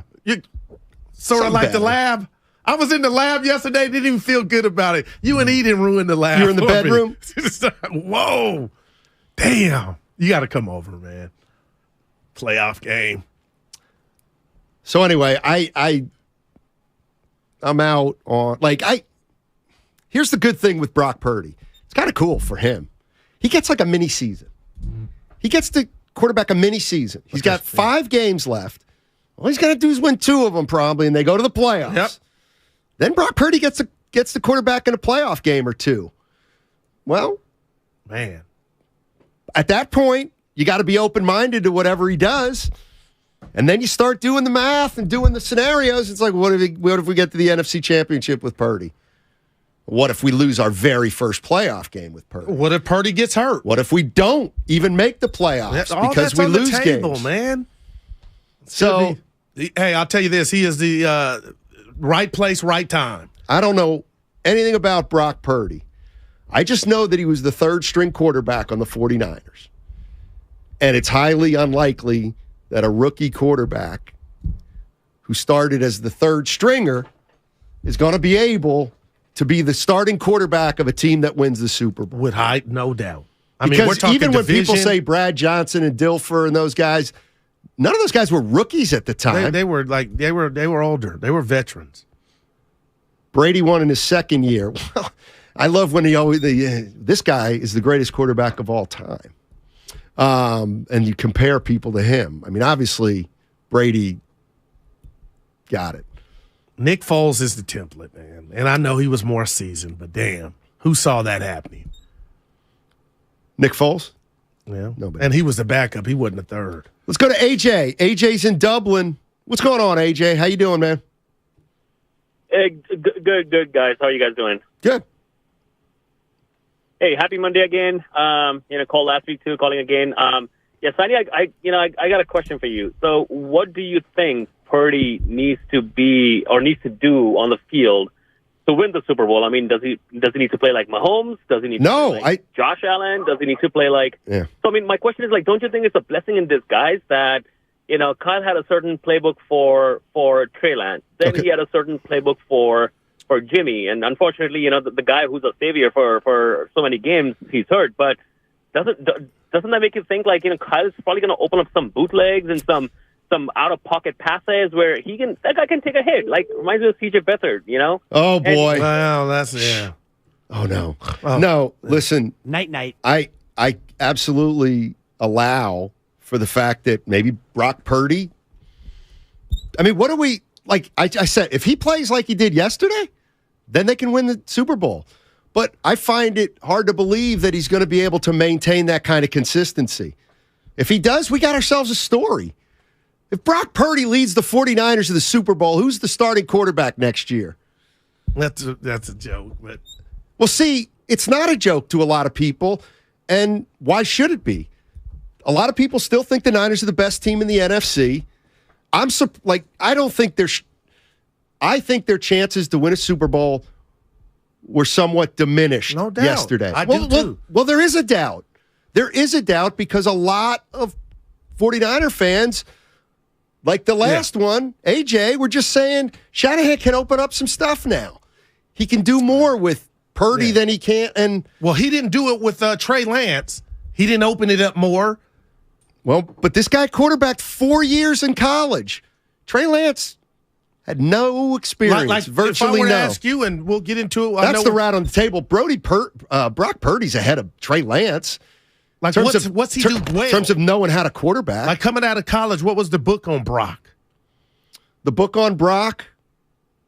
Well, he had a dinner with, because they have, I don't know if you know, there's a dinner for Mr. Irrelevant. I'm forgetting who he met. It's Jesse Sapoli. I don't know if you know this, but they have a dinner for Mr. Irrelevant. You heard me say, hey, Ray, do they really have a dinner for Mr. Irrelevant? And he said, yeah, they really have. So, right.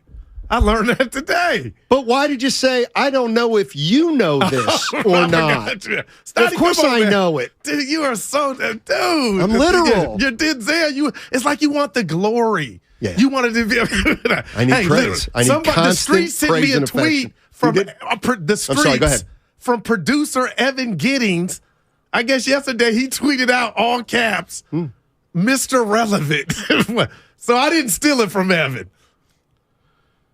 I just thought I was working with a little more creative staff than I'm working with. That's all. It was after the Juszczyk touchdown. By the way, Steiny, the book on Brock Purdy, according to his draft profile, is that he was supposed to be kind of a first, second-round talent after his junior season went back. His stock decreased because he was a little turnover-prone. Yes, he was. His final year at Iowa State. And the big reason why he dropped to another is he's 6'1".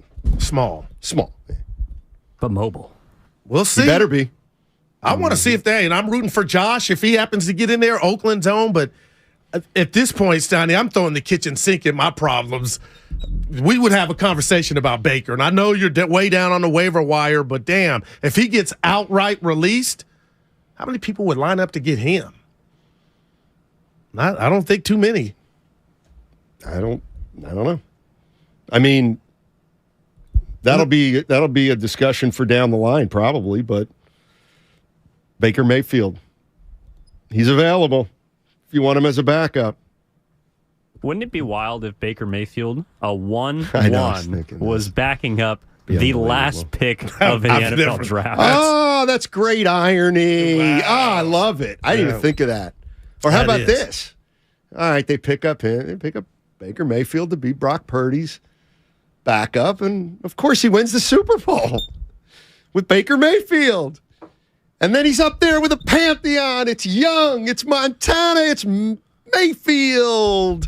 The only Super Bowl winning quarterbacks in this illustrious franchise's history. Harried Kyle. Steve Young, Joe Montana, Baker Mayfield.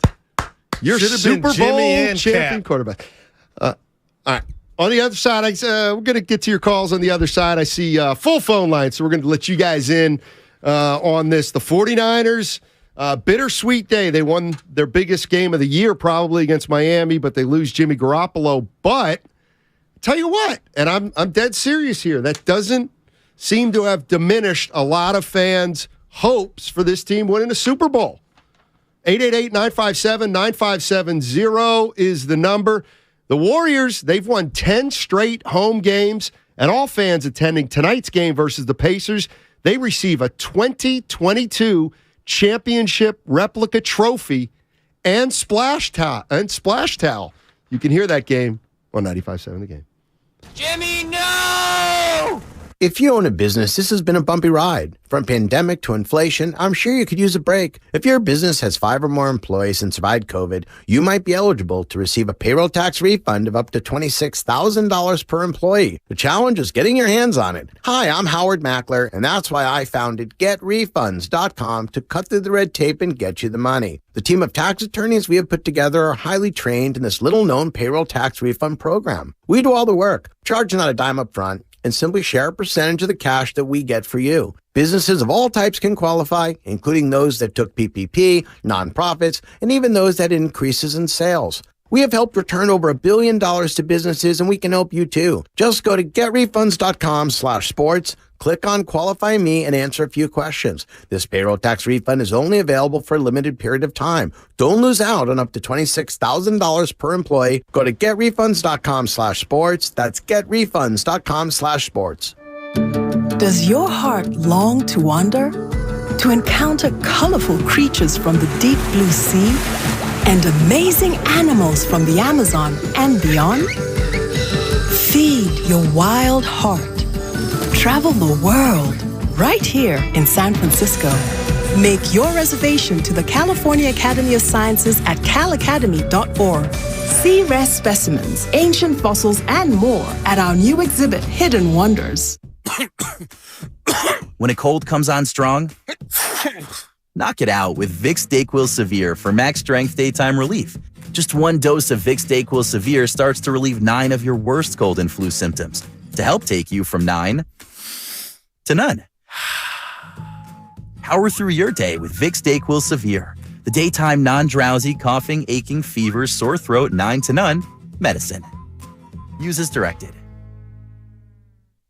We tried Dynovite for gut health and immune support, and after a couple of weeks, our little Gizmo was acting like a puppy again. His coat was shinier, he had a lot less scratching and shedding, and he seemed like his happy old self. My dog smelled and scratched constantly. We bathed and sprayed her, took her to the vet, but no results. Now, a little Dynovite in her food helps Bella keep her beautiful coat with no scratching or smell. Get 10% off your next order of Dynovite nutritional supplements for dogs at Dynovite.com. Happier, healthier with every bite. Over 1 million pets helped with Dynovite. And a 1, 2, 3, and play. Yes, this is a holiday cover, and we've never sang professionally, but you can save a sleigh load over Verizon, T-Mobile, AT&T with hundreds in your pocket. There is no better price, and mobile speeds that are faster than a room clearing when we harmonize. We can't sing well, but our savings are swell on the fastest mobile service, we say. If you haven't turned the sound down yet, switch to Xfinity Mobile today. Hey! Rated savings, not singing. Join the 5 million customers and counting that have switched to Xfinity Mobile, the fastest mobile service with 5G and millions of Wi-Fi hotspots. And get the best price for 2 lines of unlimited with 5G, compared to the lowest price plans of the top 3 carriers. Just $30 a line per month. Learn more at xfinity.com/fastestmobile. Xfinity Unlimited intro service and Xfinity Internet required. Taxes and fees extra. Reduced speeds after 20 gigabytes of usage. Data thresholds may vary. No one knows where this market will go. Things could change tomorrow, next week, or next month. At Merrill, we've been here before, and history shows this is the time to stay focused on your future. Because through every market, the bull will always have your back. Find an advisor in the Bay Area at ml.com/bullish. Merrill, a Bank of America company. What would you like the power to do? Investing involves risk. Merrill Lynch, Pierce, Fenner & Smith Incorporated, registered broker-dealer, registered investment advisor. Member SIPC, a wholly owned subsidiary of Bank of America Corp. This football season, adopt a new tradition that's sure to turn fans into family. The Jim Beam Highball. That's beam and soda over ice with a lemon slice. Share one at the stadium or make one at home. Kentucky Straight Bourbon Whiskey, 40% alcohol by volume. Copyright 2022, James B. Beam Distilling Company, Claremont, Kentucky. Drink smart. Dell Technologies' Days of Deals for Business start now with fresh, limited quantity deals on tech to drive productivity. Save on select performance laptops and desktops powered by 12th Gen Intel Core processors. Don't forget special pricing on the latest monitors, docks, and accessories, plus free shipping on everything, and special financing with Dell Business Credit. Call a Dell Technologies advisor at 877-ASK-DELL. That's 877-ASK-DELL. Kansas City Steak Company, another AmericanEagle.com success story. Started in 1932 as a family-owned butcher shop, today they're a leading distributor of superior all-American steaks delivered right to your door, ready for the grill and your taste buds. When it came to their website, an average site wouldn't do. They chose AmericanEagle.com to take their website to the next level. With a dramatic increase in competition and a softening market demand, they had 2 challenges: improve their brand presence and message, and produce a positive return. AmericanEagle.com got to work and executed usability studies and detailed audits of site experience, digital assets, and marketing. The result? An integrated digital marketing and customer experience plan, organic traffic increase of 20%, and a long-term roadmap for success. If you love great steaks, go to kansascitysteaks.com for website design, development, and online solutions that bring efficiency and results. Visit AmericanEagle.com. If you need a results-driven website, call the team at AmericanEagle.com at 877-WEBNOW1. That's 877-WEBNOW1. Purdy looks to throw. Juszczyk. Touchdown, San Francisco. Niners take the lead, and Brock Purdy off of the bench has his first NFL touchdown. Now, back to Steiny and Guru on 95.7 The Game. Man, do we have a lot to talk about. 49ers beat the Miami Dolphins 33-17 yesterday. Jimmy Garoppolo out for the season, foot injury. Brock Purdy comes in, plays well. Niners win. They're 8-4. And it looks like it's going to be Brock Purdy's team for the rest of the season. And I watched that game yesterday, Goo, and when I saw Jimmy Garoppolo go down and Brock Purdy come in, and then they announced Garoppolo was going to be out for the season, I thought, boy, their Super Bowl hopes just took a big hit. But I'm hearing a lot of people out there that still think this team is the favorite in the NFC West. I'm sorry, in the NFC to get to the Super Bowl still. Yeah, there are 3 seeds. Steiny, I had those same thoughts, but then I'm kind of checking myself as we go on, even with the show, because I'm the guy before the C-Mac trade that was telling and selling the Niners weaponry with Debo, IU, Kittle before they brought in McCaffrey. So now you have that new dynamic. You lose Jimmy, who was not Joe Montana on a good day, but he got it done. And now I'm sitting here trying to talk myself into, okay, Brock Purdy, Mr. Relevant. Okay, can he do the same thing Jimmy did? Can Kyle put him in the right positions? So with the defense, which is great, I got to see it, Steiny. So I can't sit here and tell you it's off the table. Right now, they're the 3 seed. They would host the New York Football Giants. And I believe with Brock Purdy, just from what we seen yesterday, they would be favored. So, I mean, this is just crazy what they got to deal with. And you know, we're going to be able to see how different the game plan is with Brock Purdy, who, by the way, Steiny, is not lacking confidence. I don't know if you saw those 2 passes he tried to force in there. McCaffrey should have held on to one, which would have been a touchdown pass, his third. But he's not out there feeling sorry for himself or feeling like I don't got the goods. So I just want to see, you know, if he's reined in or if he can get the ball in the playmakers' hands. And they got a couple. And this is where, I'm sorry. I got to be the voice of reason. I have to be. To think that your Super Bowl chances haven't taken a hit, to me, is absolutely preposterous. You know, I get that some people disrespect Jimmy Garoppolo. But Jimmy Garoppolo is 42-19 as a head coach of the as the quarterback of the San Francisco 49ers. 42-19.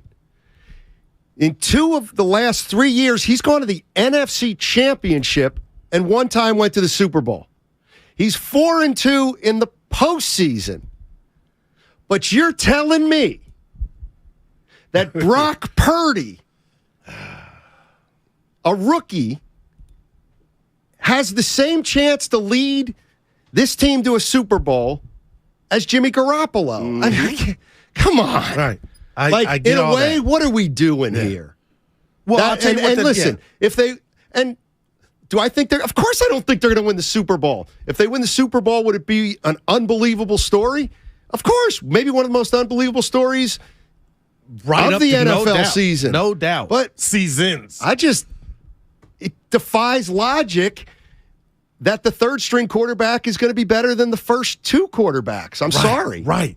But with that said, Steiny, they don't give a rat's behind what we're talking about. I'm talking about just the masses and what we do, this medium radio. They're going to be on the practice field this week. They're going to prep for Tampa. They're going to prep for Seattle. And then we'll be able to decipher, okay, hey, this Brock Purdy's not half bad. But my question to you, Matt Steinmetz, is, and the listeners, how good does he have to be for them to win the Super Bowl? Is this just a template of, hey, we need you to drive the bus, hit a couple throws on third down? Well, we'll find out, won't we? Yeah, but we're not asking them to be Dan Marino, because that's what they were not asking Jimmy to be Dan Marino. But you're asking a rookie quarterback to be a veteran quarterback who's been in big games. Not make mistakes. Let's go to the dog trainer in Milpitas. What's up, dog trainer? Yo, what's up? When am I going to train your dog? Now she's like 5. It's too late, baby, now, as Carol King would say. No, I've trained dogs 13 years old. They live another 3 years, and people cry and said they should have got me sooner, and they love the rest of the dog's life. Anyway, hey, here's my take. So I think because Brock Purdy's got a pretty quick release, and one thing I noticed about him, when they put pressure on him, he didn't rush his throws and he didn't have happy feet. I noticed that he stayed in the pocket, he moved in the pocket, and he can also roll out and throw the short ball. The thing I'm concerned about is when I watch the game and then when I watch highlights, I saw several pass completions he made to Debo and to McCaffrey, but I also saw other receivers on those plays that were more open, that were 5, 10, 12 yards deeper downfield.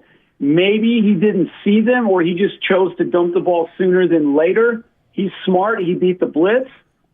So I think we're not losing a lot in the long ball. What I'm hoping for is that Kyle keeps using people around him and doesn't ask him to roll out and run into traffic head on. That's my concern. Keep him in the pocket as long as he can be protected. Don't make him run more than you have to. And teach him to spread the ball around. And this is where we find out how good a coach Kyle is, because this guy doesn't have happy feet. This guy is not going to get rattled. Remember, he started as a freshman. You don't start as a freshman in any college. I don't. Yeah, I'm with you, dog trainer. Thanks for the call. I don't dismiss that at all. I know you do. You've proven that you don't care about experience.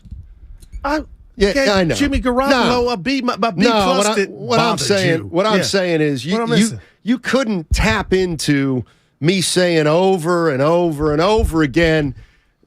Don't you get it? Trey Lance has no playing experience at the college level, virtually. Same with Wiseman. Right. I went with Same with Wiseman. Right. And okay. that's all right. You got one. Back to Wiseman. And you look at a guy like Purdy. 60 games did he quarterback in college? 55. Before you grab the next one. No. Yeah. Mm-hmm. I've been able to be mature, step back, and understand what Garoppolo got done here. Sure. And when it was all said and done, so I thought when he was gone, I had a bigger appreciation for Jimmy G. But for that caller who made a lot of great points, he's wrong in the sense that as disappointed as I have been this season in Kyle in the red zone and the 10-point lead, Steiny, I had to throw that out there. Of course. I do recognize how many coaches could do and get to the heights of a Super Bowl with the 10-point lead, to a second NFC championship game with Jimmy Garoppolo. That means something. So Kyle is not batting 0-0-0. He's got some skins on the wall. So, okay, enter Brock Purdy. This would be his best work if he could win a playoff game with this kid. Oh, please. But yet. No, you can't say that. What you mean? You can't say that. I disagree. You can't say, oh, this is the greatest defense we've ever seen. This is unbelievable. And look at the weaponry. Oh, my God. Debo and Ayuk and McCaffrey. Okay. And then say, if they win one playoff game, it'll be his greatest coaching job? Well, you're burying the lead with Mr. Irrelevant. Please. A rookie. Hey, I'll tell you what. If they're the greatest defense of all time, they'll win a playoff game. Plain and simple. I told you where I'm at on that. Yeah. I'm telling you where I'm at on that. They got a great defense, and it may be the best in the NFL. But all time, Steiny, listen. All right. We're not going to go down this road today because it's priority number 12. But let me tell you, but I do need to just bring it up. Tell you what. Let's put the rat on the table. A good quarterback dices up the 49ers yesterday. I'll come over there and give you a hug. Dices. Slices. Dices. There was some plays left. Good win for the Niners, though. Best win of the year. Absolutely. But he's played 3 quarters. Let's see what he's got. And this is my for the other next point. 5 games. This is probably my best analogy since we've been together. We come to work. We're in the green room. Kind of happened before. I get sick. Evan, emergency, you're in. Steiny and Evan. Evan drove to work and prepared to produce the show. Didn't know Goo was getting bubble guts and had to be replaced, but he did a good show still. Right. What if Evan drove to work, went to bed knowing it's me and Steiny? I got to imagine it would even be greater. So that's what Brock Purdy, that's why he's getting the benefit of the doubt for me. He stepped on the field yesterday and prepped, not thinking he was going to be a part and play 3 quarters, and yet still was serviceable. So now next week, with that logic, I see you smiling, you got to think we're going to see something better from Brock. There's one difference. That was great. Is like Brock Purdy knows Garoppolo's better than him, Evan knows you're better than Evan. So he knows he's an inferior backup quarterback to you. In other words, okay, he may step in when you have bubble guts. Yeah, he's got to do that for 8 more weeks. And I don't think he's got it in it. I think highly of you. But Steiny, owe me a beer. By the way, be careful what you wish for. Evan and I will be united at some point in the near future. Let's go to Coach. Coach is in Los Altos. He was at the game, and he likes what he saw in the All-22 tape when he went home. What's going on, Coach? Hey, thanks, guys. Sure. It's a great topic. Not under great circumstances. It was a pretty big blow. So here's at least how I'm thinking about it. When the 49ers made the choice to start Trey Lance, I remember the conversation on your show, which I actually agree with. I'm a big Trey Lance guy and I'm a Jimmy guy, so I like them both. That they were saying, hey, we think there's we may end up taking a slight step back with Trey this year because he's so young and had, what did he have? He had 19 games under his college career and maybe 2 or 3 pros, so nothing. And we said we're willing to do that for the development. So unfortunately, he gets, I don't know what Shanahan was doing, but running him up the middle over and over and over again, got hurt. So now he's out. Jimmy steps in, and with his experience, we all know Jimmy's a winner. Had some ups and downs, but really helped this team.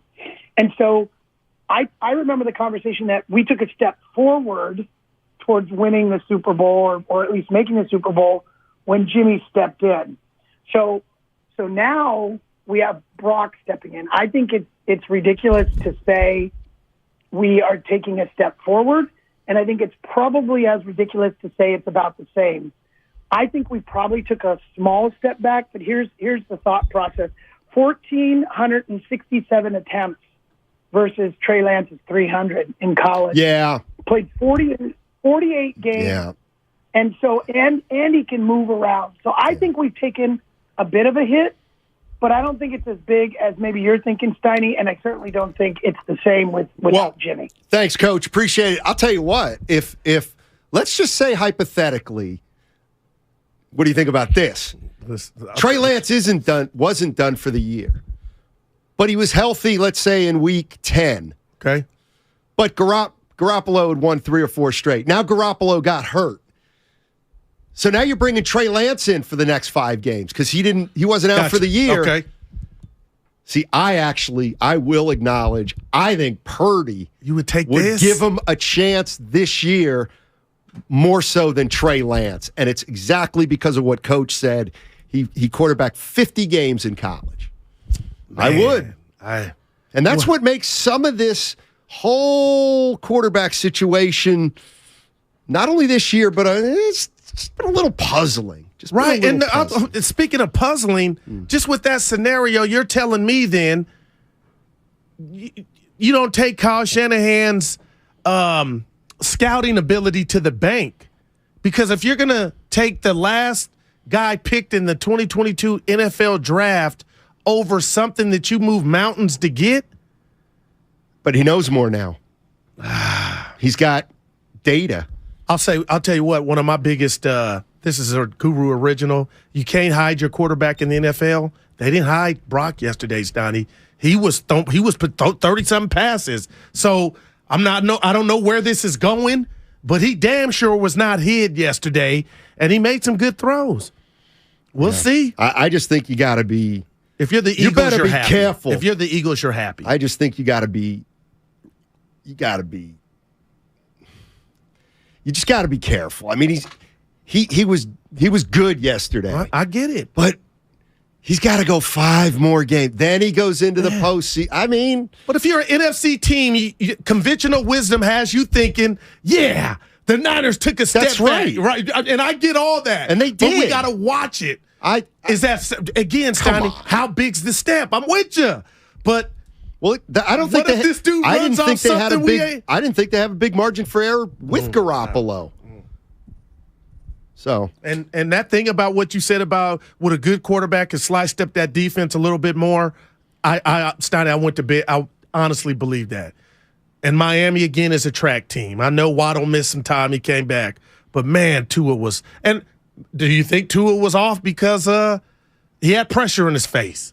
I always like to give credit to both sides. And Bosa, I think he was half and half. Yep. He stinks, and the 49ers defense played into him stinking. He was Cheech yesterday. What? Cheech and Chong. All his balls were high. Tua. Warren in New Jersey. Welcome. Hey, what's up, fellas? What's going on? Hey, how are you, buddy? I'm good, man. Listen, I appreciate your guys' station. I'm in Jersey, We have our 49ers fans over here, but just not a whole lot of content. So I definitely found you guys on Odyssey, and I definitely appreciate you guys. And I'm originally an East Coaster, so you know what I'm saying. However, I'm trying to understand all the pessimism, man. It's like, I get it. We can't look at the world through rose-colored glasses. It's not like when I woke up this morning and I was like a Disney princess and all the birds and animals around my window and I'm all happy. Like, I know that Jimmy's gone. But this quarterback, Brock Purdy, he looked good yesterday. He did. I said, Kyle, late-round picks. Kyle and this staff, this front office has hit on late-round picks.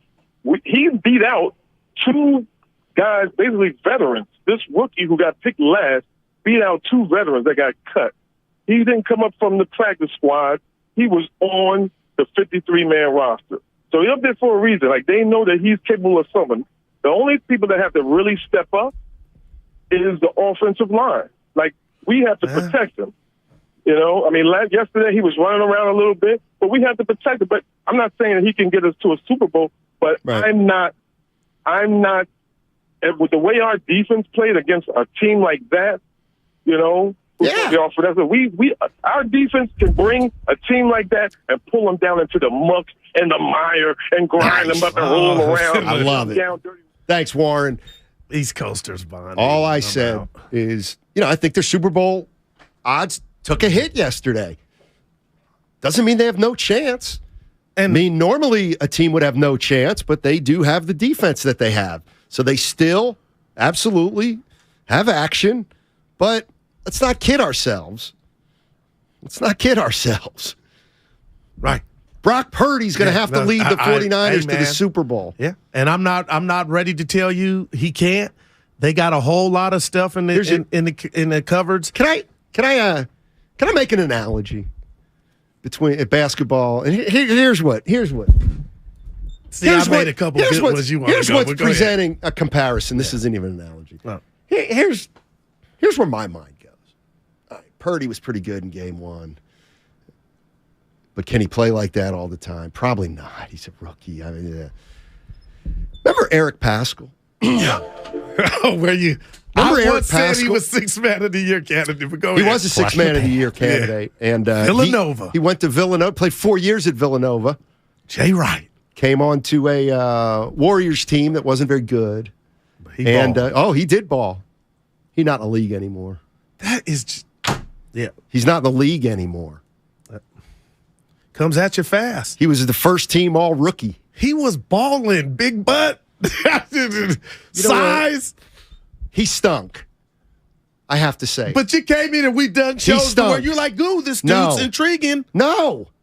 I could not shoot. Well, He played for a 15 and 50 team. God love him. He got the most out of his ability. But you gotta let this thing play out much, much further. But I'll say it. Yeah, if he plays like he did yesterday, and his one interception's kind of meaningless, they got a shot to win it. For sure. Yeah. And one thing we have not mentioned, I'm calling out the O-line, not named Trent Williams. An old wise man once told me, Steiny, you got to create space. You got to push those guys that way. And I'm watching the Niners more times than not.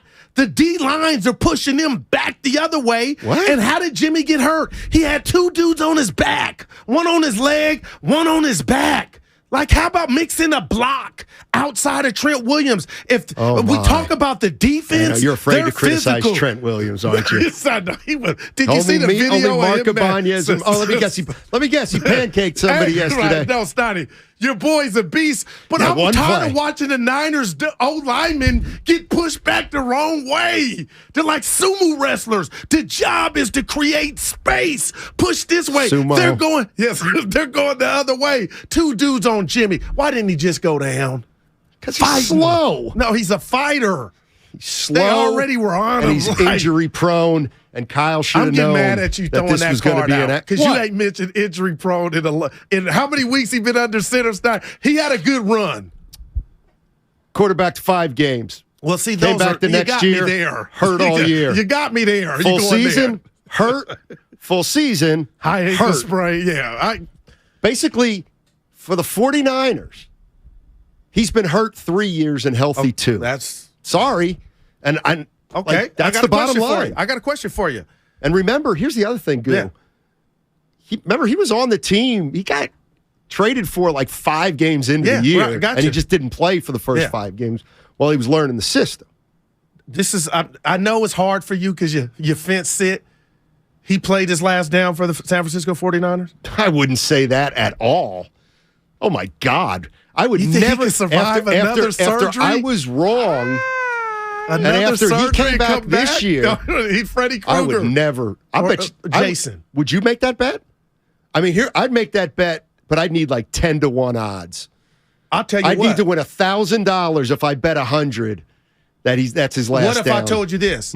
I need to see if Brock is going to be successful to the point to where it's like we might have something here. I think that would have to be a component after the season's over and what they do. And I think they'll be like, you know what? Hey, Jimmy, it was really a good run this time. Here's the bottom line. Jimmy.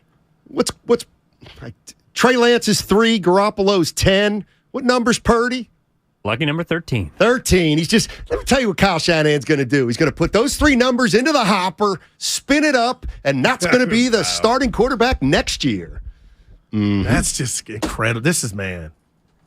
It's more likely he's on the 49ers now that he's been hurt, says the 510. I'm out with the text line. Why? Because they call you on stuff? No, they said the day Evan would be in would be a Thursday. Why are you laughing? That's a 4. Come on, that's pretty funny. It was a 5. That's a great one. How do you remember? That's a great one. Guru Analytics. That's a great story. You come down my road every time. I wanted to check the number, man. That was too perfect. We all have our little blind spots. What's mine? I got a list. You want exactly. Yeah. You grab the mic. What if you couldn't? Could you do radio if they said Steiny? I tell you what, can't grab why don't we do this? On the other side, how about this, Goo? What do you give me if I do the entire next segment and I do not touch the mic? I'll buy you a pop. Today? Yeah. All right. I'm not touching the mic on the other side.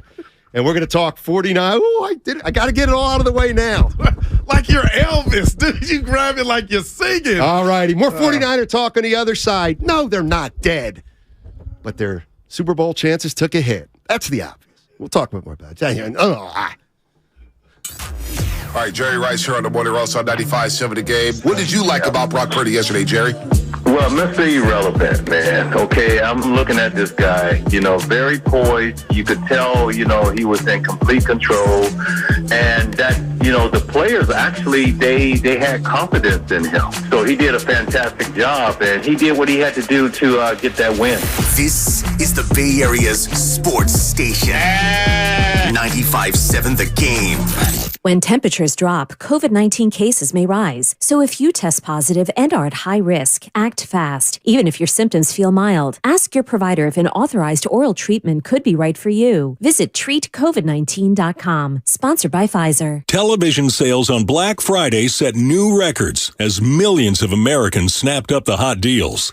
But a lot of people were out of town or too busy to take advantage of the special pricing. So, how about a redo? Right now, you've got a second chance to save big on many of the top-rated Samsung, LG, and Sony TVs. Where? At Video Only, where the smart shoppers go. So, don't miss out. Check out Video Only now, or you'll be sorry.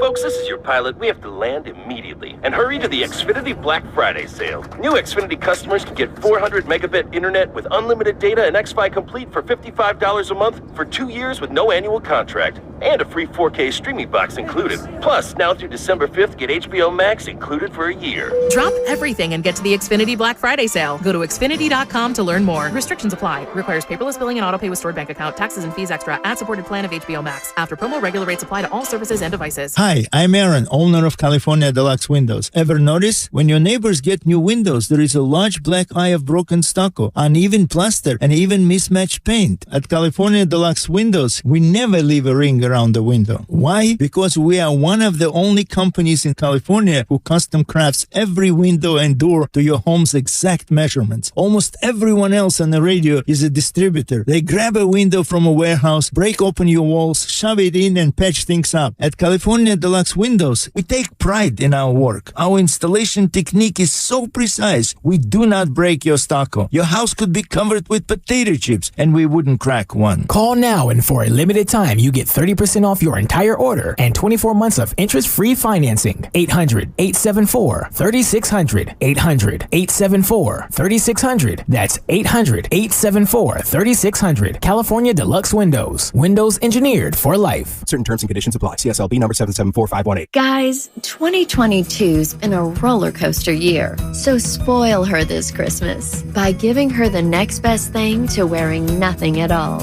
With soft, silky, naturally nude pajamas. Exclusively from Pajamagram. Sensuous and smooth, naturally nude pajamas feel just like her own bare skin. Even more alluring than lingerie. The texture and touch of these pajamas is so seductive that you'll both love the feel of them. She'll love the feeling of wearing next to nothing at all, and you'll love the way they look.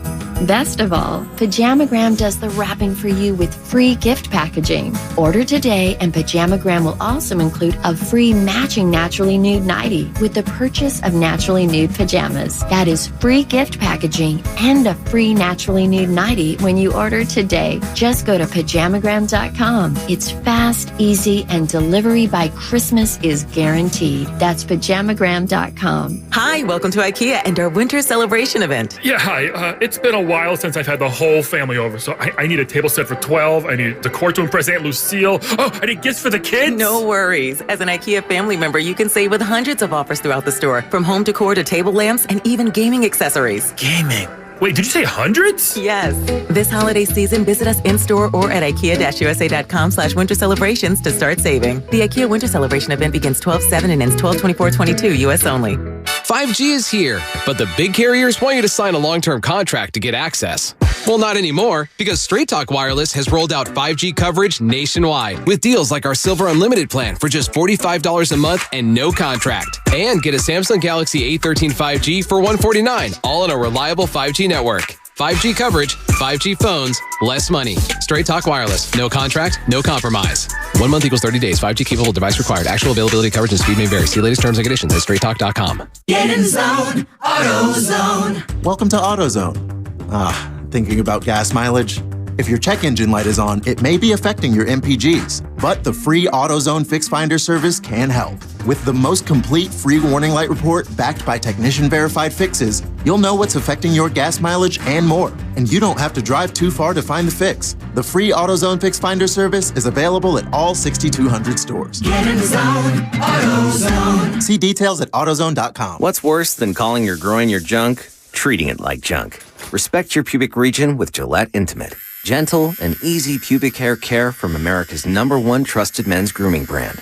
Gillette, the best a man can get. Buy now at Walmart. If you own a business, this has been a bumpy ride. From pandemic to inflation, I'm sure you could use a break. If your business has 5 or more employees and survived COVID, you might be eligible to receive a payroll tax refund of up to $26,000 per employee. The challenge is getting your hands on it. Hi, I'm Howard Mackler, and that's why I founded GetRefunds.com to cut through the red tape and get you the money. The team of tax attorneys we have put together are highly trained in this little-known payroll tax refund program. We do all the work, charge not a dime up front, and simply share a percentage of the cash that we get for you. Businesses of all types can qualify, including those that took PPP, nonprofits, and even those that had increases in sales. We have helped return over $1 billion to businesses, and we can help you too. Just go to getrefunds.com/sports, click on Qualify Me, and answer a few questions. This payroll tax refund is only available for a limited period of time. Don't lose out on up to $26,000 per employee. Go to getrefunds.com/sports. That's getrefunds.com/sports.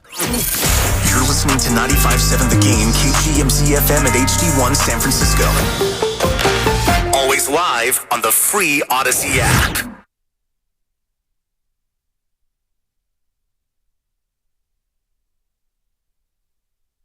Purdy underneath for the touchdown. It's McCaffrey.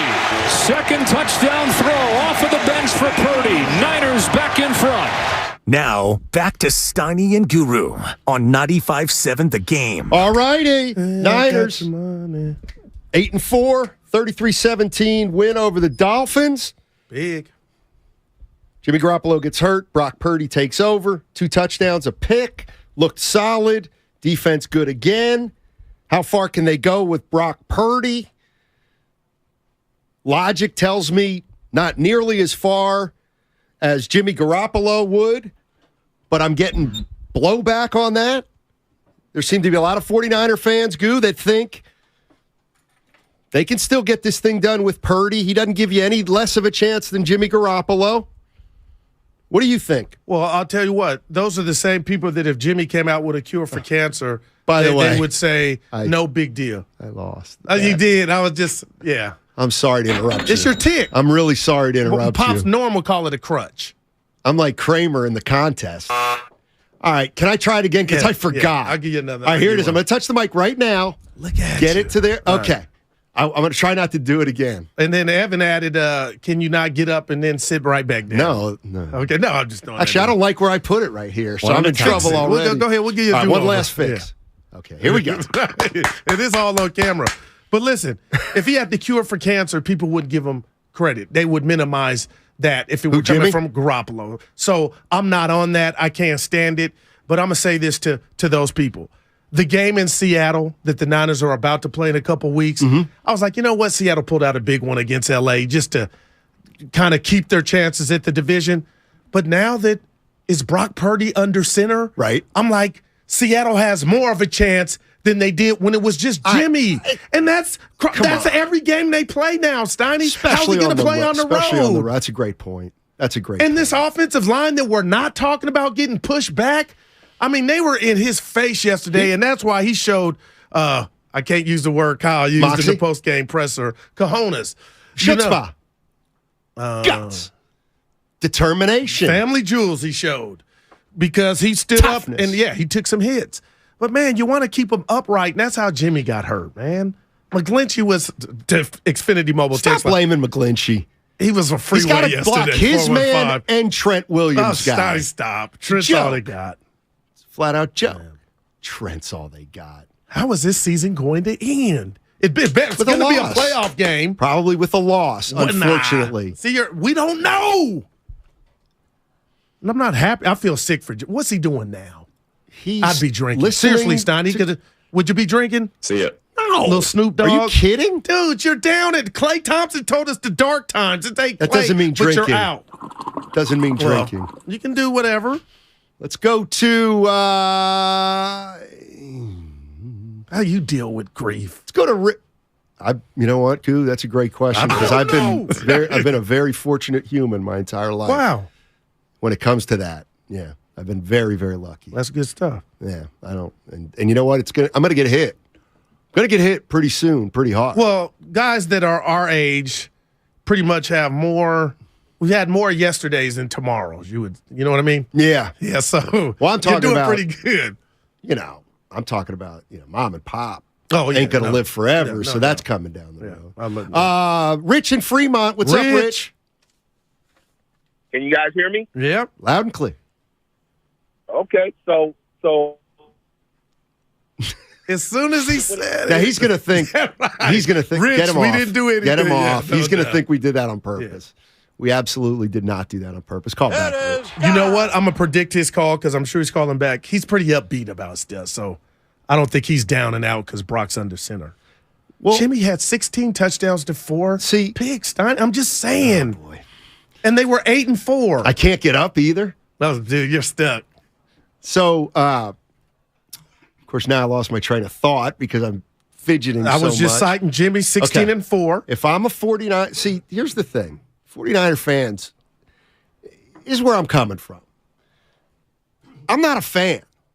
So I just look at, to me, they went from Jimmy Garoppolo, who's been to 2 NFC championships, and they're now going to use Brock Purdy. I think their Super Bowl chances took a big hit, honestly, as an outsider looking in. You're not by yourself. Now, I will say this. If I were a 49er fan, I would not think the season's over. I would think, I think this is going to make it harder, but the way we play and what we ask our quarterbacks to do, and we do have this, that, and the other thing, like, I wouldn't write it off. Absolutely not. I'm just saying as an impartial observer, ouch. Yesterday was an ouch. You would have the history of the NFL to back you up and that's all I'm using. Yeah. That is all I'm using. I can't pretend to know Brock Purdy's strengths and weaknesses. I just know, he was behind Garoppolo and behind Lance, and he who's probably there for a reason, and asking him to come in and lead this team. Let me it's say asking this a to lot. you. Dibs did a pretty good job of dispelling the 9-29 because he did. Yeah. There were a lot of games. Jimmy wasn't around, but Steiny, we seen it. We lived it. 2020 season where they were playing the home games in Arizona. Why do you think that is more times than not? Okay, forget the 9-29. It's when Jimmy's not available. Kyle, in his tenure with the Niners, with Nick Mullins, who Kurt Warner told us there wasn't too far of a drop-off. Remember, why do you think he can't get it done when Jimmy's not under center? Well, if Jimmy is just this chopped liver that a lot of people think. I don't care if I lose this bet. This is ridiculous. I can't. And I thought about what was the win. So you owe me. Right after. Yeah, I owe you. You can stop after I owe you. I owe you a lot, Guru. I owe you a lot. And, of course, okay, so. He can't win without him. I forget what I was going to say. He can't win here. without him. Oh, yeah. I would need to see what every coach's record is with the second-string or third-string quarterback. Well, Mike Tomlin's done it. Well, that's, again, why Mike Tomlin's a Hall of Famer. He's a Super Bowl winning quarterback. I'm asking, your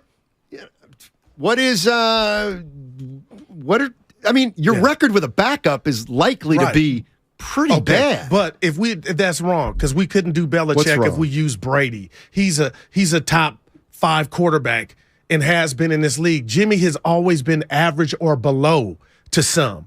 So we're not talking about replacing Montana when Jimmy goes down. We're talking about, on a good day, an average quarterback at best. I disagree. I think at best he's better than average. And I know I'm quibbling there. I know I'm quibbling there, but I think he's better than average when he's good. So why did C.J. Beathard, Nick Mullins, why did they not have success in the season, just go down the tank when they were at the helm? And we watched it. 1 or 2 wins you might even they're not very good. That's why. I mean, I don't know how else to put it. One of these years, right? Bosa was hurt. Yeah. I believe Bosa's. I'll tell you what, Bosa's would be a bigger loss than Garoppolo. He surpassed your boy in Dallas. He is unbelievable. He's going to get the. You think? I called it. I called it from before he ever stepped foot in the league. I knew he was going to be great. Okay, what show? Remember, I called was him that? I call him the Cat. Remember, I nicknamed him the Cat. That's so soft. This was like 4 years ago. When Bosa the Cat. When he got hurt his senior year. Everyone's like, oh, no, he's done. Yeah. I said, he'll get drafted high, and he's going to be a Hall of Famer. Relax. Big Cat. Yeah, the Big Cat. No, that's Tiger. That's Tiger Woods. That's what they call Tiger. No, that was Galarraga. Both. This is okay. There's 2 kinds of nicknames. One is a fan nickname for people like you. Then Leonette was the Big Then there are Cat. nicknames for people who are actually on the inside. Yeah. Which you'll never be. And that's the people that call Tiger the Big Cat. I've never heard that. I don't know what I'm saying. Yeah, I know. I don't have a strong opinion on what I just said. I just wanted to be a bother. I'm a man of What was I going to what were we talking about, though, before we talked about the nickname? Just what I perceive to be Kyle's inability to win without Jimmy. And, hey, Steiny. It's tough to win with It's tough to win with Scribini's. Man, Mr. Irrelevant went to Mr. Relevant. Are you serious? No, it's just that's life. It ain't. That's worse than me touching the mic. Enough. Evan tweeted it. You know what? You're gonna make me root for him to get hurt. Listen, there's a great rapper from Los Angeles, Sugar Free. You know what? Okay, let me guess. He spells it. Yeah, let me guess. Listen, can we use an R? Can we use an R in the alphabet, come please? on, we got to stay hip now. Go ahead. But one of his greatest sayings, Steiny, in the streets know. Yeah. If you stay ready, you ain't got to get ready. And all I'm saying to the people in sports, it can be so fickle. Nobody was thinking about Brock, what's his middle name? Purdy. And now the world has stopped because this guy gets a chance to show us what he has on a team that before Jimmy got hurt had Super Bowl aspirations. That may still be on the table. This is why life is what it is. You never know. See, and that's where that's why I'm fascinated. And I'll let the listener make this decision, whether I'm nitpicking with Goo or I'm actually disagreeing. I do think that this was not a crazy scenario. What happened? And like, I think the caller hung up, but the question was going to be, is Kyle off the hook now? In other words, okay, now he doesn't have to win it all. Well, I don't think so. I don't think so. Because I'm looking at this as this is the quarterback situation he created. Right. It's a quarterback situation. It's not one guy. So I'm sorry. I don't believe it was out of the realm of possibility to even give any thought to the fact that Lance might not be ready, and if that's the case, Garoppolo is going to need to last the whole season. Oh, like all that, right. That's the bet they made. Exactly. And I don't care if it's Purdy. Okay. I don't care if it's Josh Johnson. You went into this season with instability at quarterback. I don't care how it happened. You're now 12 games in. You still have instability at quarterback. And in fact, you're probably not going to win it now because, injuries happen. You know what? Pretty damn soon, or maybe before this season, we should have started thinking about Jimmy Garoppolo can't stay healthy, so why should we think that he's going to be able to quarterback 13 that's why games? They said bye-bye. We thought bye-bye to him. Then why they? Okay, so then you're gonna rehire him as a backup? Well, maybe but he's going to be an insurance plan, and he was a great insurance plan up until yesterday. Up until the point when he got hurt for the third time in 5 years. My only issue with what you just said, Steiny, is you moved the goalpost when Trey was the starter, and you said, "Goo, if they get to the playoffs, that's a great season with Trey." Yeah, correct. And then I was like, no, I need a little more because they're ready to win now. Okay. Then insert Jimmy Garoppolo. Correct. I said Steiny's back to Super Bowl or bust. Correct. But you were still like, nah, Goo, if they win a playoff game, they're good. Now, Jimmy and the team are good. Buzzer not luck. necessarily. This is ultimate buzzer luck. Okay. Now you're asking him to do something and pull something. I'm not giving him a pass, but Steiny, now you're saying make steak out of hot dogs. There's no way you can expect or hold Kyle Shanahan or any coach accountable for getting a rookie quarterback, the last dude in this draft class, to expect the same expectation. That's all. I'm not going soft. That's why I'm shocked that you're still saying you got to get it done. How did Kyle Shanahan, from day one of training camp till today, just let me ask, and whatever injuries, however you manage injuries or think about injuries is how you think about injuries. How has Kyle Shanahan managed the quarterback situation from day one of training camp to now? I don't think he's done a good job. And he's been lucky. I don't think he's done a good job. Okay, he's been lucky. I don't think we've had stability at quarterback during his entire tenure for whatever reason. I don't know how many people would line up and say you're wrong. But the bottom line is, can you get this kid ready, or can you put this kid in a position to where your team can still be the best it can be? This would be his greatest work. If Brock Purdy's successful, Steiny, you don't just say Brock did it. Hey, mom and dad, you did a great job, or high school coach. This would be the culture. So wait a minute. This would be the Niner culture. They win one playoff game. It's Kyle Shanahan's greatest coaching job ever. Okay, let's say two. Okay. Oh, Steiny, two then. Two, it's his greatest job ever. Some of it. But if they lose in their first playoff game, Kyle's off the hook. Kyle doesn't. No, that's not Kyle. Oh, we don't hold that against Kyle. Of course not. Well, what would that read, though? What would the headline read? What? You failed with the rookie quarterback? No, Kyle Shanahan has put himself in a position, where he's going to look good if Brock Purdy succeeds. And if Brock Purdy doesn't succeed, it's no harm, no foul. Bottom line, that's the position that he's put himself in. But congrats. But I don't look at it that way. He ain't eating dinner thinking and telling the wife, that's ideal. Like, I'm happy that it's that. He could care less what the people think. He's trying to get W's. So the fact that you could look at it from a fan standpoint or a spectator standpoint, okay, nothing to see here if you lose with the rookie, but if you win, you get credit. That's not what he's coaching for. Trey Lance should have never started. Yep. All right, that's the minute you made the decision, let's bring Jimmy back, but said there's going to be no competition, that doesn't make sense to me. I'm sorry. I'm sorry. And I'll never forget. And I'm not, that may be an easy second guess, but it's a logical second guess. You brought Jimmy Garoppolo back to be a backup when we all knew damn well he was better than Trey Lance. Yeah, but you were going to start Trey Lance anyway. So, to me, that set the tone of bad quarterback management for the season. Okay. And I think the team knows that Jimmy's better than Trey Lance. I'm not mad at that, and I'm going to add one step to that. I'm going to add something on to that. I'm disappointed in what I believe. What did Trey do? There's no shade at Trey, Steiny. Still a work in progress, but from what I've seen and how you use that kid, what the hell did you fall in love with? That's what's good. When you say Goo, you call him a quarterback genius, that's what has me.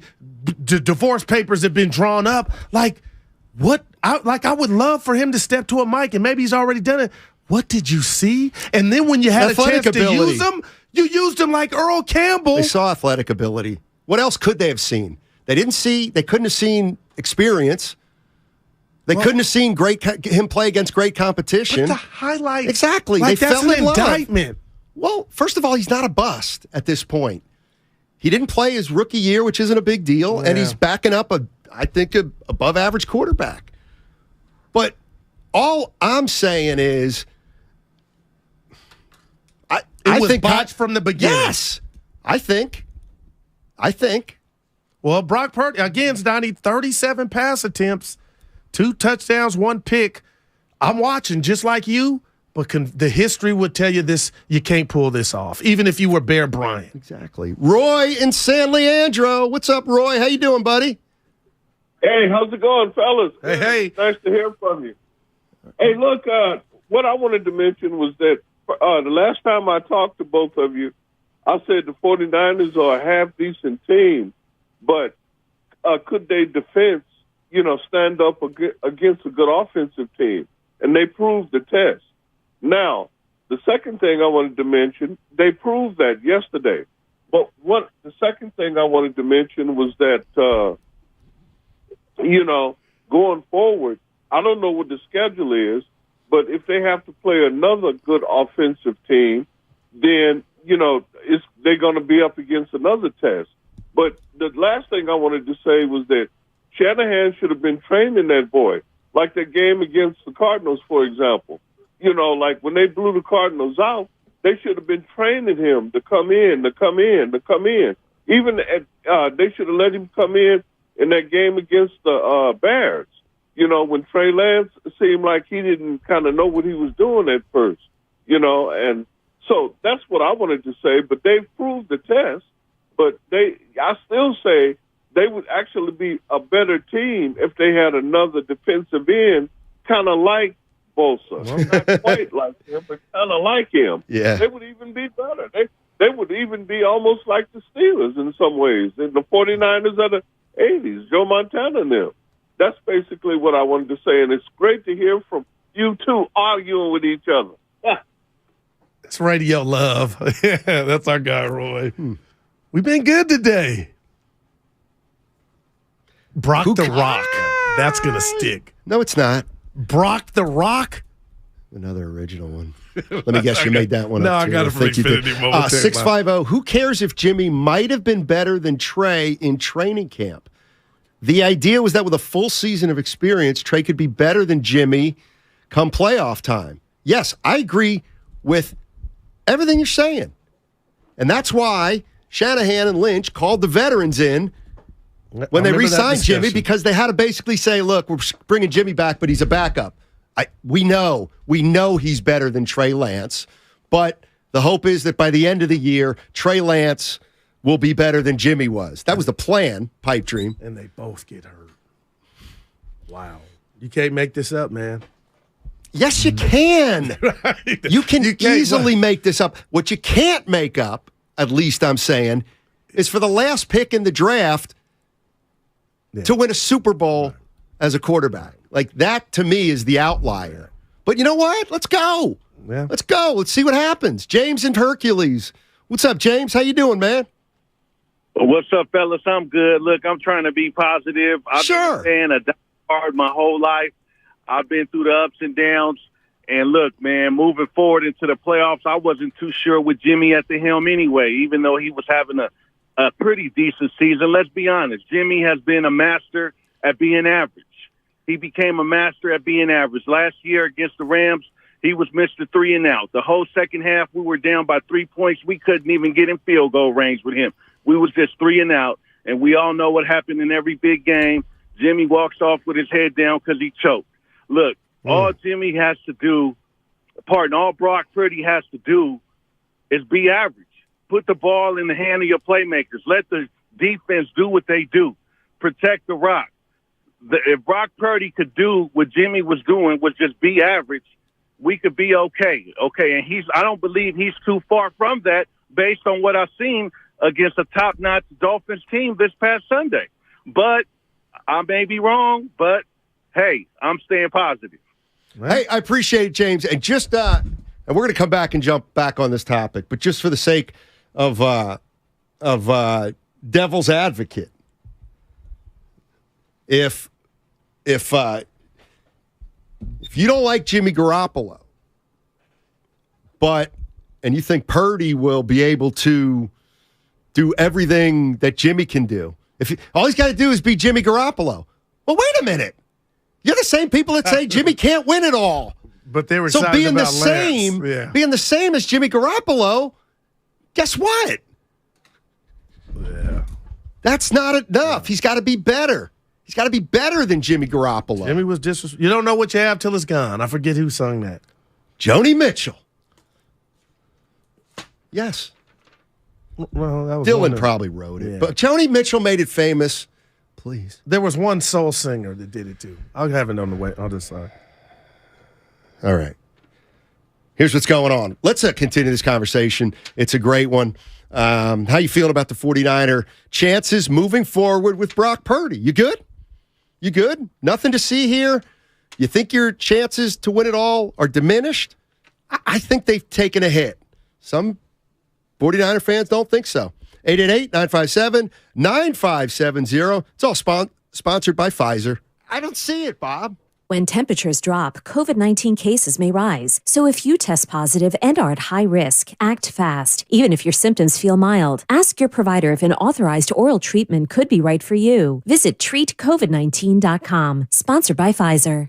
Tune in this week to kick off with Boomer and Valente, where they break down all the headlines in the NFL. Brought to you by Fish Hippie. Save up to 70% right now at fishhippie.com on comfortable, casual, and active apparel. 'Twas almost the holidays, and all over the state, not a creature was stirring, except for, well, Nate. He was panicked, in need of a really good gift. Nate's a procrastinator, if you catch my drift. So off he dashed to the closest store, and there found holiday scratchers galore. Now Nate won't get a lump of coal, unless he burns the holiday casserole. Yes, scratchers from the California Lottery are great, especially for Mr. Procrastinate. So when it's time to get your gift shopping out of the way, try scratchers. A little play can make your day. Please play responsibly. Must be 18 years or older to purchase player claim. Television sales on Black Friday set new records as millions of Americans snapped up the hot deals. But a lot of people were out of town or too busy to take advantage of the special pricing. So, how about a redo? Right now, you've got a second chance to save big on many of the top-rated Samsung, LG, and Sony TVs. Where? At Video Only, where the smart shoppers go. So, don't miss out. Check out Video Only now, or you'll be sorry. Life doesn't stop when the economy is uncertain. The market might not care you have a wedding to plan or a kid to put through school. And inflation doesn't know you've got a family to feed. But Bank of America does, and is here to help. With digital tools to help you save and local experts in the Bay Area, you can keep life moving forward the way you need it to. Bank of America. What would you like the power to do? Learn more at BofA.com/San Francisco. Bank of America N.A. member FDIC equal credit opportunity lender.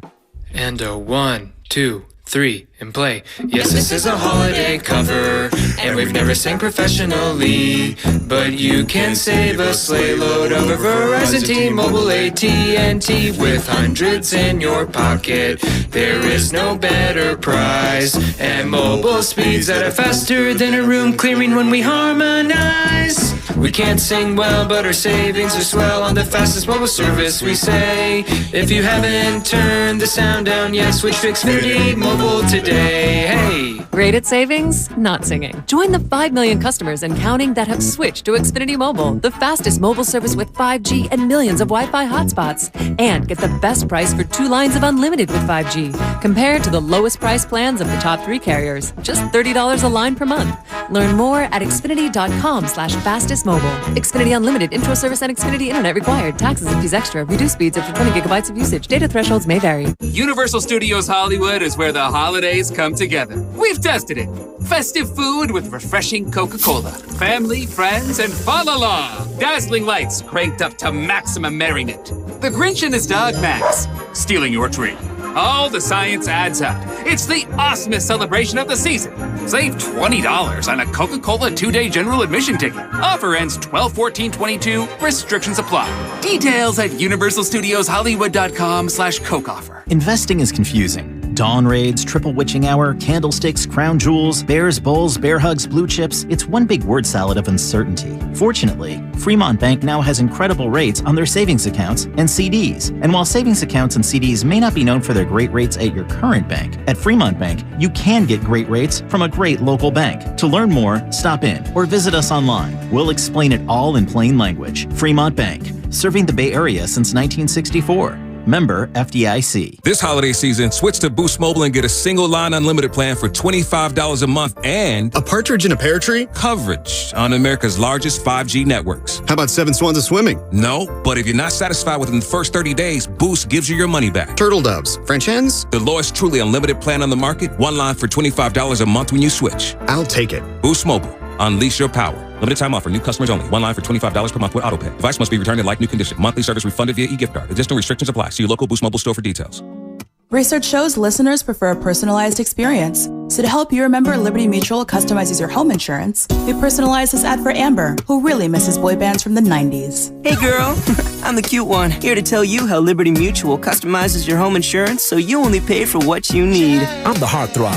The only thing I love more than you is saving. And I'm the other boy in the band everyone forgot about. Just happy to be here. Only pay for what you need at libertymutual.com. Liberty, liberty, liberty, liberty. At the Home Depot, we have the tools to make gift-giving magic for all the DIYers on your list. If they prefer working on real homes over gingerbread houses, you can't go wrong with Makita Power Tools, like the 18-volt 2-tool kit for only $249, or the 18-volt compact circular saw for only $139. Get everything you need to get it done with new lower prices on Makita Power Tools only at the Home Depot. How doers get more done. In Cupertino, mostly cloudy, occasional showers, highs near 59. Diving pick! Jimmy Ward! Superman dive and an interception! Now, back to Steiny and Guru on 95.7 The Game. All right. Let me cut to the chase. I think put it. Tell you what, if you're a Jimmy Garoppolo hater, you don't like Jimmy Garoppolo, you're kind of denigrating him for a while. Woo, admit it. You feeling pressure. If you don't like Garoppolo and you're in this group that says he's average, he can't win. Woo! See, you feeling pressure. I think you're off the because you mark. could take a monster L here. How could the L be if you're a fan of the team? I'll tell you the L. The L is if they don't make the playoffs. Oh, yeah, right. They lose 4 or 5 and they don't make the playoffs, and it's because of quarterback play? How you like me now? Cool, Jimmy Garoppolo fans? Man. Far as I'm concerned, if Brock Purdy's the same as Jimmy Garoppolo, well, they got to get to the NFC Championship. Okay, but that's not being fair. Why? Because Jimmy has skins on the wall. If a fan thinks that, of course, not every. I don't think that. Right.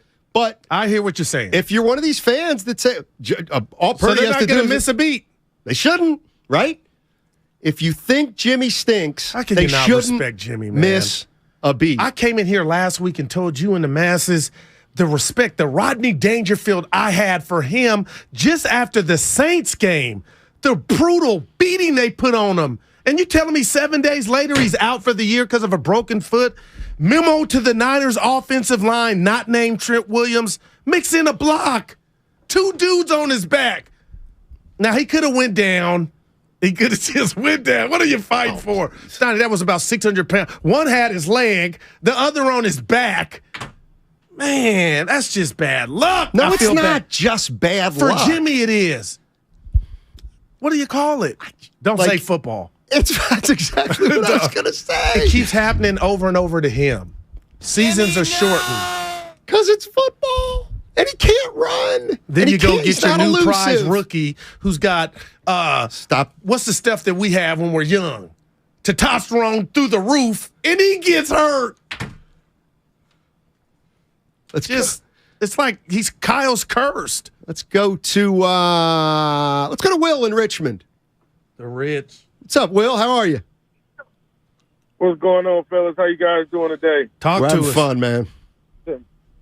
So, a couple things here on Brock Purdy, and I'm not going to lie, I'm a diehard Niner fan, but I had to go do a little research on him last night, too. So, a couple things that I did see that I liked about him. One thing, a point was made earlier, he doesn't have happy feet. You know, he slings that ball. He's not scared. And also, the kid at Arizona and for Iowa, he's an honor roll student, 4.9 GPA student. So I think he's a smart kid. He's gutsy. He's small like Drew Brees was. He's only 6'1". However, what I did see is he's pretty accurate with the ball on his throw. He threw some good balls. No doubt. He threw some very good balls. And he's going to learn the experience as far as his rollouts. He rolled out the wrong way and got sacked, but I didn't see him throwing up. I'm scared of the moment. He came right in and put up a 7 on the board. There you go. Thanks, Will. Appreciate the call. And I will say this, I got something from Will. My one-liner about, hey, Brock Purdy was on the honor roll, right. And Wiseman speaks Mandarin. Right. Well, okay. My point was, I love the effort, but what was his grade in football? Right. If he got an A in chemistry, I'm like, okay, smart. What was his grade on the gridiron? And obviously it was high enough to get him the last pick in the draft. But I'm going to tell you something. I'm going to tell y'all something. In this life we live right now, with Twitter basically being the new TV, the new it's everything. This has all the ingredients for the new Rudy. Is somehow this kid comes in and shows poise, and somehow I never saw Rudy. They go to you're playing with this, right? I never saw Rudy. Okay, and I'm never going to see that Shaq documentary. We should do it. We should do. And I just begged you and during the break, but we should do a segment of the movies you haven't seen. Well, I think somebody tried that. Would be a week worth of shows. But Steiny, this has all ingredients for something, man. No, you're right. Like Rocky Balboa football. Guess what? It's not quite my nature to be overly optimistic. So, would it be an unbelievable story? The most.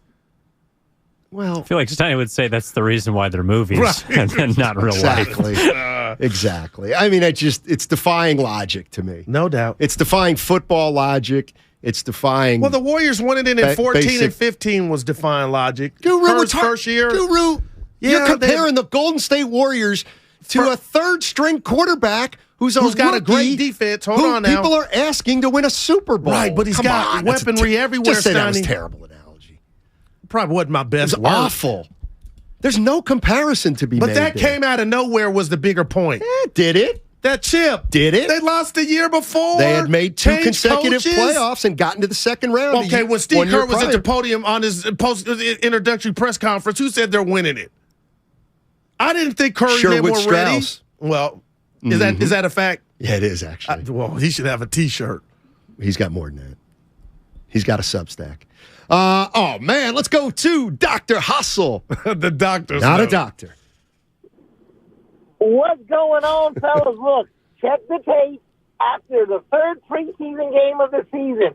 And this is going to sound really bad. I said Trey Lance, after 5 weeks, would be on the bench and Brock Purdy be the starting quarterback. And I know everybody thinks Dr. Hustle just calls on the radio. He's loud. He's Baby Guru. Now I got a nickname online. But listen, I'm telling you guys this.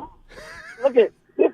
I feel worse today about Kyle Shanahan than I did before. We gave up so much capital to get Trey Lance. In the first couple of games, you told us, well, he's not ready to throw the ball that much. We're trying to do what he does well. So you're telling me that the guy you gave first-round picks up for, the guy that you had all year last year, that you were grooming, that Mr. Irrelevant could come in and throw the ball 30-plus times, and I'm supposed to be confident that you know what you're doing at the quarterback position? Y'all know I'm the driver of the bus that says Kyle Shanahan is the most overrated coach in the NFL, and that ain't changing, and those are the doctor's notes. Not a doctor. Wow. The Baby Guru, that, and he didn't mean it to be malicious, but that hit harder than a lot of other stuff I had heard. Good or bad? Bad. Why? When he said yelling Baby Guru, I kind of didn't. That's like Harold Miner. Remember they used to call him Baby yelling Jordan? to another level.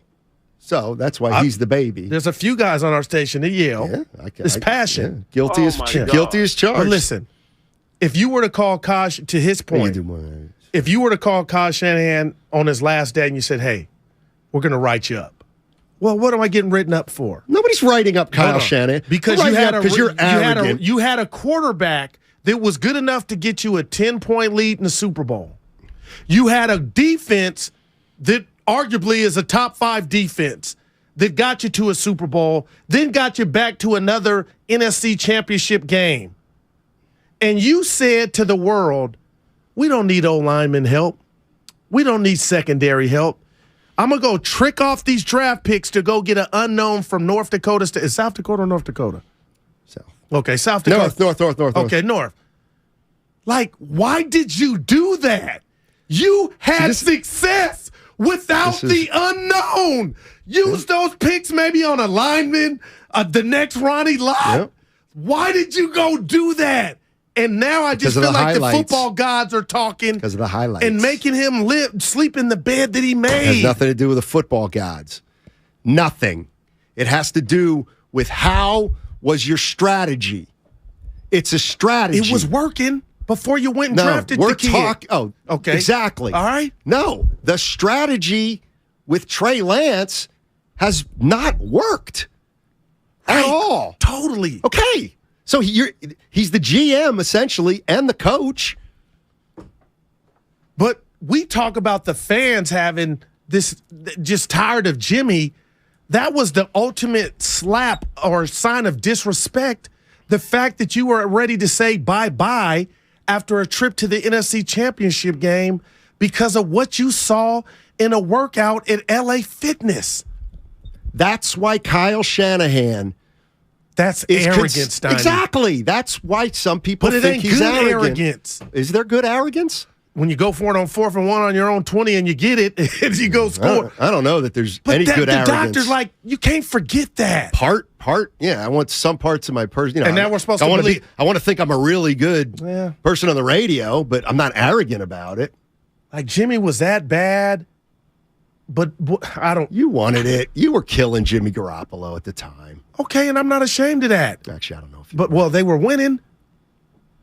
What made you go away from it? See, you're saying all this stuff. That I said from the beginning. Right. But why does Kyle Shanahan off the hook for this year? Because that's the quarterback situation that he dealt himself over the last few years. But we went Woody Harrelson in True Detective. We decided that there's nobody upstairs that is going to, it's not going to cut. He's doing whatever he wants. There's no repercussions. He answers to no one, Kyle. Right. So why are you not going to hold him accountable then? Well, it's already done. There's nothing to be. If San Francisco, if the 49ers lose 4. If this got ugly, and they didn't make it? No. You're saying you don't expect them to go on a run now. So that means when they don't go on a run, or if they don't go on a run, that you will not hold it against Kyle Shanahan because he's down to Brock Purdy. Okay, what do you want him to do? No, see, and I vehemently disagree with that because I don't look at it as Purdy. What would that look like, Steiny? I'm asking the former writer in you. What would you say? Oh, my God, that Kyle didn't get it done with Mr. Irrelevant? That wouldn't be fair to any coach. It's not about Purdy. It's how he managed the entire quarterback situation we don't need to watch start the to next finish. 5 games to get that. We can write that now. We've been we writing can't. it. Why? Because if they win the Super Bowl, then it was luck? No, then he gets it done. I don't understand what we're saying. We're not understanding doesn't each other. count. Like the what I believe the negligence has already been done. What you did with Trey and those draft picks.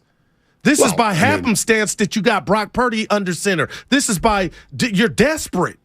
So you just told me the history of the league is telling us they're not going to win with this quarterback. You just told me that Kyle Shanahan was arrogant for wanting to get off Jimmy Garoppolo, who'd been in an NFC Championship, so he drafts Trey Lance. Gotcha. They didn't need a quarterback. Gotcha. I'm totally with you. No experience. Yeah. Zero. And just the rawest quarterback ever. I'm with you. Okay. Then he sits for a year. Okay. Kyle plays him. Right. And the guy's mediocre when he plays and gets hurt. Okay. Like, you don't think that's led to Brock Purdy? Of course it's led to Brock Purdy. So he doesn't get off the hook. He created this situation by trying to start Trey Lance. And he got hurt. I get it. It's unfortunate some guys got hurt. Right. But I ain't playing that game anymore. It's 3 out of 5 years Garoppolo's been hurt. So the minute Garoppolo took over as quarterback 2 games into the year, why did you expect him to play 16 games? Why? Because we're talking the same thing. Because you ostensibly got off Garoppolo, not because he couldn't win the big one. You would never dare say that as an organization, but because you had durability concerns. Okay? Well, you should have had durability concerns when you realized that you were going to have to go 15 games without with Jimmy Garoppolo. Steiny, I'm echoing everything you're saying. What I'm telling you now is it sounds like if he were to get it done, I'm not giving him up. That would be like the old sales term, throwing something up against the wall to see if it sticks. What you just said, we got so much of. That's the story. Then why do we have to see him fail before that ain't going to change what happened to Trey, what you spent to get Trey, and why you thought Jimmy, the train was, why did you stop that? What I'm saying is, if the San Francisco 49ers, let's say they miss the playoffs completely. Okay? Gotcha. They missed the playoffs completely. You know what that means? That in 4 of Kyle Shanahan's 6 seasons, they have not made the playoffs. That's bad. And I'm not, Jimmy was hurt for 2 of those, and then Purdy and blah, blah, blah. It's your job to manage the quarterback situation.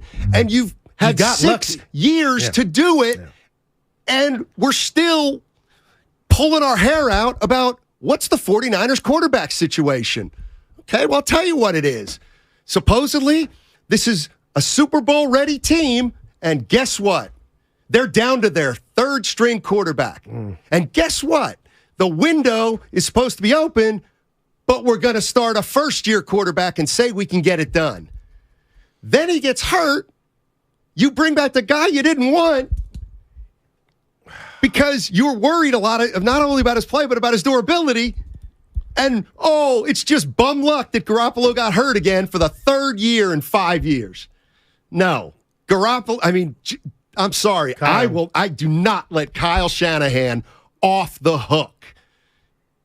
I mean, if they get to the NFC Championship game, I'm not going to be like, he hasn't won the big one. I'll be like, this guy, 3 out of 4 years, he's made it to the NFC Championship game. Like, he gets credit for that. Right. But they make the playoffs and lose in the first round. I'm not giving him the Brock Purdy excuse. I'm not. Yeah, I'm just saying you can. No, we talked about conventional wisdom. I don't disagree from this stamp. Like, you're doing what I said I'm doing at the beginning of the show. Steiny, you're waiting to see how this ends and where they go. And I get that. But what I'm saying to you bigger than that is conventional wisdom has it to where we could start writing, not the eulogy of Kyle, you messed up. We could start that right now. I wouldn't start that right now. I mean, it's all because everything I've learned you don't do it early. Well, you used to tell me about those days. Like the fact that the Giants signed Barry Zito to one of the worst contracts in history. Guess what? It mattered not because they won 3 titles in the wake of that. If Brock Purdy leads the 49ers to a Super Bowl and they win it all, Kyle, he gets all the credit in the world. He would be a god. And and at that point, you know what? I don't care that you gave up 2 picks for Trey Lance. I could care less. I could care less if you waive Trey Lance this year and say, Brock Purdy's going to be our starter from now on. We signed him to a $100 million contract over 4 years. So we have our Warrior bet, the field or the Dubs. I got the Dubs. If I were to tell you right now, Steiny, to represent the NFC in the Super Bowl, the Niners or the field, after what we saw with Jimmy yesterday, your bet would be what? The field. Yeah. Before it was the Niners. No, I think before it was the field. For me it was. Now I'm going field. I'm back to truck up. It's always been field for me because I just base it on one remember Ross thing. Thinks I'm a Niner. Oh, Guru, you love Kyle. He could do no wrong. But no, I just know this defense is stingy. It's consistent, that run. But now everything has changed, and Brock controls that. So does Kyle. I mean, they could be laughing and play this tape on loop, this segment, like, man, it ain't just us. Oh, people thought Brock couldn't do it. Look at us now. But you got a whole lot of years of of NFL history to defy if you can pull this off. Exactly. Absolutely. And you know what? Here's where I'll agree. I'm here for it too. If Brock Purdy, what are they? 8-4, 49ers go 11-6. They beat the Giants. Then they play. Who would they play? Dallas. Let's just say Dallas. They lost to Dallas with Brock Purdy. Go ahead. Kudos. Yeah. I mean, I would be like, okay. Kudos. Right. But at the end of the day, to me, if you're one of these people that are judging by the Super Bowl or bust, it's a loss. Right. I don't care if it wasn't Garoppolo. Okay. All right. I hear you. Because it doesn't matter how it doesn't happen. It just doesn't happen. And that's why I always think that's ridiculous. To like use a Super Bowl to base the situation out of. Okay, so and here's the other thing. The quarterback situation is still a mess. Oh, it is. So Purdy kind of what are they going to do next year? That's fascinating. And you're right, it's not the time. And if it's a scholarship talk, Trey would be your answer, right? Because we spent so much to bring you here. We got to see what we got. And tomorrow I'm gonna go off on you. I got something on my heart. I'm gonna get off. You let me get it off Friday, but Deion Sanders related tomorrow. So. Oh, I thought it was against me, and I was gonna be like, let's do it now. I don't want to have trouble. It's the Deion Sanders thing. So you got a new haircut, Brogans? No, down in Santa Barbara. How much? $35 is a nice barbershop. So a brother hooked you up. I mean, I don't.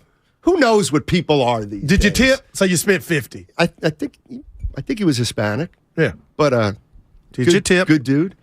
I tipped him $10. 35, gave him 45. Why not 50? Because I had the change. I had the exact change. Okay. I had the exact change. Like, dude, yeah, you got me tipping. Drafting an FCS quarterback with 1 year experience was completely irresponsible. That's just, hey, man. And it's unfair to Trey. You ran him out there, Steiny, with a ready-made team to win.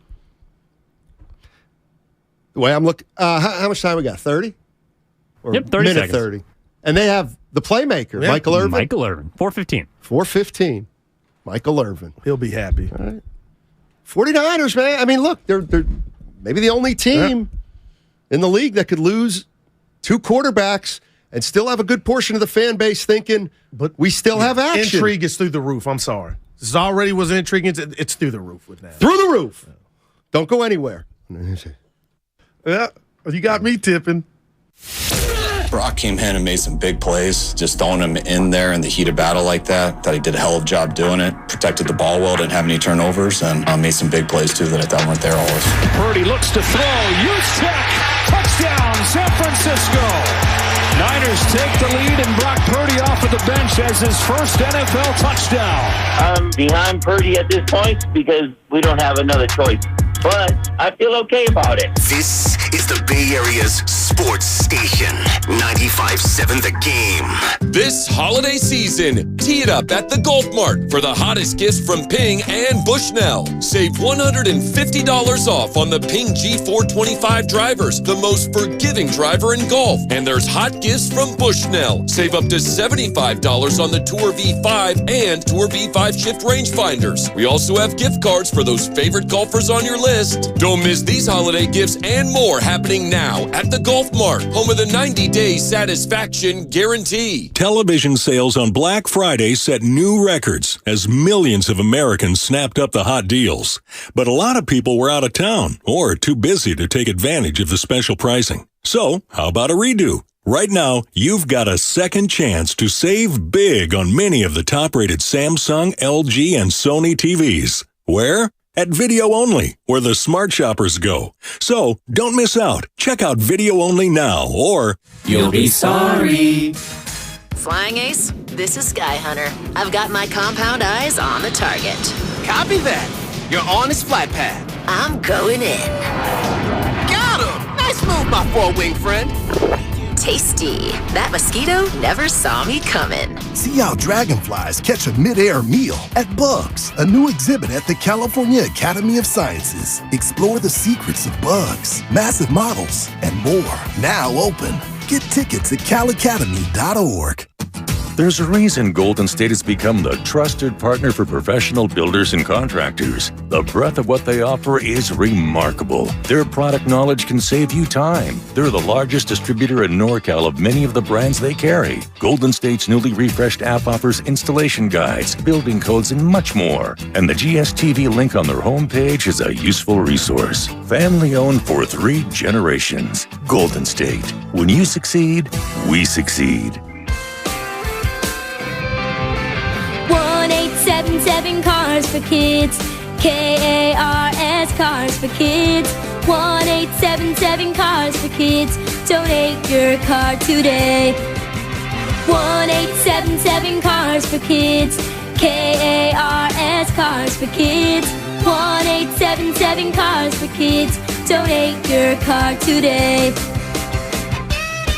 With car prices at an all-time high, our donors are now getting highest receipts ever. Don't miss out for 2022. Donate at carsforkids.org and your car can be picked up tomorrow.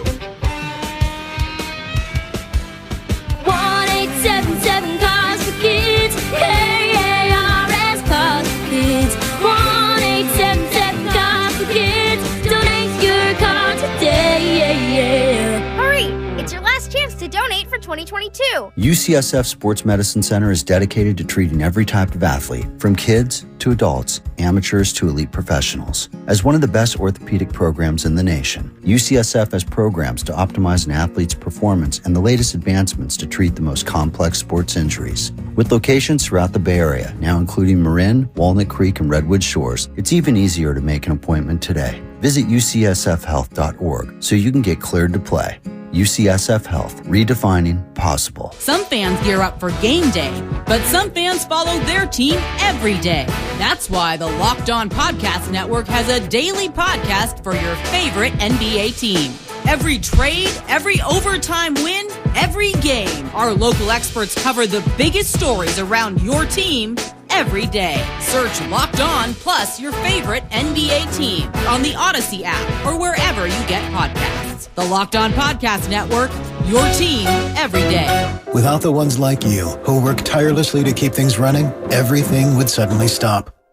Hospitals, factories, schools, and power plants, they all depend on you. No matter the weather, emergency, or time of day, you're the ones who get it done.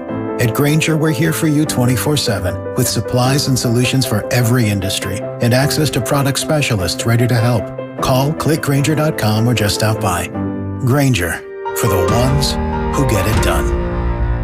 So I switched to Boost Mobile and got this free Samsung Galaxy A23 5G phone. Why do you think they call it the Galaxy? Maybe because the Samsung Galaxy A23 has a huge screen, and galaxies are huge gravitationally bound systems of stars rotating around a supermassive black hole. And the phone is free? When you switch to Boost Mobile.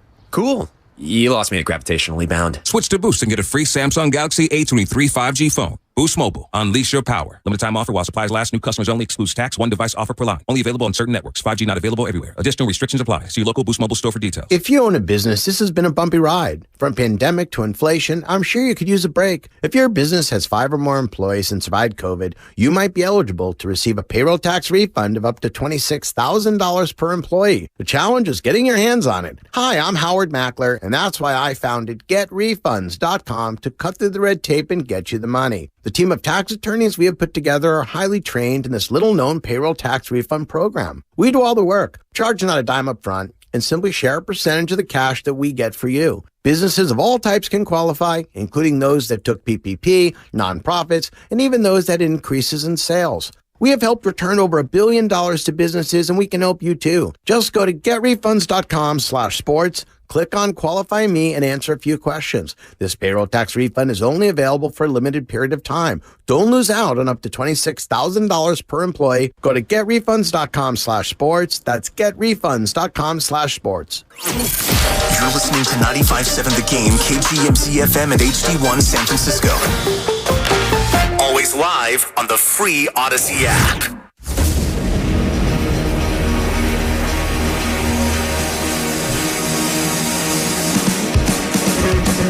Live from the corner of Broadway and Battery, you're listening to Damon Bruce and Ray Ratto on 95.7 The Game. As I told you yesterday, we have a mandatory meeting here today. Welcome. Thank you for your presence. We got an awful lot to talk about. Damon and Ratto with you, and we all watched what happened over the weekend. The 49ers, it feels like a fork in the road of their season, does it not? Man. What we're going to do today, and Ray, welcome back. I'm very happy that you got your dream job as the Santa Mall at Tanforan, the Mall Santa. So that's why Ray was out Thursday, Friday last week. Congratulations. 19 crying children. Here you go. Personal record. A record. Write it down. Look, we're going to be as realistic as possible about the situation that the 49ers are in now, and I guess we're going to start with all this. It's real simple. You would never order this off the menu. It's not the way you would want it dialed up, but here it is. It's on the table. Can you make a meal out of it? And look, I saw enough in my first impression of Brock Purdy to say this. I'm interested to see what a week of practice with the ones does for him. I'm interested. You know, I was pretty impressed by what he did, just thrown into basically his first This Matters NFL action. And I think anyone who's ever been a student of football history, reality, it's real simple.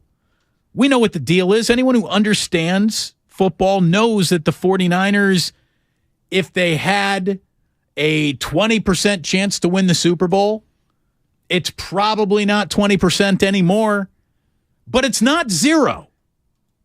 It's not zero. And that's the hope. It doesn't sound like a lot of hope, and realistically, it isn't. But it's not zero. Brock Purdy showed me enough to believe that if he starts the rest of the way, the 49ers' chances of winning the Super Bowl have not fallen all the way to zero. And that's one of the most optimistic things I think you can say after an injury that takes out a starting quarterback that was playing as well as Jimmy Garoppolo was. We know he's an important leader to this team. We know that he has never exactly played the type of football to make a fan base fall in love. And look, if that is a stylistic choice, maybe Brock Purdy can fit into the style of football that the 49ers have had success with. And Ray, having said all that, if replacing Jimmy Garoppolo were easy, they probably would have done it by now. This guy has a better winning percentage, and there is essentially no winning percentage without him for Kyle Shanahan to even enjoy. But this isn't the all hope has been lost moment of the season that it would clearly represent to an awful lot of other franchises should they have to go through something like this. Well, no, and the reason why is because the 49ers are going as far as their defense takes them, not their offense. If the 49ers play defense like they did yesterday, in which they spent most of the game terrorizing Tua Tagovailoa, they're going to be fine. And keeping in mind that, the 49ers only managed one touchdown, out of 4 turnovers and having the ball for 40 minutes, I think you saw what the formula is. We will make your quarterback cry. What our quarterback does is very much secondary to the process. The only thing that surprised me about yesterday, the way it played out, was that they didn't run the ball more often. They threw the ball more than they ran it. And normally, if Kyle Shanahan has the ball for 2/3 of a game, the ball's never in the air. So, to me, that caught me a bit by surprise. But once the game had been established, Brock Purdy or no Brock Purdy, they were winning, and they were going to win comfortably. In fact, if Brock Purdy doesn't play at all this week, Josh Johnson will win. When their defense plays like that, nobody's winning that game except them. The cliche has never been Garoppolo's win championships. The cliche is defense wins championships. And man, the 49ers, they do have an awful lot of defense to throw out on a football field. And look, we are going to be focused on this quarterbacking conversation, which clearly goes right to the front of the line of all sports topics here in the Bay Area. But let me just say, Nick Bosa is officially now at game wrecker status, and he just had a week that is going to go an awful long way to a Defensive Player of the Year conversation that grows in sound and fury every single time this guy plays. He is something else. And Tua, who was billed as really something else coming into this game, Ray, he hasn't been that uncomfortable in a football game this year, all season, and that includes the game in which he was rendered completely unconscious in Cincinnati. He was spraying it like a fire hose, and beyond hitting the first play of the game, which was a real shocker, he did nothing pretty much the rest of that afternoon. Well, and the thing I couldn't figure out is that Mike McDaniels decided to invest in throwing the ball almost exclusively, even after it became clear that Tua wasn't having any fun in the pocket. They ran the ball 8 times the whole day. Now, either the 49ers took the run away from them in ways that nobody does, or they simply abandoned the notion of doing anything to the 49ers except throw the ball.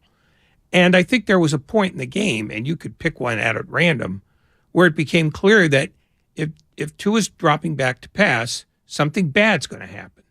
And it did. There were 3 picks. There were 3 sacks. I mean, they looked like the Dolphins of old. It felt like there was only 1 or 2 plays that Mike McDaniel had sniffed out a tendency that he jumped on and did something defensively. Otherwise, I thought it was a game where Mike McDaniel spent most of that second half on tilt. And when he went for it from, 4th and 2 from his own 18-yard line, and they picked it up. But, man, that's one of those moments. And I guess I'm ultra conscious of this right now because I will be heading to Las Vegas this weekend.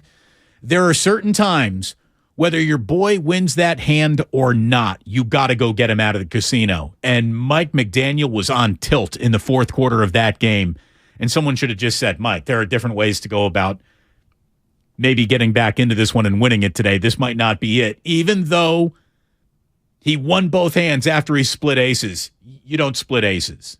And you don't go for it on 4th and whatever that was from your own 18-yard line in a 1-possession game with 9 minutes remaining in the 4th quarter. I couldn't believe that moment. It felt like he was trying to show his dad that he could drive the car too. There was absolutely a little bit of, let me show you what I can do here, Kyle. And Kyle, Kyle carried the day. And honestly, look, that's got to be one of the single most satisfying days of Kyle Shanahan's entire professional life, from beating Mike McDaniel to getting everything that he got out of Brock Purdy. I mean, game ball to Kyle Shanahan. No doubt. No doubt. Lost in a day that left us with, 1,000 topics, if not one gargantuan topic. Jimmy Ward sold out as hard as football physics will allow a human being to sell out to make a play, and he made it. What an interception Jimmy Ward had in this game. Diving pick! Jimmy Ward!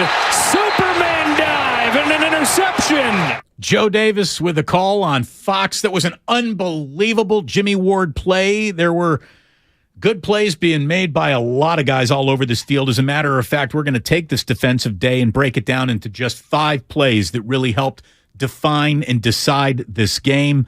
We have guys being dudes, being coaches in this game for sure. We got an underwhelming performance out of Tua. A impressive, all things considered, performance out of Brock Purdy. And unfortunately for Jimmy Garoppolo, there will be no performance remaining for him the rest of this year. It's a shame. We got Michael Irvin joining us today, and again, trying to be realistic. Let's not talk about Super Bowls. Let's not talk about NFC title games. The goal for the 49ers, I really believe now, is simple as this. Win the division, get a home game, puncher's chance from there. Why not? Sound about right to you? Well, yeah, I don't know that there's a much point in setting any goals. It's just you know what must be done. It's you hold the other team to 2 scores. They're capable of that, and if they do that, the puncher's chance takes care of itself. You have to simply acknowledge the fact that they need to be the 84 Bears or the 2000 Ravens or the 13 Seahawks, a team that will get some points, but for the most part, their job is to keep the other guy from getting points. It's not going to be easy on the eye at times. It's certainly not going to please the offense first people who watch the 49ers for that. But for 4 years now, Kyle Shanahan has showed you this is what we do. We win with our defense first. And this now just makes it slightly more stark than normal. We got an awful lot to get into. It's good to have you here. We got open lines and only one guest today. It's an awesome guest. Michael Irvin joins us in an hour from now. Until then, it's you, it's me, it's Ratto, and the circumstances that the 49ers now have dealt to them by the cosmos. We got an awful lot to get into. Damon and Ratto, mandatory meeting this afternoon here on 95.7 The Game. We're brought to you by Pfizer. When temperatures drop, COVID-19 cases may rise. So if you test positive and are at high risk, act fast. Even if your symptoms feel mild, ask your provider if an authorized oral treatment could be right for you. Visit treatcovid19.com. Sponsored by Pfizer. Mr. Irrelevant is now the starting quarterback for the 49ers. Brock Purdy's tough as nails. He looked all right. He was composed. Did he make every throw? No. But he made plays. The 2-minute drill before halftime, unbelievable drive. Facing the blitz, because Miami was sitting in the heat. Get the ball out your hands, Purdy. Find a hot read. Find the options here. I thought Brock Purdy played well enough to get that win. All aboard the Purdy Express. Right here on 95.7 The Game. Someday, you might be with friends in the Bay Area, telling the story of how you navigated these complex times. The market was all over the place, so you reached out to a Merrill advisor, and with their help, charged ahead. And unlike your fishing stories, you won't have to go overboard. Find an advisor at ml.com/bullish. Merrill, a Bank of America company. What would you like the power to do? Investing involves risk. Merrill Lynch, Pierce, Fenner & Smith Incorporated, registered broker-dealer, registered investment advisor, member SIPC, a wholly owned subsidiary of Bank of America Corp. If you owe back taxes to the IRS, have unfiled returns, or are worried about an audit, the IRS is hiring 87,000 new agents to address these very issues. That means if you need to get your tax problems resolved, now is the time to get started. I'm tax attorney Robert Goldstein, and my firm specializes in helping individuals and small businesses resolve their tax problems. We work to stop IRS and state seizures. We may be able to settle your tax debt for pennies on the dollar with an offer in compromise. We prepare your past due returns, even if you have no records, and represent you before the IRS and state in an audit. At the law offices of Robert Goldstein, the consultation is always free, and we have offices located throughout the Bay Area. To schedule your free consultation, call 1-888-TAX-EXIT. That's 888-TAXEXIT. 888-TAX-EXIT. And make us your last stop. Folks, this is your pilot. We have to land immediately. And hurry to the Xfinity Black Friday sale. New Xfinity customers can get 400 megabit internet with unlimited data and X-Fi Complete for $55 a month for 2 years with no annual contract. And a free 4K streaming box included. Plus, now through December 5th, get HBO Max included for a year. Drop everything and get to the Xfinity Black Friday sale. Go to Xfinity.com to learn more. Restrictions apply. Requires paperless billing and autopay with stored bank account. Taxes and fees extra. Ad-supported plan of HBO Max. After promo, regular rates apply to all services and devices. Neuropathy pain? Call Dr. Robert Dees, DC, 925-393-0100. Hi, welcome to IKEA and our winter celebration event. Yeah, hi. It's been a while since I've had the whole family over, so I need a table set for 12. I need decor to impress Aunt Lucille. Oh, I need gifts for the kids. No worries. As an IKEA family member, you can save with hundreds of offers throughout the store, from home decor to table lamps and even gaming accessories. Gaming?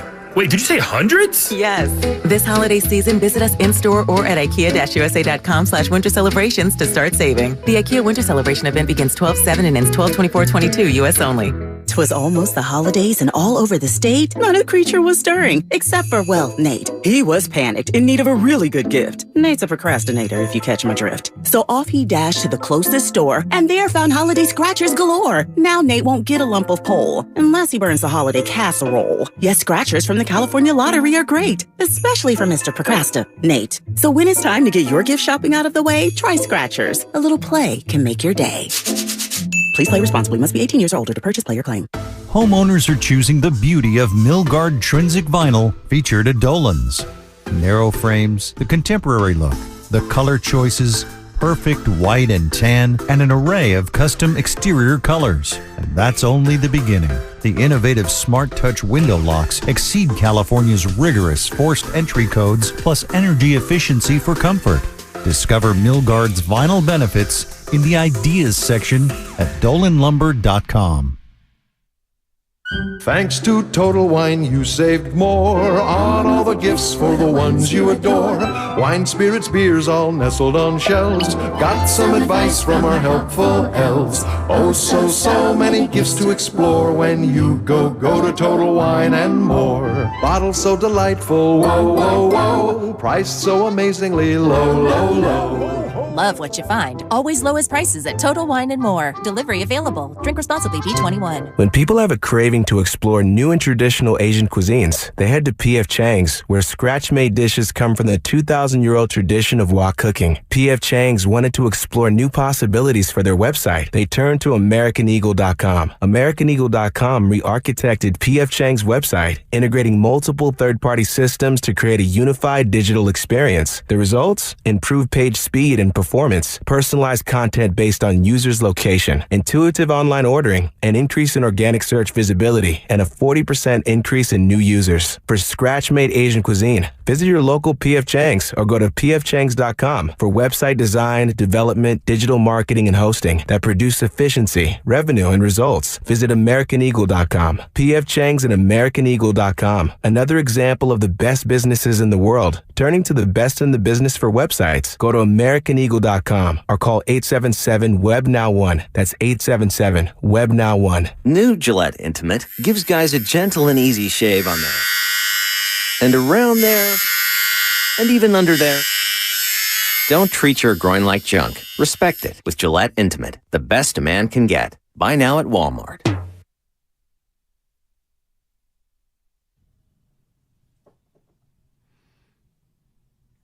Now back to Damon and Ratto on 95.7 The Game.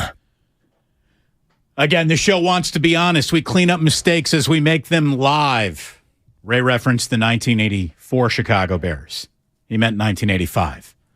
And I said something as ridiculous as, you don't split aces. Hey, get it right, Damon. You're going to Las Vegas on Friday. Of course you split aces. You never split tens. Some casino rules that we absolutely want to get correct. Yes, know the difference between a 10 and an A. Yeah, I'm making notes. I misspoke. Man, Brock Purdy, he wasn't bad. I mean, all day and night long, he wasn't bad. And think about, what does Kyle Shanahan ask of his quarterbacks? He asks his quarterback to operate basically the entire offense in about a 15-yard box. From the line of scrimmage, 12 yards beyond it, and 3 yards behind it. That's a 15-yard box where 99% of all Kyle Shanahan's plays start. That's where they all come from. If Brock Purdy can get the ball out to a stud who can make a play with it and find the right open guy as quickly as a quarterback can find the right open guy because his route tree is no longer than 8-9 yards, how much different are the 49ers? And look, I respect Jimmy Garoppolo. I hope all of you have developed a little respect for Jimmy Garoppolo if you haven't had it. But there has never been a moment where Kyle hasn't thought to himself, I might be able to do better than this, or I could do similar with this, with other quarterbacks. I don't know if he's had a quarterback that he's proven over the course of several weeks he can do better than it then. What if I told you that Brock Purdy had just played the single best game he will ever play in football? There's more of a percentage chance of that being true than him being incredibly successful. I mean, he's already in rarefied air. Purdy has made NFL history. He became the first ever Mr. Irrelevant to throw a pass in a game. He's going to become the first ever Mr. Irrelevant to start on Sunday. And he'll be going against Tom Brady, which is about as opposite ends of the career spectrums as you can get. Fascinating. We got all week to get to that. It's a football team that has told you time and time again, the quarterback is not the most important part of this offense. And Kyle, look, the same hubris, Ray. And I'm using this as a strength. This is not a shot at Kyle, who I know a lot of people have said, he's a little bit too big for his own britches. Man, Kyle really believes what he's selling, and he thinks is, don't stink.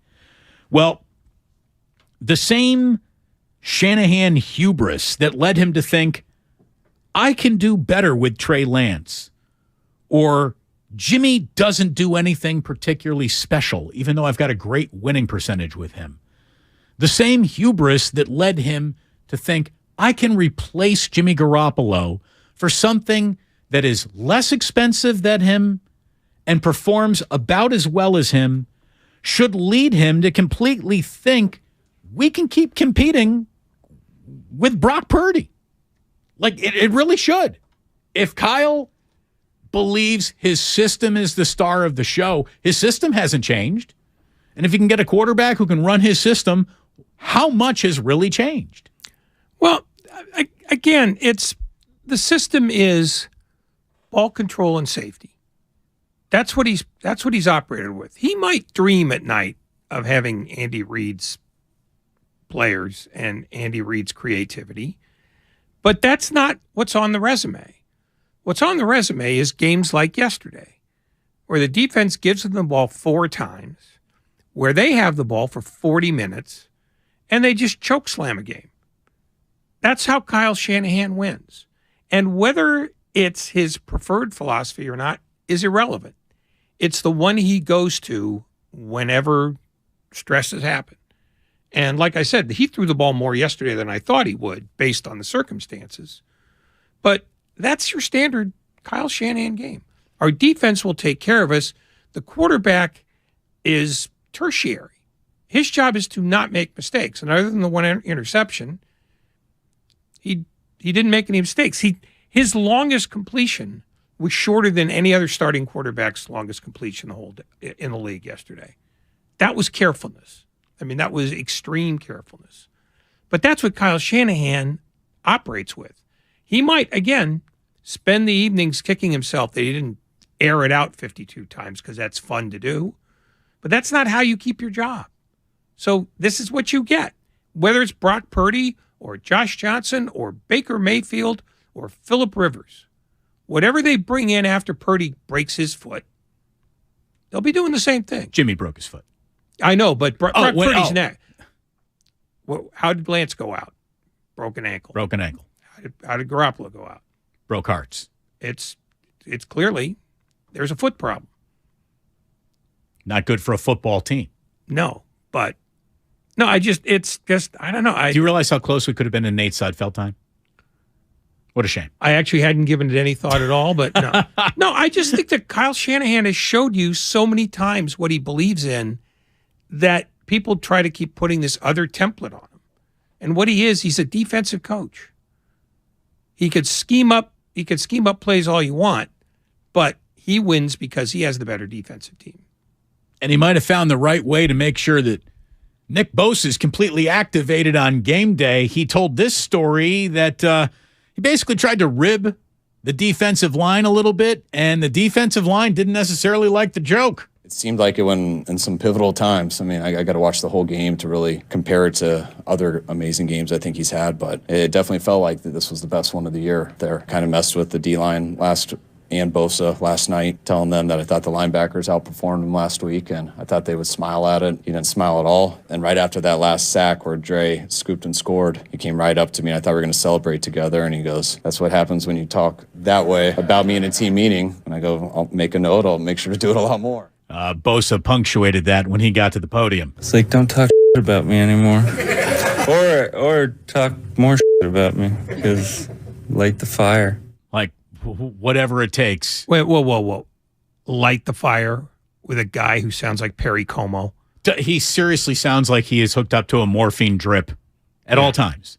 We have great energy, so I'm ecstatic about that. Look, I'll tell you this. He can sound however he wants because he looks like the defensive player of the year in this league. I mean, really. Yeah, him or Micah Parsons. Those are your choices. Yeah, he had 2 huge sacks, both on third down, and then he causes a fumble on his third sack that Greenlaw housed. He had 7 total pressures, 3 sacks, a forced fumble.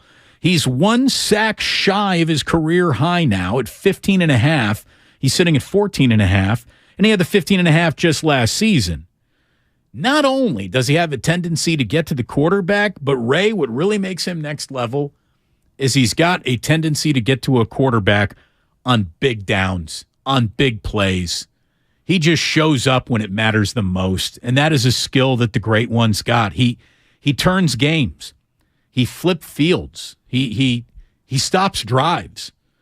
He's just a soul snatcher for hope, for offenses. I mean, he is something else. And you're right. It really probably will be a 2-man race between him and Parsons of the Dallas Cowboys, who put up a ridiculous 33-point fourth quarter yesterday. Yeah, and could have done worse. I mean, they could have made more of an effort, and they could have outscored every other team in football yesterday with 1 more touchdown in the fourth quarter. I mean, with that. But then again, you're looking at an Indianapolis team that is so bereft of players that even Jeff Saturday's brilliance can't save them. Is it safe to say that Jeff Saturday rose has got a little bloom off of it this afternoon? Well, he didn't do anything wrong yesterday. But, when you're sitting there with an 8 high and the other guy's got aces full, you're not bluffing your way out of that ever. I mean, it just, the fact that they beat the Raiders in week 1 is mostly a condemnation of the Raiders. But since then, you've seen what happens when you put an inexperienced guy with a bad football team. I'm a big believer that, there should only be 1 game ball at the end of every game, but that's not how it's done anymore. There's 5 game balls to give out. And really, there were plenty of game balls to give out yesterday with the 49ers. Number 1, I think, goes to Kyle Shanahan. That's one of the best coach days of Kyle Shanahan's career under the circumstances. For that team not to go dauber down the minute that Jimmy was out of it is a testament to how hard this team plays. I think you can give a game ball to Christian McCaffrey, who yesterday put on the yoke of the workhorse, and he gave the 49ers everything, especially for a guy who, was doing a little self-evaluation on his knee earlier in the week.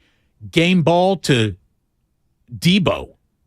Debo had himself a monster day yesterday. He really did. He was the preferred target that Brock Purdy kept going back to, And I got to tell you, Ray, his Houdini 5-yard loss, a play that went for a 5-yard loss, should go into the season highlight of great plays made in football this year. The fact that he wasn't buried for a 10, 15-yard loss when he took that, trickeration, end around, double reversey thing, it was amazing. It was amazing. And I know that this is exaggerating just a little, but it's not exaggerating much. I'm comfortable enough to say it.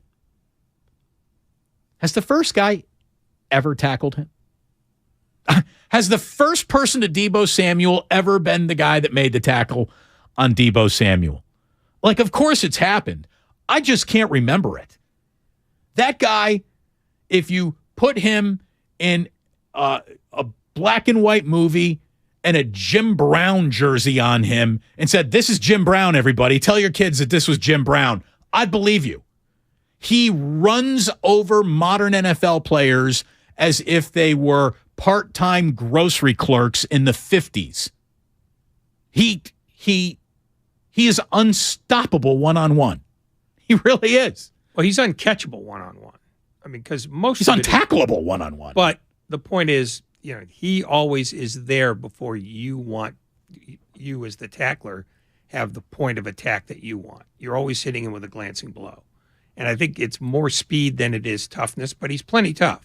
I mean, I'm I've just seen him saying get that hit you right in can't half, and he backs up and keeps going. You can't get a square hit on him, and Something that's the difference. I would give one to Robbie Gould because quietly, he's having another really good year at age 74. Yeah, dude, death taxes and Robbie Gould being money from about 45 yards in. He is easy to set your watch by, and he did, what, he had 4 field goals yesterday? 4 field goals yesterday, and obviously Nick Bosa needs a game ball too because he is the definitive player on this defense. He defines them more than any one player. And yesterday, the 49ers, here's a Josh Dubois bomb that I thought was pretty damn good. The 49ers had 4 takeaways in the second half for the first time since October of 2006 when they had 5 against the Raiders' bed and breakfast offense. Remember that? Remember that when Art Shell tried to get the band back together and he hired Tom Walsh right out of an Idaho bed and breakfast to be his offensive coordinator? Well. It did not work well. And that was an outstanding day. An outstanding day for the 49ers defense. And having said all of that, Tua hits 3 more passes. They might have lost that game. I mean, Mike McDaniel did go on tilt in that second half. I think Mike McDaniel went a little bit more gray yesterday than he might have been without yesterday's game. He went a little bit more crazy in the grand scheme of mental health for the rest of his life based on some of the decisions that he made yesterday. If he had a quarterback who wasn't peeing down his own leg yesterday, the Dolphins might have won that game. As good as the 49ers were, Tua, and look, Mike McDaniel, remember how we used to say, Ray, when Kolsky was in here, that the 49ers, we should count the number of untouched touchdowns. We should count the number of completely unguarded, wide open receivers in Kyle Shanahan's offense. Yesterday, Mike McDaniel was running them wide open all over that field, and Tua was throwing behind or short arming or above or around players. I mean, Tua, who came into this game, being ballyhooed as one of the most accurate quarterbacks. I mean, when he came into the game, here it is. I found it. Miami he had number 1 success rates in touchdown rate, third down rate, second best in the NFL at avoiding sacks and interceptions. He looked nothing like that player against the 49ers. Nothing. He looked like the Mr. Irrelevant who got thrown in and was quickly nervous more than Brock Purdy. But he was made nervous because he didn't start nervous. 49ers made him nervous. And when you say if he had completed 3 more passes, they might have won, he had no chance to complete any more passes than he did. The 49ers defense is predicated on we will scare your quarterback into throwing too early or off the wrong foot or to the wrong guy because we're going to be in his face before he knows it. And so they don't have to have an exemplary secondary. If Miami could have figured out a way to give Tagovailoa the time he needed for Hill and Waddle to break open, yeah, your point is well taken. But they didn't. And the reason why Tua was peeing down his leg is because the 49ers were standing on it. I mean, that's the thing. It just the 49ers had complete control, not just of the line of scrimmage, but the 8 yards behind it. And that's why he couldn't complete those 3 more passes. Ray, he had several clean pockets. Did we watch the same game? Several, when they but weren't several getting to is him, not he very had- many. Several is I said not 3. I said if he had 3 more completed passes from his multiple clean pockets that he had. I don't think he had multiple clean pockets. Multiple. He had a lot of time on a lot of throws and did nothing with them. I think the 49ers made it so that when he had a clean pocket, he still had to get rid of it early because he was sure that they were coming. Well, and that's part of what the 49ers do to you. That's part of the defense as well. When you get hit enough times that you think you're going to get hit every time, you will panic in the pocket. And we've seen other quarterbacks do that. This is, I would argue right now, their best defense in the Shanahan era. Even though their secondary is okay and better than the others that they've had, they're a better front seven than they've ever had, going back to the Justin Smith era. And I think you saw that yesterday. The clean pockets are only good if you feel comfortable in them. And the 49ers took away his comfort early and made sure that he never got it back. He's a quarterback who's been sacked in other games in his life. He's had clean pockets, and he's performed well in those pockets. He had I was surprised Tua did not play a lot better. A lot better. This is a guy who had 193 attempts without an interception and then throws 2 on back-to-back plays. That's extraordinary. It's extraordinary. I was stunned that Tua was nothing like the player that's been billed. And I got to be totally honest, I haven't spent a lot of time watching Miami Dolphins football this year, even with Mike McDaniel being a great story. Tua had a lot, I thought, of opportunities to play better. And you can say he was hearing ghosts, echoes, whatever haunted him, I do not know. But it's a good thing that he was haunted, because as good as the 49ers defense was yesterday, they could have been beaten. A superior quarterback beats them. Yeah, there's one quarterback that would have beaten them. That's Mahomes. And Mahomes has already done that. Mahomes has already done that? I think. And there's, who else might beat him? Joe Burrow? No, I was going to say Jalen Hurts, because that offensive line is so good that they could keep the 49ers at bay. Jalen Hurts right now is seriously flirting with some MVP conversations, and he needs to. Look at what he's doing. I've been saying that the Tennessee Titans are sort of like the Niners with worse uniforms. They just destroyed the Tennessee Titans. So we're going to take the Tennessee Titans off the 49ers complimentary line, that's for sure. Yeah, they couldn't. Well, the one thing they do is they run Derrick Henry, and Derrick Henry was 11 for 30. What was amazing, what was really, really amazing, is how Mike McDaniel really did go away from a running game that is concocted of 2 guys who know the 49ers defense better than anyone else, have been going against them in practice for so many years. Raheem Mostert, Jeff Wilson Jr. had 1 carry. I would have lost a bet big time in Las Vegas on that one, man. I would have assumed, 1.5 carries, over, under for Jeff Wilson Jr. against the 49ers. Over or on? I would have gone over. And no, I would have lost that bet. What a stunning opening play of the game. A shocker, right? With a quick throw down the seam, and it's Trent Sherfield. A big play on the first one. Home run. Play 1 to the house. What a start for the Dolphins. 75-yard lightning strike from Trent Sherfield. So Joe Davis on Fox once again. I mean, you want to talk about a thumb in your eye to start your afternoon, to kind of take down your defense a peg or two from their confidence. And I mean, that's as brutal a first play in a game where you're officially billing like, here's a great defense against a great offense.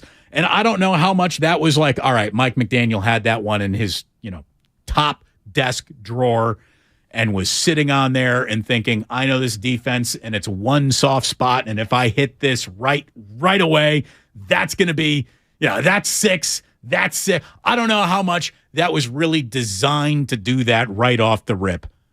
But, man, whatever that was designed to do, nothing else pretty much all day long happened anything like that other than Tyreek Hill, who is just amazing. Like, that guy is as unfair as wide receivers have allowed to been in the last 20 years. He is ridiculously good. He had a very casual 9-catch, 146-yard afternoon with a 45-yard touchdown tucked into it. But it's interesting that the 75-yarder wasn't either to him or to Jalen Waddle. It was to the guy that the 49ers didn't think they'd have to ever worry about. That first play had an awful lot of that felt really good to some existing Miami Dolphins.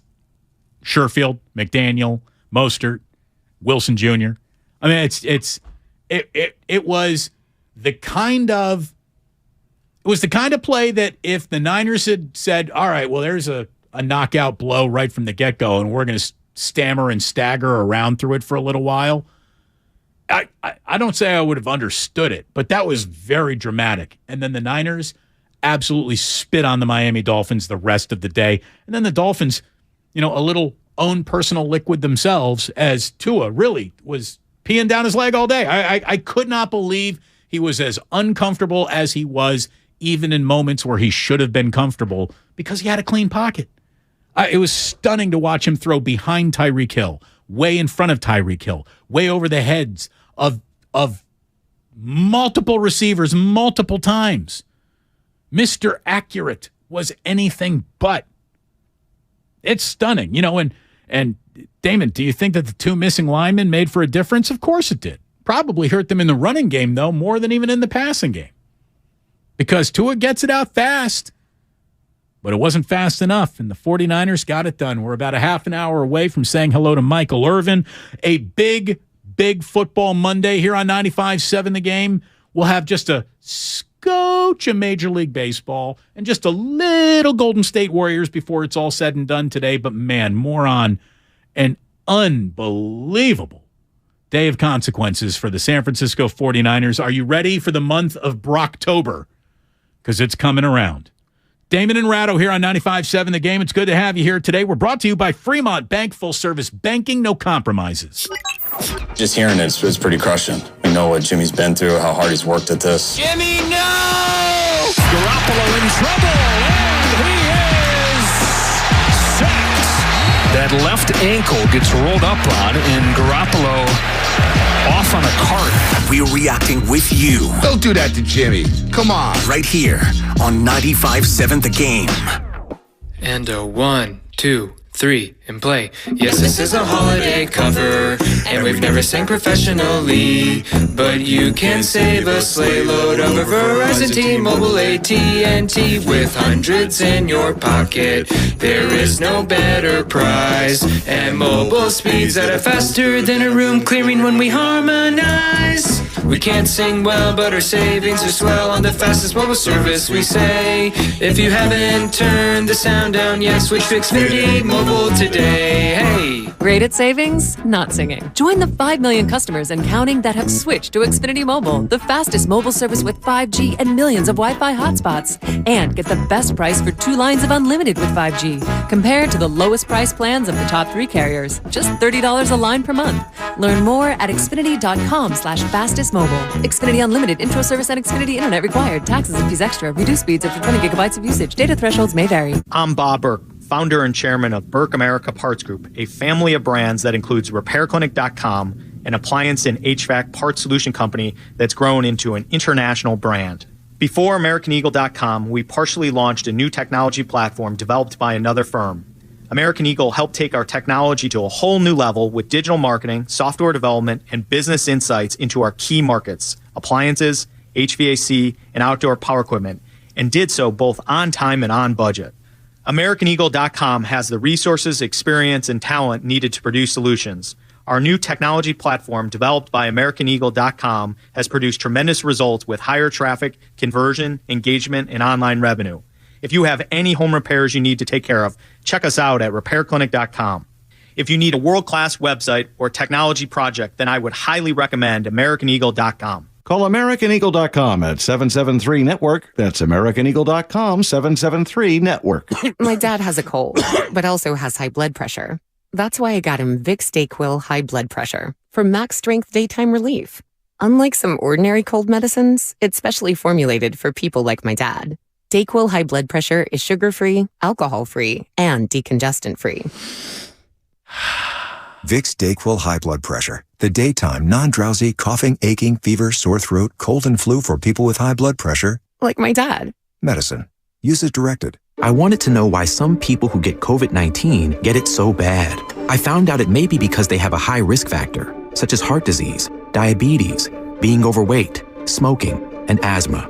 Even if symptoms feel mild, these factors can increase your risk of COVID-19 turning severe. So if you're at high risk and test positive, there are things you can do, like asking your healthcare provider if an authorized oral treatment is right for you. Learn about an option at treatcovid19.com. This message is sponsored by Pfizer. Kirby is your driveway mechanic. They bring the shop to you with brake replacements, oil changes, washes, and so much more. Get $50 off your first oil change with code OIL50 at Kirby.com. That's CURBEE.com and use code OIL50. Tune in to 95.7 The Game for Warriors Live, 60 minutes before tip-off of every Warriors game. Brought to you by Xfinity. Supercharge your home with supersonic Wi-Fi. Unbeatable internet, only from Xfinity. At Outdoor Supply Hardware, to give is to receive. December 6th through Christmas Eve, get a free $10 gift card with every $50 gift card purchased. Limit 4 per household. Osh gift cards never expire. Great gifts are in the cards at all 14 Osh stores. Investing is confusing. Dawn raids, triple witching hour, candlesticks, crown jewels, bears, bulls, bear hugs, blue chips. It's one big word salad of uncertainty. Fortunately, Fremont Bank now has incredible rates on their savings accounts and CDs. And while savings accounts and CDs may not be known for their great rates at your current bank, at Fremont Bank, you can get great rates from a great local bank. To learn more, stop in or visit us online. We'll explain it all in plain language. Fremont Bank, serving the Bay Area since 1964. Member FDIC. When you need to know what's happening, it's time to get in the huddle. You're fraudulent. You're not in the business of winning football games. You're in the business of trying to prove your own asinine decisions correct. We can talk about the Irsay thing. Do I think the Saturday thing is the biggest joke in the history of the NFL? I do. But at least he was willing to say, this ain't working for me. I don't care that I just gave him extensions. Listen to In the Huddle, available on the Odyssey app or wherever you get your podcast. I wanted to know why some people who get COVID-19 get it so bad. I found out it may be because they have a high risk factor, such as heart disease, diabetes, being overweight, smoking, and asthma. Even if symptoms feel mild, these factors can increase your risk of COVID-19 turning severe. So if you're at high risk and test positive, there are things you can do, like asking your healthcare provider if an authorized oral treatment is right for you. Learn about an option at treatcovid19.com. This message is sponsored by Pfizer. Get in the zone, AutoZone. Welcome to AutoZone. What are you working on today? Thinking about gas mileage. You know, changing your oil with a full synthetic oil like Pennzoil Platinum can help your engine get more miles. Right now, you can get 5 quarts with an STP extended life oil filter for only $38.99. Get everything you need for better fuel efficiency at any of our 6,200 stores or on AutoZone.com. Get in the zone, AutoZone. Restrictions apply.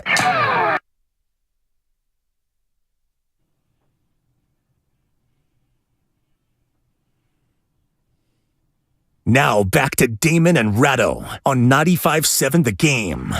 Oh, it is good to be with you here on a Monday afternoon. Damon and Ratto officially streaming. Oh, yeah, we're on YouTube. YouTube.com/957 The Game. Take a look at this, and you will quickly know why it's a radio show. That will be made. It won't take you long to figure that one out. Got a lot of people watching today. Lots of people. A record day almost on YouTube. Big stories break. People come to 95.7 The Game. That's how it works around here. It's good to have you here. And look, we are going to do everything we can to get to know Brock Purdy a little bit better throughout this week.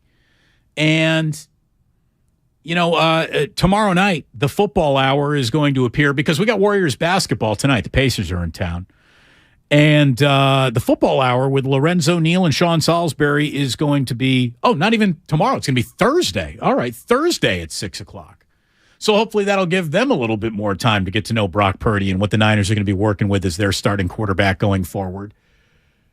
In order for us, Ray, to get to know a little bit more about Brock Purdy, we're going to be talking tomorrow to a guy whose name is Dan Minucci.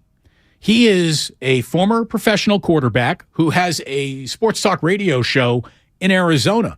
Brock Purdy is from Arizona, and Minucci has been coaching him since he was in about 8th grade.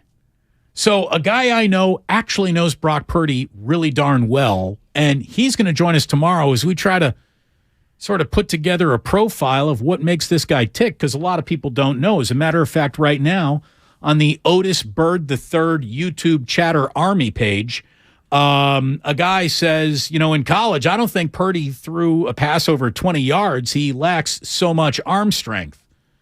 Well, you're probably wrong about that, because I'm going to tell you right now, and I don't know what necessarily is, what do you make of an all-time NCAA passing yardage list? I don't know what you really do to interpret it, because there are a lot of names on there that are or were NFL quarterbacks to varying degrees of success. As a matter of fact, it's one of those, the higher you go up, the less success you actually find up the list. You got Case Keenum and so on and so forth. Brock Purdy is the 39th leading passer in the history of college football. Is that a T-shirt that you print up and hand out at homecoming or at the pep rally? No, it's not. We got number 39. No one would ever do that.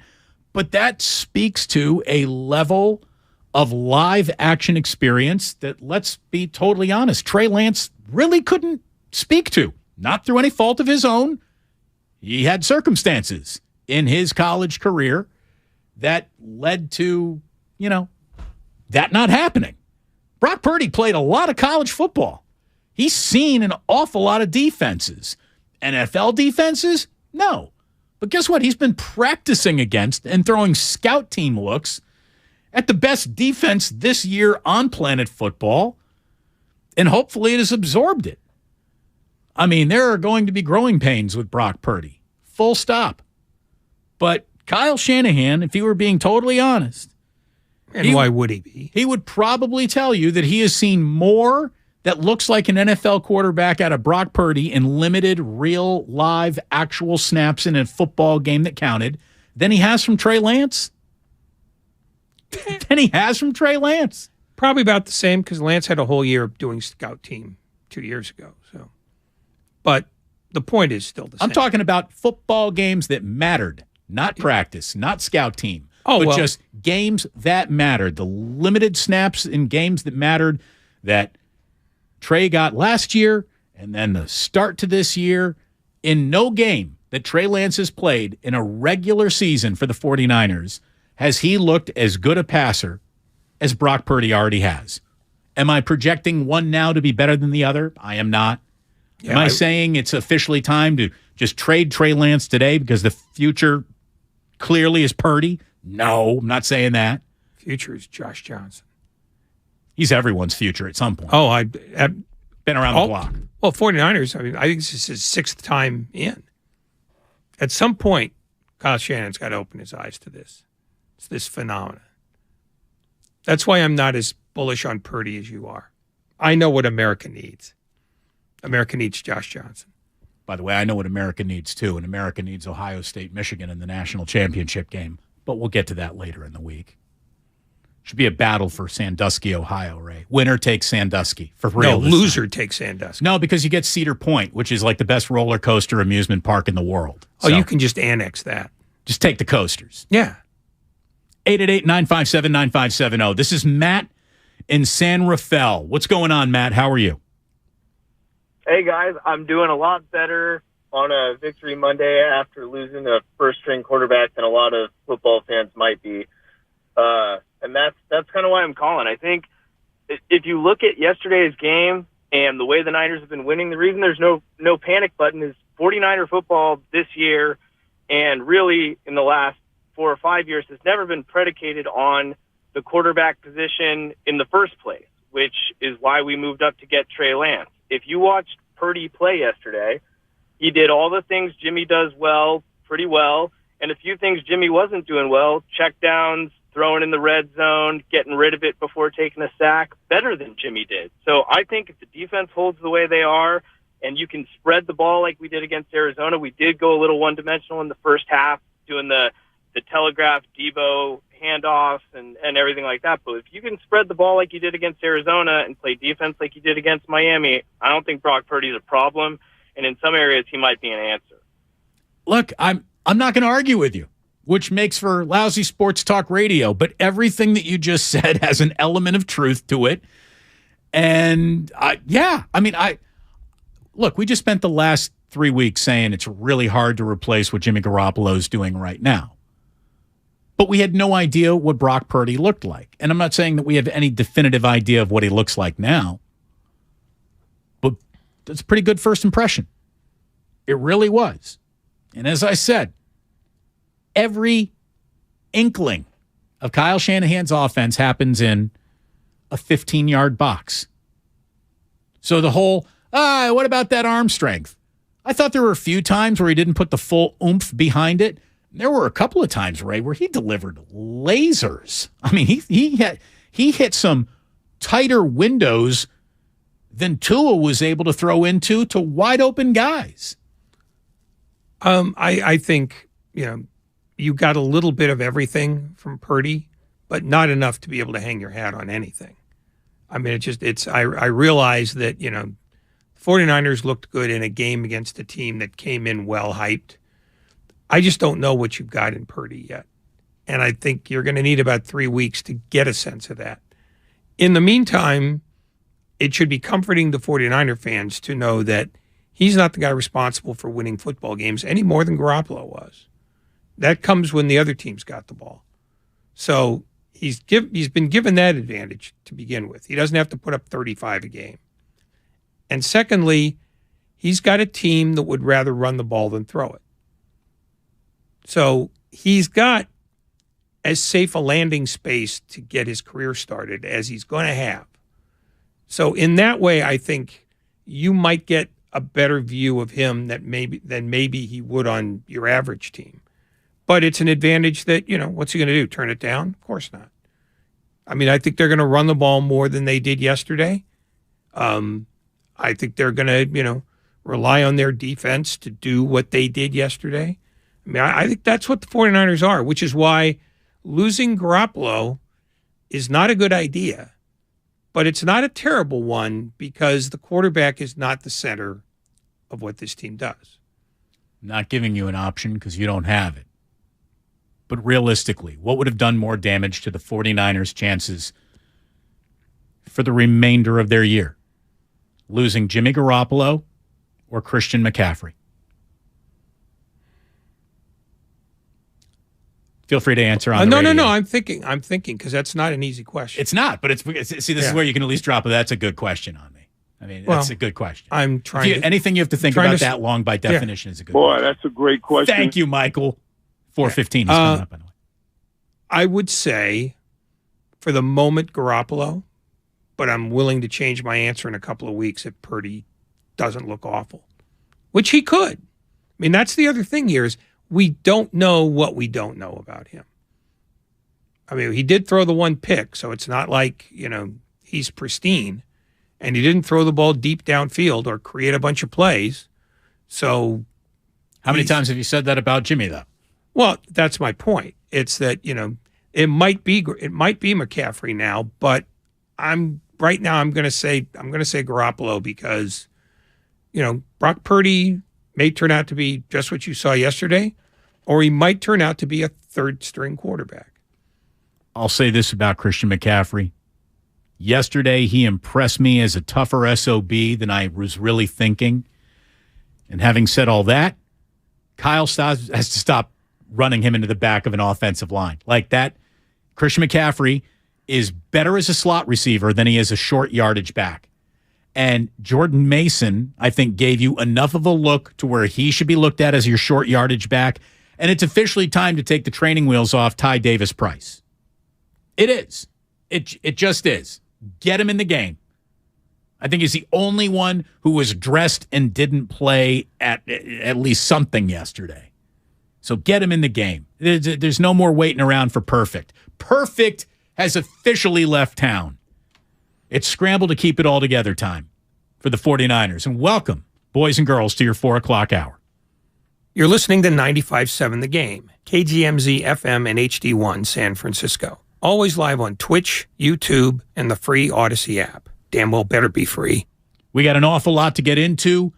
In 15 minutes from right now, the Hall of Famer, Michael Irvin, is going to join us to talk about the situation the 49ers wake up in today. Until then, your calls. This is Bert in Sacramento. What's going on, Bert? You're on Damon Ratto. Hey, love the show, guys. And I'm just going to tell you, I think McCaffrey, to answer your question, Damon, but honestly, I'm a Philadelphia Eagles fan, and I remember being at the Eagles-Rams in 2017 when Carson Wentz got injured, and I remember leaving that stadium crying, thinking the season was over. Now, I'm not comparing that Eagles team to this Niners team or Brock Purdy to Nick Foles, but I think it's foolish to think your guys' season's over. As an Eagles fan, I do not want to play you guys. It could be at home. I don't think it matters. You guys coming to Philly, you guys are a juggernaut, in my opinion. And I think a win like yesterday could bring this team together. And the defense could look at Kyle Shanahan and say, hey, get us 15 points a game, and we'll bring this sucker home for you guys. I could see that. Thank you, Bert. Appreciate the call. And look, there are, some say, well, the Eagles and Nick Foles. And look, Nick Foles had like 5 years of NFL experience before he was thrown into that situation. What's amazing here is that Brock Purdy is that there's basically no one who's done less in a professional career at this point in time who's ever been thrown into the mix of a team that's supposed to be going somewhere, right? I mean, that's the extreme of this whole thing. When I was growing up, it was Jeff Hostetler was the first backup quarterback to officially ever take the reins and win a Super Bowl when Chris Sims got hurt. Oh, by the way, that was a Giants. Phil Sims, thank you. Chris still had his spleen at the time.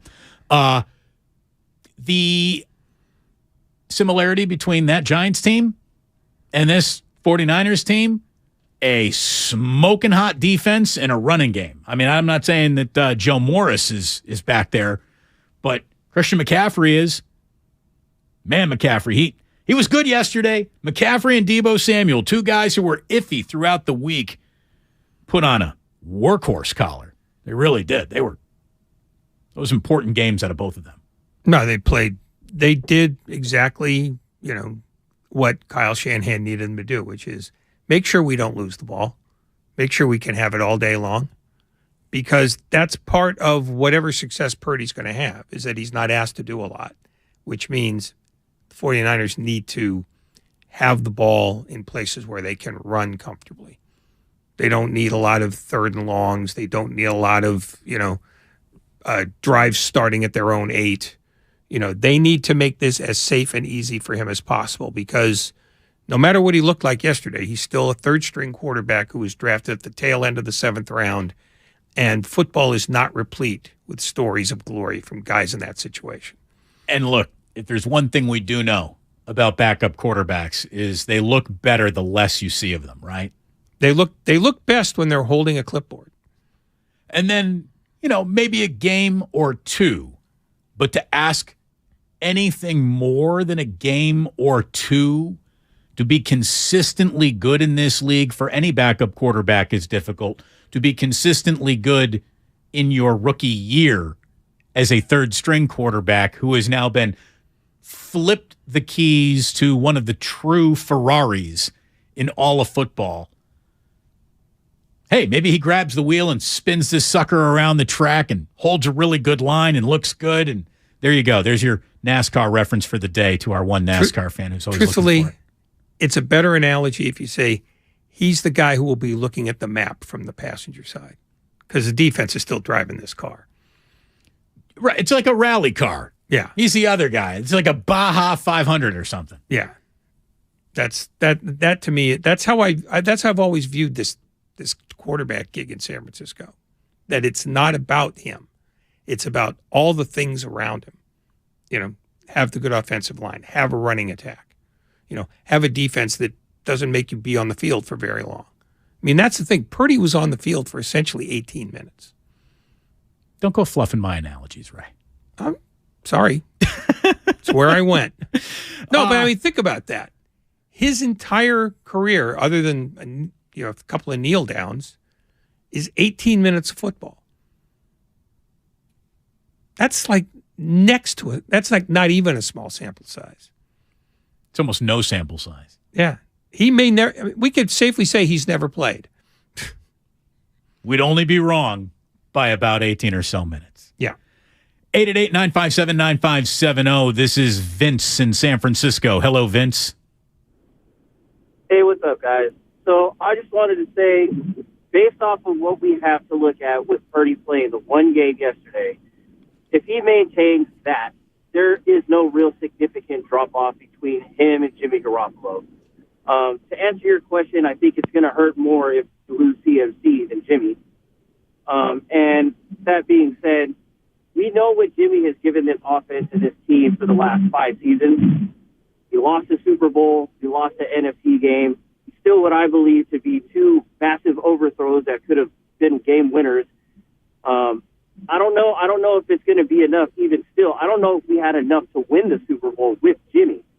There isn't a whole lot different from the previous season. Now, our defense is playing better, and we're going to need the defense to get takeaways like they did yesterday and the offensive line to not have penalties, because that's the only way that we can really kill ourselves. We can't let Brock Purdy kill us. There you go. Well, no one needs to die. But yeah, look, just basically you're going to hand Brock Purdy a slightly thinner version of the playbook that was handed to Jimmy Garoppolo, right? It might not. If Jimmy was in there going to run 200 plays, maybe Brock is looking at about 150. Yeah, not even close to that, I would imagine. Right. I mean, I think this playbook's going to be it's going to be a paperback for a while. Look, if you're Kyle Shanahan, you're going to reduce everything to 2 reads. Here's your primary, here's your secondary. Forget about 3rd and 4th, because I'd rather you get rid of the ball than make a bad decision thinking that you got an illusion of a 3rd option. Make it real simple. Real simple, and real simple is going to be turning around and handing that ball off an awful lot. 49ers need to start running the ball like the days of yore if they're really going to go all the way. I mean, forget it. Let's not even start. I'm going to stop talking like that. We should stop talking like that. The goal is not now to win the Super Bowl or get to the NFC. The goal is real simple. Play as well as you can each and every week and take your shot with that. Win your division, get a home playoff game, and then a puncher's chance is what you're looking at. Years ago, I'm talking like on my 1050 days, I took one Iowa State phone call from an alumni, and it was from a woman. I have Jacqueline in Palo Alto who says she went to Ohio State, who has thoughts on Brock Purdy. Iowa State. Iowa State. Thank you very much. Jacqueline, is this the same Iowa State fan that I talked to years ago? It is. I remembered. How are you? Good. How are you guys? We're doing very well. What can you tell us about the Brockett ship?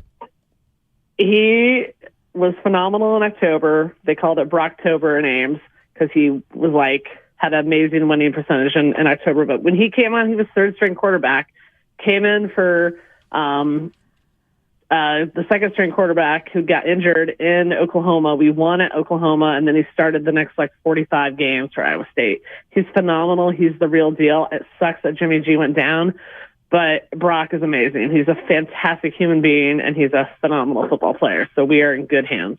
I'll say this. He didn't look scared. He really didn't look scared at any point in time. Jacqueline, thank you very much. Jacqueline and I talk every about 8-9 years or so. So it was nice to get back in touch with my one Iowa State connection. Well, enjoy 2031 then. I can't wait to hear from her.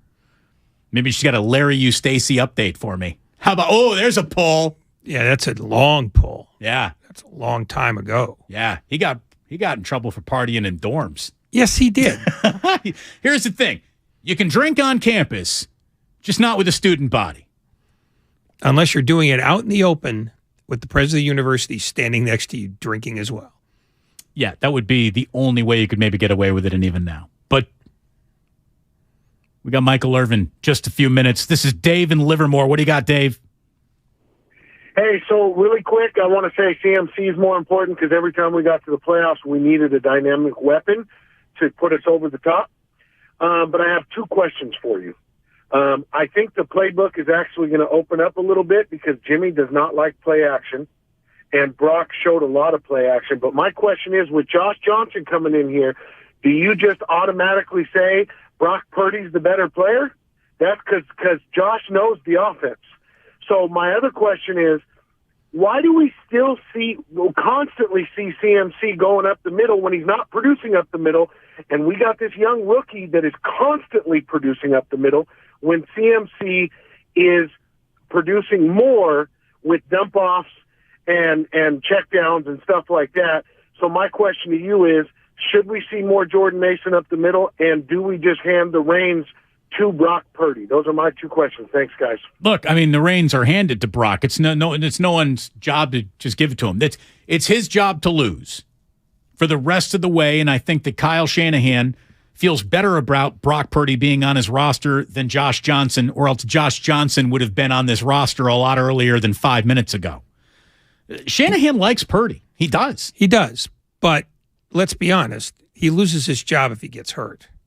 He doesn't lose his job for any other reason. That's what I think. I mean, but that was the case with Garoppolo as well. I mean, 49ers have now officially been out of options twice and still created options. I think at some point you're looking at a McCown.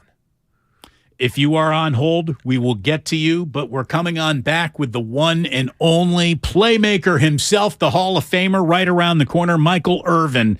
One of the best conversations every single Monday, anywhere you listen to your sports talk radio. He is coming up next on Damon and Ratto. We're brought to you by ChooseChangeCA.org.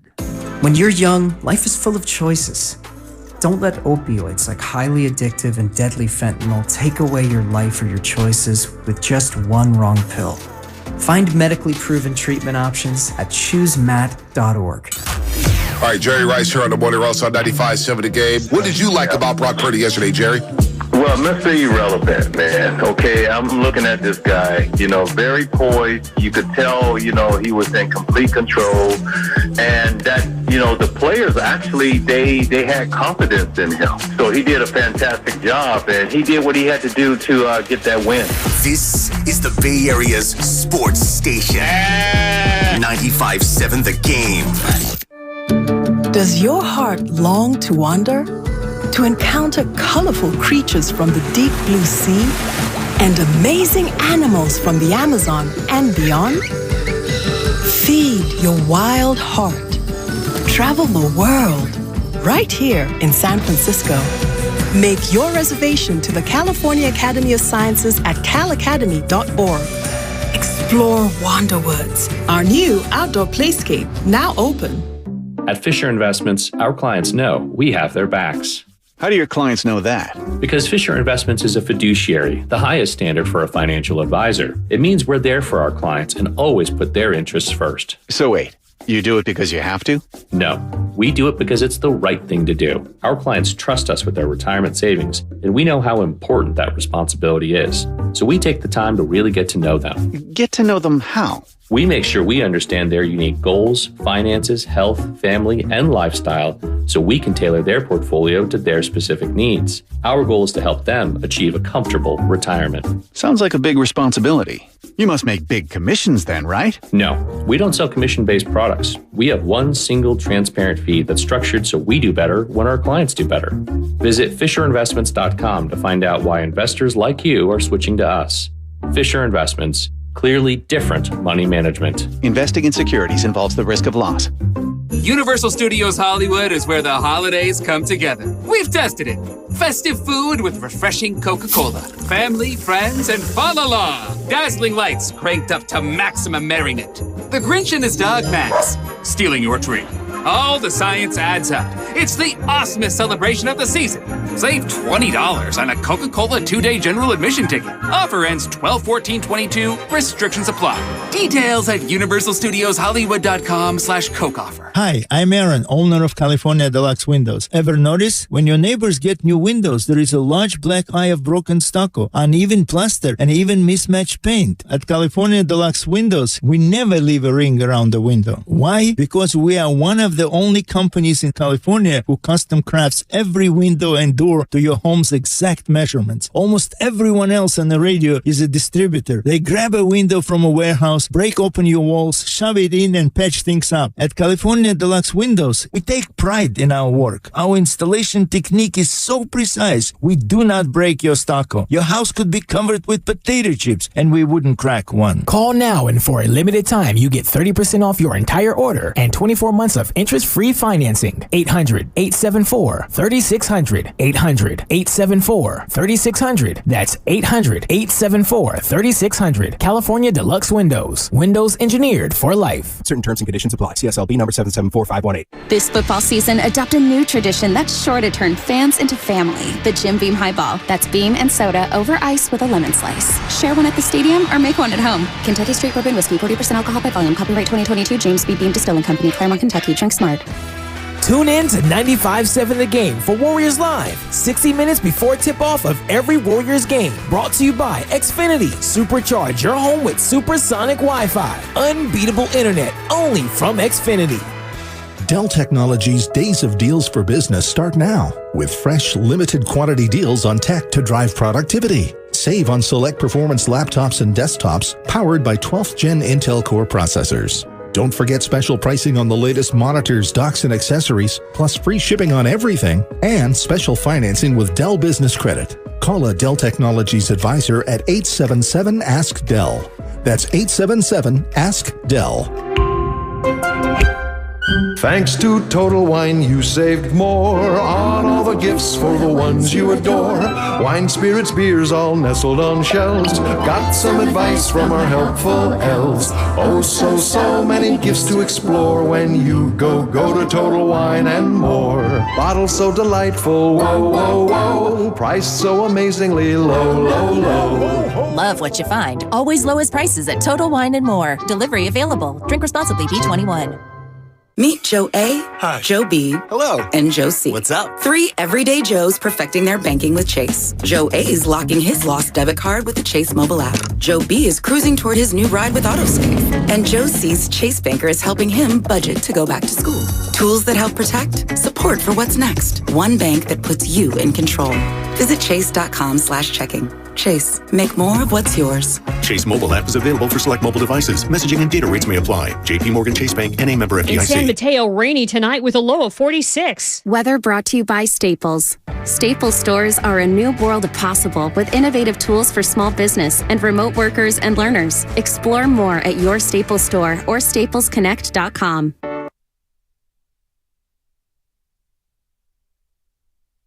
Now back to Damon and Ratto on 95.7 The Game. So the merch store is officially opened. You can check out everything that's there. 957thegameshop.com. I told you that we were going to give you Mr. Michael Irvin coming right back from the commercial break, and we are going to deliver. However, I'm going to allow Michael and Rich Eisen to introduce Michael Irvin himself. This is from NFL Network over the weekend.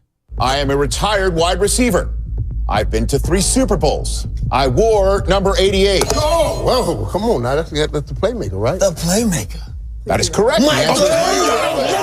That is correct. It is the playmaker, Michael Irvin. Thank you for joining us again, man. How are you?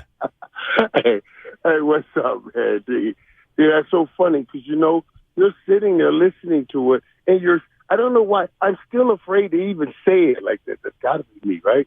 That's got to be. It's got to be me. It's amazing. And even when they dropped in to Jimmy Garoppolo, like they put it all close to Kurt, and then the last clue, Kurt said it was me. The last clue was I overthrew Emmanuel Sanders in the Super Bowl. I said, oh, that's Jimmy G. You know what I'm saying?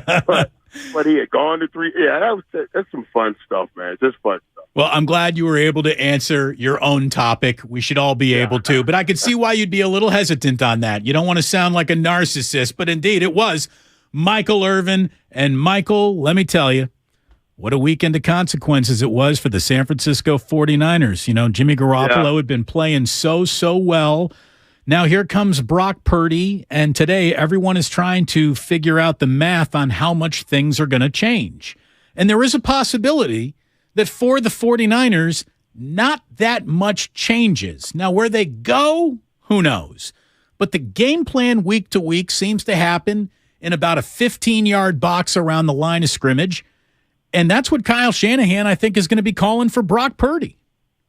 And it happens, that 15-yard box is a physical box.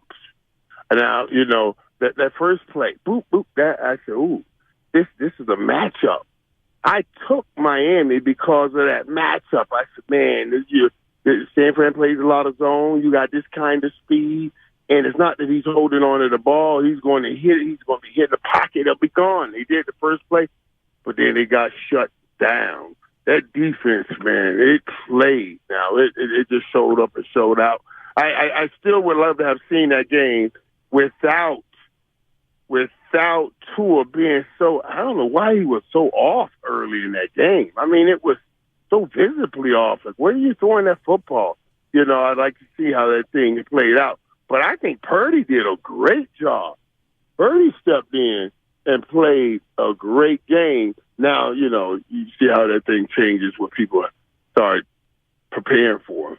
Yeah, I mean, a backup quarterback is easier to hide in just 1 or 2 weeks than he is for the remainder, and it's going to be Brock for the remainder. I was also surprised that Tua, who was so billed as Mr. Accurate, was so inaccurate, Michael, even when he had clean pockets. It's not like Nick Bosa was laying on top of him all day, but he either heard footsteps or just got so hit he got I mean, he was spraying it like a fire hose. He was, it was, I mean, honestly, it was like almost as, this the stuff that made people think, no way you're going to make it in the NFL. This the stuff that made people say, what? When Tyreek Hill says he's one of the most accurate. Tyreek Hill said it before the season started. And we were like, what? No, you know, but that I was like, wow. I was shocked. I thought maybe the moment was big because Coach had talked about it. They were coming back. I'm sure they want to win for Coach McDaniel, you know, and I'm sure they want to win. But I thought San Fran gave them a lesson in physical football. Oh, I know y'all think y'all playing physical football over there in that AFC, the AFC stuff y'all doing. But let me just taste you with. That was a brand of physical football. Y'all fast, but we physical, and we won this game. How much do you think Miami's offensive difficulties were dictated by the fact that they didn't want to run the ball at all? Did they feel like, just in the way you looked at it, did they look like a team that didn't believe it could be as physical as the 49ers, or did the game just simply dictate that they not run the ball more than 8 times? Well, you know what? That's such a great observation because that's exactly what that's saying. That's saying we capitulate to that. We give in to that. We're going to let y'all have that. We're not even going to try. We're not even going to try. And then Mike McDaniels talked about it. He said, I wanted to see how my team perform in this environment.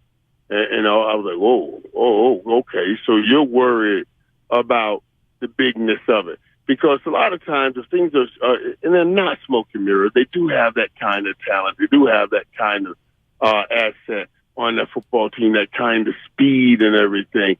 But if you're beating people and you don't necessarily believe it, you come up against a team like this, just test your manhood.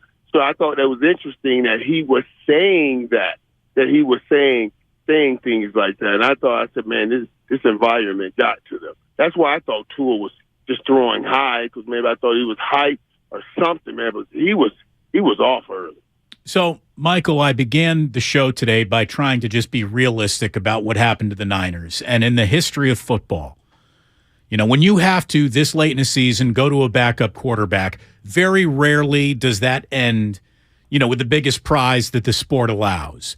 So I don't even know if that's really the goal anymore. However, most percentages, you go from you got a starting quarterback to now you don't. You go from a chance to win the Super Bowl to a 0% chance. The nicest thing I can say about Brock Purdy and the way that the 49ers play and how good this defense is their percentage to win the Super Bowl is not 0. I don't think it's greater than a single-digit number now, but it's not 0. And most NFL locker rooms who went through what the Niners went through yesterday, it would fall to 0. Do you agree that they still have a pulse?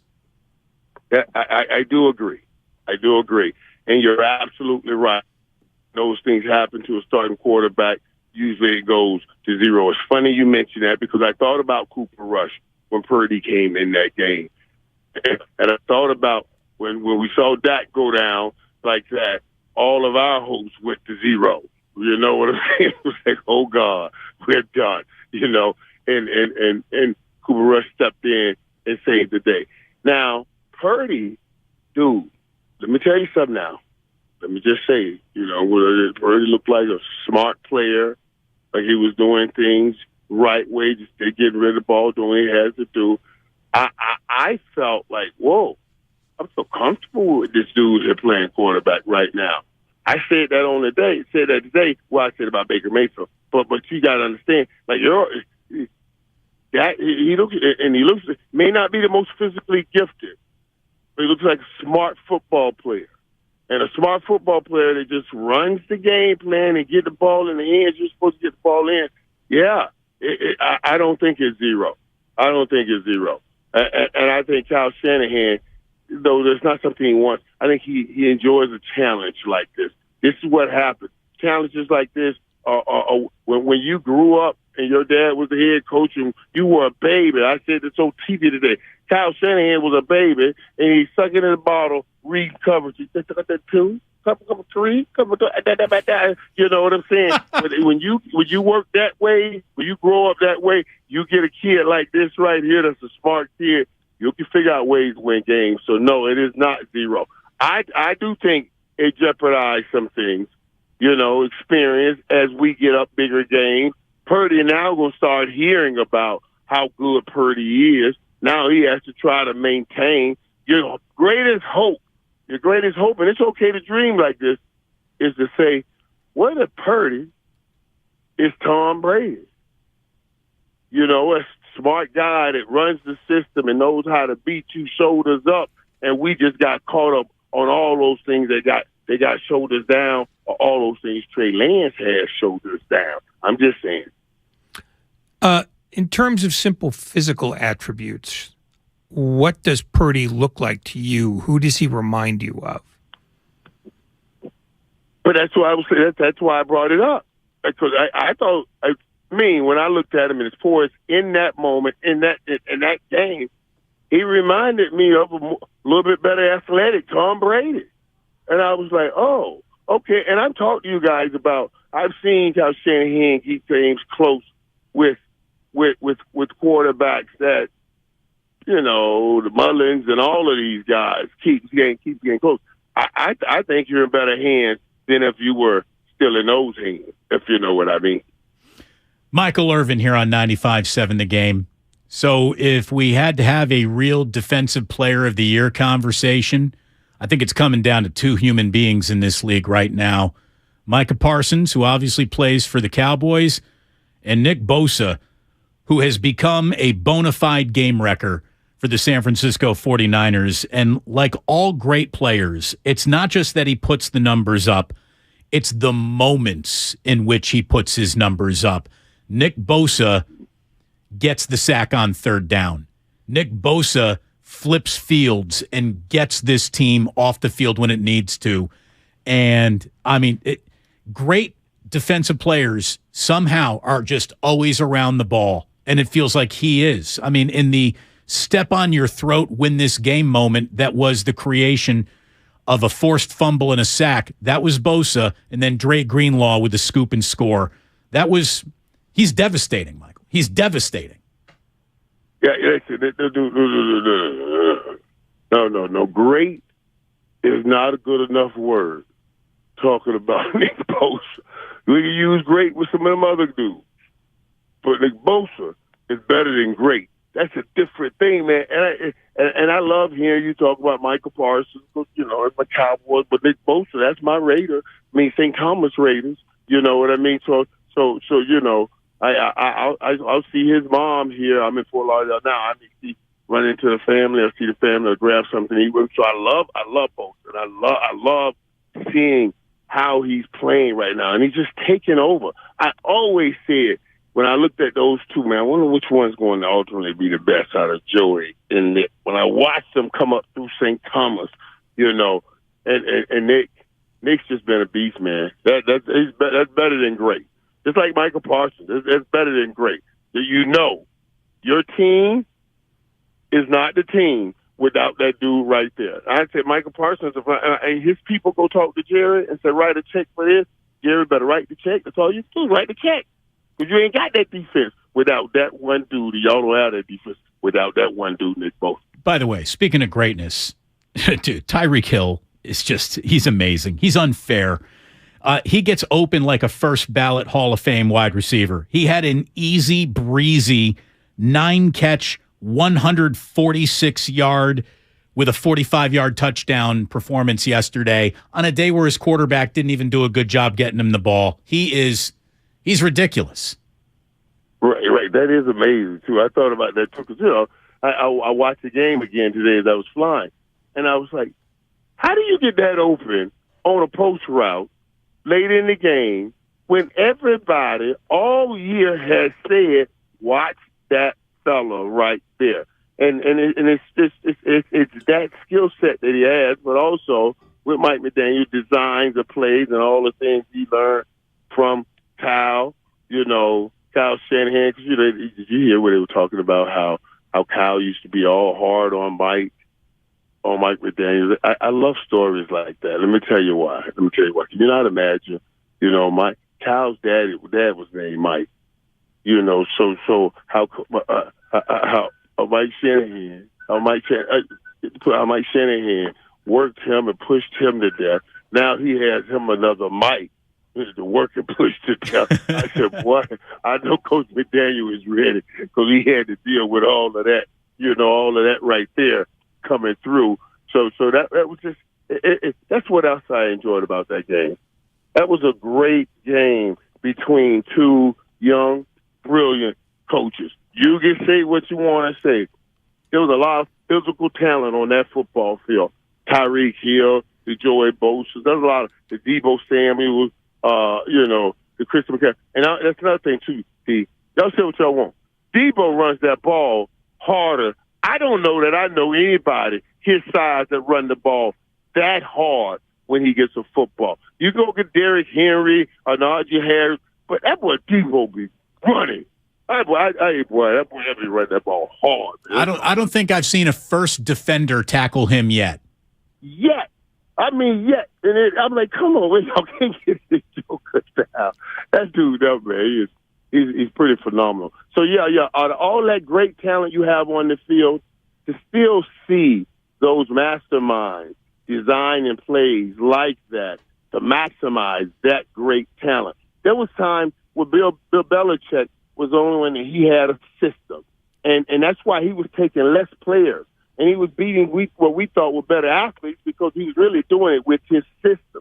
Now other people have systems with superior athletes, superior talent, and that's what you saw in the field yesterday. It was a beautiful thing to watch.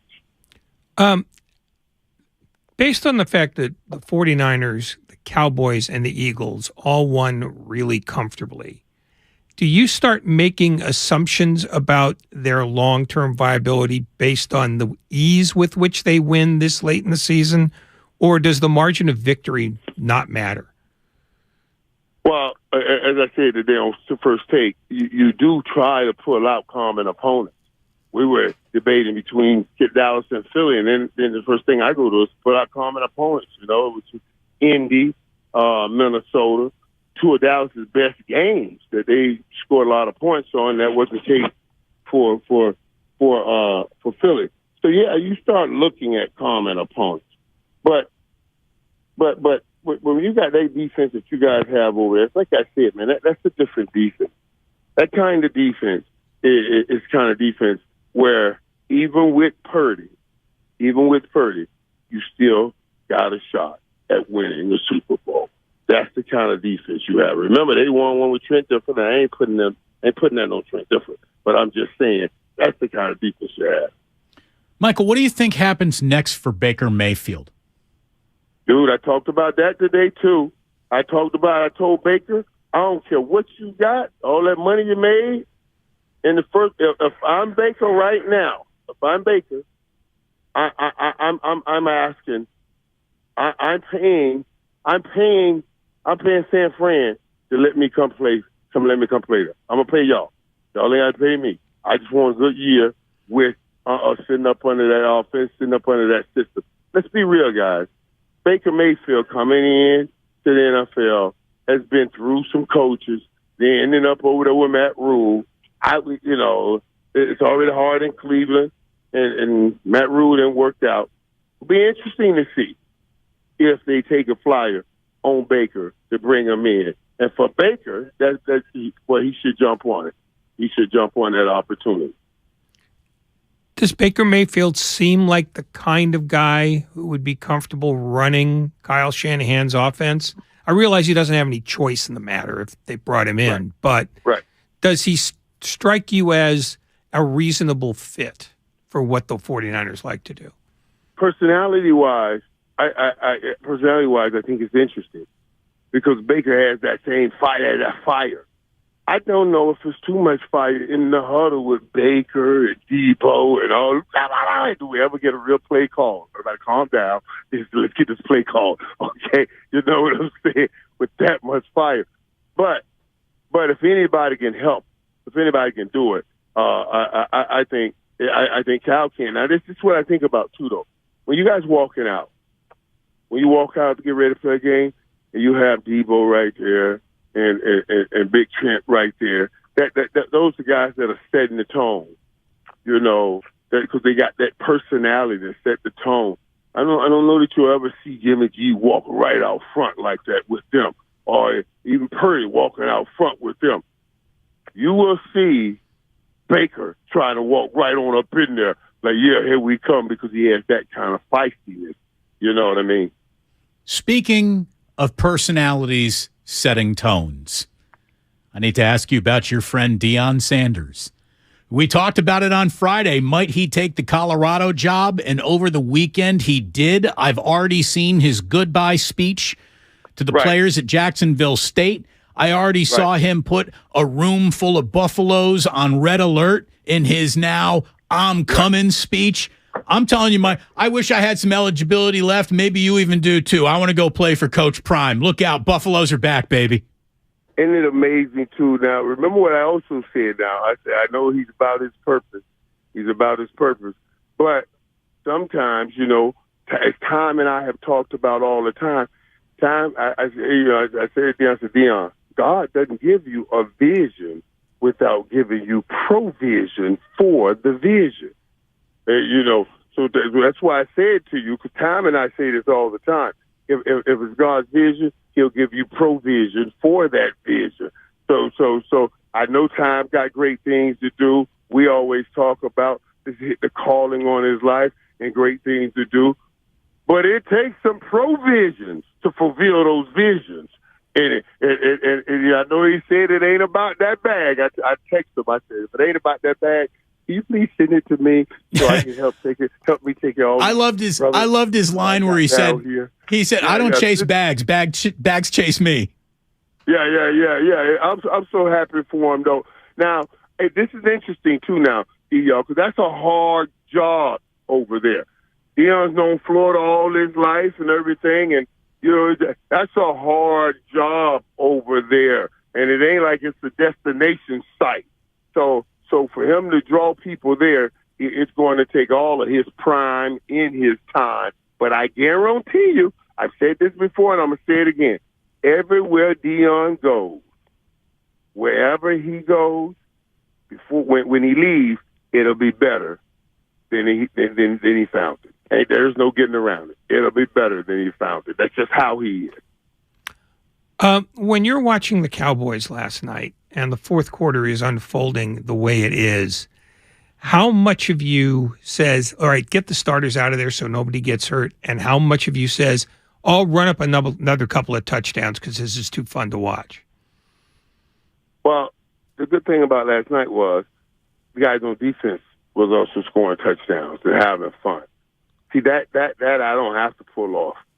I can say get the guys out on offense, but if the backup guys on defense still coming in here, picking up balls, guys, then you're like, oh, okay, that's a great thing. Because now I want that momentum, and I want that feeling. I want that feeling of togetherness and winning big like this. So that's a good feeling. That tribal mentality, Let's come together. We're doing something great together. All of that stuff.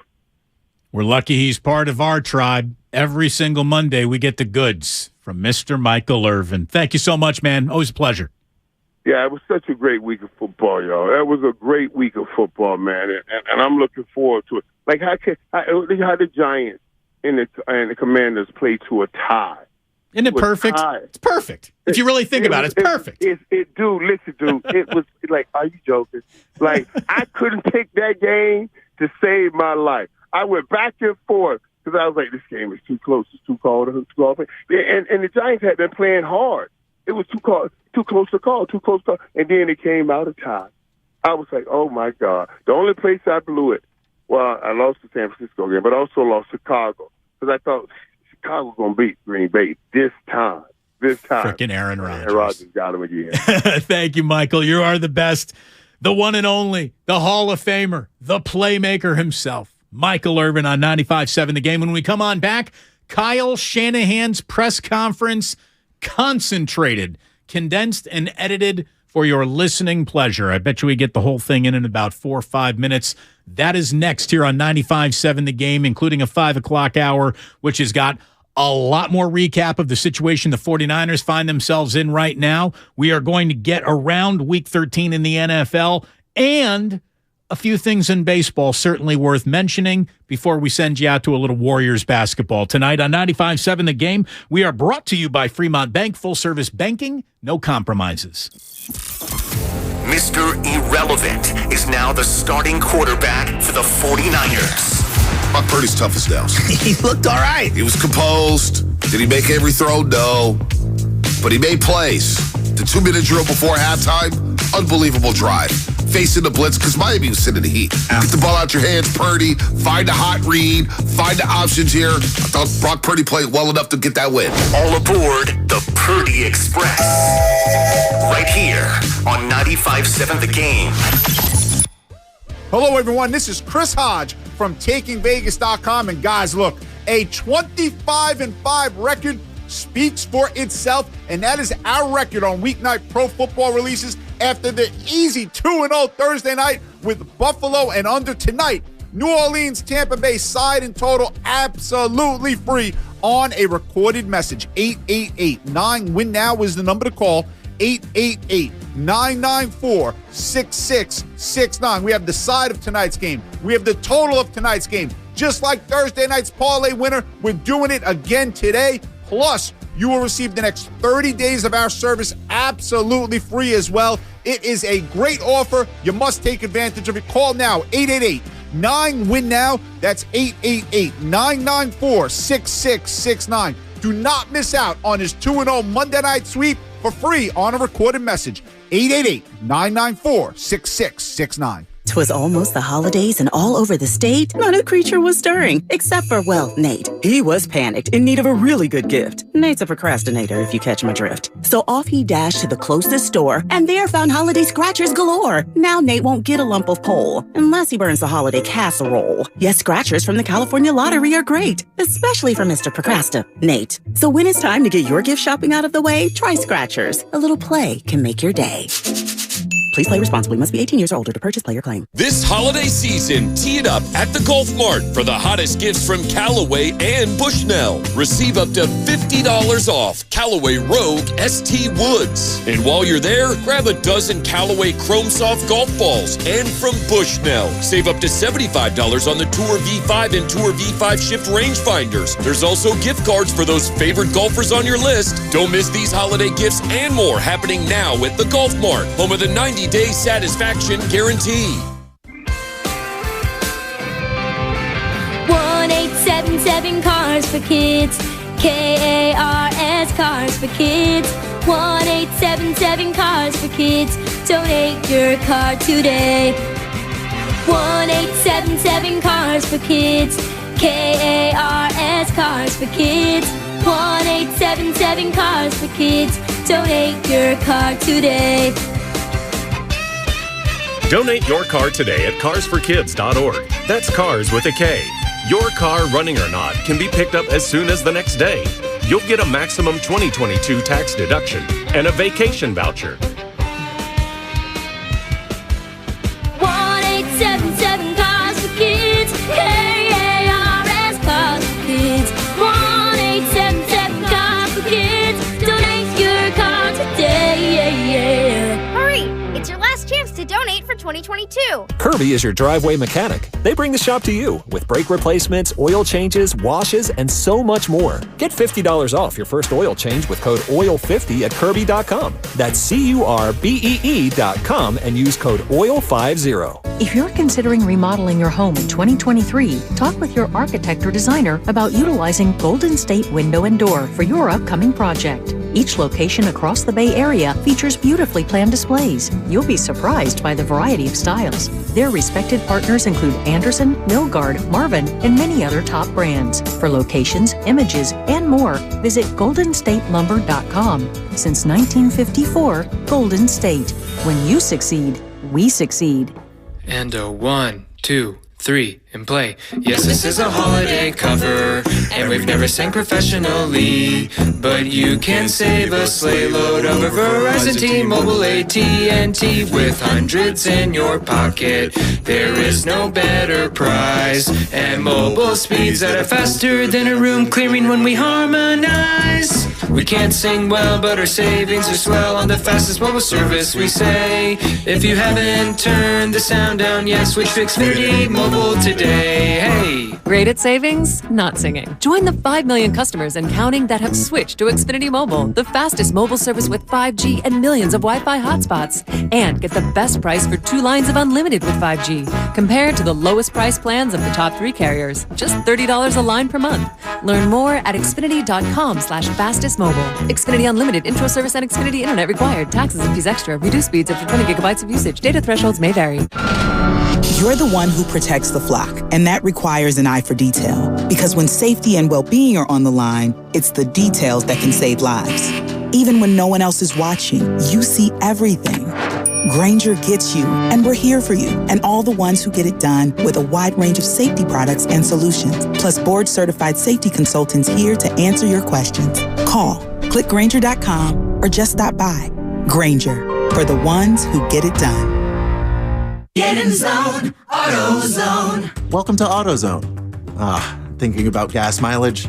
If your check engine light is on, it may be affecting your MPGs, but the free AutoZone Fix Finder service can help. With the most complete free warning light report backed by technician-verified fixes, you'll know what's affecting your gas mileage and more, and you don't have to drive too far to find the fix. The free AutoZone Fix Finder service is available at all 6,200 stores. Get in the zone, AutoZone. See details at AutoZone.com.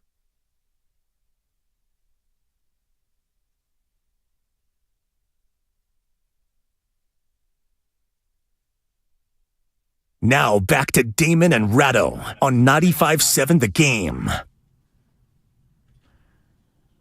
Welcome back. It is good to have you here. We got Warriors Live starting at 6 o'clock tonight, which means there is no football hour. That is moved to Thursday, by the way.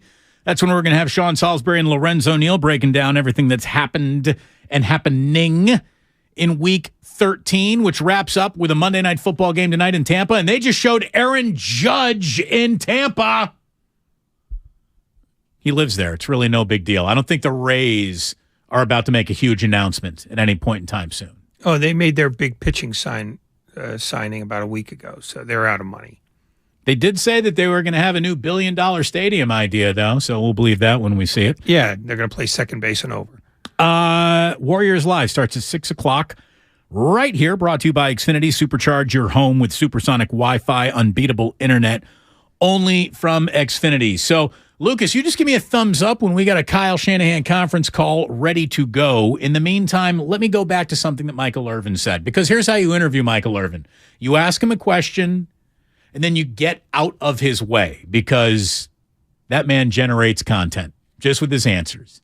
And Michael gets excited when he starts talking about things, and someone's like, Tom Brady? Purdy is Brady? Really? Are you joking? Here's the deal. I know what Michael was saying, and I think a lot of you do too. The thing that, as you look at a physically unimpressive quarterback, maybe Tom Brady is that go-to. To me, Doug Flutie is another guy, won a Heisman, so he's really not that equal either. Drew Brees, one of the greatest passers football's ever seen, so that's not a comp either. But if you're talking about looked at in college, evaluated as physically unimpressive, and then fell to a later round, that's what Brock Purdy and Tom Brady have in common. That, and maybe they both posted wins over Iowa in their careers. Otherwise, as we get closer to next weekend's game and we start looking at, Brock versus Brady, it's about as opposite ends of the spectrum as sports has ever dealt us, to be totally honest with you, in terms of two guys starting against each other. It's extraordinary, really. Yeah, I don't know that we've seen enough from Purdy to be able to say what physically he is compared to anybody. Right. He shouldn't remind us of anyone yet. No, I mean, I floated the question after he made the Brady remark, thinking that he would go, oh, well, he reminds me of, I don't know, Cooper Rush or somebody. But, he was adamant that he reminded him of Brady. And I can't think that he can make that evaluation based on what he saw, because I don't think he or anybody else saw enough. Yeah, we don't know yet. I don't think Kyle Shanahan even really knows yet. It's just when I said before, he's played 18 minutes of actual football.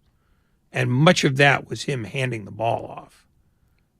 That's 18 physical reality minutes, not clock minutes. No, game minutes. Oh, you mean game minutes? Yeah. I mean, really? It's not more than that? Because he was on the first play of the day. Or not first drive backwards, yeah. It's like, I kept thinking for a minute that he was only on the field for 20 minutes, when in fact it was Miami. So that's a bogus stat, and I'm an idiot. Stop bringing disgrace upon the program, would you please? I'll leave now. Thank you.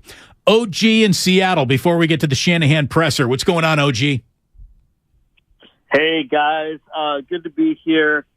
It's really sad what happened to Jimmy G, but I kind of hear what Michael Irvin is saying. Purdy's really smart above the shoulders. You could see that. You could see glimpses of that in this game. He went through his progressions. He was very, very confident. And, yeah, there are physical limitations, but still, I think he played very well. I think he processed on-field football, which, I mean, look, you're processing information in real time. And I think he's been through enough on-field football in real time over the course of his college career, where he had a lot of starts, a lot of dropbacks, saw a lot of different defenses, and enough just reps against the best defense in football in practice. A week with the first teamers, I think, is going to do Brock Purdy very good. OG, I tell you, thank you for the call. We didn't want to keep you holding any longer, but man, we don't want to wait any longer before we get to a very interesting Kyle Shanahan conference call today, where he talked obviously about Brock Purdy. He even mentioned the possibility of Baker Mayfield being out there. But of course, as he usually does, Kyle began with detailing all the injuries coming out of yesterday's win against the Dolphins. Injuries, Jimmy, with his broken foot. Still doing a lot of testing. He's got to talk to some foot specialists. I don't really have any new information on that, but the same as what I told you guys yesterday. Son Ridgeway, he has a pec strain. Surgery's not needed, but he'll be out for a while, and most likely 6 to 8 weeks. Tarvarius Moore had a knee sprain. He'll be out a few weeks. And Nick Bosa had some hamstring irritation. We'll manage him throughout the week. Did you have a chance to catch up with Jimmy and just kind of see how he's doing and kind of plot out his future, I guess? Yeah, we all checked on him last night, and then he was in here for the team meeting today. So he was in good spirits today, came to the team meeting, so got to see everybody, and we all got to talk to him a little bit here. How would you assess the emotions of the team after everything that's happened over the last 12 hours? I mean, the team's in a good spot. I think everyone is very real emotional for Jimmy. I mean, our guys always take that stuff it hits home with all of them, not just at the quarterback position, but all the positions. That's always all of those guys' biggest fears. But a lot of that stuff we hit up last night. We were able to see him today, but the guys are pretty positive today and upbeat, and we'll be ready to go for next week. Now, you and multiple players mentioned the idea that Brock is gutsy, for lack of a better word. When did you kind of first notice his willingness to, kind of take chances and put himself out there when you were evaluating him? Really, in the reps that he got when he was here in OTAs, he got so few reps.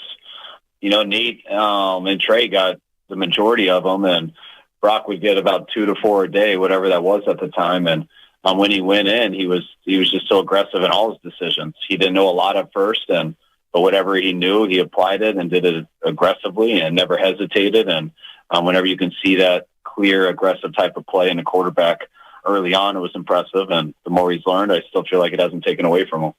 With Josh Johnson, what was it about him that made you think about bringing him?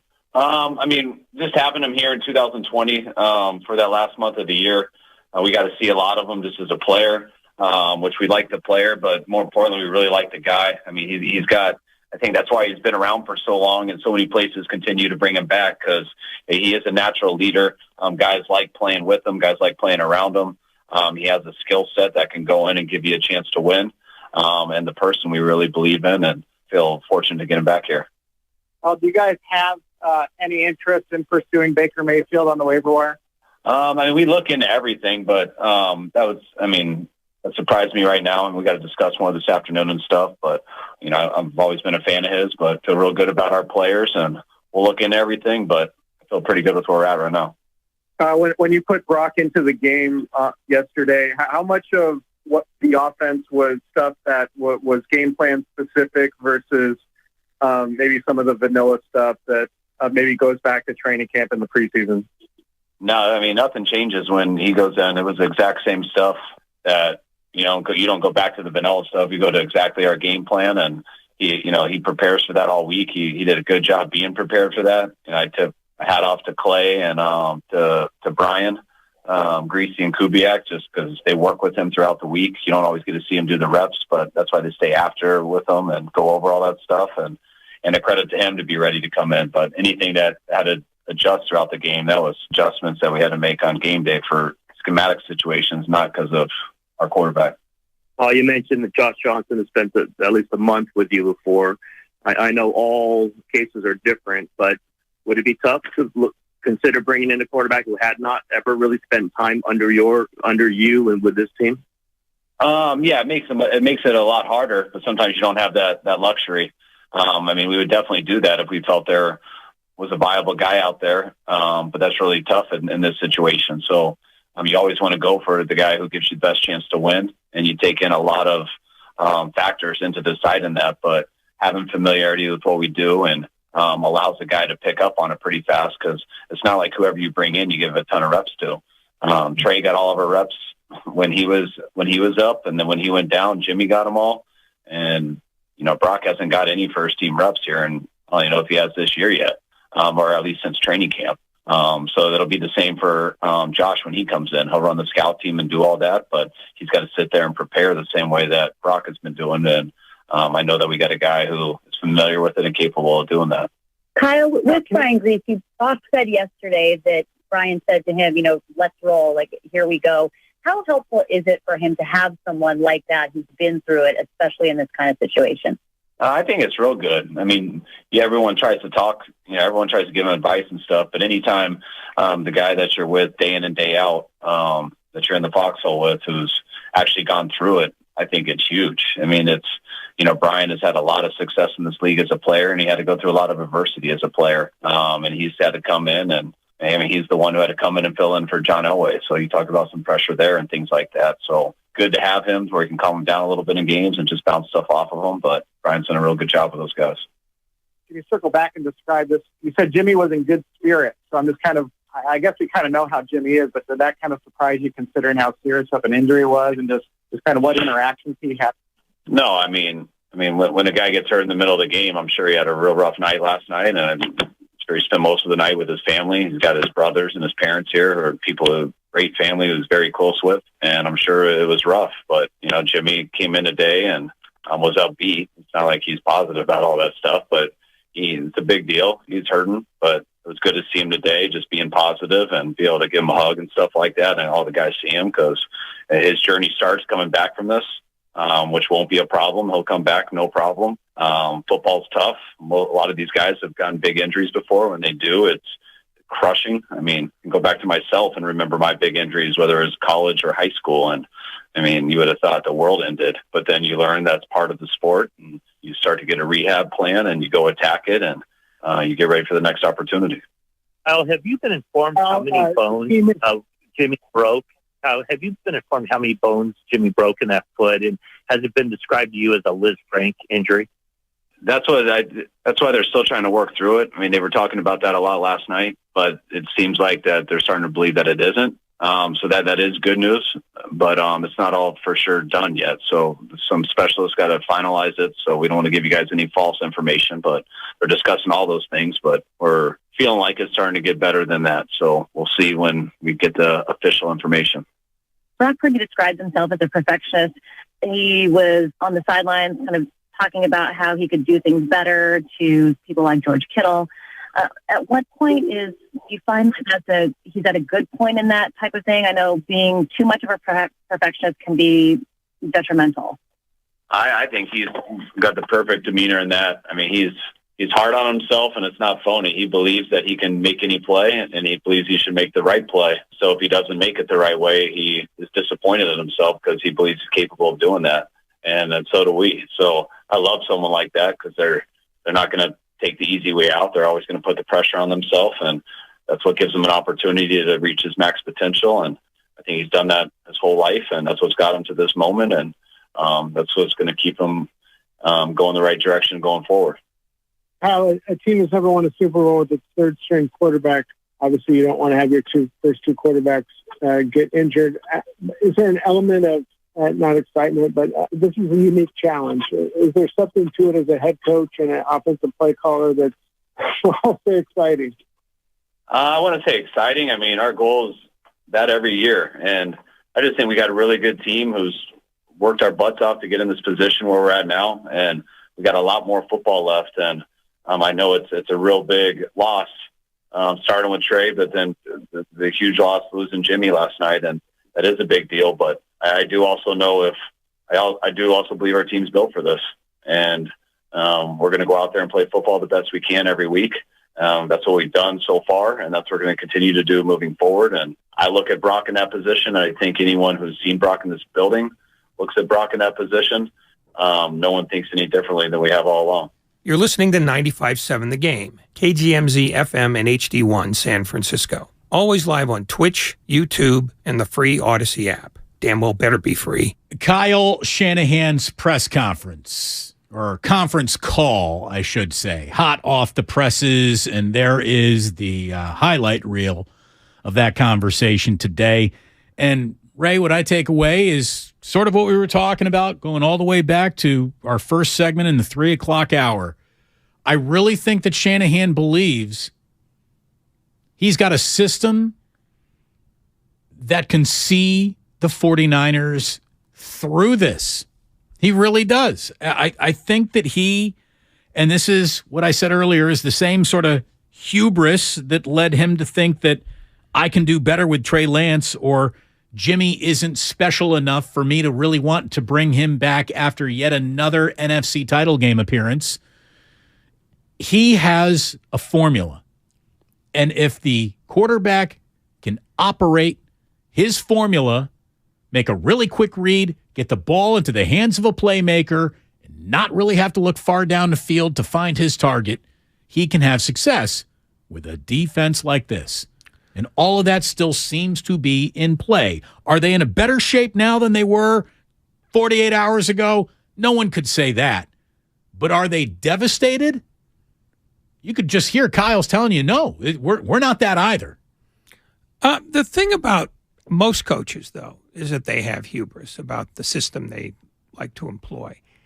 The thing that has always struck me as odd is not that Kyle Shanahan wavers from that. It's that everybody else imagines that he wants a different offense than the one he's got.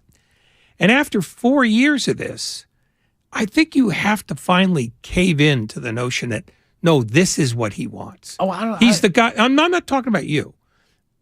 He's the general manager and the coach. If he wanted to change the way his team operates. But he did. He tried at one position. But in the one game that we saw of Lance, it wasn't like he was airing it out either. I think what we're talking about now is a body of work that suggests that whatever Kyle Shanahan might dream about, he knows that this is the safest way to operate and the smartest way to operate.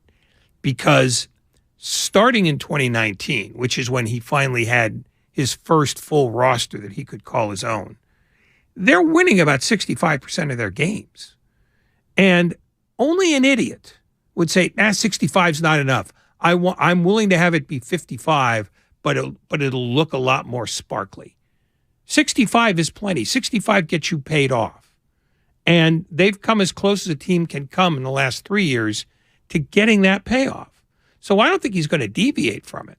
And as much as he might dream about the guy with the big arm who can throw it downfield with complete abandon, I think this is what he's the most comfortable with because he's had opportunities to change it in a bunch of different ways and hasn't. When you talk about a basketball player who's a coach's son, you usually mean that kid's footwork are going to be good. He's going to be good from the free throw line. Bet you he's a little bit of a shooter. The fundamental basketball truths are coached into coaches' sons. I think the same thing is going on with Kyle Shanahan. As a coach's son, certain football fundamental truths have been so pounded into him that he believes that. And these are football truths. You want a very strong defense. You want a great pass rush. You want a running game that can allow you to keep you on schedule and kill clock when it comes time to do that. The less you risk the ball in the air, the less chance of bad things happening to you seem to present themselves. And I do think that that's what he knows, that he wants that in a way and that he's got that. But his drafting of Trey Lance, to me, wasn't a suggestion. It was a gosh darn literal piece of evidence that he does want to do more, that he thinks that his 65% winning percentage isn't nearly as impressive as a 58 winning percentage along with a ring. And it seems to me that that is the direction he wanted to go in. It's been stopped, and now it's been stopped maybe even again. And here's the thing about Jimmy Garoppolo that might have him officially like bopping around, not feeling too bad for him. Ray, he can't trip over a finish line. I'm not saying that Jimmy wanted to bow out. I'm not saying Jimmy wanted to leave anything to the imagination here. But the very best thing for Jimmy Garoppolo in terms of what his future in the NFL might look like is you didn't see all the things that might have gone wrong. Like he officially leaves us wanting more. When's the last time Jimmy Garoppolo season ended with you wanting more Jimmy Garoppolo? For the first time now, it officially does. Quick question. Has he played his last game with the San Francisco 49ers? No. Quick answer. You think he is back next year now? Yep. Because at this point, I'm operating under the assumption that Brock Purdy is not going to amaze anybody because he's not a young Tom Brady, no matter what Michael Irvin says. God bless him. He's a 7th-round draft pick. And I think... It's only one after Brady. I know what you're saying. I know. And I think Kyle Shanahan has hit himself in the head with the same skillet enough times to now figure out that to change the offense means changing more than the quarterback. And I don't think he wants to do that. I think trading for Christian McCaffrey was doubling down on what he currently believes in ways that drafting Trey Lance, that's now yesterday's plan. I think the new plan is what he's got now with Christian McCaffrey as the guy, as this year's Deebo Samuel, as the guy who unlocks the possibilities within an offense that isn't high octane. And I think that's the tip-off here. Nothing else. I think when they traded for Christian McCaffrey, they were saying, all right, this is who we are. I know what I wanted us to be, but those doors are closed, and you can only win the championship that's in front of you. What does Brock Purdy need to do in his 5 remaining regular season games, if he does start them all, and whatever playoffs get thrown at him? What does he need to do to be the new Jimmy Garoppolo, rendering the old Jimmy Garoppolo now officially someone that the team could move on from? Because I do believe Jimmy Garoppolo has played his last game now with the 49ers. We're doing that dance again? Well, we were going to come to it at some point.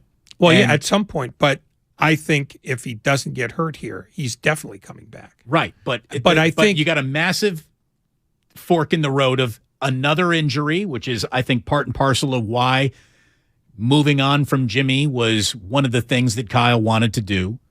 And I'm not trying to throw any dirt on Jimmy Garoppolo, who's had an outstanding stretch of football games here. But if Brock Purdy can produce similar results over the course of 5 games, I do think that this team moves on with Trey Lance, Brock Purdy. You guys figure it out. It's a straight-up battle in next year's training camp. See, I think it's just the opposite.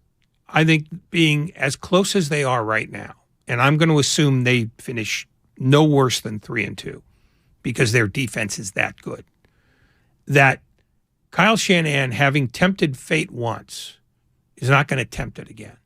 So I don't think there's anything Brock Purdy can do that is going to win him the job or make him and Lance 1 and 1A and pick your order. I think this job is Jimmy Garoppolo's because he has shown over the 12 games that other than, a lummox standing on his foot, he was having an extraordinary season, not just for him, but for the team.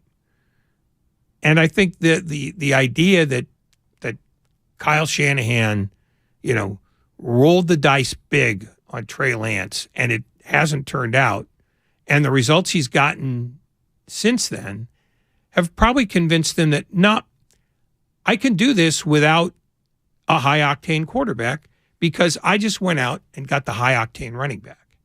And that's what I've been doing. I've been trying to invent this a different way. Now I've got the ideal guy who Deebo Samuel sort of represented a year ago. This is sort of the elite version of that. And I think that's the tip-off. It's that I've got McCaffrey now.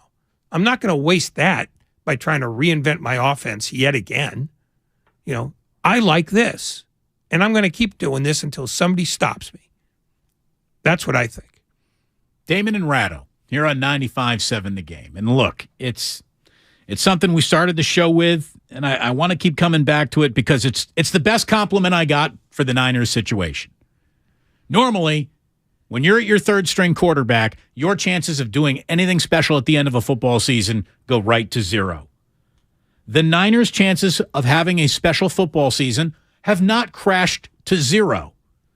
I mean, what do you think What do you think the Niners' realistic chances of winning a Super Bowl were before Jimmy Garoppolo got hurt? About 20%?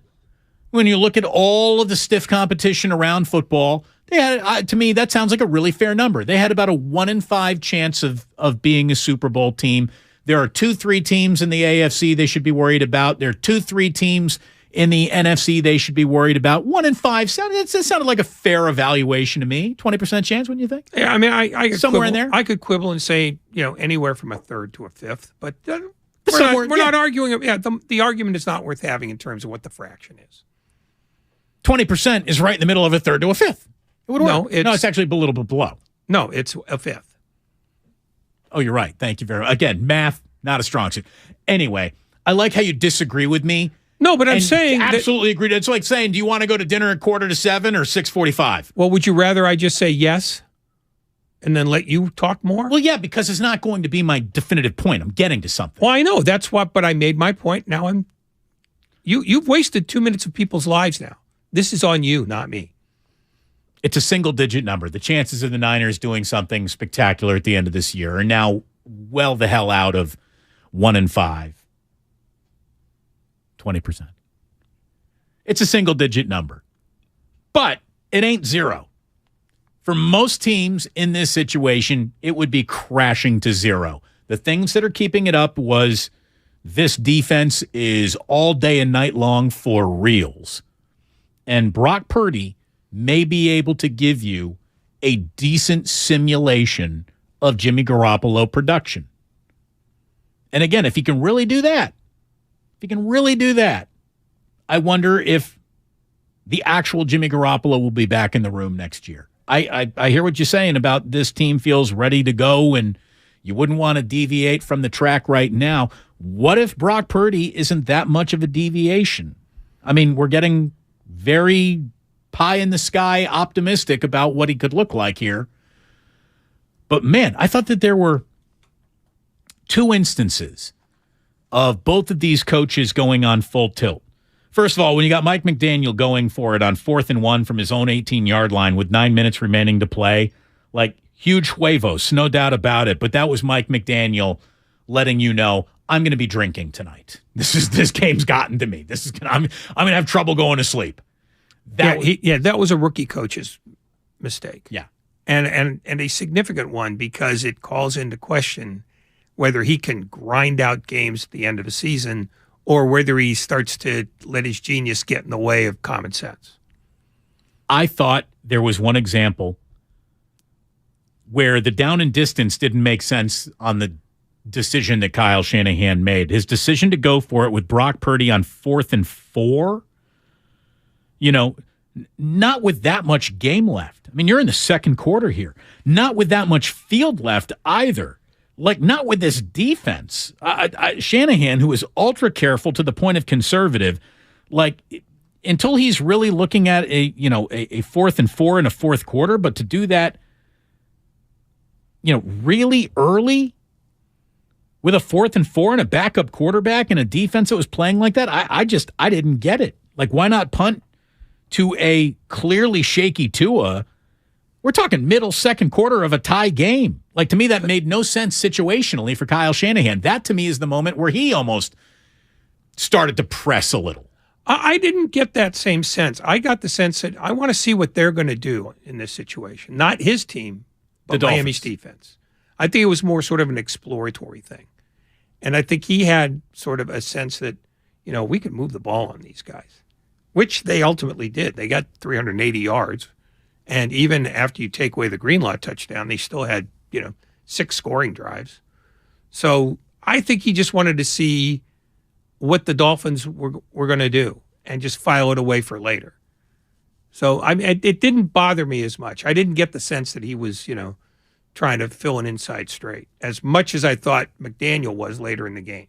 I thought it was just a really funny time for an ultra-conservative coach to get aggressive and dial up a passing play, which he did a little bit later. There was one time where I really thought that Mike McDaniel might have hopped on a tendency or saw something that he knew that Shanahan was going to do. The 49ers are going for it on 3rd and 2, and Mike McDaniel had his defense all over that, like 11 men at the line showing jailhouse zero blitz. And that was a turnaround handed off to McCaffrey. And on a quick snap, the 49ers got buried behind the line of scrimmage on that play. I didn't know if that was just, McDaniel jumping on something he saw or in an outstanding defensive play from the Dolphins in the moment. I thought McDaniels played a hunch. He just said, they're going to go to McCaffrey here. We'll just sell out on him. And if it's not him, we're screwed. It was him. It was him. It was him in the moment. But no, I mean, and I think, all football games are built of little moments like that where coaches play hunches. But I thought the McDaniel play in the fourth quarter was more about him, getting full of himself than any of the other instances that we just discussed. And here's they converted. I mean, they converted that early fourth from their own 18. But, I mean, it's like one of those, I don't care that you won your bet. You should probably leave the table. You're going a little nuts. Yeah. You're going a little bit nuts. Yeah. Accept your losses and, go play dice. Everyone is talking quarterback. It's what we obsess about in this town. I do want to talk about this defense, and it was a defensive day in 5 or fewer plays that I want to talk about right here and now. After we saw the shock that was the very first play the Dolphins ran that went for a 75-yard touchdown, on the next possession, so Jimmy has just had his foot broken. And by the way, look, I'm not going to rip Joe Davis here, but Fox misses Joe Buck on big games. And maybe you might not have liked Joe Buck, but don't you kind of miss him on big games too? I mean, to me, Joe Davis just doesn't have the gravitas that Joe Buck brings with him. And I thought that they were so nonchalant about Jimmy Garoppolo getting carted to the locker room. And then they show you the replay, and you're like, man, how are they being, I think Joe Davis actually said, like, Jimmy Garoppolo going to the locker room, there's something to keep an eye on. Oh, you think, Joe? Do you think that's something to keep an eye on? Because that's not just Jimmy going to the locker room. That's probably the whole damn season going to the locker room. Luckily, Brock showed us enough to where we don't feel like that anymore. But they were so nonchalant on the TV broadcast about what just happened, and they missed it until they showed you, oh, by the way, Jimmy's going to the locker room, coming back from commercial break. Here is a pre-recorded B-roll of that happening. I couldn't believe it. Joe Davis, is still growing into this, clearly. And he doesn't know, or at least doesn't have an innate sense of the turning points. Because it's not about the exciting play, in which he over-emotes like crazy. It's the moment in the game that everything changes. And that's one of those non-playing moments where everything changes. Yeah, that wasn't something to keep an eye on. That's something to write down, italicize it, underline it. Yeah, that's something you've tried to figure out how not to say holy S on the air. I mean, because that was potentially the game wrecker and the season wrecker. And I don't think he, glommed onto the importance of the moment. But I remember early on in the Joe Buck era too. He tried to even keel everything, and sometimes you had to sell a moment that mattered, and that was a moment that mattered. Joe Davis doing baseball, understated, kind of. Well, because it works. He learned from Vin Scully. So on football, I need a little bit more oomph when the moment calls for it. Anyway, I want to talk about 5 defensive plays, and then we'll continue taking some calls here. But you had the 75-yard lightning strike that was the touchdown on the first play of the game. Then the 49ers take the ball down the field, and they stop short. It's a Robbie Gould field goal, but obviously that sideline's got to be a little bit concerned about Jimmy, who seems to be in pain over on the bench. So now it's the second possession of the day, and the Dolphins go 3 and out. Fred Warner tipped a Tua pass to force that 3 and out. And after they housed their very first play of the day, I thought right there, Ray, like that game needed equilibrium quickly. And that was about as important play as the field goal that the 49ers just settled for to keep them in that game. Because if Miami had jumped out to 10-3 or or 14-3, and you got Brock Purdy the rest of the way, that whole game feels much different. Oh, no, it's got the smell of a boat race. Yeah. So I thought that was a huge moment of the day, and Fred Warner talked about, just not settling and getting bounced back after that opening touchdown. We knew it was just a breakdown in coverage, just a simple mistake out there, and ultimately we want to obviously get him down in that position once he does catch it, but we didn't flinch. We came back to the sideline, and you can't look at things like that emotionally. You got to just look at it for what it is and see how you can adjust, and I guess that was it allowed us to really settle into the game quicker, obviously, when you have a play like that. So, yeah, we didn't flinch. That was the first really good defensive play of the day. Our second one to highlight was the last defensive play of the day. Down 9 with 2 to go. Tungavailoa hit as he throws. Ball is out. Ball is live. And it is a touchdown for Dre Greenlaw. Nick Bosa caused the fumble, scoop and score for Greenlaw, and that was the game-cementing touchdown. It was a step on the other team's neck, definitive moment, and it hopefully now sets the tone for the rest of the year for this defense, because they are going to have to be nothing short of excellent in every single game that they play. The Dolphins trying to convert twice on fourth down. We talked about the first and Mike McDaniel going on tilt. They would have had that second one too, but Mike Gesicki never really caught that ball.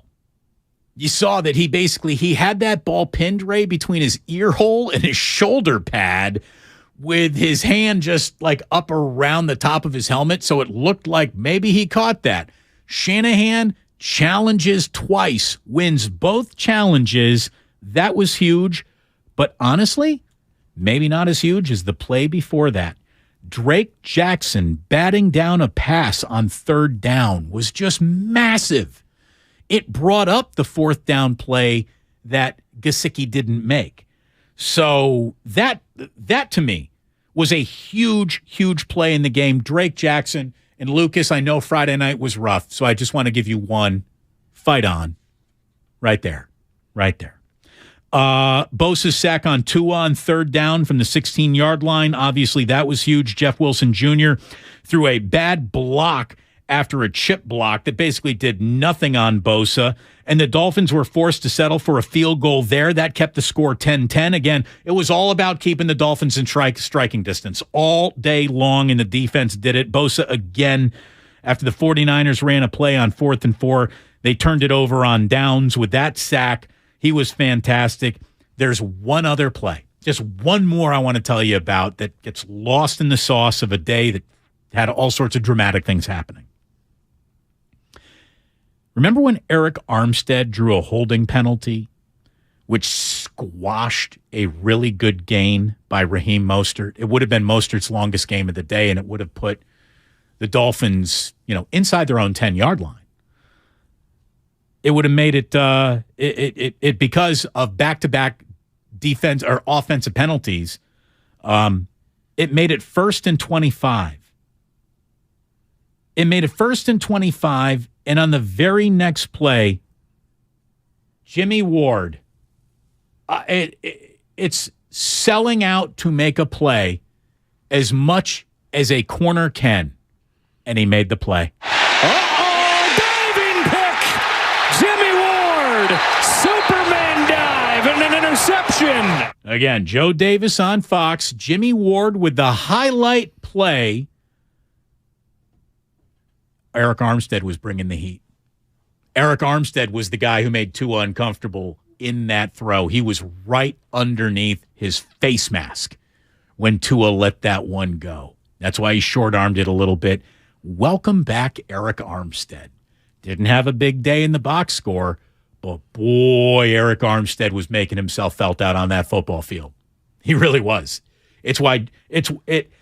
For once, somebody's helped springing Nick Bosa open, not the other way around. Welcome back, Eric Armstead. Yeah, I mean, look, that imbalance is always going to exist because Bosa's going to create more havoc than anybody else. It is everybody else's job to hold serve with the guy that's trying to block them. So that was a bit of a reversal of form, but it worked out fine for them. Gino in San Francisco. You're on 95.7 The Game, Gino. Hello. Hey, Damon and Ray. Pleasure to be on with you. Thank you. I had a real problem with the play calling yesterday at the end of the game. The 49ers have it 1st and 10 at the 10-yard line. All they need to do is bleed clock, kick a field goal, and they're up 9. Instead, Shanahan called a pass play on the second play. They lost 14 yards, and it wound up field goal 49 yards. Hell, if he'd have missed that, they could have scored a touchdown and won. When really all he had to do was run the ball 3 times, kick the field goal, and win. He did the same thing in the Super Bowl when Julio Jones caught that pass down deep, called a pass play. They went in reverse and lost the Super Bowl. You bring up a good point, Gino. Look, you bring up a good point. Shanahan was going for a kill shot, which he didn't necessarily even need. Why squeeze the trigger? I agree with you. I thought it was maybe the worst sequence of the day. I don't know what it is about Kyle in red zones, man. He gets into them, and it feels like a lot of what got them down the field in the first place starts to go away. I mean, I think that they need to get better in the red zone for sure. I didn't like that either. But on a day where, they got out a winner when so many instances and simulations run would have had them getting out a loser, I'm not going to hold that one on Kyle, because I really did think, even though that last sequence was, to borrow from Ray, not cloaked in glory. It was one of the finer days of Shanahan's coaching tenure with the Niners, all things considered. But I get why he wanted all of it, because Miami, even in the shambles they were in, is still one of those very few teams in the league that can do something electrifying in a hurry. Tyreek Hill. I mean, Trent Sherfield. I mean, they'd already done it, and they'd done it twice. So I get why he wanted to make sure that this was out of hand, out of reach, not out of hand.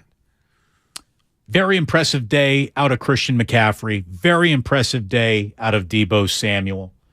McCaffrey at the locker room talked about how it's tough to celebrate wins when a guy that you haven't played with very long but developed some respect for got hurt. Here is Christian McCaffrey talking about Jimmy Garoppolo. It's brutal.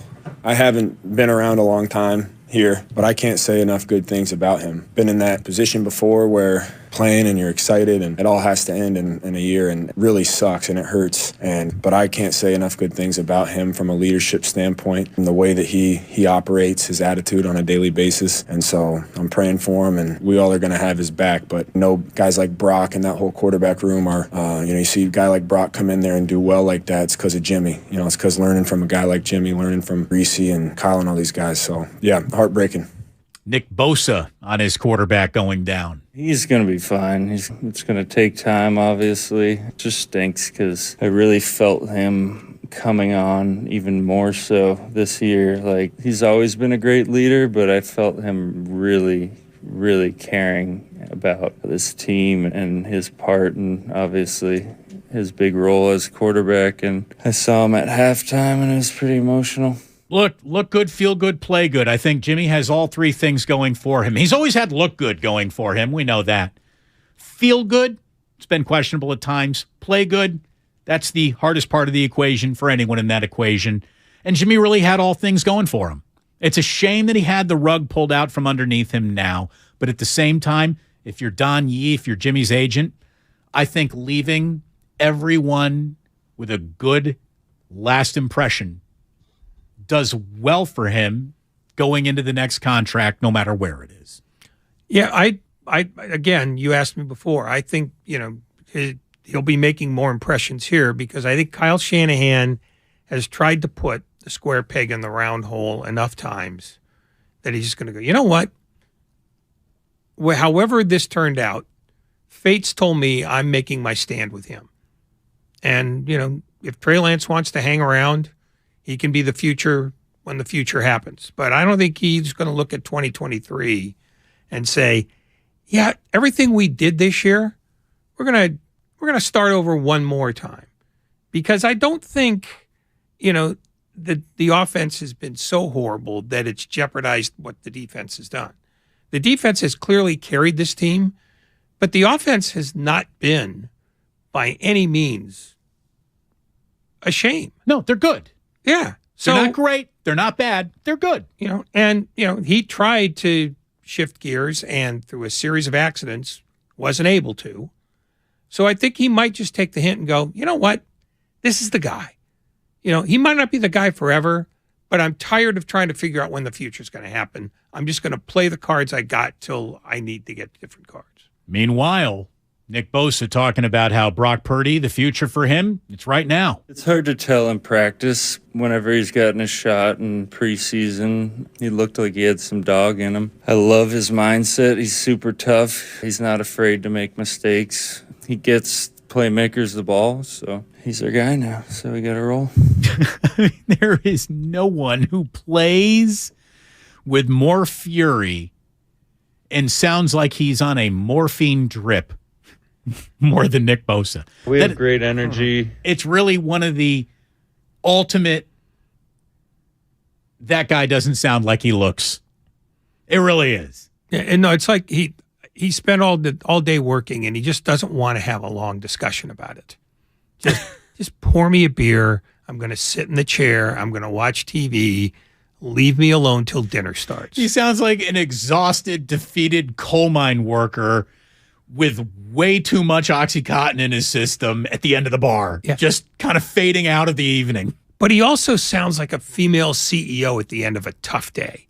Just kicking off the shoes, sitting down, going, son, go get me a beer. I've had a tough one. Don't ask me to help you with your homework until later. Brock Purdy talking about the, got some dog in him. He was asked, were you a little bit nervous getting on in there? Of course, he said, yeah, I was terrified. No, he didn't say that at all. I feel like there was a little, just like the whole butterfly feeling of, all right, man, like we're going in, let's do this. It wasn't like, I was out there like shaking and go, shoot, what do I do? What's my read? None of that, man. It's every single week I act like I'm the starter. I got to prepare like I'm the starter. Name was called. Coach Greasy said, let's roll. Just went out there thinking, all right, what do I got to do on the first play? Like check can or not, So, but once I got hit, I think it was a rollout. It felt good just to be like, all right, got some contact in and now I can roll and settle down a little bit. It's amazing how quarterbacks say that all the time. I need to get hit once to feel like I'm in a game. Well, he got hit a couple of times. He bounced up every single time. Tough cookie, man.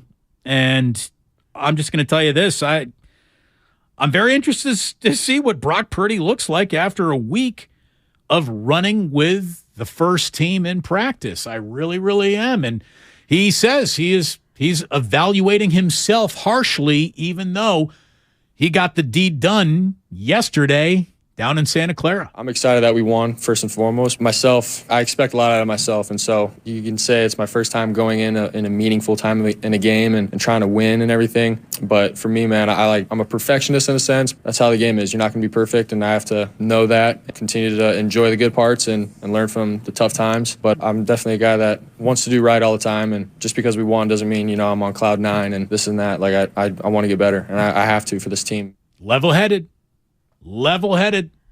It's what he needs to be. That's when Jimmy's at his best, when he's level-headed. So this is going to be a fascinating experiment. We talked about the multiverse a few times, in the weeks leading up to just what if this were happening? What if that would happen? What if Brock Purdy can actually get done something that is so similar to the way Jimmy Garoppolo might get it done, that the 49ers really don't skip much of a beat here? What if that happens? It'd be fascinating. It's going to be fascinating to watch it unfold. It really is. But it's going to be fascinating even if he bombs out. I mean, either way, we got a story to tell. Yeah, I mean, that's the thing. It is. I don't think he'll be as good as Garoppolo. I don't think that's the way to bet.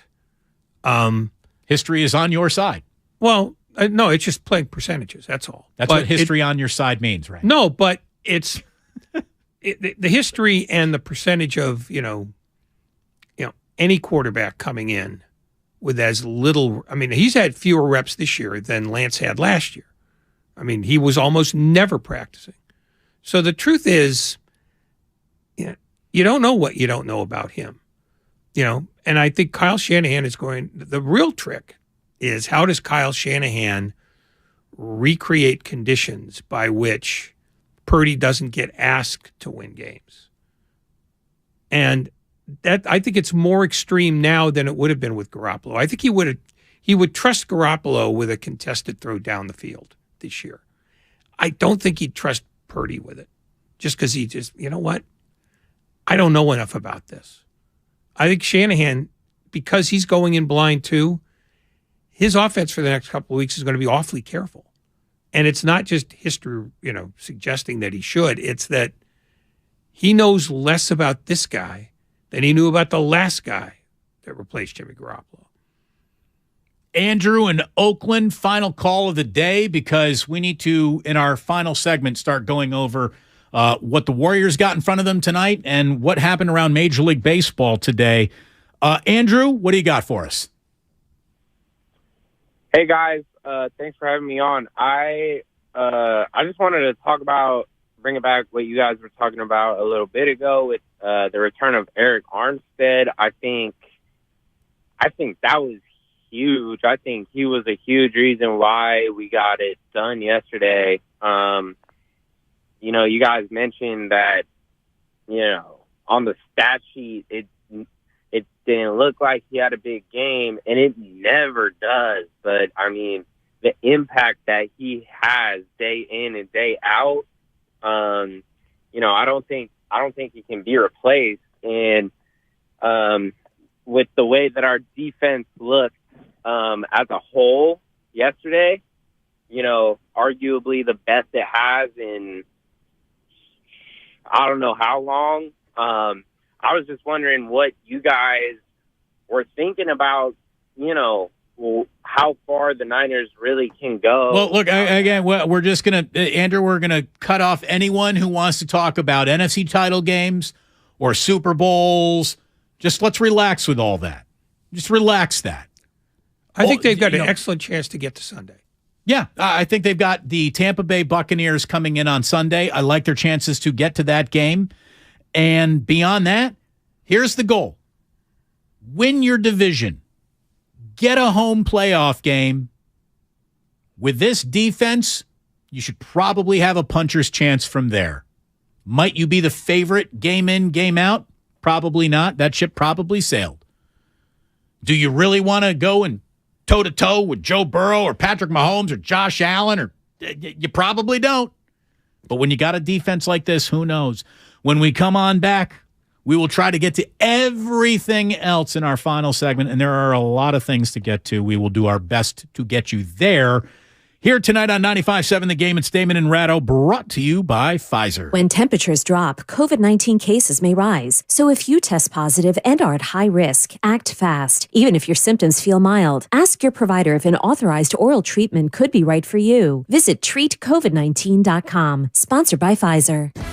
Tune in to 95.7 The Game for Warriors Live, 60 minutes before tip-off of every Warriors game. Brought to you by Xfinity. Supercharge your home with supersonic Wi-Fi. Unbeatable internet, only from Xfinity. This football season, adopt a new tradition that's sure to turn fans into family. The Jim Beam Highball. That's beam and soda over ice with a lemon slice. Share one at the stadium or make one at home. Kentucky Straight Bourbon Whiskey, 40% alcohol by volume. Copyright 2022, James B. Beam Distilling Company, Claremont, Kentucky. Drink smart. Life doesn't stop when the economy is uncertain. The market might not care you have a wedding to plan or a kid to put through school. And inflation doesn't know you've got a family to feed. But Bank of America does, and is here to help. With digital tools to help you save and local experts in the Bay Area, you can keep life moving forward the way you need it to. Bank of America. What would you like the power to do? Learn more at BofA.com/San Francisco. Bank of America N.A. member FDIC Equal Credit Opportunity Lender. AT&T Fiber presents a straightforward moment inspired by straightforward pricing. And now we just cube the pancetta as such. So what's on the menu tonight? This carbonara I found online. It's fire. You gonna love it, Mom. I hope you hold on to this AT&T Fiber, son. It's nice. Yeah, you should settle down now that you're a gagillionaire. Oh, I am. I finally found the one internet I've been looking for my whole life. So, no more one-year stands? No, I'm done with all that. With AT&T Fiber, there's no price increase at 12 months. What about equipment fees? Nope. Those were never any good for you. Exactly. But now, everything's completely straightforward. Well, in the spirit of being straightforward, I never liked any of your old ones. Me neither. Blah. Y'all never told me that. But we're being straightforward now, which feels good, yeah? Yeah. Now let's get straightforward about that girl he's been seeing. Straightforward is better. No equipment fees, no data caps, no price increase at 12 months. Live like a gagillionaire with AT&T Fiber. Limited availability in select areas. Visit att.com/hypergig for details. It's easy to think all money managers are pretty much the same. But at Fisher Investments, we're clearly different. Different? How? You sell high commission investment products, right? No. Fisher Investments doesn't sell any commission-based investment products. Well, you must earn commissions on trades. Nope, never at Fisher. We're a fiduciary, obligated to act in our client's best interest. It's the highest standard of care for a financial advisor. How do you know what's in their best interest? We get to know our clients and then tailor a portfolio based on their goals and needs. But you probably sneak in some hidden and layered fees. No, we have one transparent management fee, structured so we do better when our clients do better. Wow, you really do look out for your clients. That's because our top priority is helping them achieve a comfortable retirement. It might be why most of our clients come from other money managers. Visit FisherInvestments.com to find out why investors like you switch to us. Fisher Investments. Clearly different money management. Investments and securities involve the risk of loss. And a 1, 2, 3, and play. Yes, this is a holiday cover, and we've never sang professionally, but you can save a sleigh load over Verizon, T-Mobile, AT&T with hundreds in your pocket. There is no better price, and mobile speeds that are faster than a room clearing when we harmonize. We can't sing well, but our savings are swell on the fastest mobile service we say. If you haven't turned the sound down yet, switch to Xfinity Mobile today. Hey! Great at savings, not singing. Join the 5 million customers and counting that have switched to Xfinity Mobile, the fastest mobile service with 5G and millions of Wi-Fi hotspots. And get the best price for 2 lines of unlimited with 5G, compared to the lowest price plans of the top 3 carriers. Just $30 a line per month. Learn more at Xfinity.com/fastestmobile. Xfinity Unlimited intro service and Xfinity Internet required. Taxes and fees extra. Reduced speeds after 20 gigabytes of usage. Data thresholds may vary. Dell Technologies' Days of Deals for Business start now with fresh, limited quantity deals on tech to drive productivity. Save on select performance laptops and desktops powered by 12th Gen Intel Core processors. Don't forget special pricing on the latest monitors, docks, and accessories, plus free shipping on everything, and special financing with Dell Business Credit. Call a Dell Technologies advisor at 877-ASK-DELL. That's 877-ASK-DELL.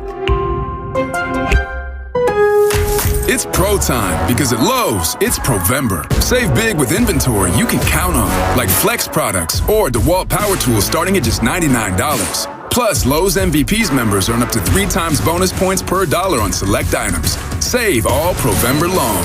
Bonus points calculated before taxes and fees after applicable discounts, if any. MVPs Pro Rewards Program terms and restrictions apply. See Lowe's.com/L/Pro Loyalty terms. Subject to change. Prices valid from 10/17/22 to 2/3/23 or until supplies last.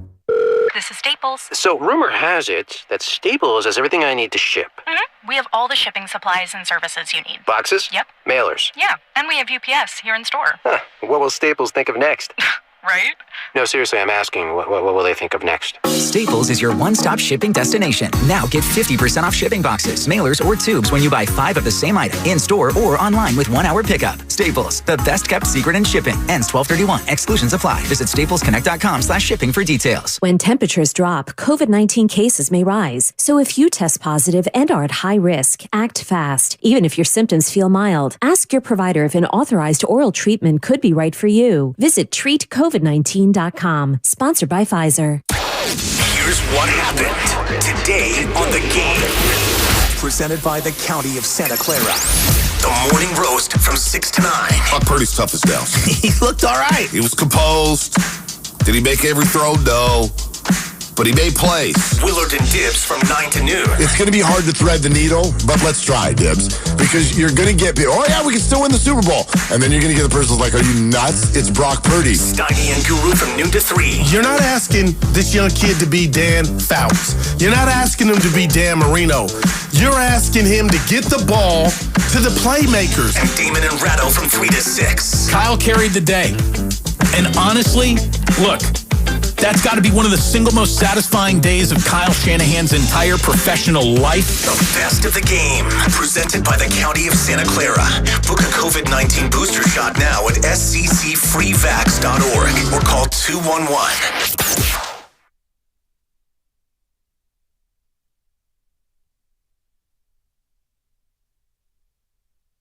Now back to Damon and Ratto on 95.7 The Game. All right, so we need to go over the entire world of sports that wasn't the NFL quickly here. In our final segment of the day, we want to let you know that Warriors basketball is officially coming up next. Our man John Dickinson getting you ready. It is Warriors Live, brought to you by Fremont Bank, right around the corner. Pacers in town tonight. No TJ Warren, no Halliburton. He's going to miss his second straight game. The Pacers are playing their sixth game in 9 days. They've lost... McConnell. He is out too. What'd you just say? TJ McConnell is out. TJ McConnell is out. Tyrese Halliburton is out. Tyrese Halliburton is out. Miles Turner out. Miles Turner is out as well. Sorry, I was getting my TJs and my... I don't know. TJ Warren, not involved. It's too bad the Halliburton's not playing. I kind of wanted to see him. He's having an incredible year. Anyways, the Pacers are really struggling right now. They've lost 4 or 5. They have lost 3 in a row to the Kings, Jazz, and Trailblazers. They had a 1-point win over the Lakers, who are actually playing pretty decent basketball out of nowhere. Warriors, it's not out of nowhere. It's Anthony Davis is finally playing as a center. He's killing it. The Warriors, let's slow down the threes just a little. They hit 25 to beat the Rockets on Saturday, but they took 52. That's just too many. Number of three-point makes for the Warriors over the past 5 games, 20, 20, 11, 20, and 25. Please go inside just a little. Just to take a couple mid-range jumpers. That's too many threes. No Andrew Wiggins for the Golden State Warriors tonight. So that makes some things kind of interesting for them. Interesting for you if you are betting along with us. You're making a ton of money. Fade the Public improves to 6-3 on the year. We were on the Eagles -4.5. That was a walk in the park. So Ray, we have a better winning percentage documented than Joe Fortenbaugh, better than anyone on the Strip, better than Stu Feiner or anyone else on the radio. We are an unbelievable moneymaker for your gambling needs. Fade the Public. Being better than Joe Fortenbaugh, however, is such a low bar. It's like stepping over a furrow. He's better than that. How much better? What's his number this year? I don't. It ain't 67%. It's probably not even 50. Congratulations to the Crime Dog. Congratulations to Fred McGriff, who is going into the Hall of Fame. Here is someone who got apparently parked in the Hall of Very Good and was not going to get in. The writers said no. This 16 contemporary baseball era committee says he is going to go in as a class of 1. 493 home runs, 8 different 100 RBI seasons. Insert your Tom Amansky defensive drills joke right here. That's the plaque. That's the hat he should wear, the Tom Amansky hat on his Hall of Fame plaque. Ray, the other thing that we need to bring up is just Barry Bonds and Roger Clemens are never getting into the Hall of Fame. They're now 0 for 11 trying to get into the Hall of Fame. And if anyone thought that the contemporary baseball era committee may be more sympathetic, it is not. No, nobody thought that was going to happen because there were only 3 media people on it. The rest of it were baseball, lifers. Well, not like, Hall of just Famers. like management types. And, they didn't like either of those guys. And that's the problem with those committees. In a small room, small biases become big ones. The thing that surprised me, though, is that neither Bonds nor Clemens got even 4 votes, which means that they came in fully expecting not to vote for him under any circumstances. And that's why I think most people believe that barring some new change in the system or people finally becoming outraged by it, they're done. Well, it's ridiculous. Yeah. And it's why the Hall of Fame went from meaning more than any other Hall of Fame in sports to meaning essentially nothing now. And I'm not trying to take away anything from Fred McGriff. Congratulations he to him. didn't cast any votes. He's blameless here, and nobody sat there and politicked for him in the room. All he did was give him his resume and say, let me know what you think. But let me tell you what these BBWA douchebags have done. Wait a minute. Whoa. Yes. Not BBWA douchebags this time. No. Let me finish. Okay. The people who are so high and mighty, who literally watched Fred McGriff not do a single performance-enhancing drug in his career, and he had the body types and injuries along the way to suggest that he was not a PED user.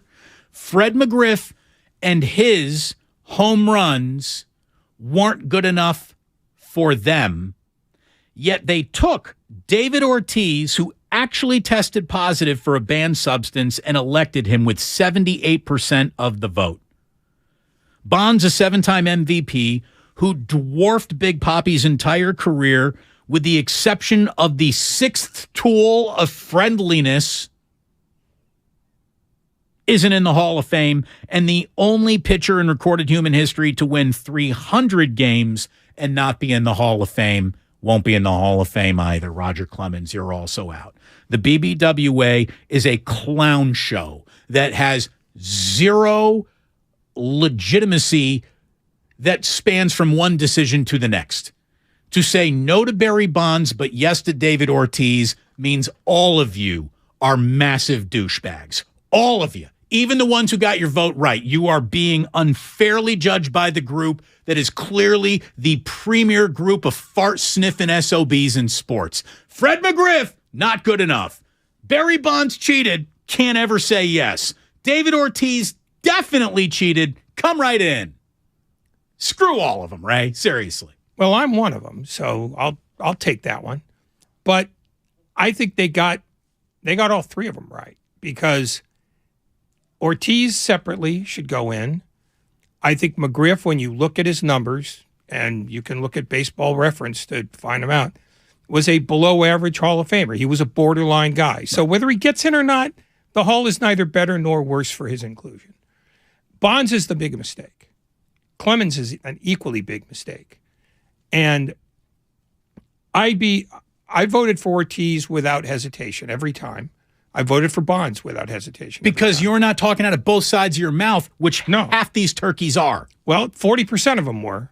And but it's the committee thing that fries me. Because what they did was form committees so that they could reinforce what they already wanted, which was Bonds and Clemens not to get in. They don't care whether Fred McGriff gets in. They cared more about whether Harold Baines got in 4 years ago. The only thing I'm just saying is Fred McGriff got in, good for him. He didn't do anything wrong other than play baseball. I don't know if he was PED clear or not. I don't care. But, he gets a plaque. So he wins, and he should win. Why not? The rest of it, not good, and not going to be any better. Verlander is a Met. DeGrom is a Ranger. Aaron Judge is at the Tampa Bay game tonight. There's a video going around of him talking to Tom Brady, and I'm just going to tell you this. Aaron Judge does live in Tampa. He is wearing a Tampa Bay jersey, but the jersey is not a Tom Brady jersey. The jersey is number 13. That's Brock Purdy's number. Stop it. He's clearly coming to the San Francisco Giants. Why would he wear Brock Purdy's number if he weren't about to be a San Francisco Giant? Just throwing that out there. I'm only inferring clearly the message he is sending to America. That Brock Purdy is a better player than Mike Evans. Was that a Mike Evans? Yeah, I know he wears 13. So does Brock. I know. I know where you were going with that. The Mets, and shame on you. The Mets dropped 86 million over 2 years to add Verlander and Kate Upton. So congratulations. Trey Turner, first player in Major League Baseball history with 1,000 hits, 100-plus home runs, and 200-plus stolen bases in their first 1,000 games. And his next 1,000 games, at least, will be in a Phillies uniform. He got a huge payday today from Philadelphia. He said he wanted to go back east. He told everybody.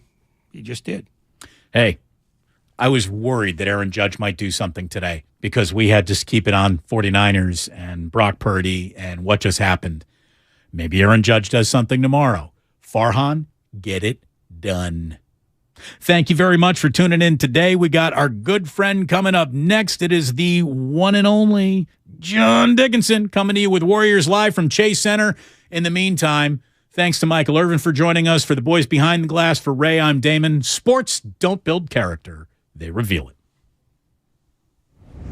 And like that, he's gone. This is your time to cash in at Cache Creek Casino Resort. To rock and to roll. Over the hills and bluffs. Go all out or go all in. With 4 stars and rising stars. Now we do more than ever, so you can do as much or as little as you want. It's your time to cash in at Cache Creek Casino Resort. Hi, welcome to IKEA and our winter celebration event. Yeah, hi. It's been a while since I've had the whole family over, so I need a table set for 12. I need decor to impress Aunt Lucille. Oh, I need gifts for the kids. No worries. As an IKEA family member, you can save with hundreds of offers throughout the store, from home decor to table lamps and even gaming accessories. Gaming? Wait, did you say hundreds? Yes. This holiday season, visit us in-store or at IKEA-USA.com/winter celebrations to start saving. The IKEA Winter Celebration event begins 12/7 and ends 12/24/22, U.S. only. No one knows where this market will go. Things could change tomorrow, next week, or next month. At Merrill, we've been here before, and history shows this is the time to stay focused on your future. Because through every market, the bull will always have your back. Find an advisor in the Bay Area at ml.com/bullish. Merrill, a Bank of America company. What would you like the power to do? Investing involves risk. Merrill Lynch, Pierce, Fenner & Smith Incorporated, registered broker-dealer, registered investment advisor. Member SIPC, a wholly owned subsidiary of Bank of America Corp. Does your heart long to wander? To encounter colorful creatures from the deep blue sea? And amazing animals from the Amazon and beyond? Feed your wild heart. Travel the world right here in San Francisco. Make your reservation to the California Academy of Sciences at calacademy.org. See rare specimens, ancient fossils, and more at our new exhibit, Hidden Wonders. Folks, this is your pilot. We have to land immediately and hurry to the Xfinity Black Friday sale. New Xfinity customers can get 400 megabit internet with unlimited data and Xfi Complete for $55 a month for 2 years with no annual contract. And a free 4K streaming box included. Plus, now through December 5th, get HBO Max included for a year. Drop everything and get to the Xfinity Black Friday sale. Go to Xfinity.com to learn more. Restrictions apply. Requires paperless billing and autopay with stored bank account. Taxes and fees extra. Ad-supported plan of HBO Max. After promo, regular rates apply to all services and devices. 2000, 2008, 2022. When it comes to the economy, those are some scary years. Dot-com crash, housing crash, and the roller coaster we're going through right now. It's a dangerous time to not know your numbers. But over 31,000 businesses have the confidence and clarity they need because they rely on NetSuite by Oracle, the #1 cloud financial system. NetSuite gives you visibility and control of financials, inventory, HR, planning, and budgeting. Manage risk, get reliable forecasts, improve margins. Everything you need all in one place. So, how do you prepare for uncertain times? The answer, NetSuite. NetSuite helps you identify rising costs, automate your business processes, and easily see where to save money. That's why 93% of customers say they improved their visibility and control when they upgraded to NetSuite. What are you waiting for? NetSuite is offering a one-of-a-kind flexible financing program. Head to netsuite.com/radar. netsuite.com/radar. The Prophetic Matrix. Unlock the secret code to your destiny. A new revolutionary book by Michael John Toste. The first ebook to make history.